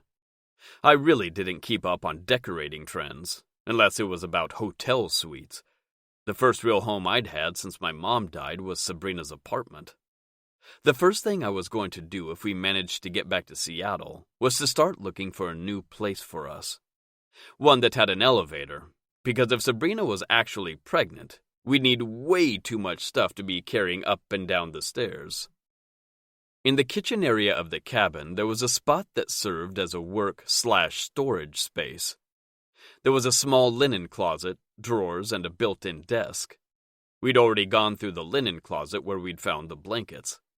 The drawers were too small to hold anything we'd have needed up until now. I still wasn't sure what I could possibly find discarded in one of these drawers. This entire cabin was like a large time capsule. One drawer was filled with keys of all sizes, shapes, and purposes. Some looked like the tiny keys that came with a teenage girl's journal. There were skeleton keys, door keys. Hell, there were even a few hex keys loose in the drawer. What there was not was any indication of what all those keys went to. Even if I did know what they went to, keys weren't going to get us back to Seattle. The next one gave me hope when I pulled out a collection of maps, until I realized they were from cities all over the world, and none of them where we would find a remote cabin somewhere between Seattle and Denver. Like the keys, this seemed to be a collection that only meant something to the people who gathered it. There were some rural maps, but I didn't think we were in the Pyrenees Mountains, the Swiss Alps, or the Appalachians. There were some maps with routes planned, but there were others that were pristine and untouched. None of them were any help to our situation, so I placed them back with care. After Sabrina woke up, I set out to gather more firewood. We had a few more days of wood left, and it would take that long for any wood I split to dry. That was if I could find some already downed trees. There was an axe stuck in a large block of wood used to split logs. I trudged through the snow, filling my boots with sludge, to drag every downed log and branch I could find. There was enough to keep us going for a while, but if I had to take down a living tree, there wasn't enough time to season it for it to be usable. After I stacked the wood up by the front of the cabin, I wandered over to the other side of the property I hadn't had a chance to explore yet. There was a slope that curved down to a road. There were no tracks cutting through the snow, no berms on the side of the route from a plow coming through. If anything, the presence of the road drove home how isolated we were. No one was coming up here, and we were so far off the beaten path, they didn't even bother to clear the roads from snow. Which meant we weren't near a ski resort, nor were we located in between towns. A rumbling sound bounced off the rocky slope surrounding us. I looked everywhere to see if I could locate the source, but nothing was around except snow, rocks, and trees. I didn't even see the signs of any animals. I waited a few more minutes, then turned around and made the trip back to the cabin. "What's wrong?" Sabrina asked when I walked in. I stopped in the middle of peeling off my soaked clothes. "Nothing, and that's what's wrong. I thought I heard something, but I couldn't tell where it was coming from. There's a road down the hill, but there's no sign anyone has been on it since it started snowing, which means that no one comes out here in the winter," she said and dropped into a chair next to me. I nodded. "Not only that, but also we're too far away to walk out of here." We sat in silence for a bit, trying to come to terms with the fact we were going to be here until the spring. The rumbling sound echoed again. This time Sabrina heard it too. I pulled my wet pants back on and went to the door. A flicker of light caught my attention, and instead of disappearing this time, the sound kept getting louder, and if I wasn't mistaken, closer. "Is that a truck?" Sabrina asked, and clutched at my arm. My mouth went dry. It sounded like some kind of vehicle, but I was afraid to even entertain the idea that someone might find us. The sound got louder and louder, then came to a stop in front of the house. Neither of us moved. I'm not sure we even breathed. A door opened and closed, and the sound of footsteps crunching through the snow approached the door. The front door opened slowly, and an older woman stood in the threshold. I expected a look of shock or fear. After all, we were trespassing. But she wasn't surprised to see us standing near her table. She came in, shrugged out of her coat, and hung it on the hook by the door. Next, she took off her snow-encrusted boots. Calmly, she set her keys down on the side table before she finally turned our direction. There was something about her that was captivating. She had to be somewhere in her early 70s, but she was far from the image of a frail old woman. Her silver hair was cut to her shoulders and framed a regal face that wore lines proudly. Her pale blue eyes assessed us the same way we were sizing her up. "There's no vehicle outside except for mine, and nothing around here for miles. Which means I'm guessing the two of you have a hell of a story." Together, Sabrina and I told her about the pilot ditching the plane, how I controlled the crash, and how we ended up at her cabin. "Of course, we'll pay you for all of the food and firewood and for the use of your cabin," I told her as we finished our story. She waved her hand dismissively. "You don't charge friends." "But we're just two strangers who happened upon your cabin. It was a lifesaver for us, but you shouldn't have to be put out for that," Sabrina argued.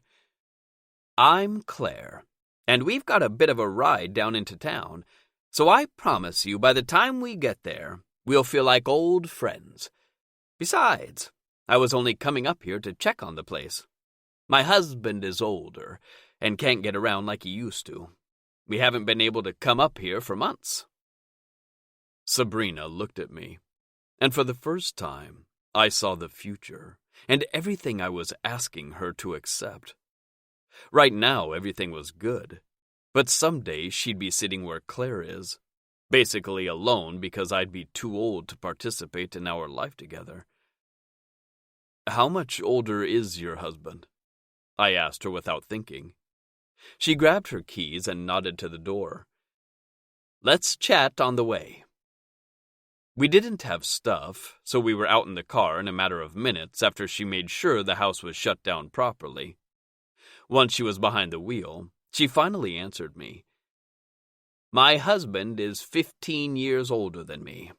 We met when I was in my 20s, but we didn't get together until I was 30, and we married within months." She looked sideways at me. "You're older than Sabrina, aren't you?" I nodded. It was pretty clear that there was a gap in our ages. I knew I still looked good for my age, but that didn't mean there weren't some strands of silver emerging in my dark hair, or that there weren't some fine lines around my eyes. Sabrina didn't have either of those things yet. "And you're afraid that you're going to be a burden to her?" I shrugged. She was very astute, almost scarily so. "Stryker, you can't think like that," Sabrina interjected. "How can I not?" I looked over at Claire and hoped she saw I was sincere. "I'm sorry. I don't want to assume. But I don't like the idea that one day Sabrina will be handling everything on her own because I'm too old to help her. That's just life. Sickness and health aren't just something to say. My husband has been an amazing partner and still is. He's 85 now, and even though mentally he's still sharp as a tack, he can't get around like he used to. He's also a stubborn old goat and didn't believe anyone when we told him he needed to cut back. So God went and drove the point home. He'll be fine this time. He's just having to use a cane for a bit since he fell trying to clean the gutters. Thankfully, he hadn't gone too far up the ladder, or the story would have had a different ending. But that's the thing. Life has an expiration. And if you are constantly worried about what will happen way down the road, you're going to miss the scenery right here and now." She left me with a lot to think about on our path down the mountain. The slick roads and hairpin turns took her focus, so we didn't have a lot of time to keep talking. She was right about feeling like we were friends, though. Something about her left us feeling like we'd known her for years. The further down the mountain we went, the less snow was on the ground. By the time we were out of the mountain, all signs of winter were gone and fall was back. The trees were gone, and the landscape was in monochromatic shades of brown, with the occasional tumble of sagebrush blowing across the road. So, we were south of Ketchum in a remote section of the Rocky Mountains. I live almost 2 hours south in Twin Falls. I could have dropped you off in Ketchum, but there's nowhere to wait there without spending a lot of money. Pretty much everything in the Sun Valley area costs an arm and a leg. I hope the two of you don't mind, but I'm taking you to my house so you can get cleaned up and we can get you some different clothes while you call your people." I turned my head to look out the window. "Works for me. As you can tell, we don't have our cards or any cash." The town was bigger than I'd have thought for a town in Idaho. Not that I'd given much thought to Idaho. Ever.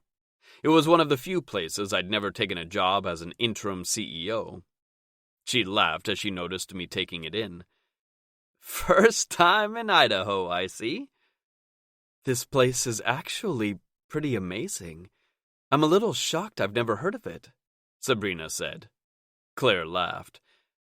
"Well, we try to keep it to ourselves. Keeps the Californians away. Or at least it did. I'm just glad my Steve and I bought our place years ago. Costs have skyrocketed the last several years. There's no way we'd be able to move here now. Just like that cabin. Steve's had that since the late 60s. Now anything near Sun Valley is obscenely expensive." While Sabrina helped Claire make dinner, I stepped out onto the front porch and tried to get myself together. The weather had a bit of a bite to it as the sun started to set over the Snake River Canyon. but the colors spreading across the sky gave me something to focus on long enough for the pressure in my chest to ease up. The loud thud of Steve's cane on the porch let me know I wasn't alone anymore. He hobbled over, the thump of his boot mixed with the thud of his cane until he joined me where I leaned against his porch rail. "This is God's country here. Been all over the world, and never found another place like it." He sighed as he took in the expanse of the canyon lit in reds and oranges. "The maps in the cabin, were those from your travels?" Making small talk seemed like the thing to do under the circumstances. A fond smile lit up his face. "Some of them were from when I was young. After high school, I bummed around the country. I fancied myself a bit of a beatnik in those days. I didn't want to be another office drone, and setting out on the road was my way of bucking the system." "Is that how you met Claire?" "In a way. I met her here, actually. She grew up here.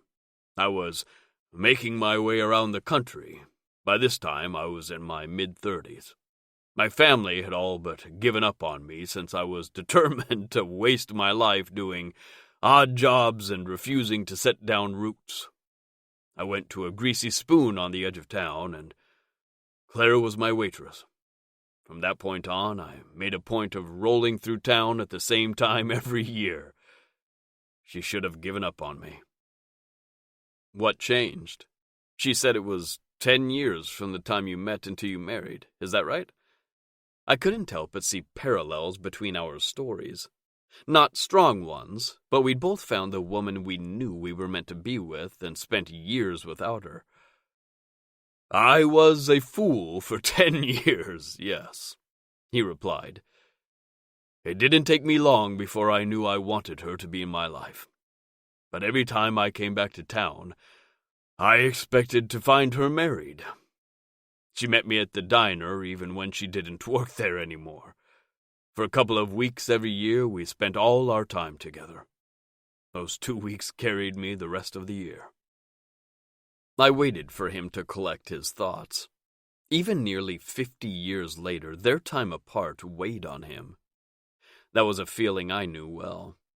When he didn't speak, I felt a need to fill the silence. One of my truths for the one he shared. "Sabrina and I got married on a whim a little over 5 years ago. We met at a bar in Las Vegas. It was nearly empty, and we were both hiding from obligations. I was trying to reconcile working for my father, a man who, to this day, refuses to acknowledge me, but still insisted I take a job with his company. I hated it almost as much as I hated him. She was there for her 21st birthday, celebrating with some friends from college. They wanted to go clubbing, but she didn't, so they left her in the casino to fend for herself." "Those don't sound like very good friends," he said. "Well, she hasn't seen or spoken to them that I know of since she graduated." He grunted. "Good riddance." We hit it off instantly, and I knew she was the one. We got married, but she didn't meet me in the morning like we'd planned. I found out later that one of her friends was walking around without covering her drink. He listened as I told him how she forgot about me, and the years I worked to get her back. "You asked what changed? I guess the answer is me. I knew it was time for me to finally settle down, grow some roots. I moved to town, started a construction company. It took a few more years to break even, and a couple more before I started making a steady profit. Even then I believed I was too old for her, but the stubborn woman was still single. One day she met me right here on the canyon and said, 'Are you done yet?' Claire chimed in from the doorway. Stubborn old fool that he was, well, still is. I had to spell it out for him." Steve shrugged, not disputing what she said. "We married a couple months later. The company I started was doing well enough that we were able to travel from time to time. She collected the rest of the maps with me." What about the keys? Sabrina asked, joining Claire by the door. The old couple smiled. Those are as much our story as the maps. The diary keys were for the journal I started keeping the night I met Steve. Claire began. The hex keys were from the furniture I put together for our first place. There are keys to homes, cars, basically every stop along this road we've traveled together. Steve finished. He looked over at us. Now, don't go thinking it's been all rainbows. We've had struggles along the way. We'd have liked to have a family, but that wasn't in the cards for us. Claire made a sound. That was hard. It took some work to accept it would only ever be the two of us. But our life was as it was supposed to be. All the time I'd regretted the years Sabrina and I spent apart. But maybe this was how we were supposed to be too. Chapter 31. Sabrina. Stryker tried to convince Colt to rent a car and drive to Denver, but as bad as the storm was in Idaho, it was worse in Wyoming, making it impossible at least until the highways were reopened. I think he'd have changed his mind and driven back to Seattle if we didn't need to review the documents seized from Malcolm's office there. Thankfully, the flight to Denver was uneventful and short. Colt and Jana both took turns hugging me when they arrived, but we all fell into a lingering silence until the wheels touched down on the tarmac. I'd never been afraid to fly before, but all of us were feeling a little superstitious this time. Talking about what happened while in the air felt like tempting fate. Exhaustion crashed over me after the last week, and I fell asleep as soon as we were in the car. When I woke the next morning, I found Coulter, Stryker, and another man going over documents in the main sitting room. Jana paced in front of the window, arguing on the phone with someone. The tension in the room made me forget all about the fact I was drowning in clothes I borrowed from Jana. My hair was a tangled mess, and there was a crease from the pillow on my cheek. "What have I missed?" I asked anyone listening. Stryker's head snapped up. "Did you sleep well?" I inhaled slowly through my nose. I'd guessed he'd start treating me like I was made of glass as soon as it was possible I could be pregnant, and I also was right that it would drive me insane. "Don't try to distract me. What is going on?" Coulter opened his mouth to answer me, but Stryker talked over him. "Maybe you should sit down and have some breakfast first." Jana stopped in her tracks. Her arm dropped, and I could hear someone yelling for her attention on the other end. She ignored it, though, and stared at me with her mouth gaping open. "Brina, I need to see you in the bathroom, now." My stomach sank. I wasn't ready to talk about this yet, because the possibility I could be pregnant didn't seem real yet. The version of me who threw caution to the wind and allowed the possibility of starting a family with Stryker wasn't sure she was ever getting off the mountain. Hell, I even entertained the idea we hadn't actually survived the crash, and my brain was trying to come to terms with our impending demise. I blamed my dad's TV habits when I was a kid for giving me that idea. Frozen in place, my brain and my feet were at war. I knew Jana wasn't going to drop the issue, but I couldn't force myself to move toward the bathroom. The decision was made for me when Jana strode across the room, grabbed my arm, and dragged me into the bathroom. She shut the door and focused all of her attention on me. "You're pregnant." "You can't know that. I don't know that," I protested. "So you two didn't—" She made an obscene gesture with her hands. "Have you seen Stryker?" I blurted out without thinking. Jana burst out laughing, and I joined her until we were both crying from laughing so hard. It took a minute for both of us to calm down before she started peppering me with questions again. "You're on the pill, right? Did you have it with you?" I shook my head. "And how do you feel about this?" That was the million-dollar question. "I'm scared, but also excited. I'm not sure which I'm more of, to be honest."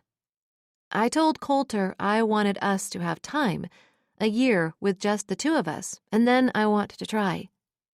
"You didn't tell me that. When was this?" She bit her bottom lip. "About 11 months ago, but I actually stopped taking my pills a couple of weeks ago." "Are you—" I trailed off. She shrugged. "I think you and I need to see a doctor when we get home." I looked at the door. "Maybe don't tell Colt until you know, or they're both going to be acting like chest-thumping cavemen." Stryker is being pretty ridiculous. I smiled. He's going to be a nightmare. Jana made a circle around my face with her finger.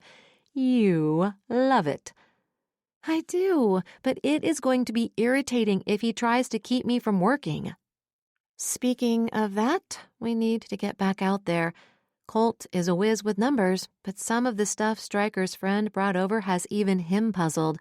Since you know Malcolm best, maybe you can figure out what he was doing?" she said while tugging me back out of the room. Since Stryker was aiming to be a helicopter husband, there was a plate waiting for me at the table. He'd piled on enough food to feed me for the entire day, and all of it was ridiculously healthy. Without commenting, I grabbed a new plate, chose a smaller portion from what he'd given me, and added a chocolate croissant because there was no way I was giving up carbs. I took a huge bite of the flaky pastry and covered my mouth with my hand so I didn't completely gross out Coulter and Jana. "Okay, show me what has you so stumped," I said to Colt. He passed over a few file folders. At first glance, it looked like liquor orders. I'd suspected Maxwell and Mal were washing the money that Maxwell was embezzling from Jana by making it look like a loss on Easton Global's side and fake liquor sales covering the money Mal got from the deal. The problem with that was in order for it to be money laundering, the money had to cycle through and come back to Maxwell, or he was just paying him off for reasons we hadn't thought of yet. My brow furrowed as I dug through the other folders he gave me, trying to find the deposits or credits to another part of any business Maxwell had any hand in. Not even the foreign accounts in his name matched. Of course, I was looking for a repeatable pattern of the money coming back to Jana's father, minus a percentage paid to Malcolm. I pointed to some deposits on the page. "These make sense to me. This is roughly the same amount Malcolm has been showing for sales for this brand of liquor, and over here," I pointed to a copy of the spreadsheet Aaron and I put together that Coulter must have thought ahead to bring, "there's a deposit of that amount minus 10%. Looking over other accounts from Malcolm's file, I found the same deposit made monthly for about the last year. There are a few other large deposits, including one made about 2 weeks ago. Malcolm continued to make the deposits, but if they were coming from Maxwell, it's hard to say because he stopped showing anything other than the revenue loss for the vodka." Colt jumped up and started frantically shuffling through files. He mumbled something to himself until he came across one that made him shout, "Gotcha, fucker!" Jana crowded close to him so she could see what he was holding. "That's weird. We've never had an account with that bank. It doesn't even make sense. It's only in New York. I know he does have business there occasionally, but not enough to have a bank solely in New York." Stryker held out his hand. "Let me see that." Coulter handed it over. Stryker took a few seconds to look at it and started shaking his head. "I had a long-term placement in New York when I first started saving companies. The company I was with was a construction firm." He paused, looking at us to catch on. I could tell by Coulter's face he figured out what Stryker was suggesting, but Jana looked as confused as I was. Stryker continued. "The company had problems extending its line of credit. They miraculously solved their money issues, but after a few months started having problems with their labor unions. Turned out the money came from a shady mob-connected investor.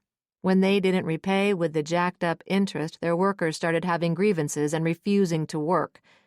The board figured it out and forced the company to restructure.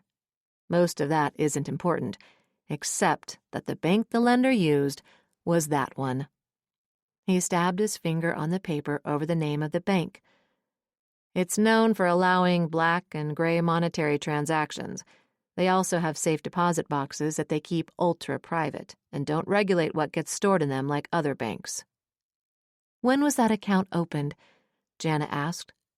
Coulter looked at her with sympathy. "The same week as the launch party your idiot cousin messed up." She inhaled slowly through her nose. "I need to make a phone call." Jana grabbed her phone and stepped out onto the balcony despite the chilly Denver weather. It made me wonder who she was arguing with earlier. Who was that on the phone with her earlier? "Her mom," Colt said with a sneer. "She's angry because Maxwell got cut off from Jana's estate. Apparently, they've already blown through most of their cash on hand. Now that she's faced with selling property and downsizing, she is trying to bully Jana into funding their lifestyle." I rolled my eyes. It's the least they deserve after locking her out of her apartment in the rain. Stryker pushed my mostly untouched plate of food in front of me and handed me a fork. I resisted another eye roll, and since I was actually hungry, I decided throwing a tantrum wasn't really in my best interest. Jana came back shivering. "Ugh, why did you let me go out there without a coat?" Coulter wrapped his arms around her and tried to rub some warmth back into her. "Since when do you allow anyone to tell you what to do?" She swatted playfully at his arm. "You could have tried at least." "Who did you need to speak to that was worth freezing over?" I asked her before they started bickering anymore. Usually, when they did, it led to moaning. A Cheshire grin spread across her face. "Evie." She laughed at the look of confusion on my face. "I was thinking about the timing of the account my father opened in New York and that miserable launch. I'd call my idiot cousin Chad, but that fucker hates me." "You did make your first order of business when you took over the company to fire him through a singing messenger," Stryker said. "Dressed as a gorilla," Colt added. I gasped. "How did I not know any of this?" Jana shrugged. "You're the nicest person I know. I didn't want you to see the petty side of me." "Maybe I could use the example. Not only has Malcolm been looking down on me for years, making fun of me behind my back, but he tried to sexually assault me and—" A chair clattered to the ground and Colt was leaning over the table with his nostrils flaring. "Repeat that?" he said in a deathly calm voice. "I'm pretty sure he also tried to have us killed, so let's keep things in perspective," I said dismissively. "Do not make light of this." Coulter seethed. He turned on Stryker. "You're supposed to protect my sister, not let that sleazy asshole try and put his hands on her. She's your wife. Keep an eye on her." "I'm not a possession," I muttered. Not that it did any good. Both men ignored me and continued their staring contest. "I hit him. I wanted to do more, but I needed to get Sabrina out of there," Stryker said to my brother. "If he's still breathing, it's not enough," Coulter grumbled. Jana caught my eye and shook her head. "If she's right, and he set up the plane crash, then he won't be breathing for much longer. I don't care if he is my brother," Stryker swore. "Don't say that," I chided. A dark look crossed over Stryker's face. "Do not defend him again. Not after everything he's done. This world would be a better place without him, and we all know it." "But I won't be better without you. If you do that, stoop to his level, I could lose you. I just got you back." My eyes stung with this sudden, shocking urge to cry. I turned away, not used to being emotionally vulnerable around anyone. Stryker didn't miss anything, though. He rounded the table, pulled me to my feet, and wrapped his arms around me. I tucked my head under his chin and breathed in the warm smell of him. I'm not going anywhere. I grabbed onto his shirt, squeezing it in my fists, making sure he couldn't pull away from me. One of his hands cradled the back of my head, and I felt his lips brush my hair. He whispered, I promise, sunshine, I'll never leave you. Jana cleared her throat. No one asked why I called Evie? Don't you want to know? Sorry, brat. We got distracted, Colt said. Like I was saying, Chad hates me, but he is obsessed with Evie, she finished. Colt took a step back from her. What are you doing? She asked. Moving out of the danger zone? When Beck finds out you asked his wife to call that worm, because I'm assuming that's what you're up to, he's going to explode. Is she going to do it? I asked, pulling my face away from Stryker's chest. Oh, I owe her big, but she's also feeling a bit left out since we're here and she isn't. So, what do we do in the meantime? I asked. We go back to Seattle and see who freaks out when you two show up alive, Colt replied. Chapter 32. Stryker. Sneaking back into town and waiting until my brother heard about our safe return wasn't dramatic enough for me. I wanted to look into his face and see if he was surprised to see us. And if I caught even a flicker of shock on his face, I'd kill him right there. I'd feel bad about doing the one thing I promised Sabrina I wouldn't do, but the satisfaction of wrapping my fingers around his neck and squeezing until he went purple and the blood vessels burst in his eyes appealed to me on a primal level. Sabrina and I hadn't spent much time out in public as a couple. Guilt weighed on me when I thought about it. She was light itself, and she deserved to be out where she could shine. There was also the matter of letting my brother know once and for all there was no hope for him to win her over. In his delusional mind, he probably thought he could convince her to forgive him for trying to force himself on her and for fucking her sister in her apartment, because she'd always overlooked his whorish ways before. He'd had years with her, a lifetime, but he failed to see her. If he had been paying attention, he'd know that her lack of caring that he slept around, and often slipped off when they were out together, meant that she wasn't invested in the two of them being anything more than friends. Malcolm assumed all women wanted him, and thought Sabrina was just biding her time until he was ready to show her attention. Worse, his narcissism was so extreme, he thought she'd settle for whatever scraps of him he was willing to share. He would never find out how passionate she was, because I would never let her go. We laid low at home for a couple of days. Sabrina slept most of the time. She kept telling me she was just exhausted from the stress. I couldn't help but hope it was something else. But every time I pushed her on it, she told me it was too soon. On the third day home, I called the contact Colt had given me and had some dresses sent over. Very short, very sexy dresses. I hung them up on the back of the door for her to see them the moment she stepped out of the shower. She gasped just as I imagined she would, and clutched her towel tight to her chest. Stryker! What is all this? We're going out tonight. It's time to be seen out and about and push whoever tried to kill us out of the shadows. I had Colt's shopper grab you some dresses. He said she knew your sizes. Her hand dropped to her belly. She might have been telling me it was too soon to know, but I think both of us knew that something happened on the mountain. A bit of good to go along with the bad.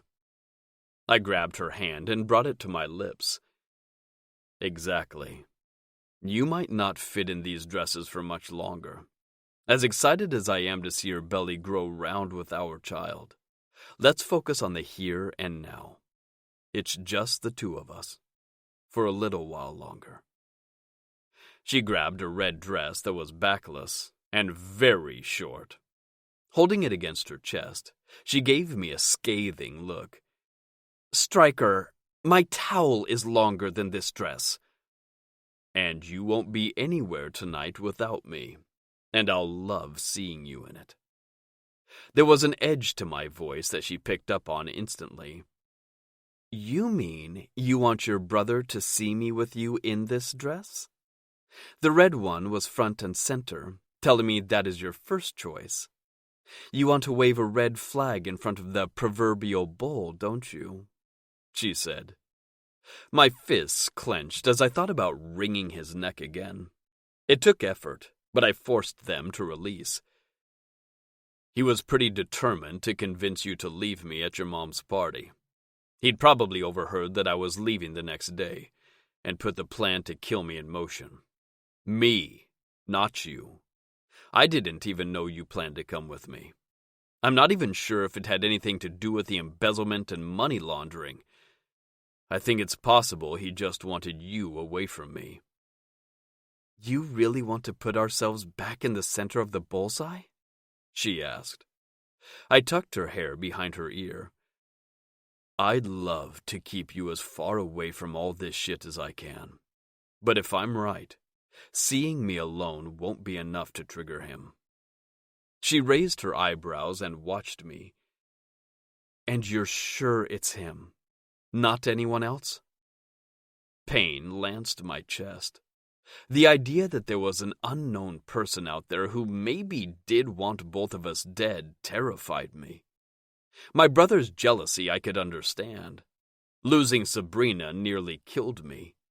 He's had her his entire life, and took it for granted she'd always be there when he was ready for her. He just didn't know he'd lost long before he ever took his shot. I know tonight is about being seen, but that doesn't mean we can't also enjoy ourselves. I haven't taken you on enough dates, and that is going to end.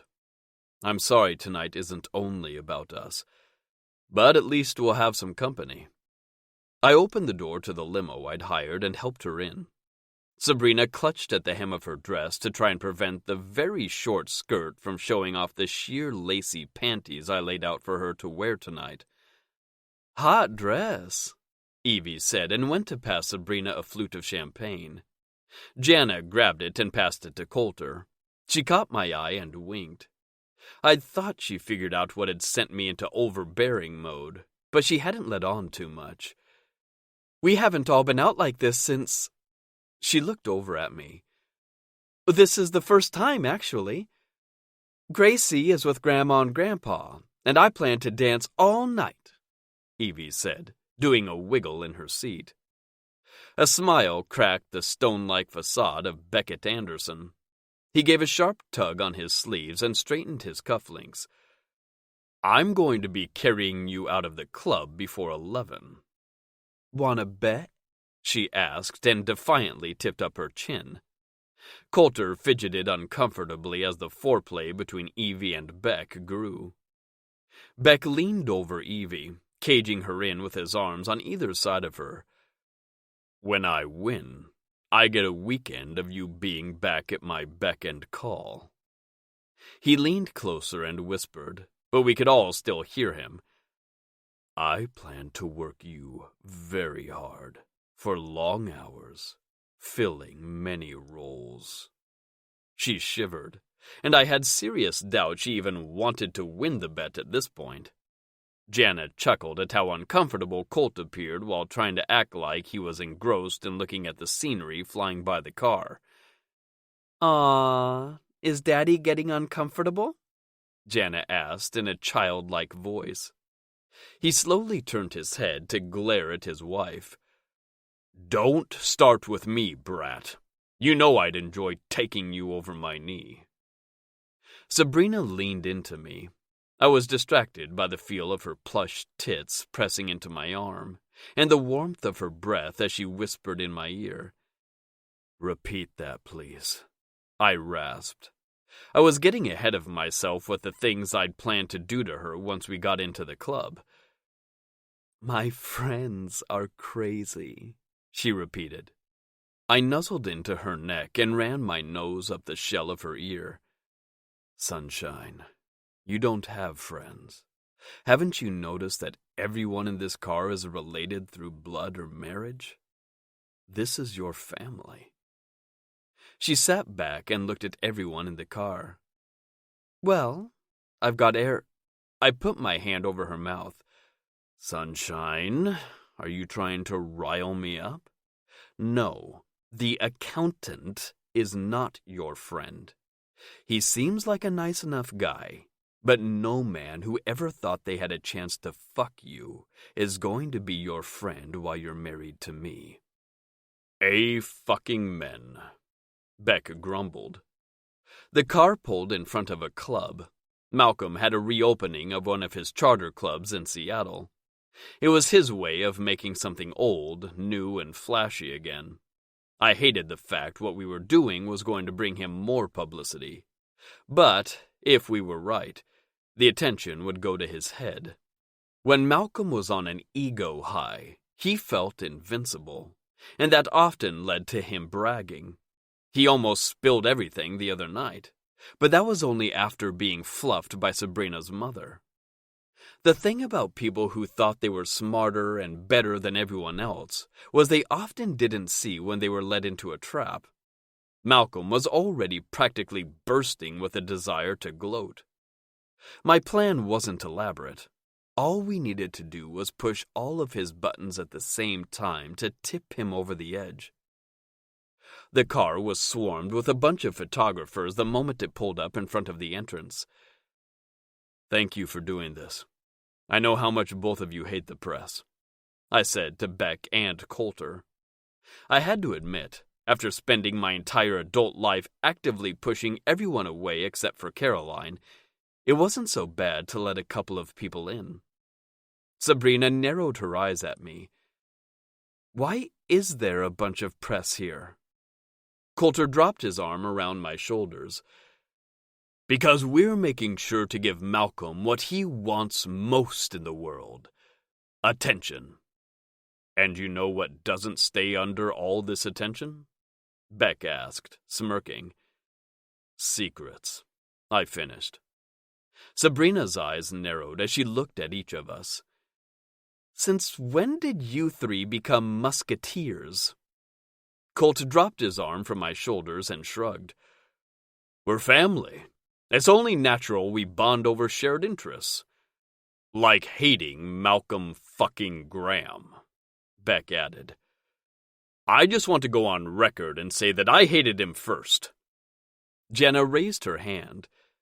I think technically I hated him first unless you had reason to hate a high schooler when you were in your 20s. Colt's nostrils flared, and his head swung my way. If blood is drawn, I better get a piece of the action.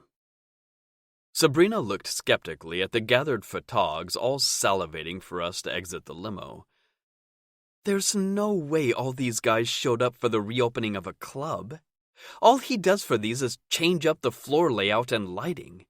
He's done probably a half dozen of these things the last few years, and not once has there ever been more than 1 or 2 photographers show up. And honestly, I think he paid them to come. Don't be dense, little sister. They're here for us, Colt said. A laugh burst from Jana. That's a stretch, Gramps. We're all boring married couples, and some of us are kinda old. Evie yawned. I'm the youngest one in our group, and I feel too old to be here. You're only 24. That makes you barely old enough to be here, Colt grumbled. Give yourself a break. Gracie has kept both of us running nearly non-stop.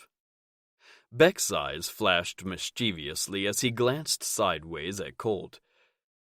We've been working hard on a project. It's a lot of grunt work and has been leaving us completely exhausted. She just needs more sleep than I do. Are you ever going to get tired of making sexual innuendos about my daughter right to my face? Colt seethed. Beck slouched back, casually placed his hand on Evie's knee, and began to stroke slowly up and down her bare thigh. I don't think so. He looked over at me. You know, he's pretty protective of his sisters, too. You should probably find some new friends. I joined in teasing Coulter. Sabrina rolled her eyes at their playful bickering. You still haven't really explained why the press would care. Look at them! Jana gestured back and forth between both of them. We tease them about being old, but they're hot. Married or not, the ladies in this city are thirsty for the reformed playboy billionaires. And then there's Bump Watch, Evie grumbled. Sabrina's eyes flashed to mine, and her hand twitched over her stomach. A move that did not go unnoticed by Beckett and Coulter, who both shot me questioning looks. I shrugged, not having any information to share, silently or otherwise. The idea of Sabrina being pregnant already was the biggest turn-on. She'd clue into how much I liked the idea soon enough if she didn't already know. I wrapped Sabrina's hair around my fist and tugged until she was looking up at me. I've got plans for you when we get inside. The driver circled around the car and opened the curbside door. Beck stepped out and helped Evie climb out of the car, followed by Colt and Jana. Then it was our turn. The second we were out, the flash bulbs were going off, and the small gaggle of reporters were shouting questions at us. Evie was spot on, and most of their interest was in whether or not Jana was already pregnant, or if Beck and Evie were planning to have more kids. Thankfully, none of them seemed to give a single fuck who we were. Until the reporter Beck tipped off noticed us. "Stryker Lawson!" He shoved a microphone in my face. "Is it true the private plane you were on crashed in the Rockies? How are you here today?" I looked past him to where Beckett stood and cocked an eyebrow. He shook his head, letting me know he hadn't provided any details. "It did. Thankfully, I've had some flight training. Mainly how not to crash in the mountains." A few of the reporters laughed. "Is there a reason you got that kind of training?" There was no scenario where I was going to share my pain of losing my uncle with them. "I've taken first aid training too, I hope never to need." The reporter glanced at Sabrina clutching my arm. I pried her fingers free and tucked her under my arm. A look of confusion crossed his face. "Sabrina Lake? Isn't your boyfriend inside? Why are you out here?" I felt her tense up, then relax and wrap her arms around my torso. "You mean my brother-in-law? I don't have a boyfriend." She beamed up at me, every bit of her shining like a ray of sunlight. I knew exactly what she was hinting at. With my free hand, I tipped up her chin and kissed her. "Sabrina is my wife." An eerie silence fell over the reporters. The clicking of shutters stopped. The questions they were still trying to get Beck to answer ceased. Almost as one, their attention and cameras swung our way. They all shouted questions at once. "Stryker, is your brother Malcolm Graham? Why do you have different last names?" Sabrina winced hearing that. She mouthed, "Sorry." I ignored the reporters to set something straight with Sabrina. "You have nothing to be sorry about. My asshole father is the one who insisted I not use the Graham name. I don't give a shit personally. I don't use it because the woman who raised me is the only parent I knew, and the only one I will ever recognize." There were a few flashes while I made sure Sabrina knew I wasn't mad at her. I hated sharing such a private moment with strangers, but I would never allow time to pass by letting her feel insecure about our relationship. The reporters didn't seem to notice we were having a moment and continued to throw questions at us. "How long have you been married? Are you having an affair with your husband's brother?" The last question almost sent me to jail. I was trying hard, for Sabrina's sake, to curb my grouchy demeanor. Truthfully, some of it had to do with not having her in my life, but I also generally disliked most people. This was the first time I wanted to plant my fist in someone's face within seconds, though. Hands landed on my shoulders and squeezed. The unexpected gesture startled me, and I started to throw back my elbow. Whoever was behind me, they were too fucking close to my wife, and that wouldn't stand. "Settle down, slugger." Beck's deep voice warned in my ear. "Time to take this party inside, yeah? We've done enough to create a buzz. It will not help your case to get arrested for assault. Trust me." "You got arrested?" I was genuinely shocked. Not that he seemed incapable of knocking someone on their ass. He was built, from what I could tell, under his fancy clothes. But he seemed more evolved than me. Men like him fought with words, and it was just as devastating. I could have been wrong. Maybe, like me, it was a skill he had to learn. Just as I was starting to question my ability to read people, Coulter raised his hand. "That would have been me." That seemed more plausible to me. There was a wildness to Coulter he barely held in check. He noticed me studying him and pulled the neck of his shirt down to reveal the edge of a tattoo. "Nobody is just one thing." Wasn't that the truth? It was also the permission I needed to set a part of myself free. I'd worked so hard to become a respectable businessman and deserve a life with Sabrina. Maybe even to prove my father wrong.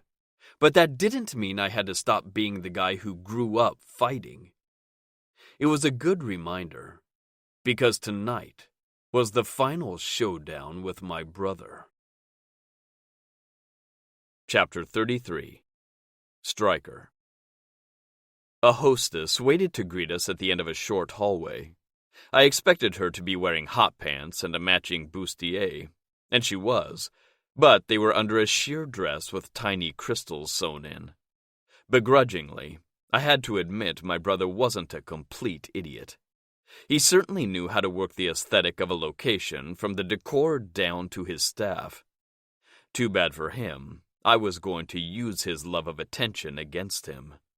After all, he started it. At least my takedown was only metaphorical, and not a fucking airplane. Not that it wouldn't be equally life-ending. At least it would feel that way for a while. Assuming Father Dearest didn't work to get him off from all charges. My father didn't run in the same circles I did now, though. The Andersons were next level, and apparently part of my new extended family. We followed the woman through a sparsely crowded dance floor to an upper-level VIP area. It overlooked the dance floor but offered way too much privacy for my goals. "This isn't going to work," I said, stopping halfway up the stairs. Beck held out a large bill casually between the first two fingers. "Anything where we can be less isolated? We didn't come to hide from the crowd, but to join it." The hostess's face lit up. "Anything for you, Mr. Anderson," she purred. Evie stepped in front of him and crossed her arms. "Anything more than a new place to sit, and I've got it covered." The hostess's eyes widened, and her mouth opened to an O. "I'm very sorry, Mrs. Anderson. I didn't. You're more my type than—" Her cheeks flamed red. "Shit, forget I said that. I've got a table downstairs that would be perfect." Beck smiled at the flustered woman. "We'd appreciate it. And don't be embarrassed. My wife is pretty hot." She ducked her head and led the way back down the stairs. There was a circular booth off the corner of the dance floor. It was roped off to keep people from getting too close, but still within view of most of the dance floor. Basically, it was perfect. "We're going to be mobbed," Sabrina whispered. "Trust me. I've been around these two my entire life, and I've never seen them not draw a crowd. Even after the public knew they were married, it didn't stop their fanatics from seeking them out no matter where they went. It's why neither of them goes out in public much." A server came around. Beck, Colt, and I ordered a round of beer. I expected they'd order some pretentious brew, and I said as much.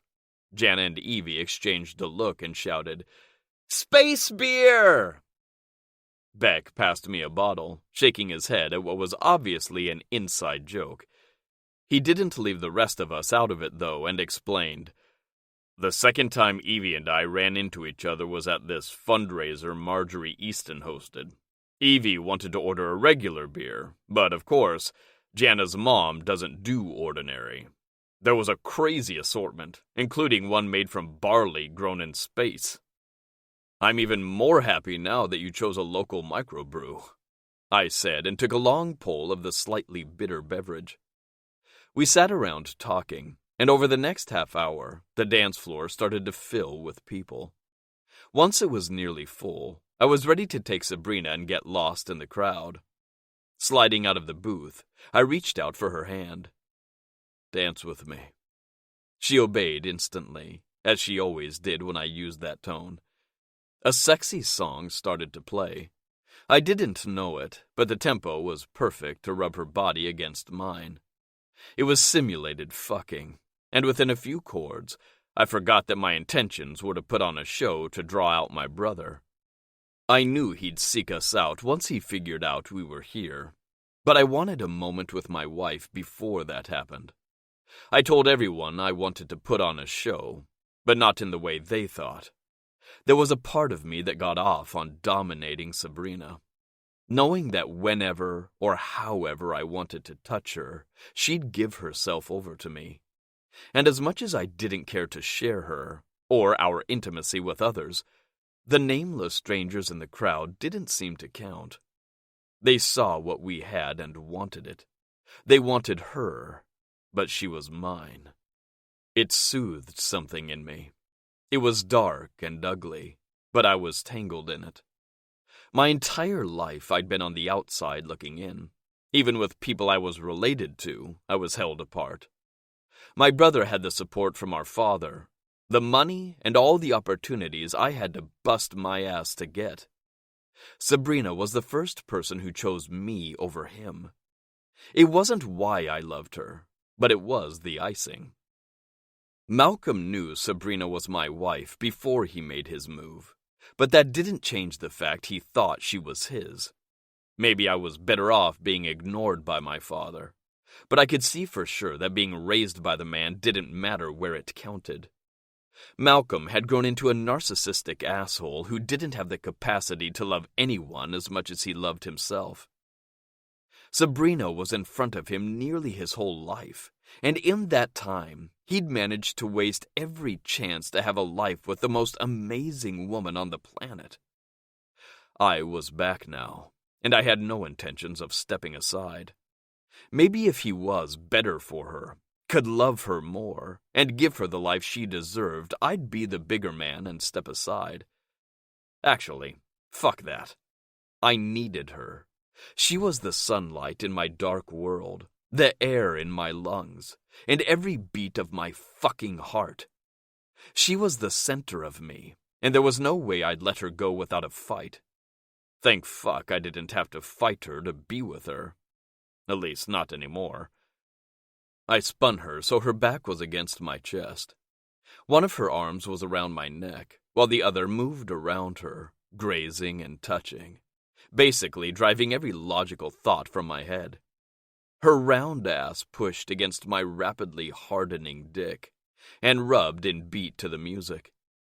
My fingers dug into the fleshy skin of her hips, trying to hold her still. "Sunshine, if you keep doing that, you are going to get fucked here in the club." She pushed back and rolled her hips again. I guess that was my answer. My hand slid down her body and guided her other arm around the back of my neck. "Don't drop them," I said in her ear. Slowly, I let my hand glide down her arm, past her elbow, and wrap around her neck. Using my hold, I tipped her face up and claimed her mouth. "You're mine," I growled as I pulled back. "I want to show every man here who you belong to." With one hand on her hip and the other around her throat, we grinded together as one song turned into another. The people around us disappeared as Sabrina became the center of my world. She was all I saw and felt. Before her, I drifted through life, bouncing from one place to another. Then she slammed into my world, tilted me off my axis, and I've orbited around her since. Through her, I found purpose, direction, and a future. No matter what obstacles appeared before us, I would fight my way through each and every one to stay connected to her. Sabrina tipped her head back, and the look of love and lust in her blue eyes nearly made me lose every last shred of control. She turned me into a teenager, and I was eager to find a dark corner to chase more of the euphoria I only felt with her. I drew my nose up the column of her throat and inhaled the sweet scent of her perfume. I nipped the skin below her ear, then her lobe, and tugged. "Let's go home." Her chest heaved, and she turned in my arms. In every other aspect of her life, Sabrina took charge. Learning to share her life and letting me share her burdens was an adjustment for her. As headstrong as she was during the day, when she was in my arms, she melted. My desires became her desires. Pleasing me drove her wild. It was the same for me. Her sighs and moans fed my soul. I was greedy for them and tried to get as many of them as I could get out of her. I turned her in my arms, wrapped her hair around my fist, and made love to her mouth the way I wanted to take her pussy. This kiss was a brutal battle of will. She took everything I gave and demanded more. It wasn't choreographed or smooth. Our teeth clashed, tongues tangled, and lips pressed harder. "Please, Stryker, I can't wait that long." "Not here." I grabbed her hand and went in search of a dark corner. I took her hand and led her to the stairs. No one had gone up to the VIP area since we'd been up there. There was a dance floor with a glass rail so the patrons who shelled out thousands for bottle service could watch the crowd while they remained above them. "Hands on the rail," I told her. So eager for my touch, she obeyed without question. I purred in her ear. "That's my good girl." Slowly, I let my hand trail up her thigh until my fingers flirted with the hem of her dress. "If anyone looks up here, they're going to see my fingers deep in your cunt. They'll see your skin flushed and your fingers gripping the rail while you fight not to come. And you'll fight, because you are a good girl, and what I plan to do to you is very bad." A barely audible squeak escaped her, but she didn't move. My hand slipped under her dress and up into her tiny thong. I slipped my fingers over her mound and rubbed her clit. Her head fell back, granting me access to her neck. Her scent overwhelmed me, and I dove in for a taste of her. I trailed my lips up the side of her neck and back down. I pressed my teeth into the area where her neck met her shoulder. I slipped a finger into her tight channel and found her dripping for me. I released her shoulder and whispered in her ear, "It seems like my good girl wants to be bad with me." "Yes," she panted. With my free hand, I turned her face and kissed her savagely. I plunged 2 fingers inside of her and fucked her hard, while rubbing her clit with the heel of my hand. She whimpered into my mouth. "You like the fact that anyone could see us right now, don't you?" I taunted her. She opened her mouth, but no sound came out. That wasn't going to be good enough. I added a 3rd finger and curled them until I was relentlessly working her towards a climax. "How bad do you want to be, sunshine?" I pushed a strap down her shoulder, revealing a bare breast. I tisked. "No bra? Anyone could have seen these beautiful tits. If one of these..." I slipped off the other strap, exposing her other breast. "At any time." Pinching a nipple and massaging her breast in my hand, I found her G-spot and rubbed until her legs lost the ability to hold her. Ride my hand until you soak my fingers. Then I'm going to take you to the bathroom and lick you clean. Would you like that? Do you want me to shove my tongue deep in your cunt? Only after you come for me again will I give you my cock. I'll lean you over the sink and fuck you hard and fast. She screamed as she came. I pulled my fingers from her. While she pulled up the top of her dress, I stuck my fingers in my mouth, cleaning her juices off of them. I groaned. Bathroom, now, I growled. I grabbed her hand and dragged her down the hall to the VIP bathroom. On our way, I saw my brother exiting his office.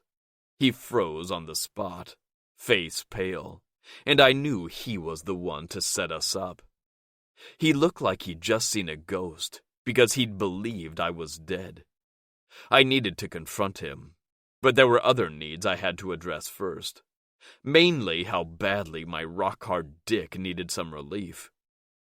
I reached around her and shoved open the bathroom door. In, I barked. As soon as we were through the door, I threw the lock.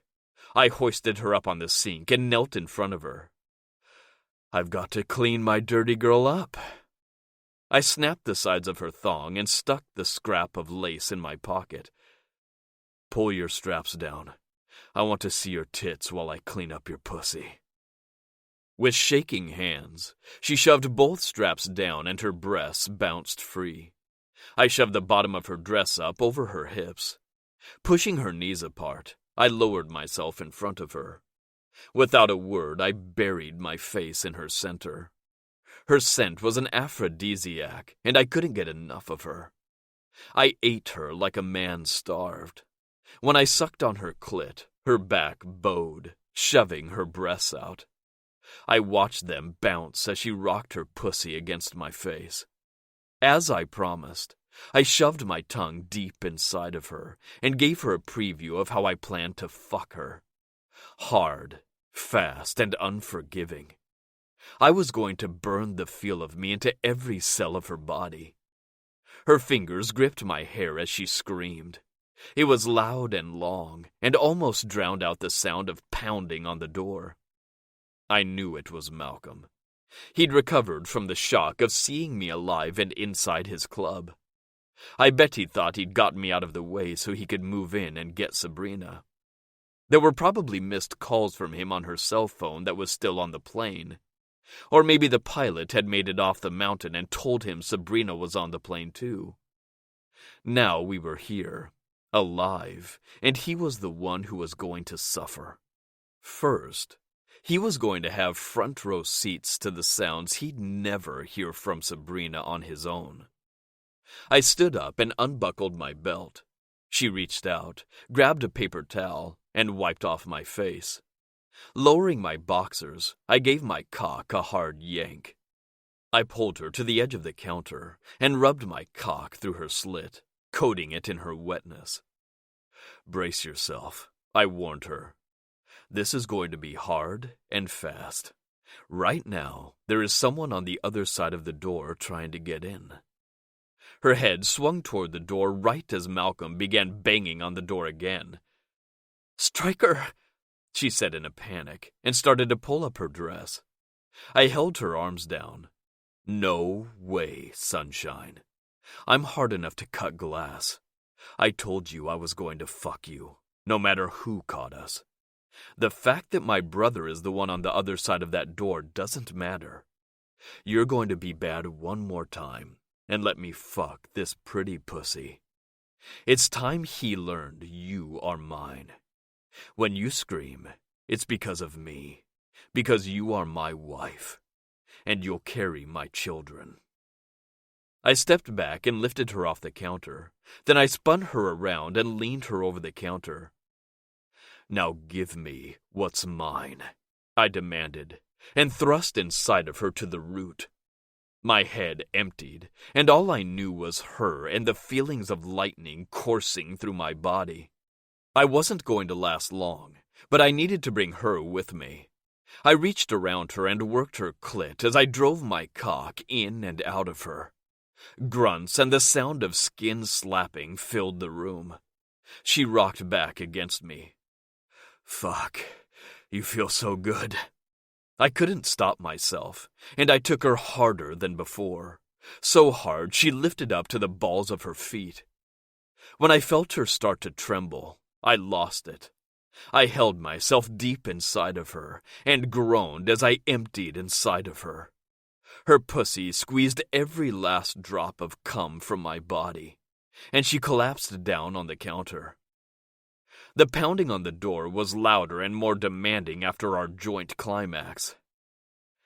Time to face the music, I said, and forced myself to pull out of her. I shoved my semi-hard cock back in my pants and helped clean her up. Together, we exited the bathroom and found my brother watching the door with a clenched jaw.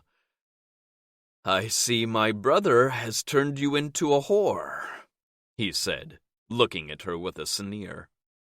I took a step forward, but Sabrina grabbed my elbow and pulled me back. He turned his attention to me.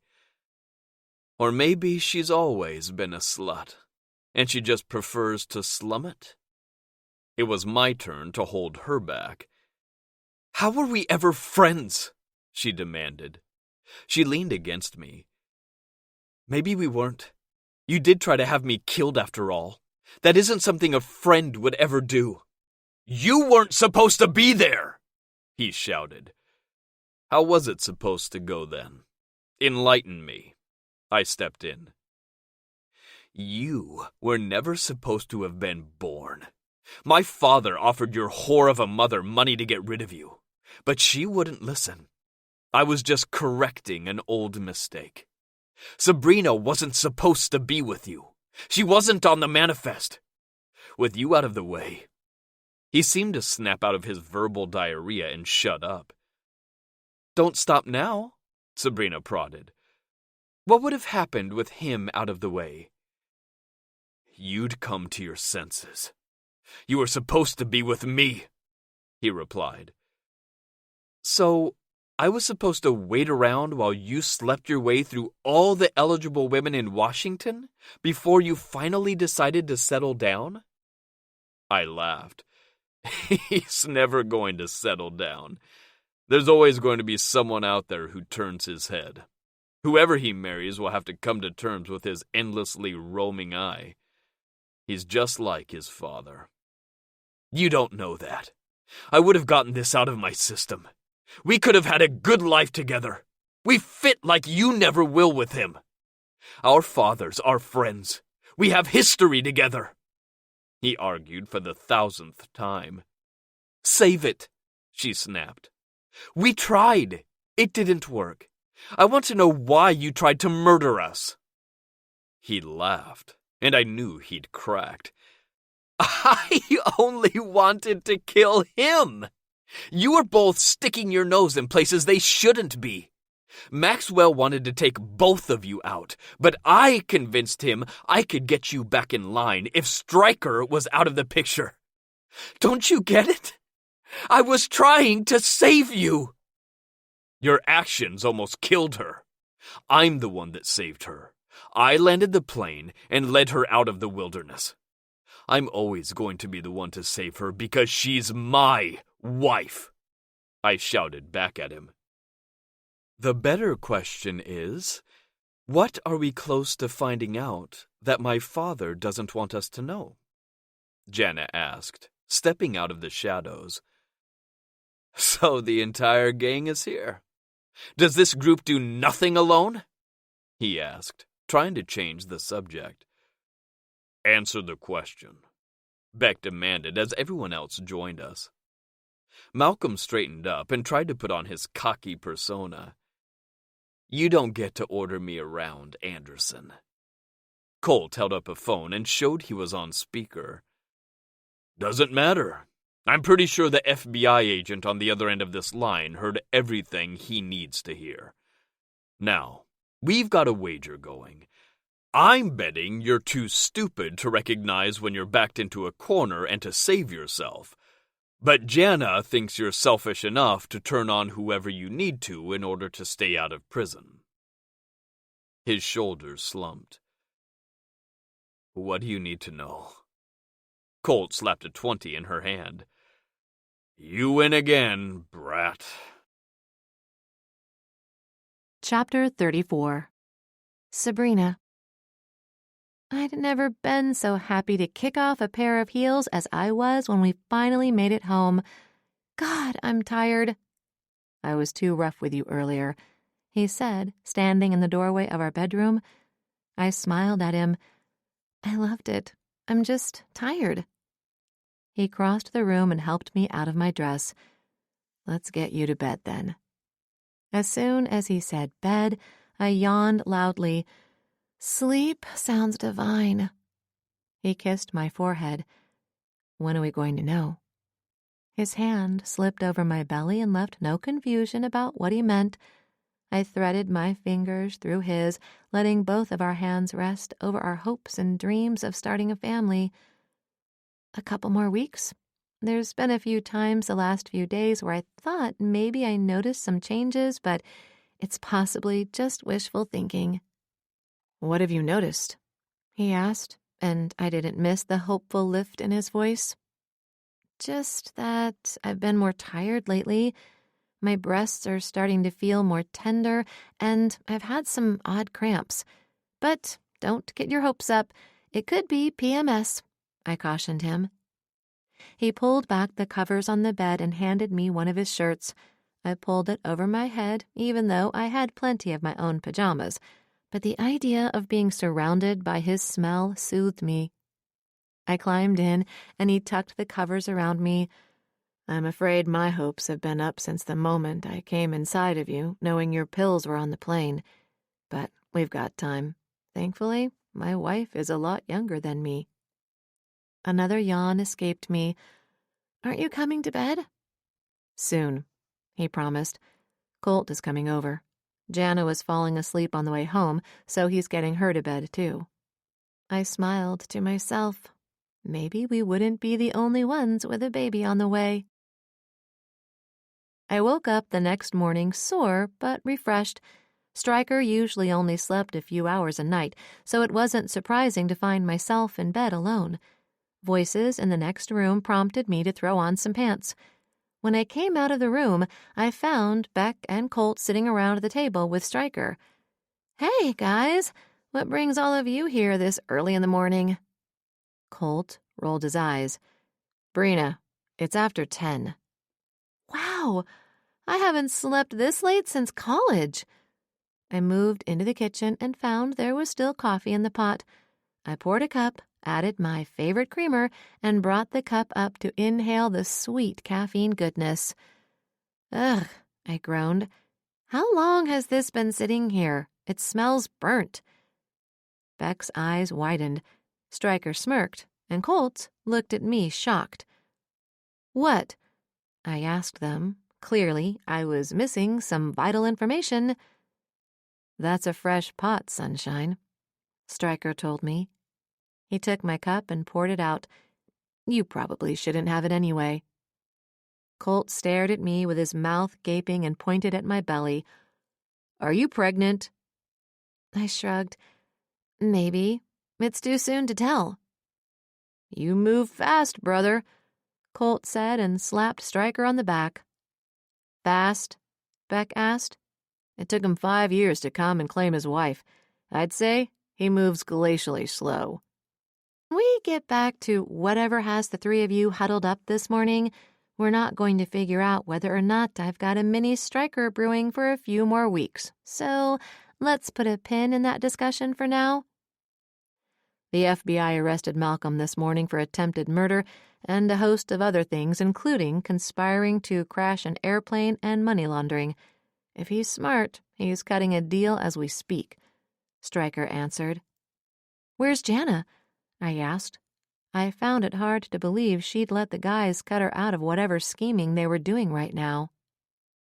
She's meeting with her mother. Apparently, Marjorie didn't know Maxwell had hidden accounts in safe deposit boxes. She's been trying to get Jana to restore her to their previous standard of living, but Jana won't budge. But if she helps bring Maxwell to justice, Jana will help her mother get a decent divorce settlement. There's no love lost between her parents. Maxwell hasn't exactly hidden his many affairs from her, Colt explained. Tell me she didn't have to fly to New York. After surviving a plane crash, Stryker wasn't the only one with a fear of flying. No, the FBI is executing a search warrant as we speak. Marjorie is answering questions, trying to fill in any holes in what they've already figured out. It seems some of the accounts we didn't know about that he opened in her name. When she found that out, she folded. Can't say I blame her. He put her at risk of criminal liability. She's also helping figure out where he might be hiding. No one has seen him since news of your survival hit the media, Colt added. Footsteps thundered up the stairs, followed by angry pounding on the door. What now? I grumbled and went to open the door. Stryker grabbed my hand and stopped me. I don't want you going to face whoever is angry enough to beat their way in here. I agree, Colt said. You might have my niece or nephew in there. Let me get it. He crossed the room in a couple of steps and opened the door to a disheveled and angry Waverly. Coulter, what are you doing here? Sabrina is my sister, too. A better question is, what are you doing here? Her anger returned when she turned to face me. What have you done? Where is Malcolm? Federal custody, I said simply. Fix it. Get him back, she demanded. I can't just get him back for you. He tried to kill us, I said, already tired of the conversation. I don't believe that. I need him, she whined. We don't have time for your theatrics, Wave. I'm even sorrier if you actually think you need that fucker, because he's the most worthless human being I've ever met. Colt sighed. Why are you turning on me? I need him because I'm pregnant. She started sobbing, and not a single part of me felt the need to comfort her like I might have in the past. Colt seemed to agree with me because he didn't make a single move to soothe her tears. It doesn't matter if he's in jail or free. There's no way he'd ever be man enough to step up and help you raise a baby. He was still trying to get Sabrina back last night. Why are you being so cruel? He would want to be here for me. I know he would, she said, but it sounded like she was trying to convince herself.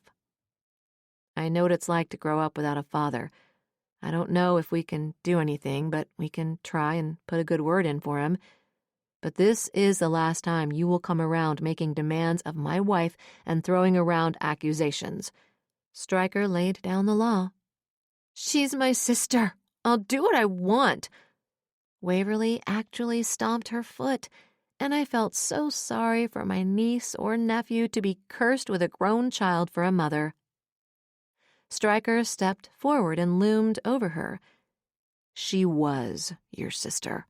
You've shit on her your entire life trying to please your vapid bitch of a mother. You had the potential to have a best friend for life, and you've thrown her away over and over again. So, we will try and do this one last favor for you, but you are out of our lives from this moment forward. When we have a family, you will not be bringing your toxicity into our lives. Colt walked back to the door and held it open. You heard the man. Now hear me. I love you, Wave, but you've verbally attacked my daughter, tried to ruin the birth of my granddaughter, and you've been horrible to our sister. I've tried, God knows I've tried over and over to try and guide you to be a better person. Maybe who you've become is my fault. I spoiled you when you needed tough love. But Stryker is right. You're toxic. I can't let you continue to hurt the people I love. We're done from this moment forward. Good luck. I do wish you the best, but I can't be the one to help you get it anymore. Colt, please! You can't do this. I need you," she begged and clutched at his arm. "I know you do, but there are other people who need me more, and as long as you choose to view them as a threat, I can't have you in my life." He pried her fingers free and stepped back. Her tears dried up, and for once she showed him the Waverly the rest of us saw. "Fine. Choose your backwoods daughter and my mother's biggest mistake. I will be fine without you, but don't think I'm going to let you in my child's life." Colt nodded. "That's your choice. Have a good life, Waverly." She exited the apartment in the same manner she entered it. He quietly closed the door and leaned against it. "Are you okay?" I asked him. More than anyone else, I know how badly he wanted to save our sister. He cleared his throat. "Not really, but it had to be done." The door opened and thumped against him. He stepped back, prepared to go another round with our sister, but Janice stepped in. "Why did I just pass a very pissed-off Waverly on my way up here?" she asked. "It seems Malcolm knocked her up, and she's demanding we get him out of jail for her," Beck summarized. "Are you sure it's his?" she asked. Colt laughed, and he sounded on the verge of hysterics. "Fuck, how did I let her become that?" Beck slapped him on the back. "Let yourself off the hook. She's your sister, not your kid. Your daughter turned out all right. She's got much better taste in men than Waverly." "Yeah, fantastic. The daughter I didn't know about until her fuckhead of a baby daddy accused me of having an affair with her turned out just fine," Colt grumbled. Beck fought a smirk. "Yeah, sorry about that. I learned my lesson, believe me.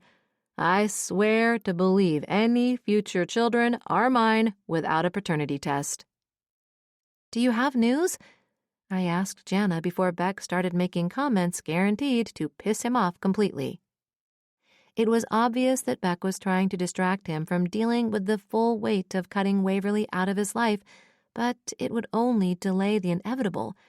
Some relationships couldn't be saved. "Diamonds," she answered me. "Lots of diamonds. They don't have serial numbers, so they'll be hard to track down. The most likely reason is because they're black market stones. After all the scrutiny from the launch of the vodka, it seems he stopped using the Cayman accounts. The market value of the stones, after a rough estimate, seems to be a close match to the amounts in Malcolm's records, minus the spending we've been able to track." Why was he stockpiling so much money? Stryker asked the question everyone wanted to know. There was a knock on the door before Evie pushed it open. "The door was cracked," she said as she let herself in. "I couldn't help but overhear your conversation. Did you know the hallway amplifies sound?" "You know why my father was stockpiling money?" Janet asked, surprised. "I finally got a hold of Chad. He's still disgusting, by the way." Gracie bounced in her arms, and she stopped talking long enough to pull a chubby fist out of her hair. "Dada, Dada," Gracie demanded, reaching for her daddy. Beck lifted her out of her mom's arms and snuggled her to his chest. My ovaries melted, and I hoped for the dozenth time I was going to get a positive pregnancy test. There was just something about seeing a strong man holding a baby. "Wouldn't you rather come to Grandpa?"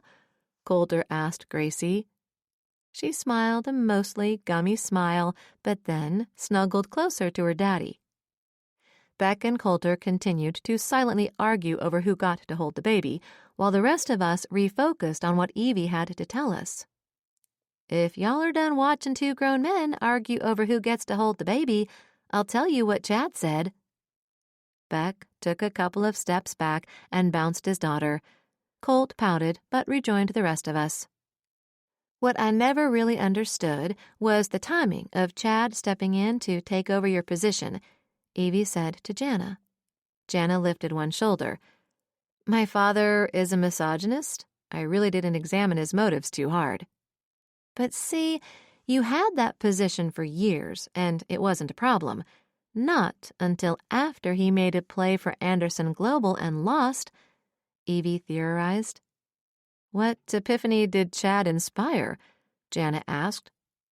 Basically, he had been running all the ideas by your father from the beginning. The most interesting thing I learned was that he was originally planning to follow the suggestions you had been making, but it was your father who changed Chad's mind and made him think that it was better to try and go viral with influencers rather than utilize traditional marketing tactics. Don't you see? Your father is the one who tanked the launch, Evie explained. Jana's eyebrows scrunched together. But why? That's easy, Beck began as he rocked a sleepy Gracie. He knew about the terms of his father's will and probably decided to grab what he could from the company in case everything was turned over to you. But why did he lock the money away? The Eastons aren't known for their careful spending, I commented. Coulter scoffed. How did I miss it? He mumbled to himself. Whatever it is, we all missed it. Mind filling the rest of us in? Stryker asked. The vodka hype built the exposure for the company. When it failed, the company's stock fell. With the money he was embezzling from the company, he could repurchase the stock for less than it was originally worth and use the company's own money to do it, Coulter explained. But then we prevented him from purchasing more stock and kept Malcolm at bay as well. When we scheduled a flight to Denver, they knew we were going to put it all together once we got a look at Malcolm's records, Stryker added. Jana walked across the room and stared out the window. I gave her a few minutes, then went to join her. She wiped under her eyes. How can you stand to be around me? You did not do this, I told her. Another tear rolled down her face. It wasn't like her to cry, even about something her family had done. Hey, didn't you say there was a blood test we could take? I whispered. She wiped more tears from her face. I'm being pretty ridiculous, aren't I? I bumped my shoulder into hers. If you can't cry because your father tried to kill your sister-in-law and her husband, I don't know what is worthy of tears. She started laughing and crying. My doctor can probably get us in today, she said when she was able to compose herself. Make the call, I said. Mrs. Grayson and Mrs. Lawson, if you would follow me, the nurse said when we arrived an hour later. She showed us to a phlebotomy lab where a tech drew our blood before leading us into an office to wait for the results. This is a weird day, I said, breaking the silence. I don't know what you're talking about. Most of my days start out with dealing with my father's crimes and wondering if the next generation of Seattle's tycoons is growing in my womb, she joked. The first thing I thought was a man his size must have been a massive baby. Oh, God, there might be a little Stryker in here right now. My hands dropped to my stomach as I let that little bit of horror sink in. He's almost a foot taller than me. Can you imagine how huge one of his babies might be? This is going to destroy my vagina.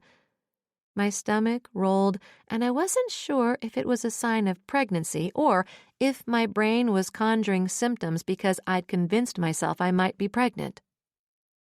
Dr. Singh came in and sat behind her desk. Jenna, lovely to see you again. She looked at me. Sabrina, right? I nodded. I'm sorry for the delay. I had to double-check the results before I came back here. Jenna gripped the arms of her chair. Is there something wrong? Dr. Singh took her glasses off and set them on her desk. Only if you don't want to be pregnant. A smile lit up her face. I am? The doctor passed both of us a slip of paper. Both of you are, which in and of itself makes this the oddest consultation I've ever had. Why did you have to double-check the results? I asked. She smiled at me. Do yourself a favor and call your husband. If I'm right, you're going to want him here." Jana and I stepped out of the office in a state of stunned silence. "I need to see Colt." "We're pregnant," I said like she hadn't already known. We waited out front even though Jana had driven us here. Dr. Singh wanted to do an ultrasound, but she suggested I have Stryker come to be here with me. "Why wouldn't she tell me what is going on?" I asked. I only knew I was pregnant for a few minutes, and already I felt an extreme protectiveness. I stared into the distance. Jana bumped into me. "You can talk to me." I took a deep breath. How was she able to give me up? My mother walked away from me when I was a year old and has had very little to do with me ever since. I couldn't imagine doing anything like that with my baby, and I only just found out he or she exists. Jana smiled sadly. "My mom didn't leave, not physically at least, but I understand what you mean.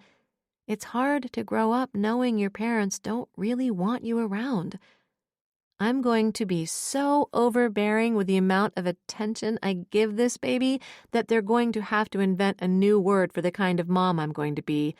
Helicopter moms are going to judge me for how much affection I shower on this kid." A car screeched into the parking lot and into the spot right in front of us. Coulter and Stryker jumped out and ran straight for us. "Are you both okay? Why are you at the doctor's office?" Coulter demanded. Stryker watched me for an answer. I bit my lip. "I'm pregnant." He stood in stunned silence, a smile slowly spreading on his face as he focused his attention on my stomach, as if he'd be able to see my belly grow in front of his eyes. "It was nice of you to come here to be with her, but I'm sure Stryker would have come with her," Coulter said to Jana. She handed him her test results. "What is this?" he asked while he unfolded the paper. I watched his face while he read the results. The moment he figured it out, he swept her into his arms and spun her around. "I'm going to be a father?" Jana laughed. "You're already a father." "Again. I'm going to be a father again? And this time I'll get to be involved?" She turned to me. "We're going to go home unless you want us to wait. He's going to start dancing around any minute, and it's going to be embarrassing." I shook my head. "I've got what I need," I said, and looked at Stryker. "Are you okay? Why did you sound scared on the phone?" Stryker asked me. "The doctor said she needed to double-check the results and to have you meet me here. I'm scared," I admitted. He took my hand and kissed my knuckles. "I'm here. No matter what, I'm here." When we got inside, the nurse took us back to an exam room. She set a gown on the exam bed. "Please take off everything and put this on. The doctor will be in shortly." I stripped down and put on the ugly gown. Stryker paced the room while we waited for whatever the doctor wanted to talk to us about. After what felt like forever, a tech came in pushing a cart. "I'm going to have you lie back and put your feet in the stirrups. This is going to be a bit uncomfortable, but the doctor wants to get a look at the baby." She held up a large wand, and I groaned internally. "What the hell is that?" Stryker nearly shouted. "We've got to do a transvaginal ultrasound. It's much too early in your pregnancy to do the transabdominal one." She lubricated the wand, and I took a deep breath to ignore the discomfort while she got it into position.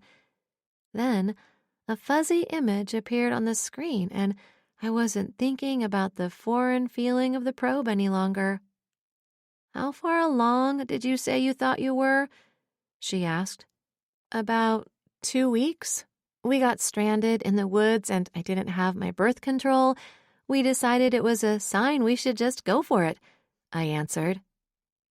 The tech started taking some measurements on the screen. She made some noises that sounded like commentary, but she never actually said anything. "Can you tell us why she wanted to run some more tests?" I asked. I'm sorry, I can't, but the doctor will be in here with you soon, she responded. She cleaned up the equipment and started packing up the ultrasound machine before she left. I started to get dressed, but before I put my shirt on, Stryker came up behind me and put his giant hand across my stomach. Stop freaking out. We don't know anything yet. Just breathe for me, sunshine. By the time the doctor knocked on the door, I was a shaking mess. Dr. Singh introduced herself to Stryker when she saw I was pretty incapable of doing anything but wringing my hands together. I can see the waiting is a struggle for Sabrina, so how about I cut to the chase? Your hormone levels were much higher than I'd expect for someone only a few weeks pregnant. I wanted to see how far along you were. Stryker leaned forward, relaxing a little since she wasn't raising any alarms. What did you find out, Doctor? You're farther along than you thought. It looks like you're about 6 weeks. She opened my file on her tablet. Have you been experiencing morning sickness? Not really. There have been a few things that have made me feel a little queasy, but mostly I've just been tired. She opened another tab and turned the device around. Stryker leaned forward and squinted at the image. What are we looking at, Doc? All I see are fuzzy blobs. I'm showing you the reason your hormone levels are higher than what I expected to see. I squeezed Stryker's hand. I don't understand. Is something wrong with our baby? No, you have 2 regularly developing babies. Stryker squeezed my hand back and looked at me with an expression of shock and amazement. Did she say 2? The doctor smiled. Congratulations, you're having twins. You're going to be unbearable now, aren't you? I asked him. He nodded, a goofy grin spreading across his face. I'd say there's a very strong possibility. Epilogue. Stryker. I set the baby monitor next to the other 2 on the table on Beck and Evie's back deck. Colt handed me a beer and I joined them in watching our wives set up games for Gracie's 6th birthday. I can't believe you got her a pony, Beck grumbled. Colt tried to hide his smirk. It's a grandpa's job to spoil their grandchildren. He's certainly given you enough kids to spoil, I joked. I can't believe he thought he didn't want to have any, Colt told me like Beck wasn't sitting right next to us. Not all of us can have them 2 at a time, he complained as if having 2 sets of twins was our plan. He keeps trying, though, Colt complained. Evie waddled out on the porch, very pregnant with what she insisted was their last baby. Nope, I'm done after this. She sat down next to Beck, and he immediately started rubbing her back. I bet I could talk you into one more. You're getting a vasectomy and making sure it works this time. 5 kids is enough, she told him. I'm starting to think you've got a breeding kink, Jana said as she joined us. Colt looked at her with a pained expression. I know we're all friends, but can we not talk about any kind of kink when it comes to my daughter's husband? It's bad enough that I know about a lot of his other proclivities from being his best friend since we were kids. What about you 2? Beck gestured between them. Are you really done with 2? I've got 3 kids, remember? And thanks to you being a horny asshole, I'll have 5 grandkids in a month, he said. We all turned to Jana, who looked like she was hiding something. About that. You're going to have 4 kids in about 7 months. More grandkids?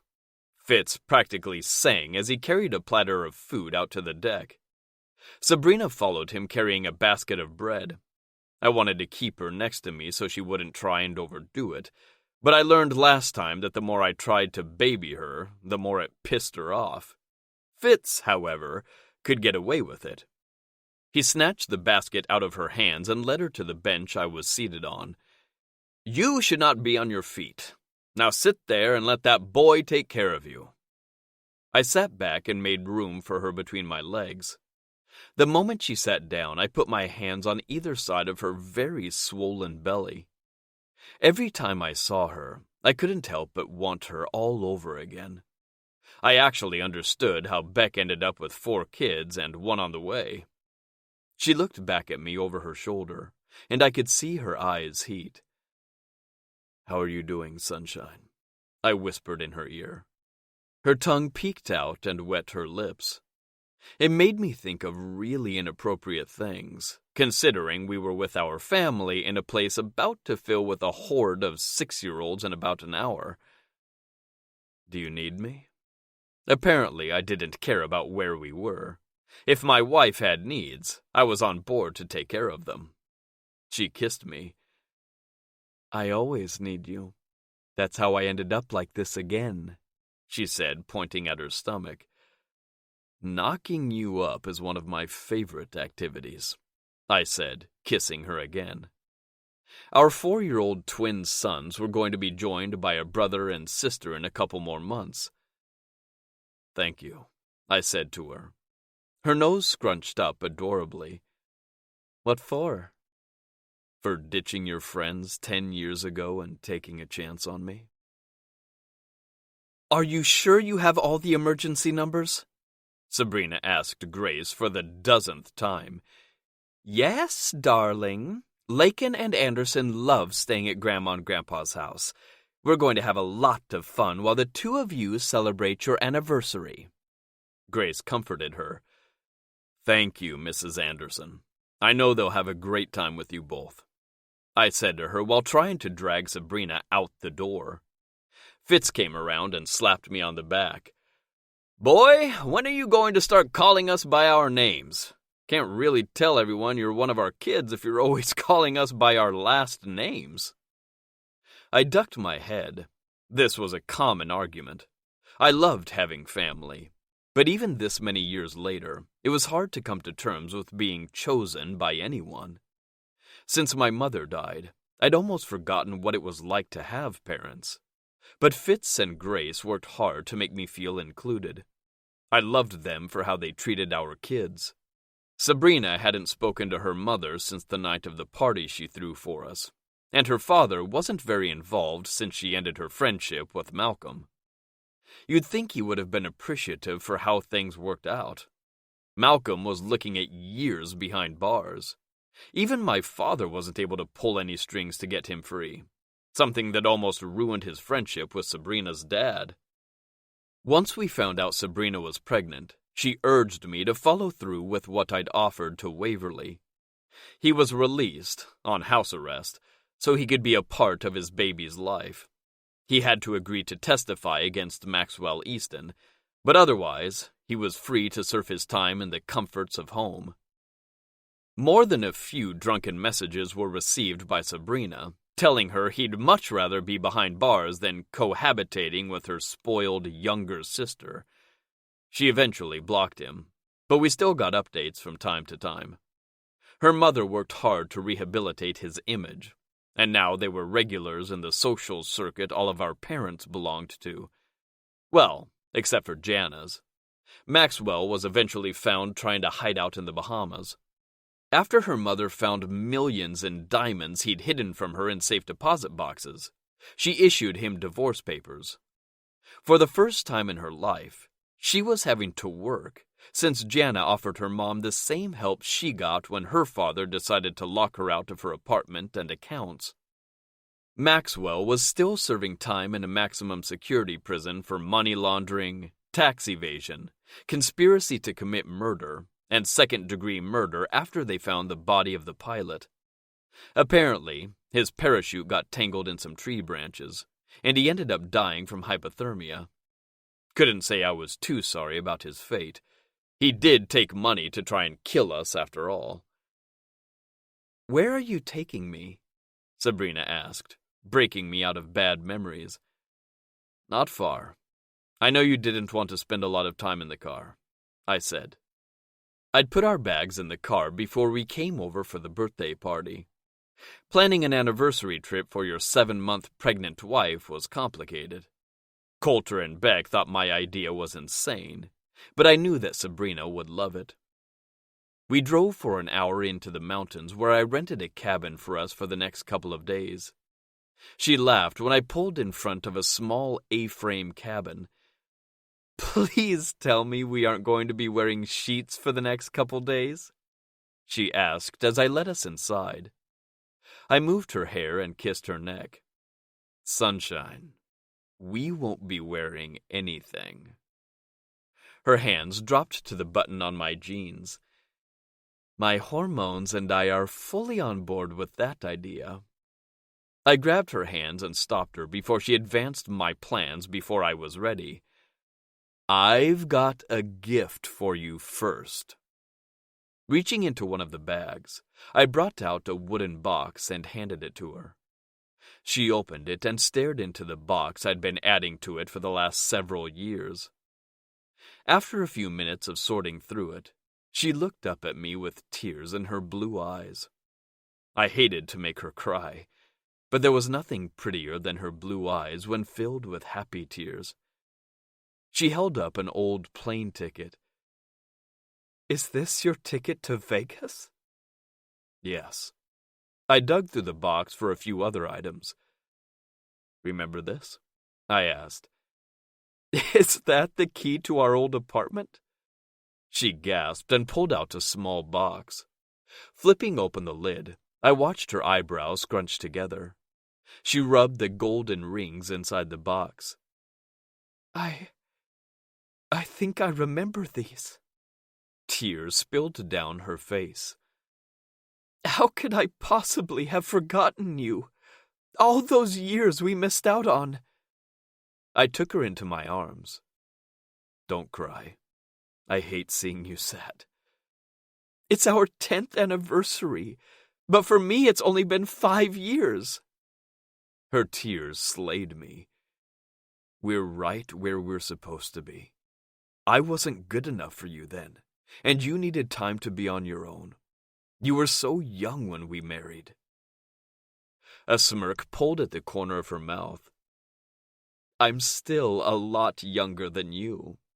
"Thank God for that.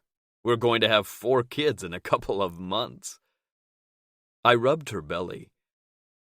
"I know you're sad about all the time we missed being together, but I'm not anymore.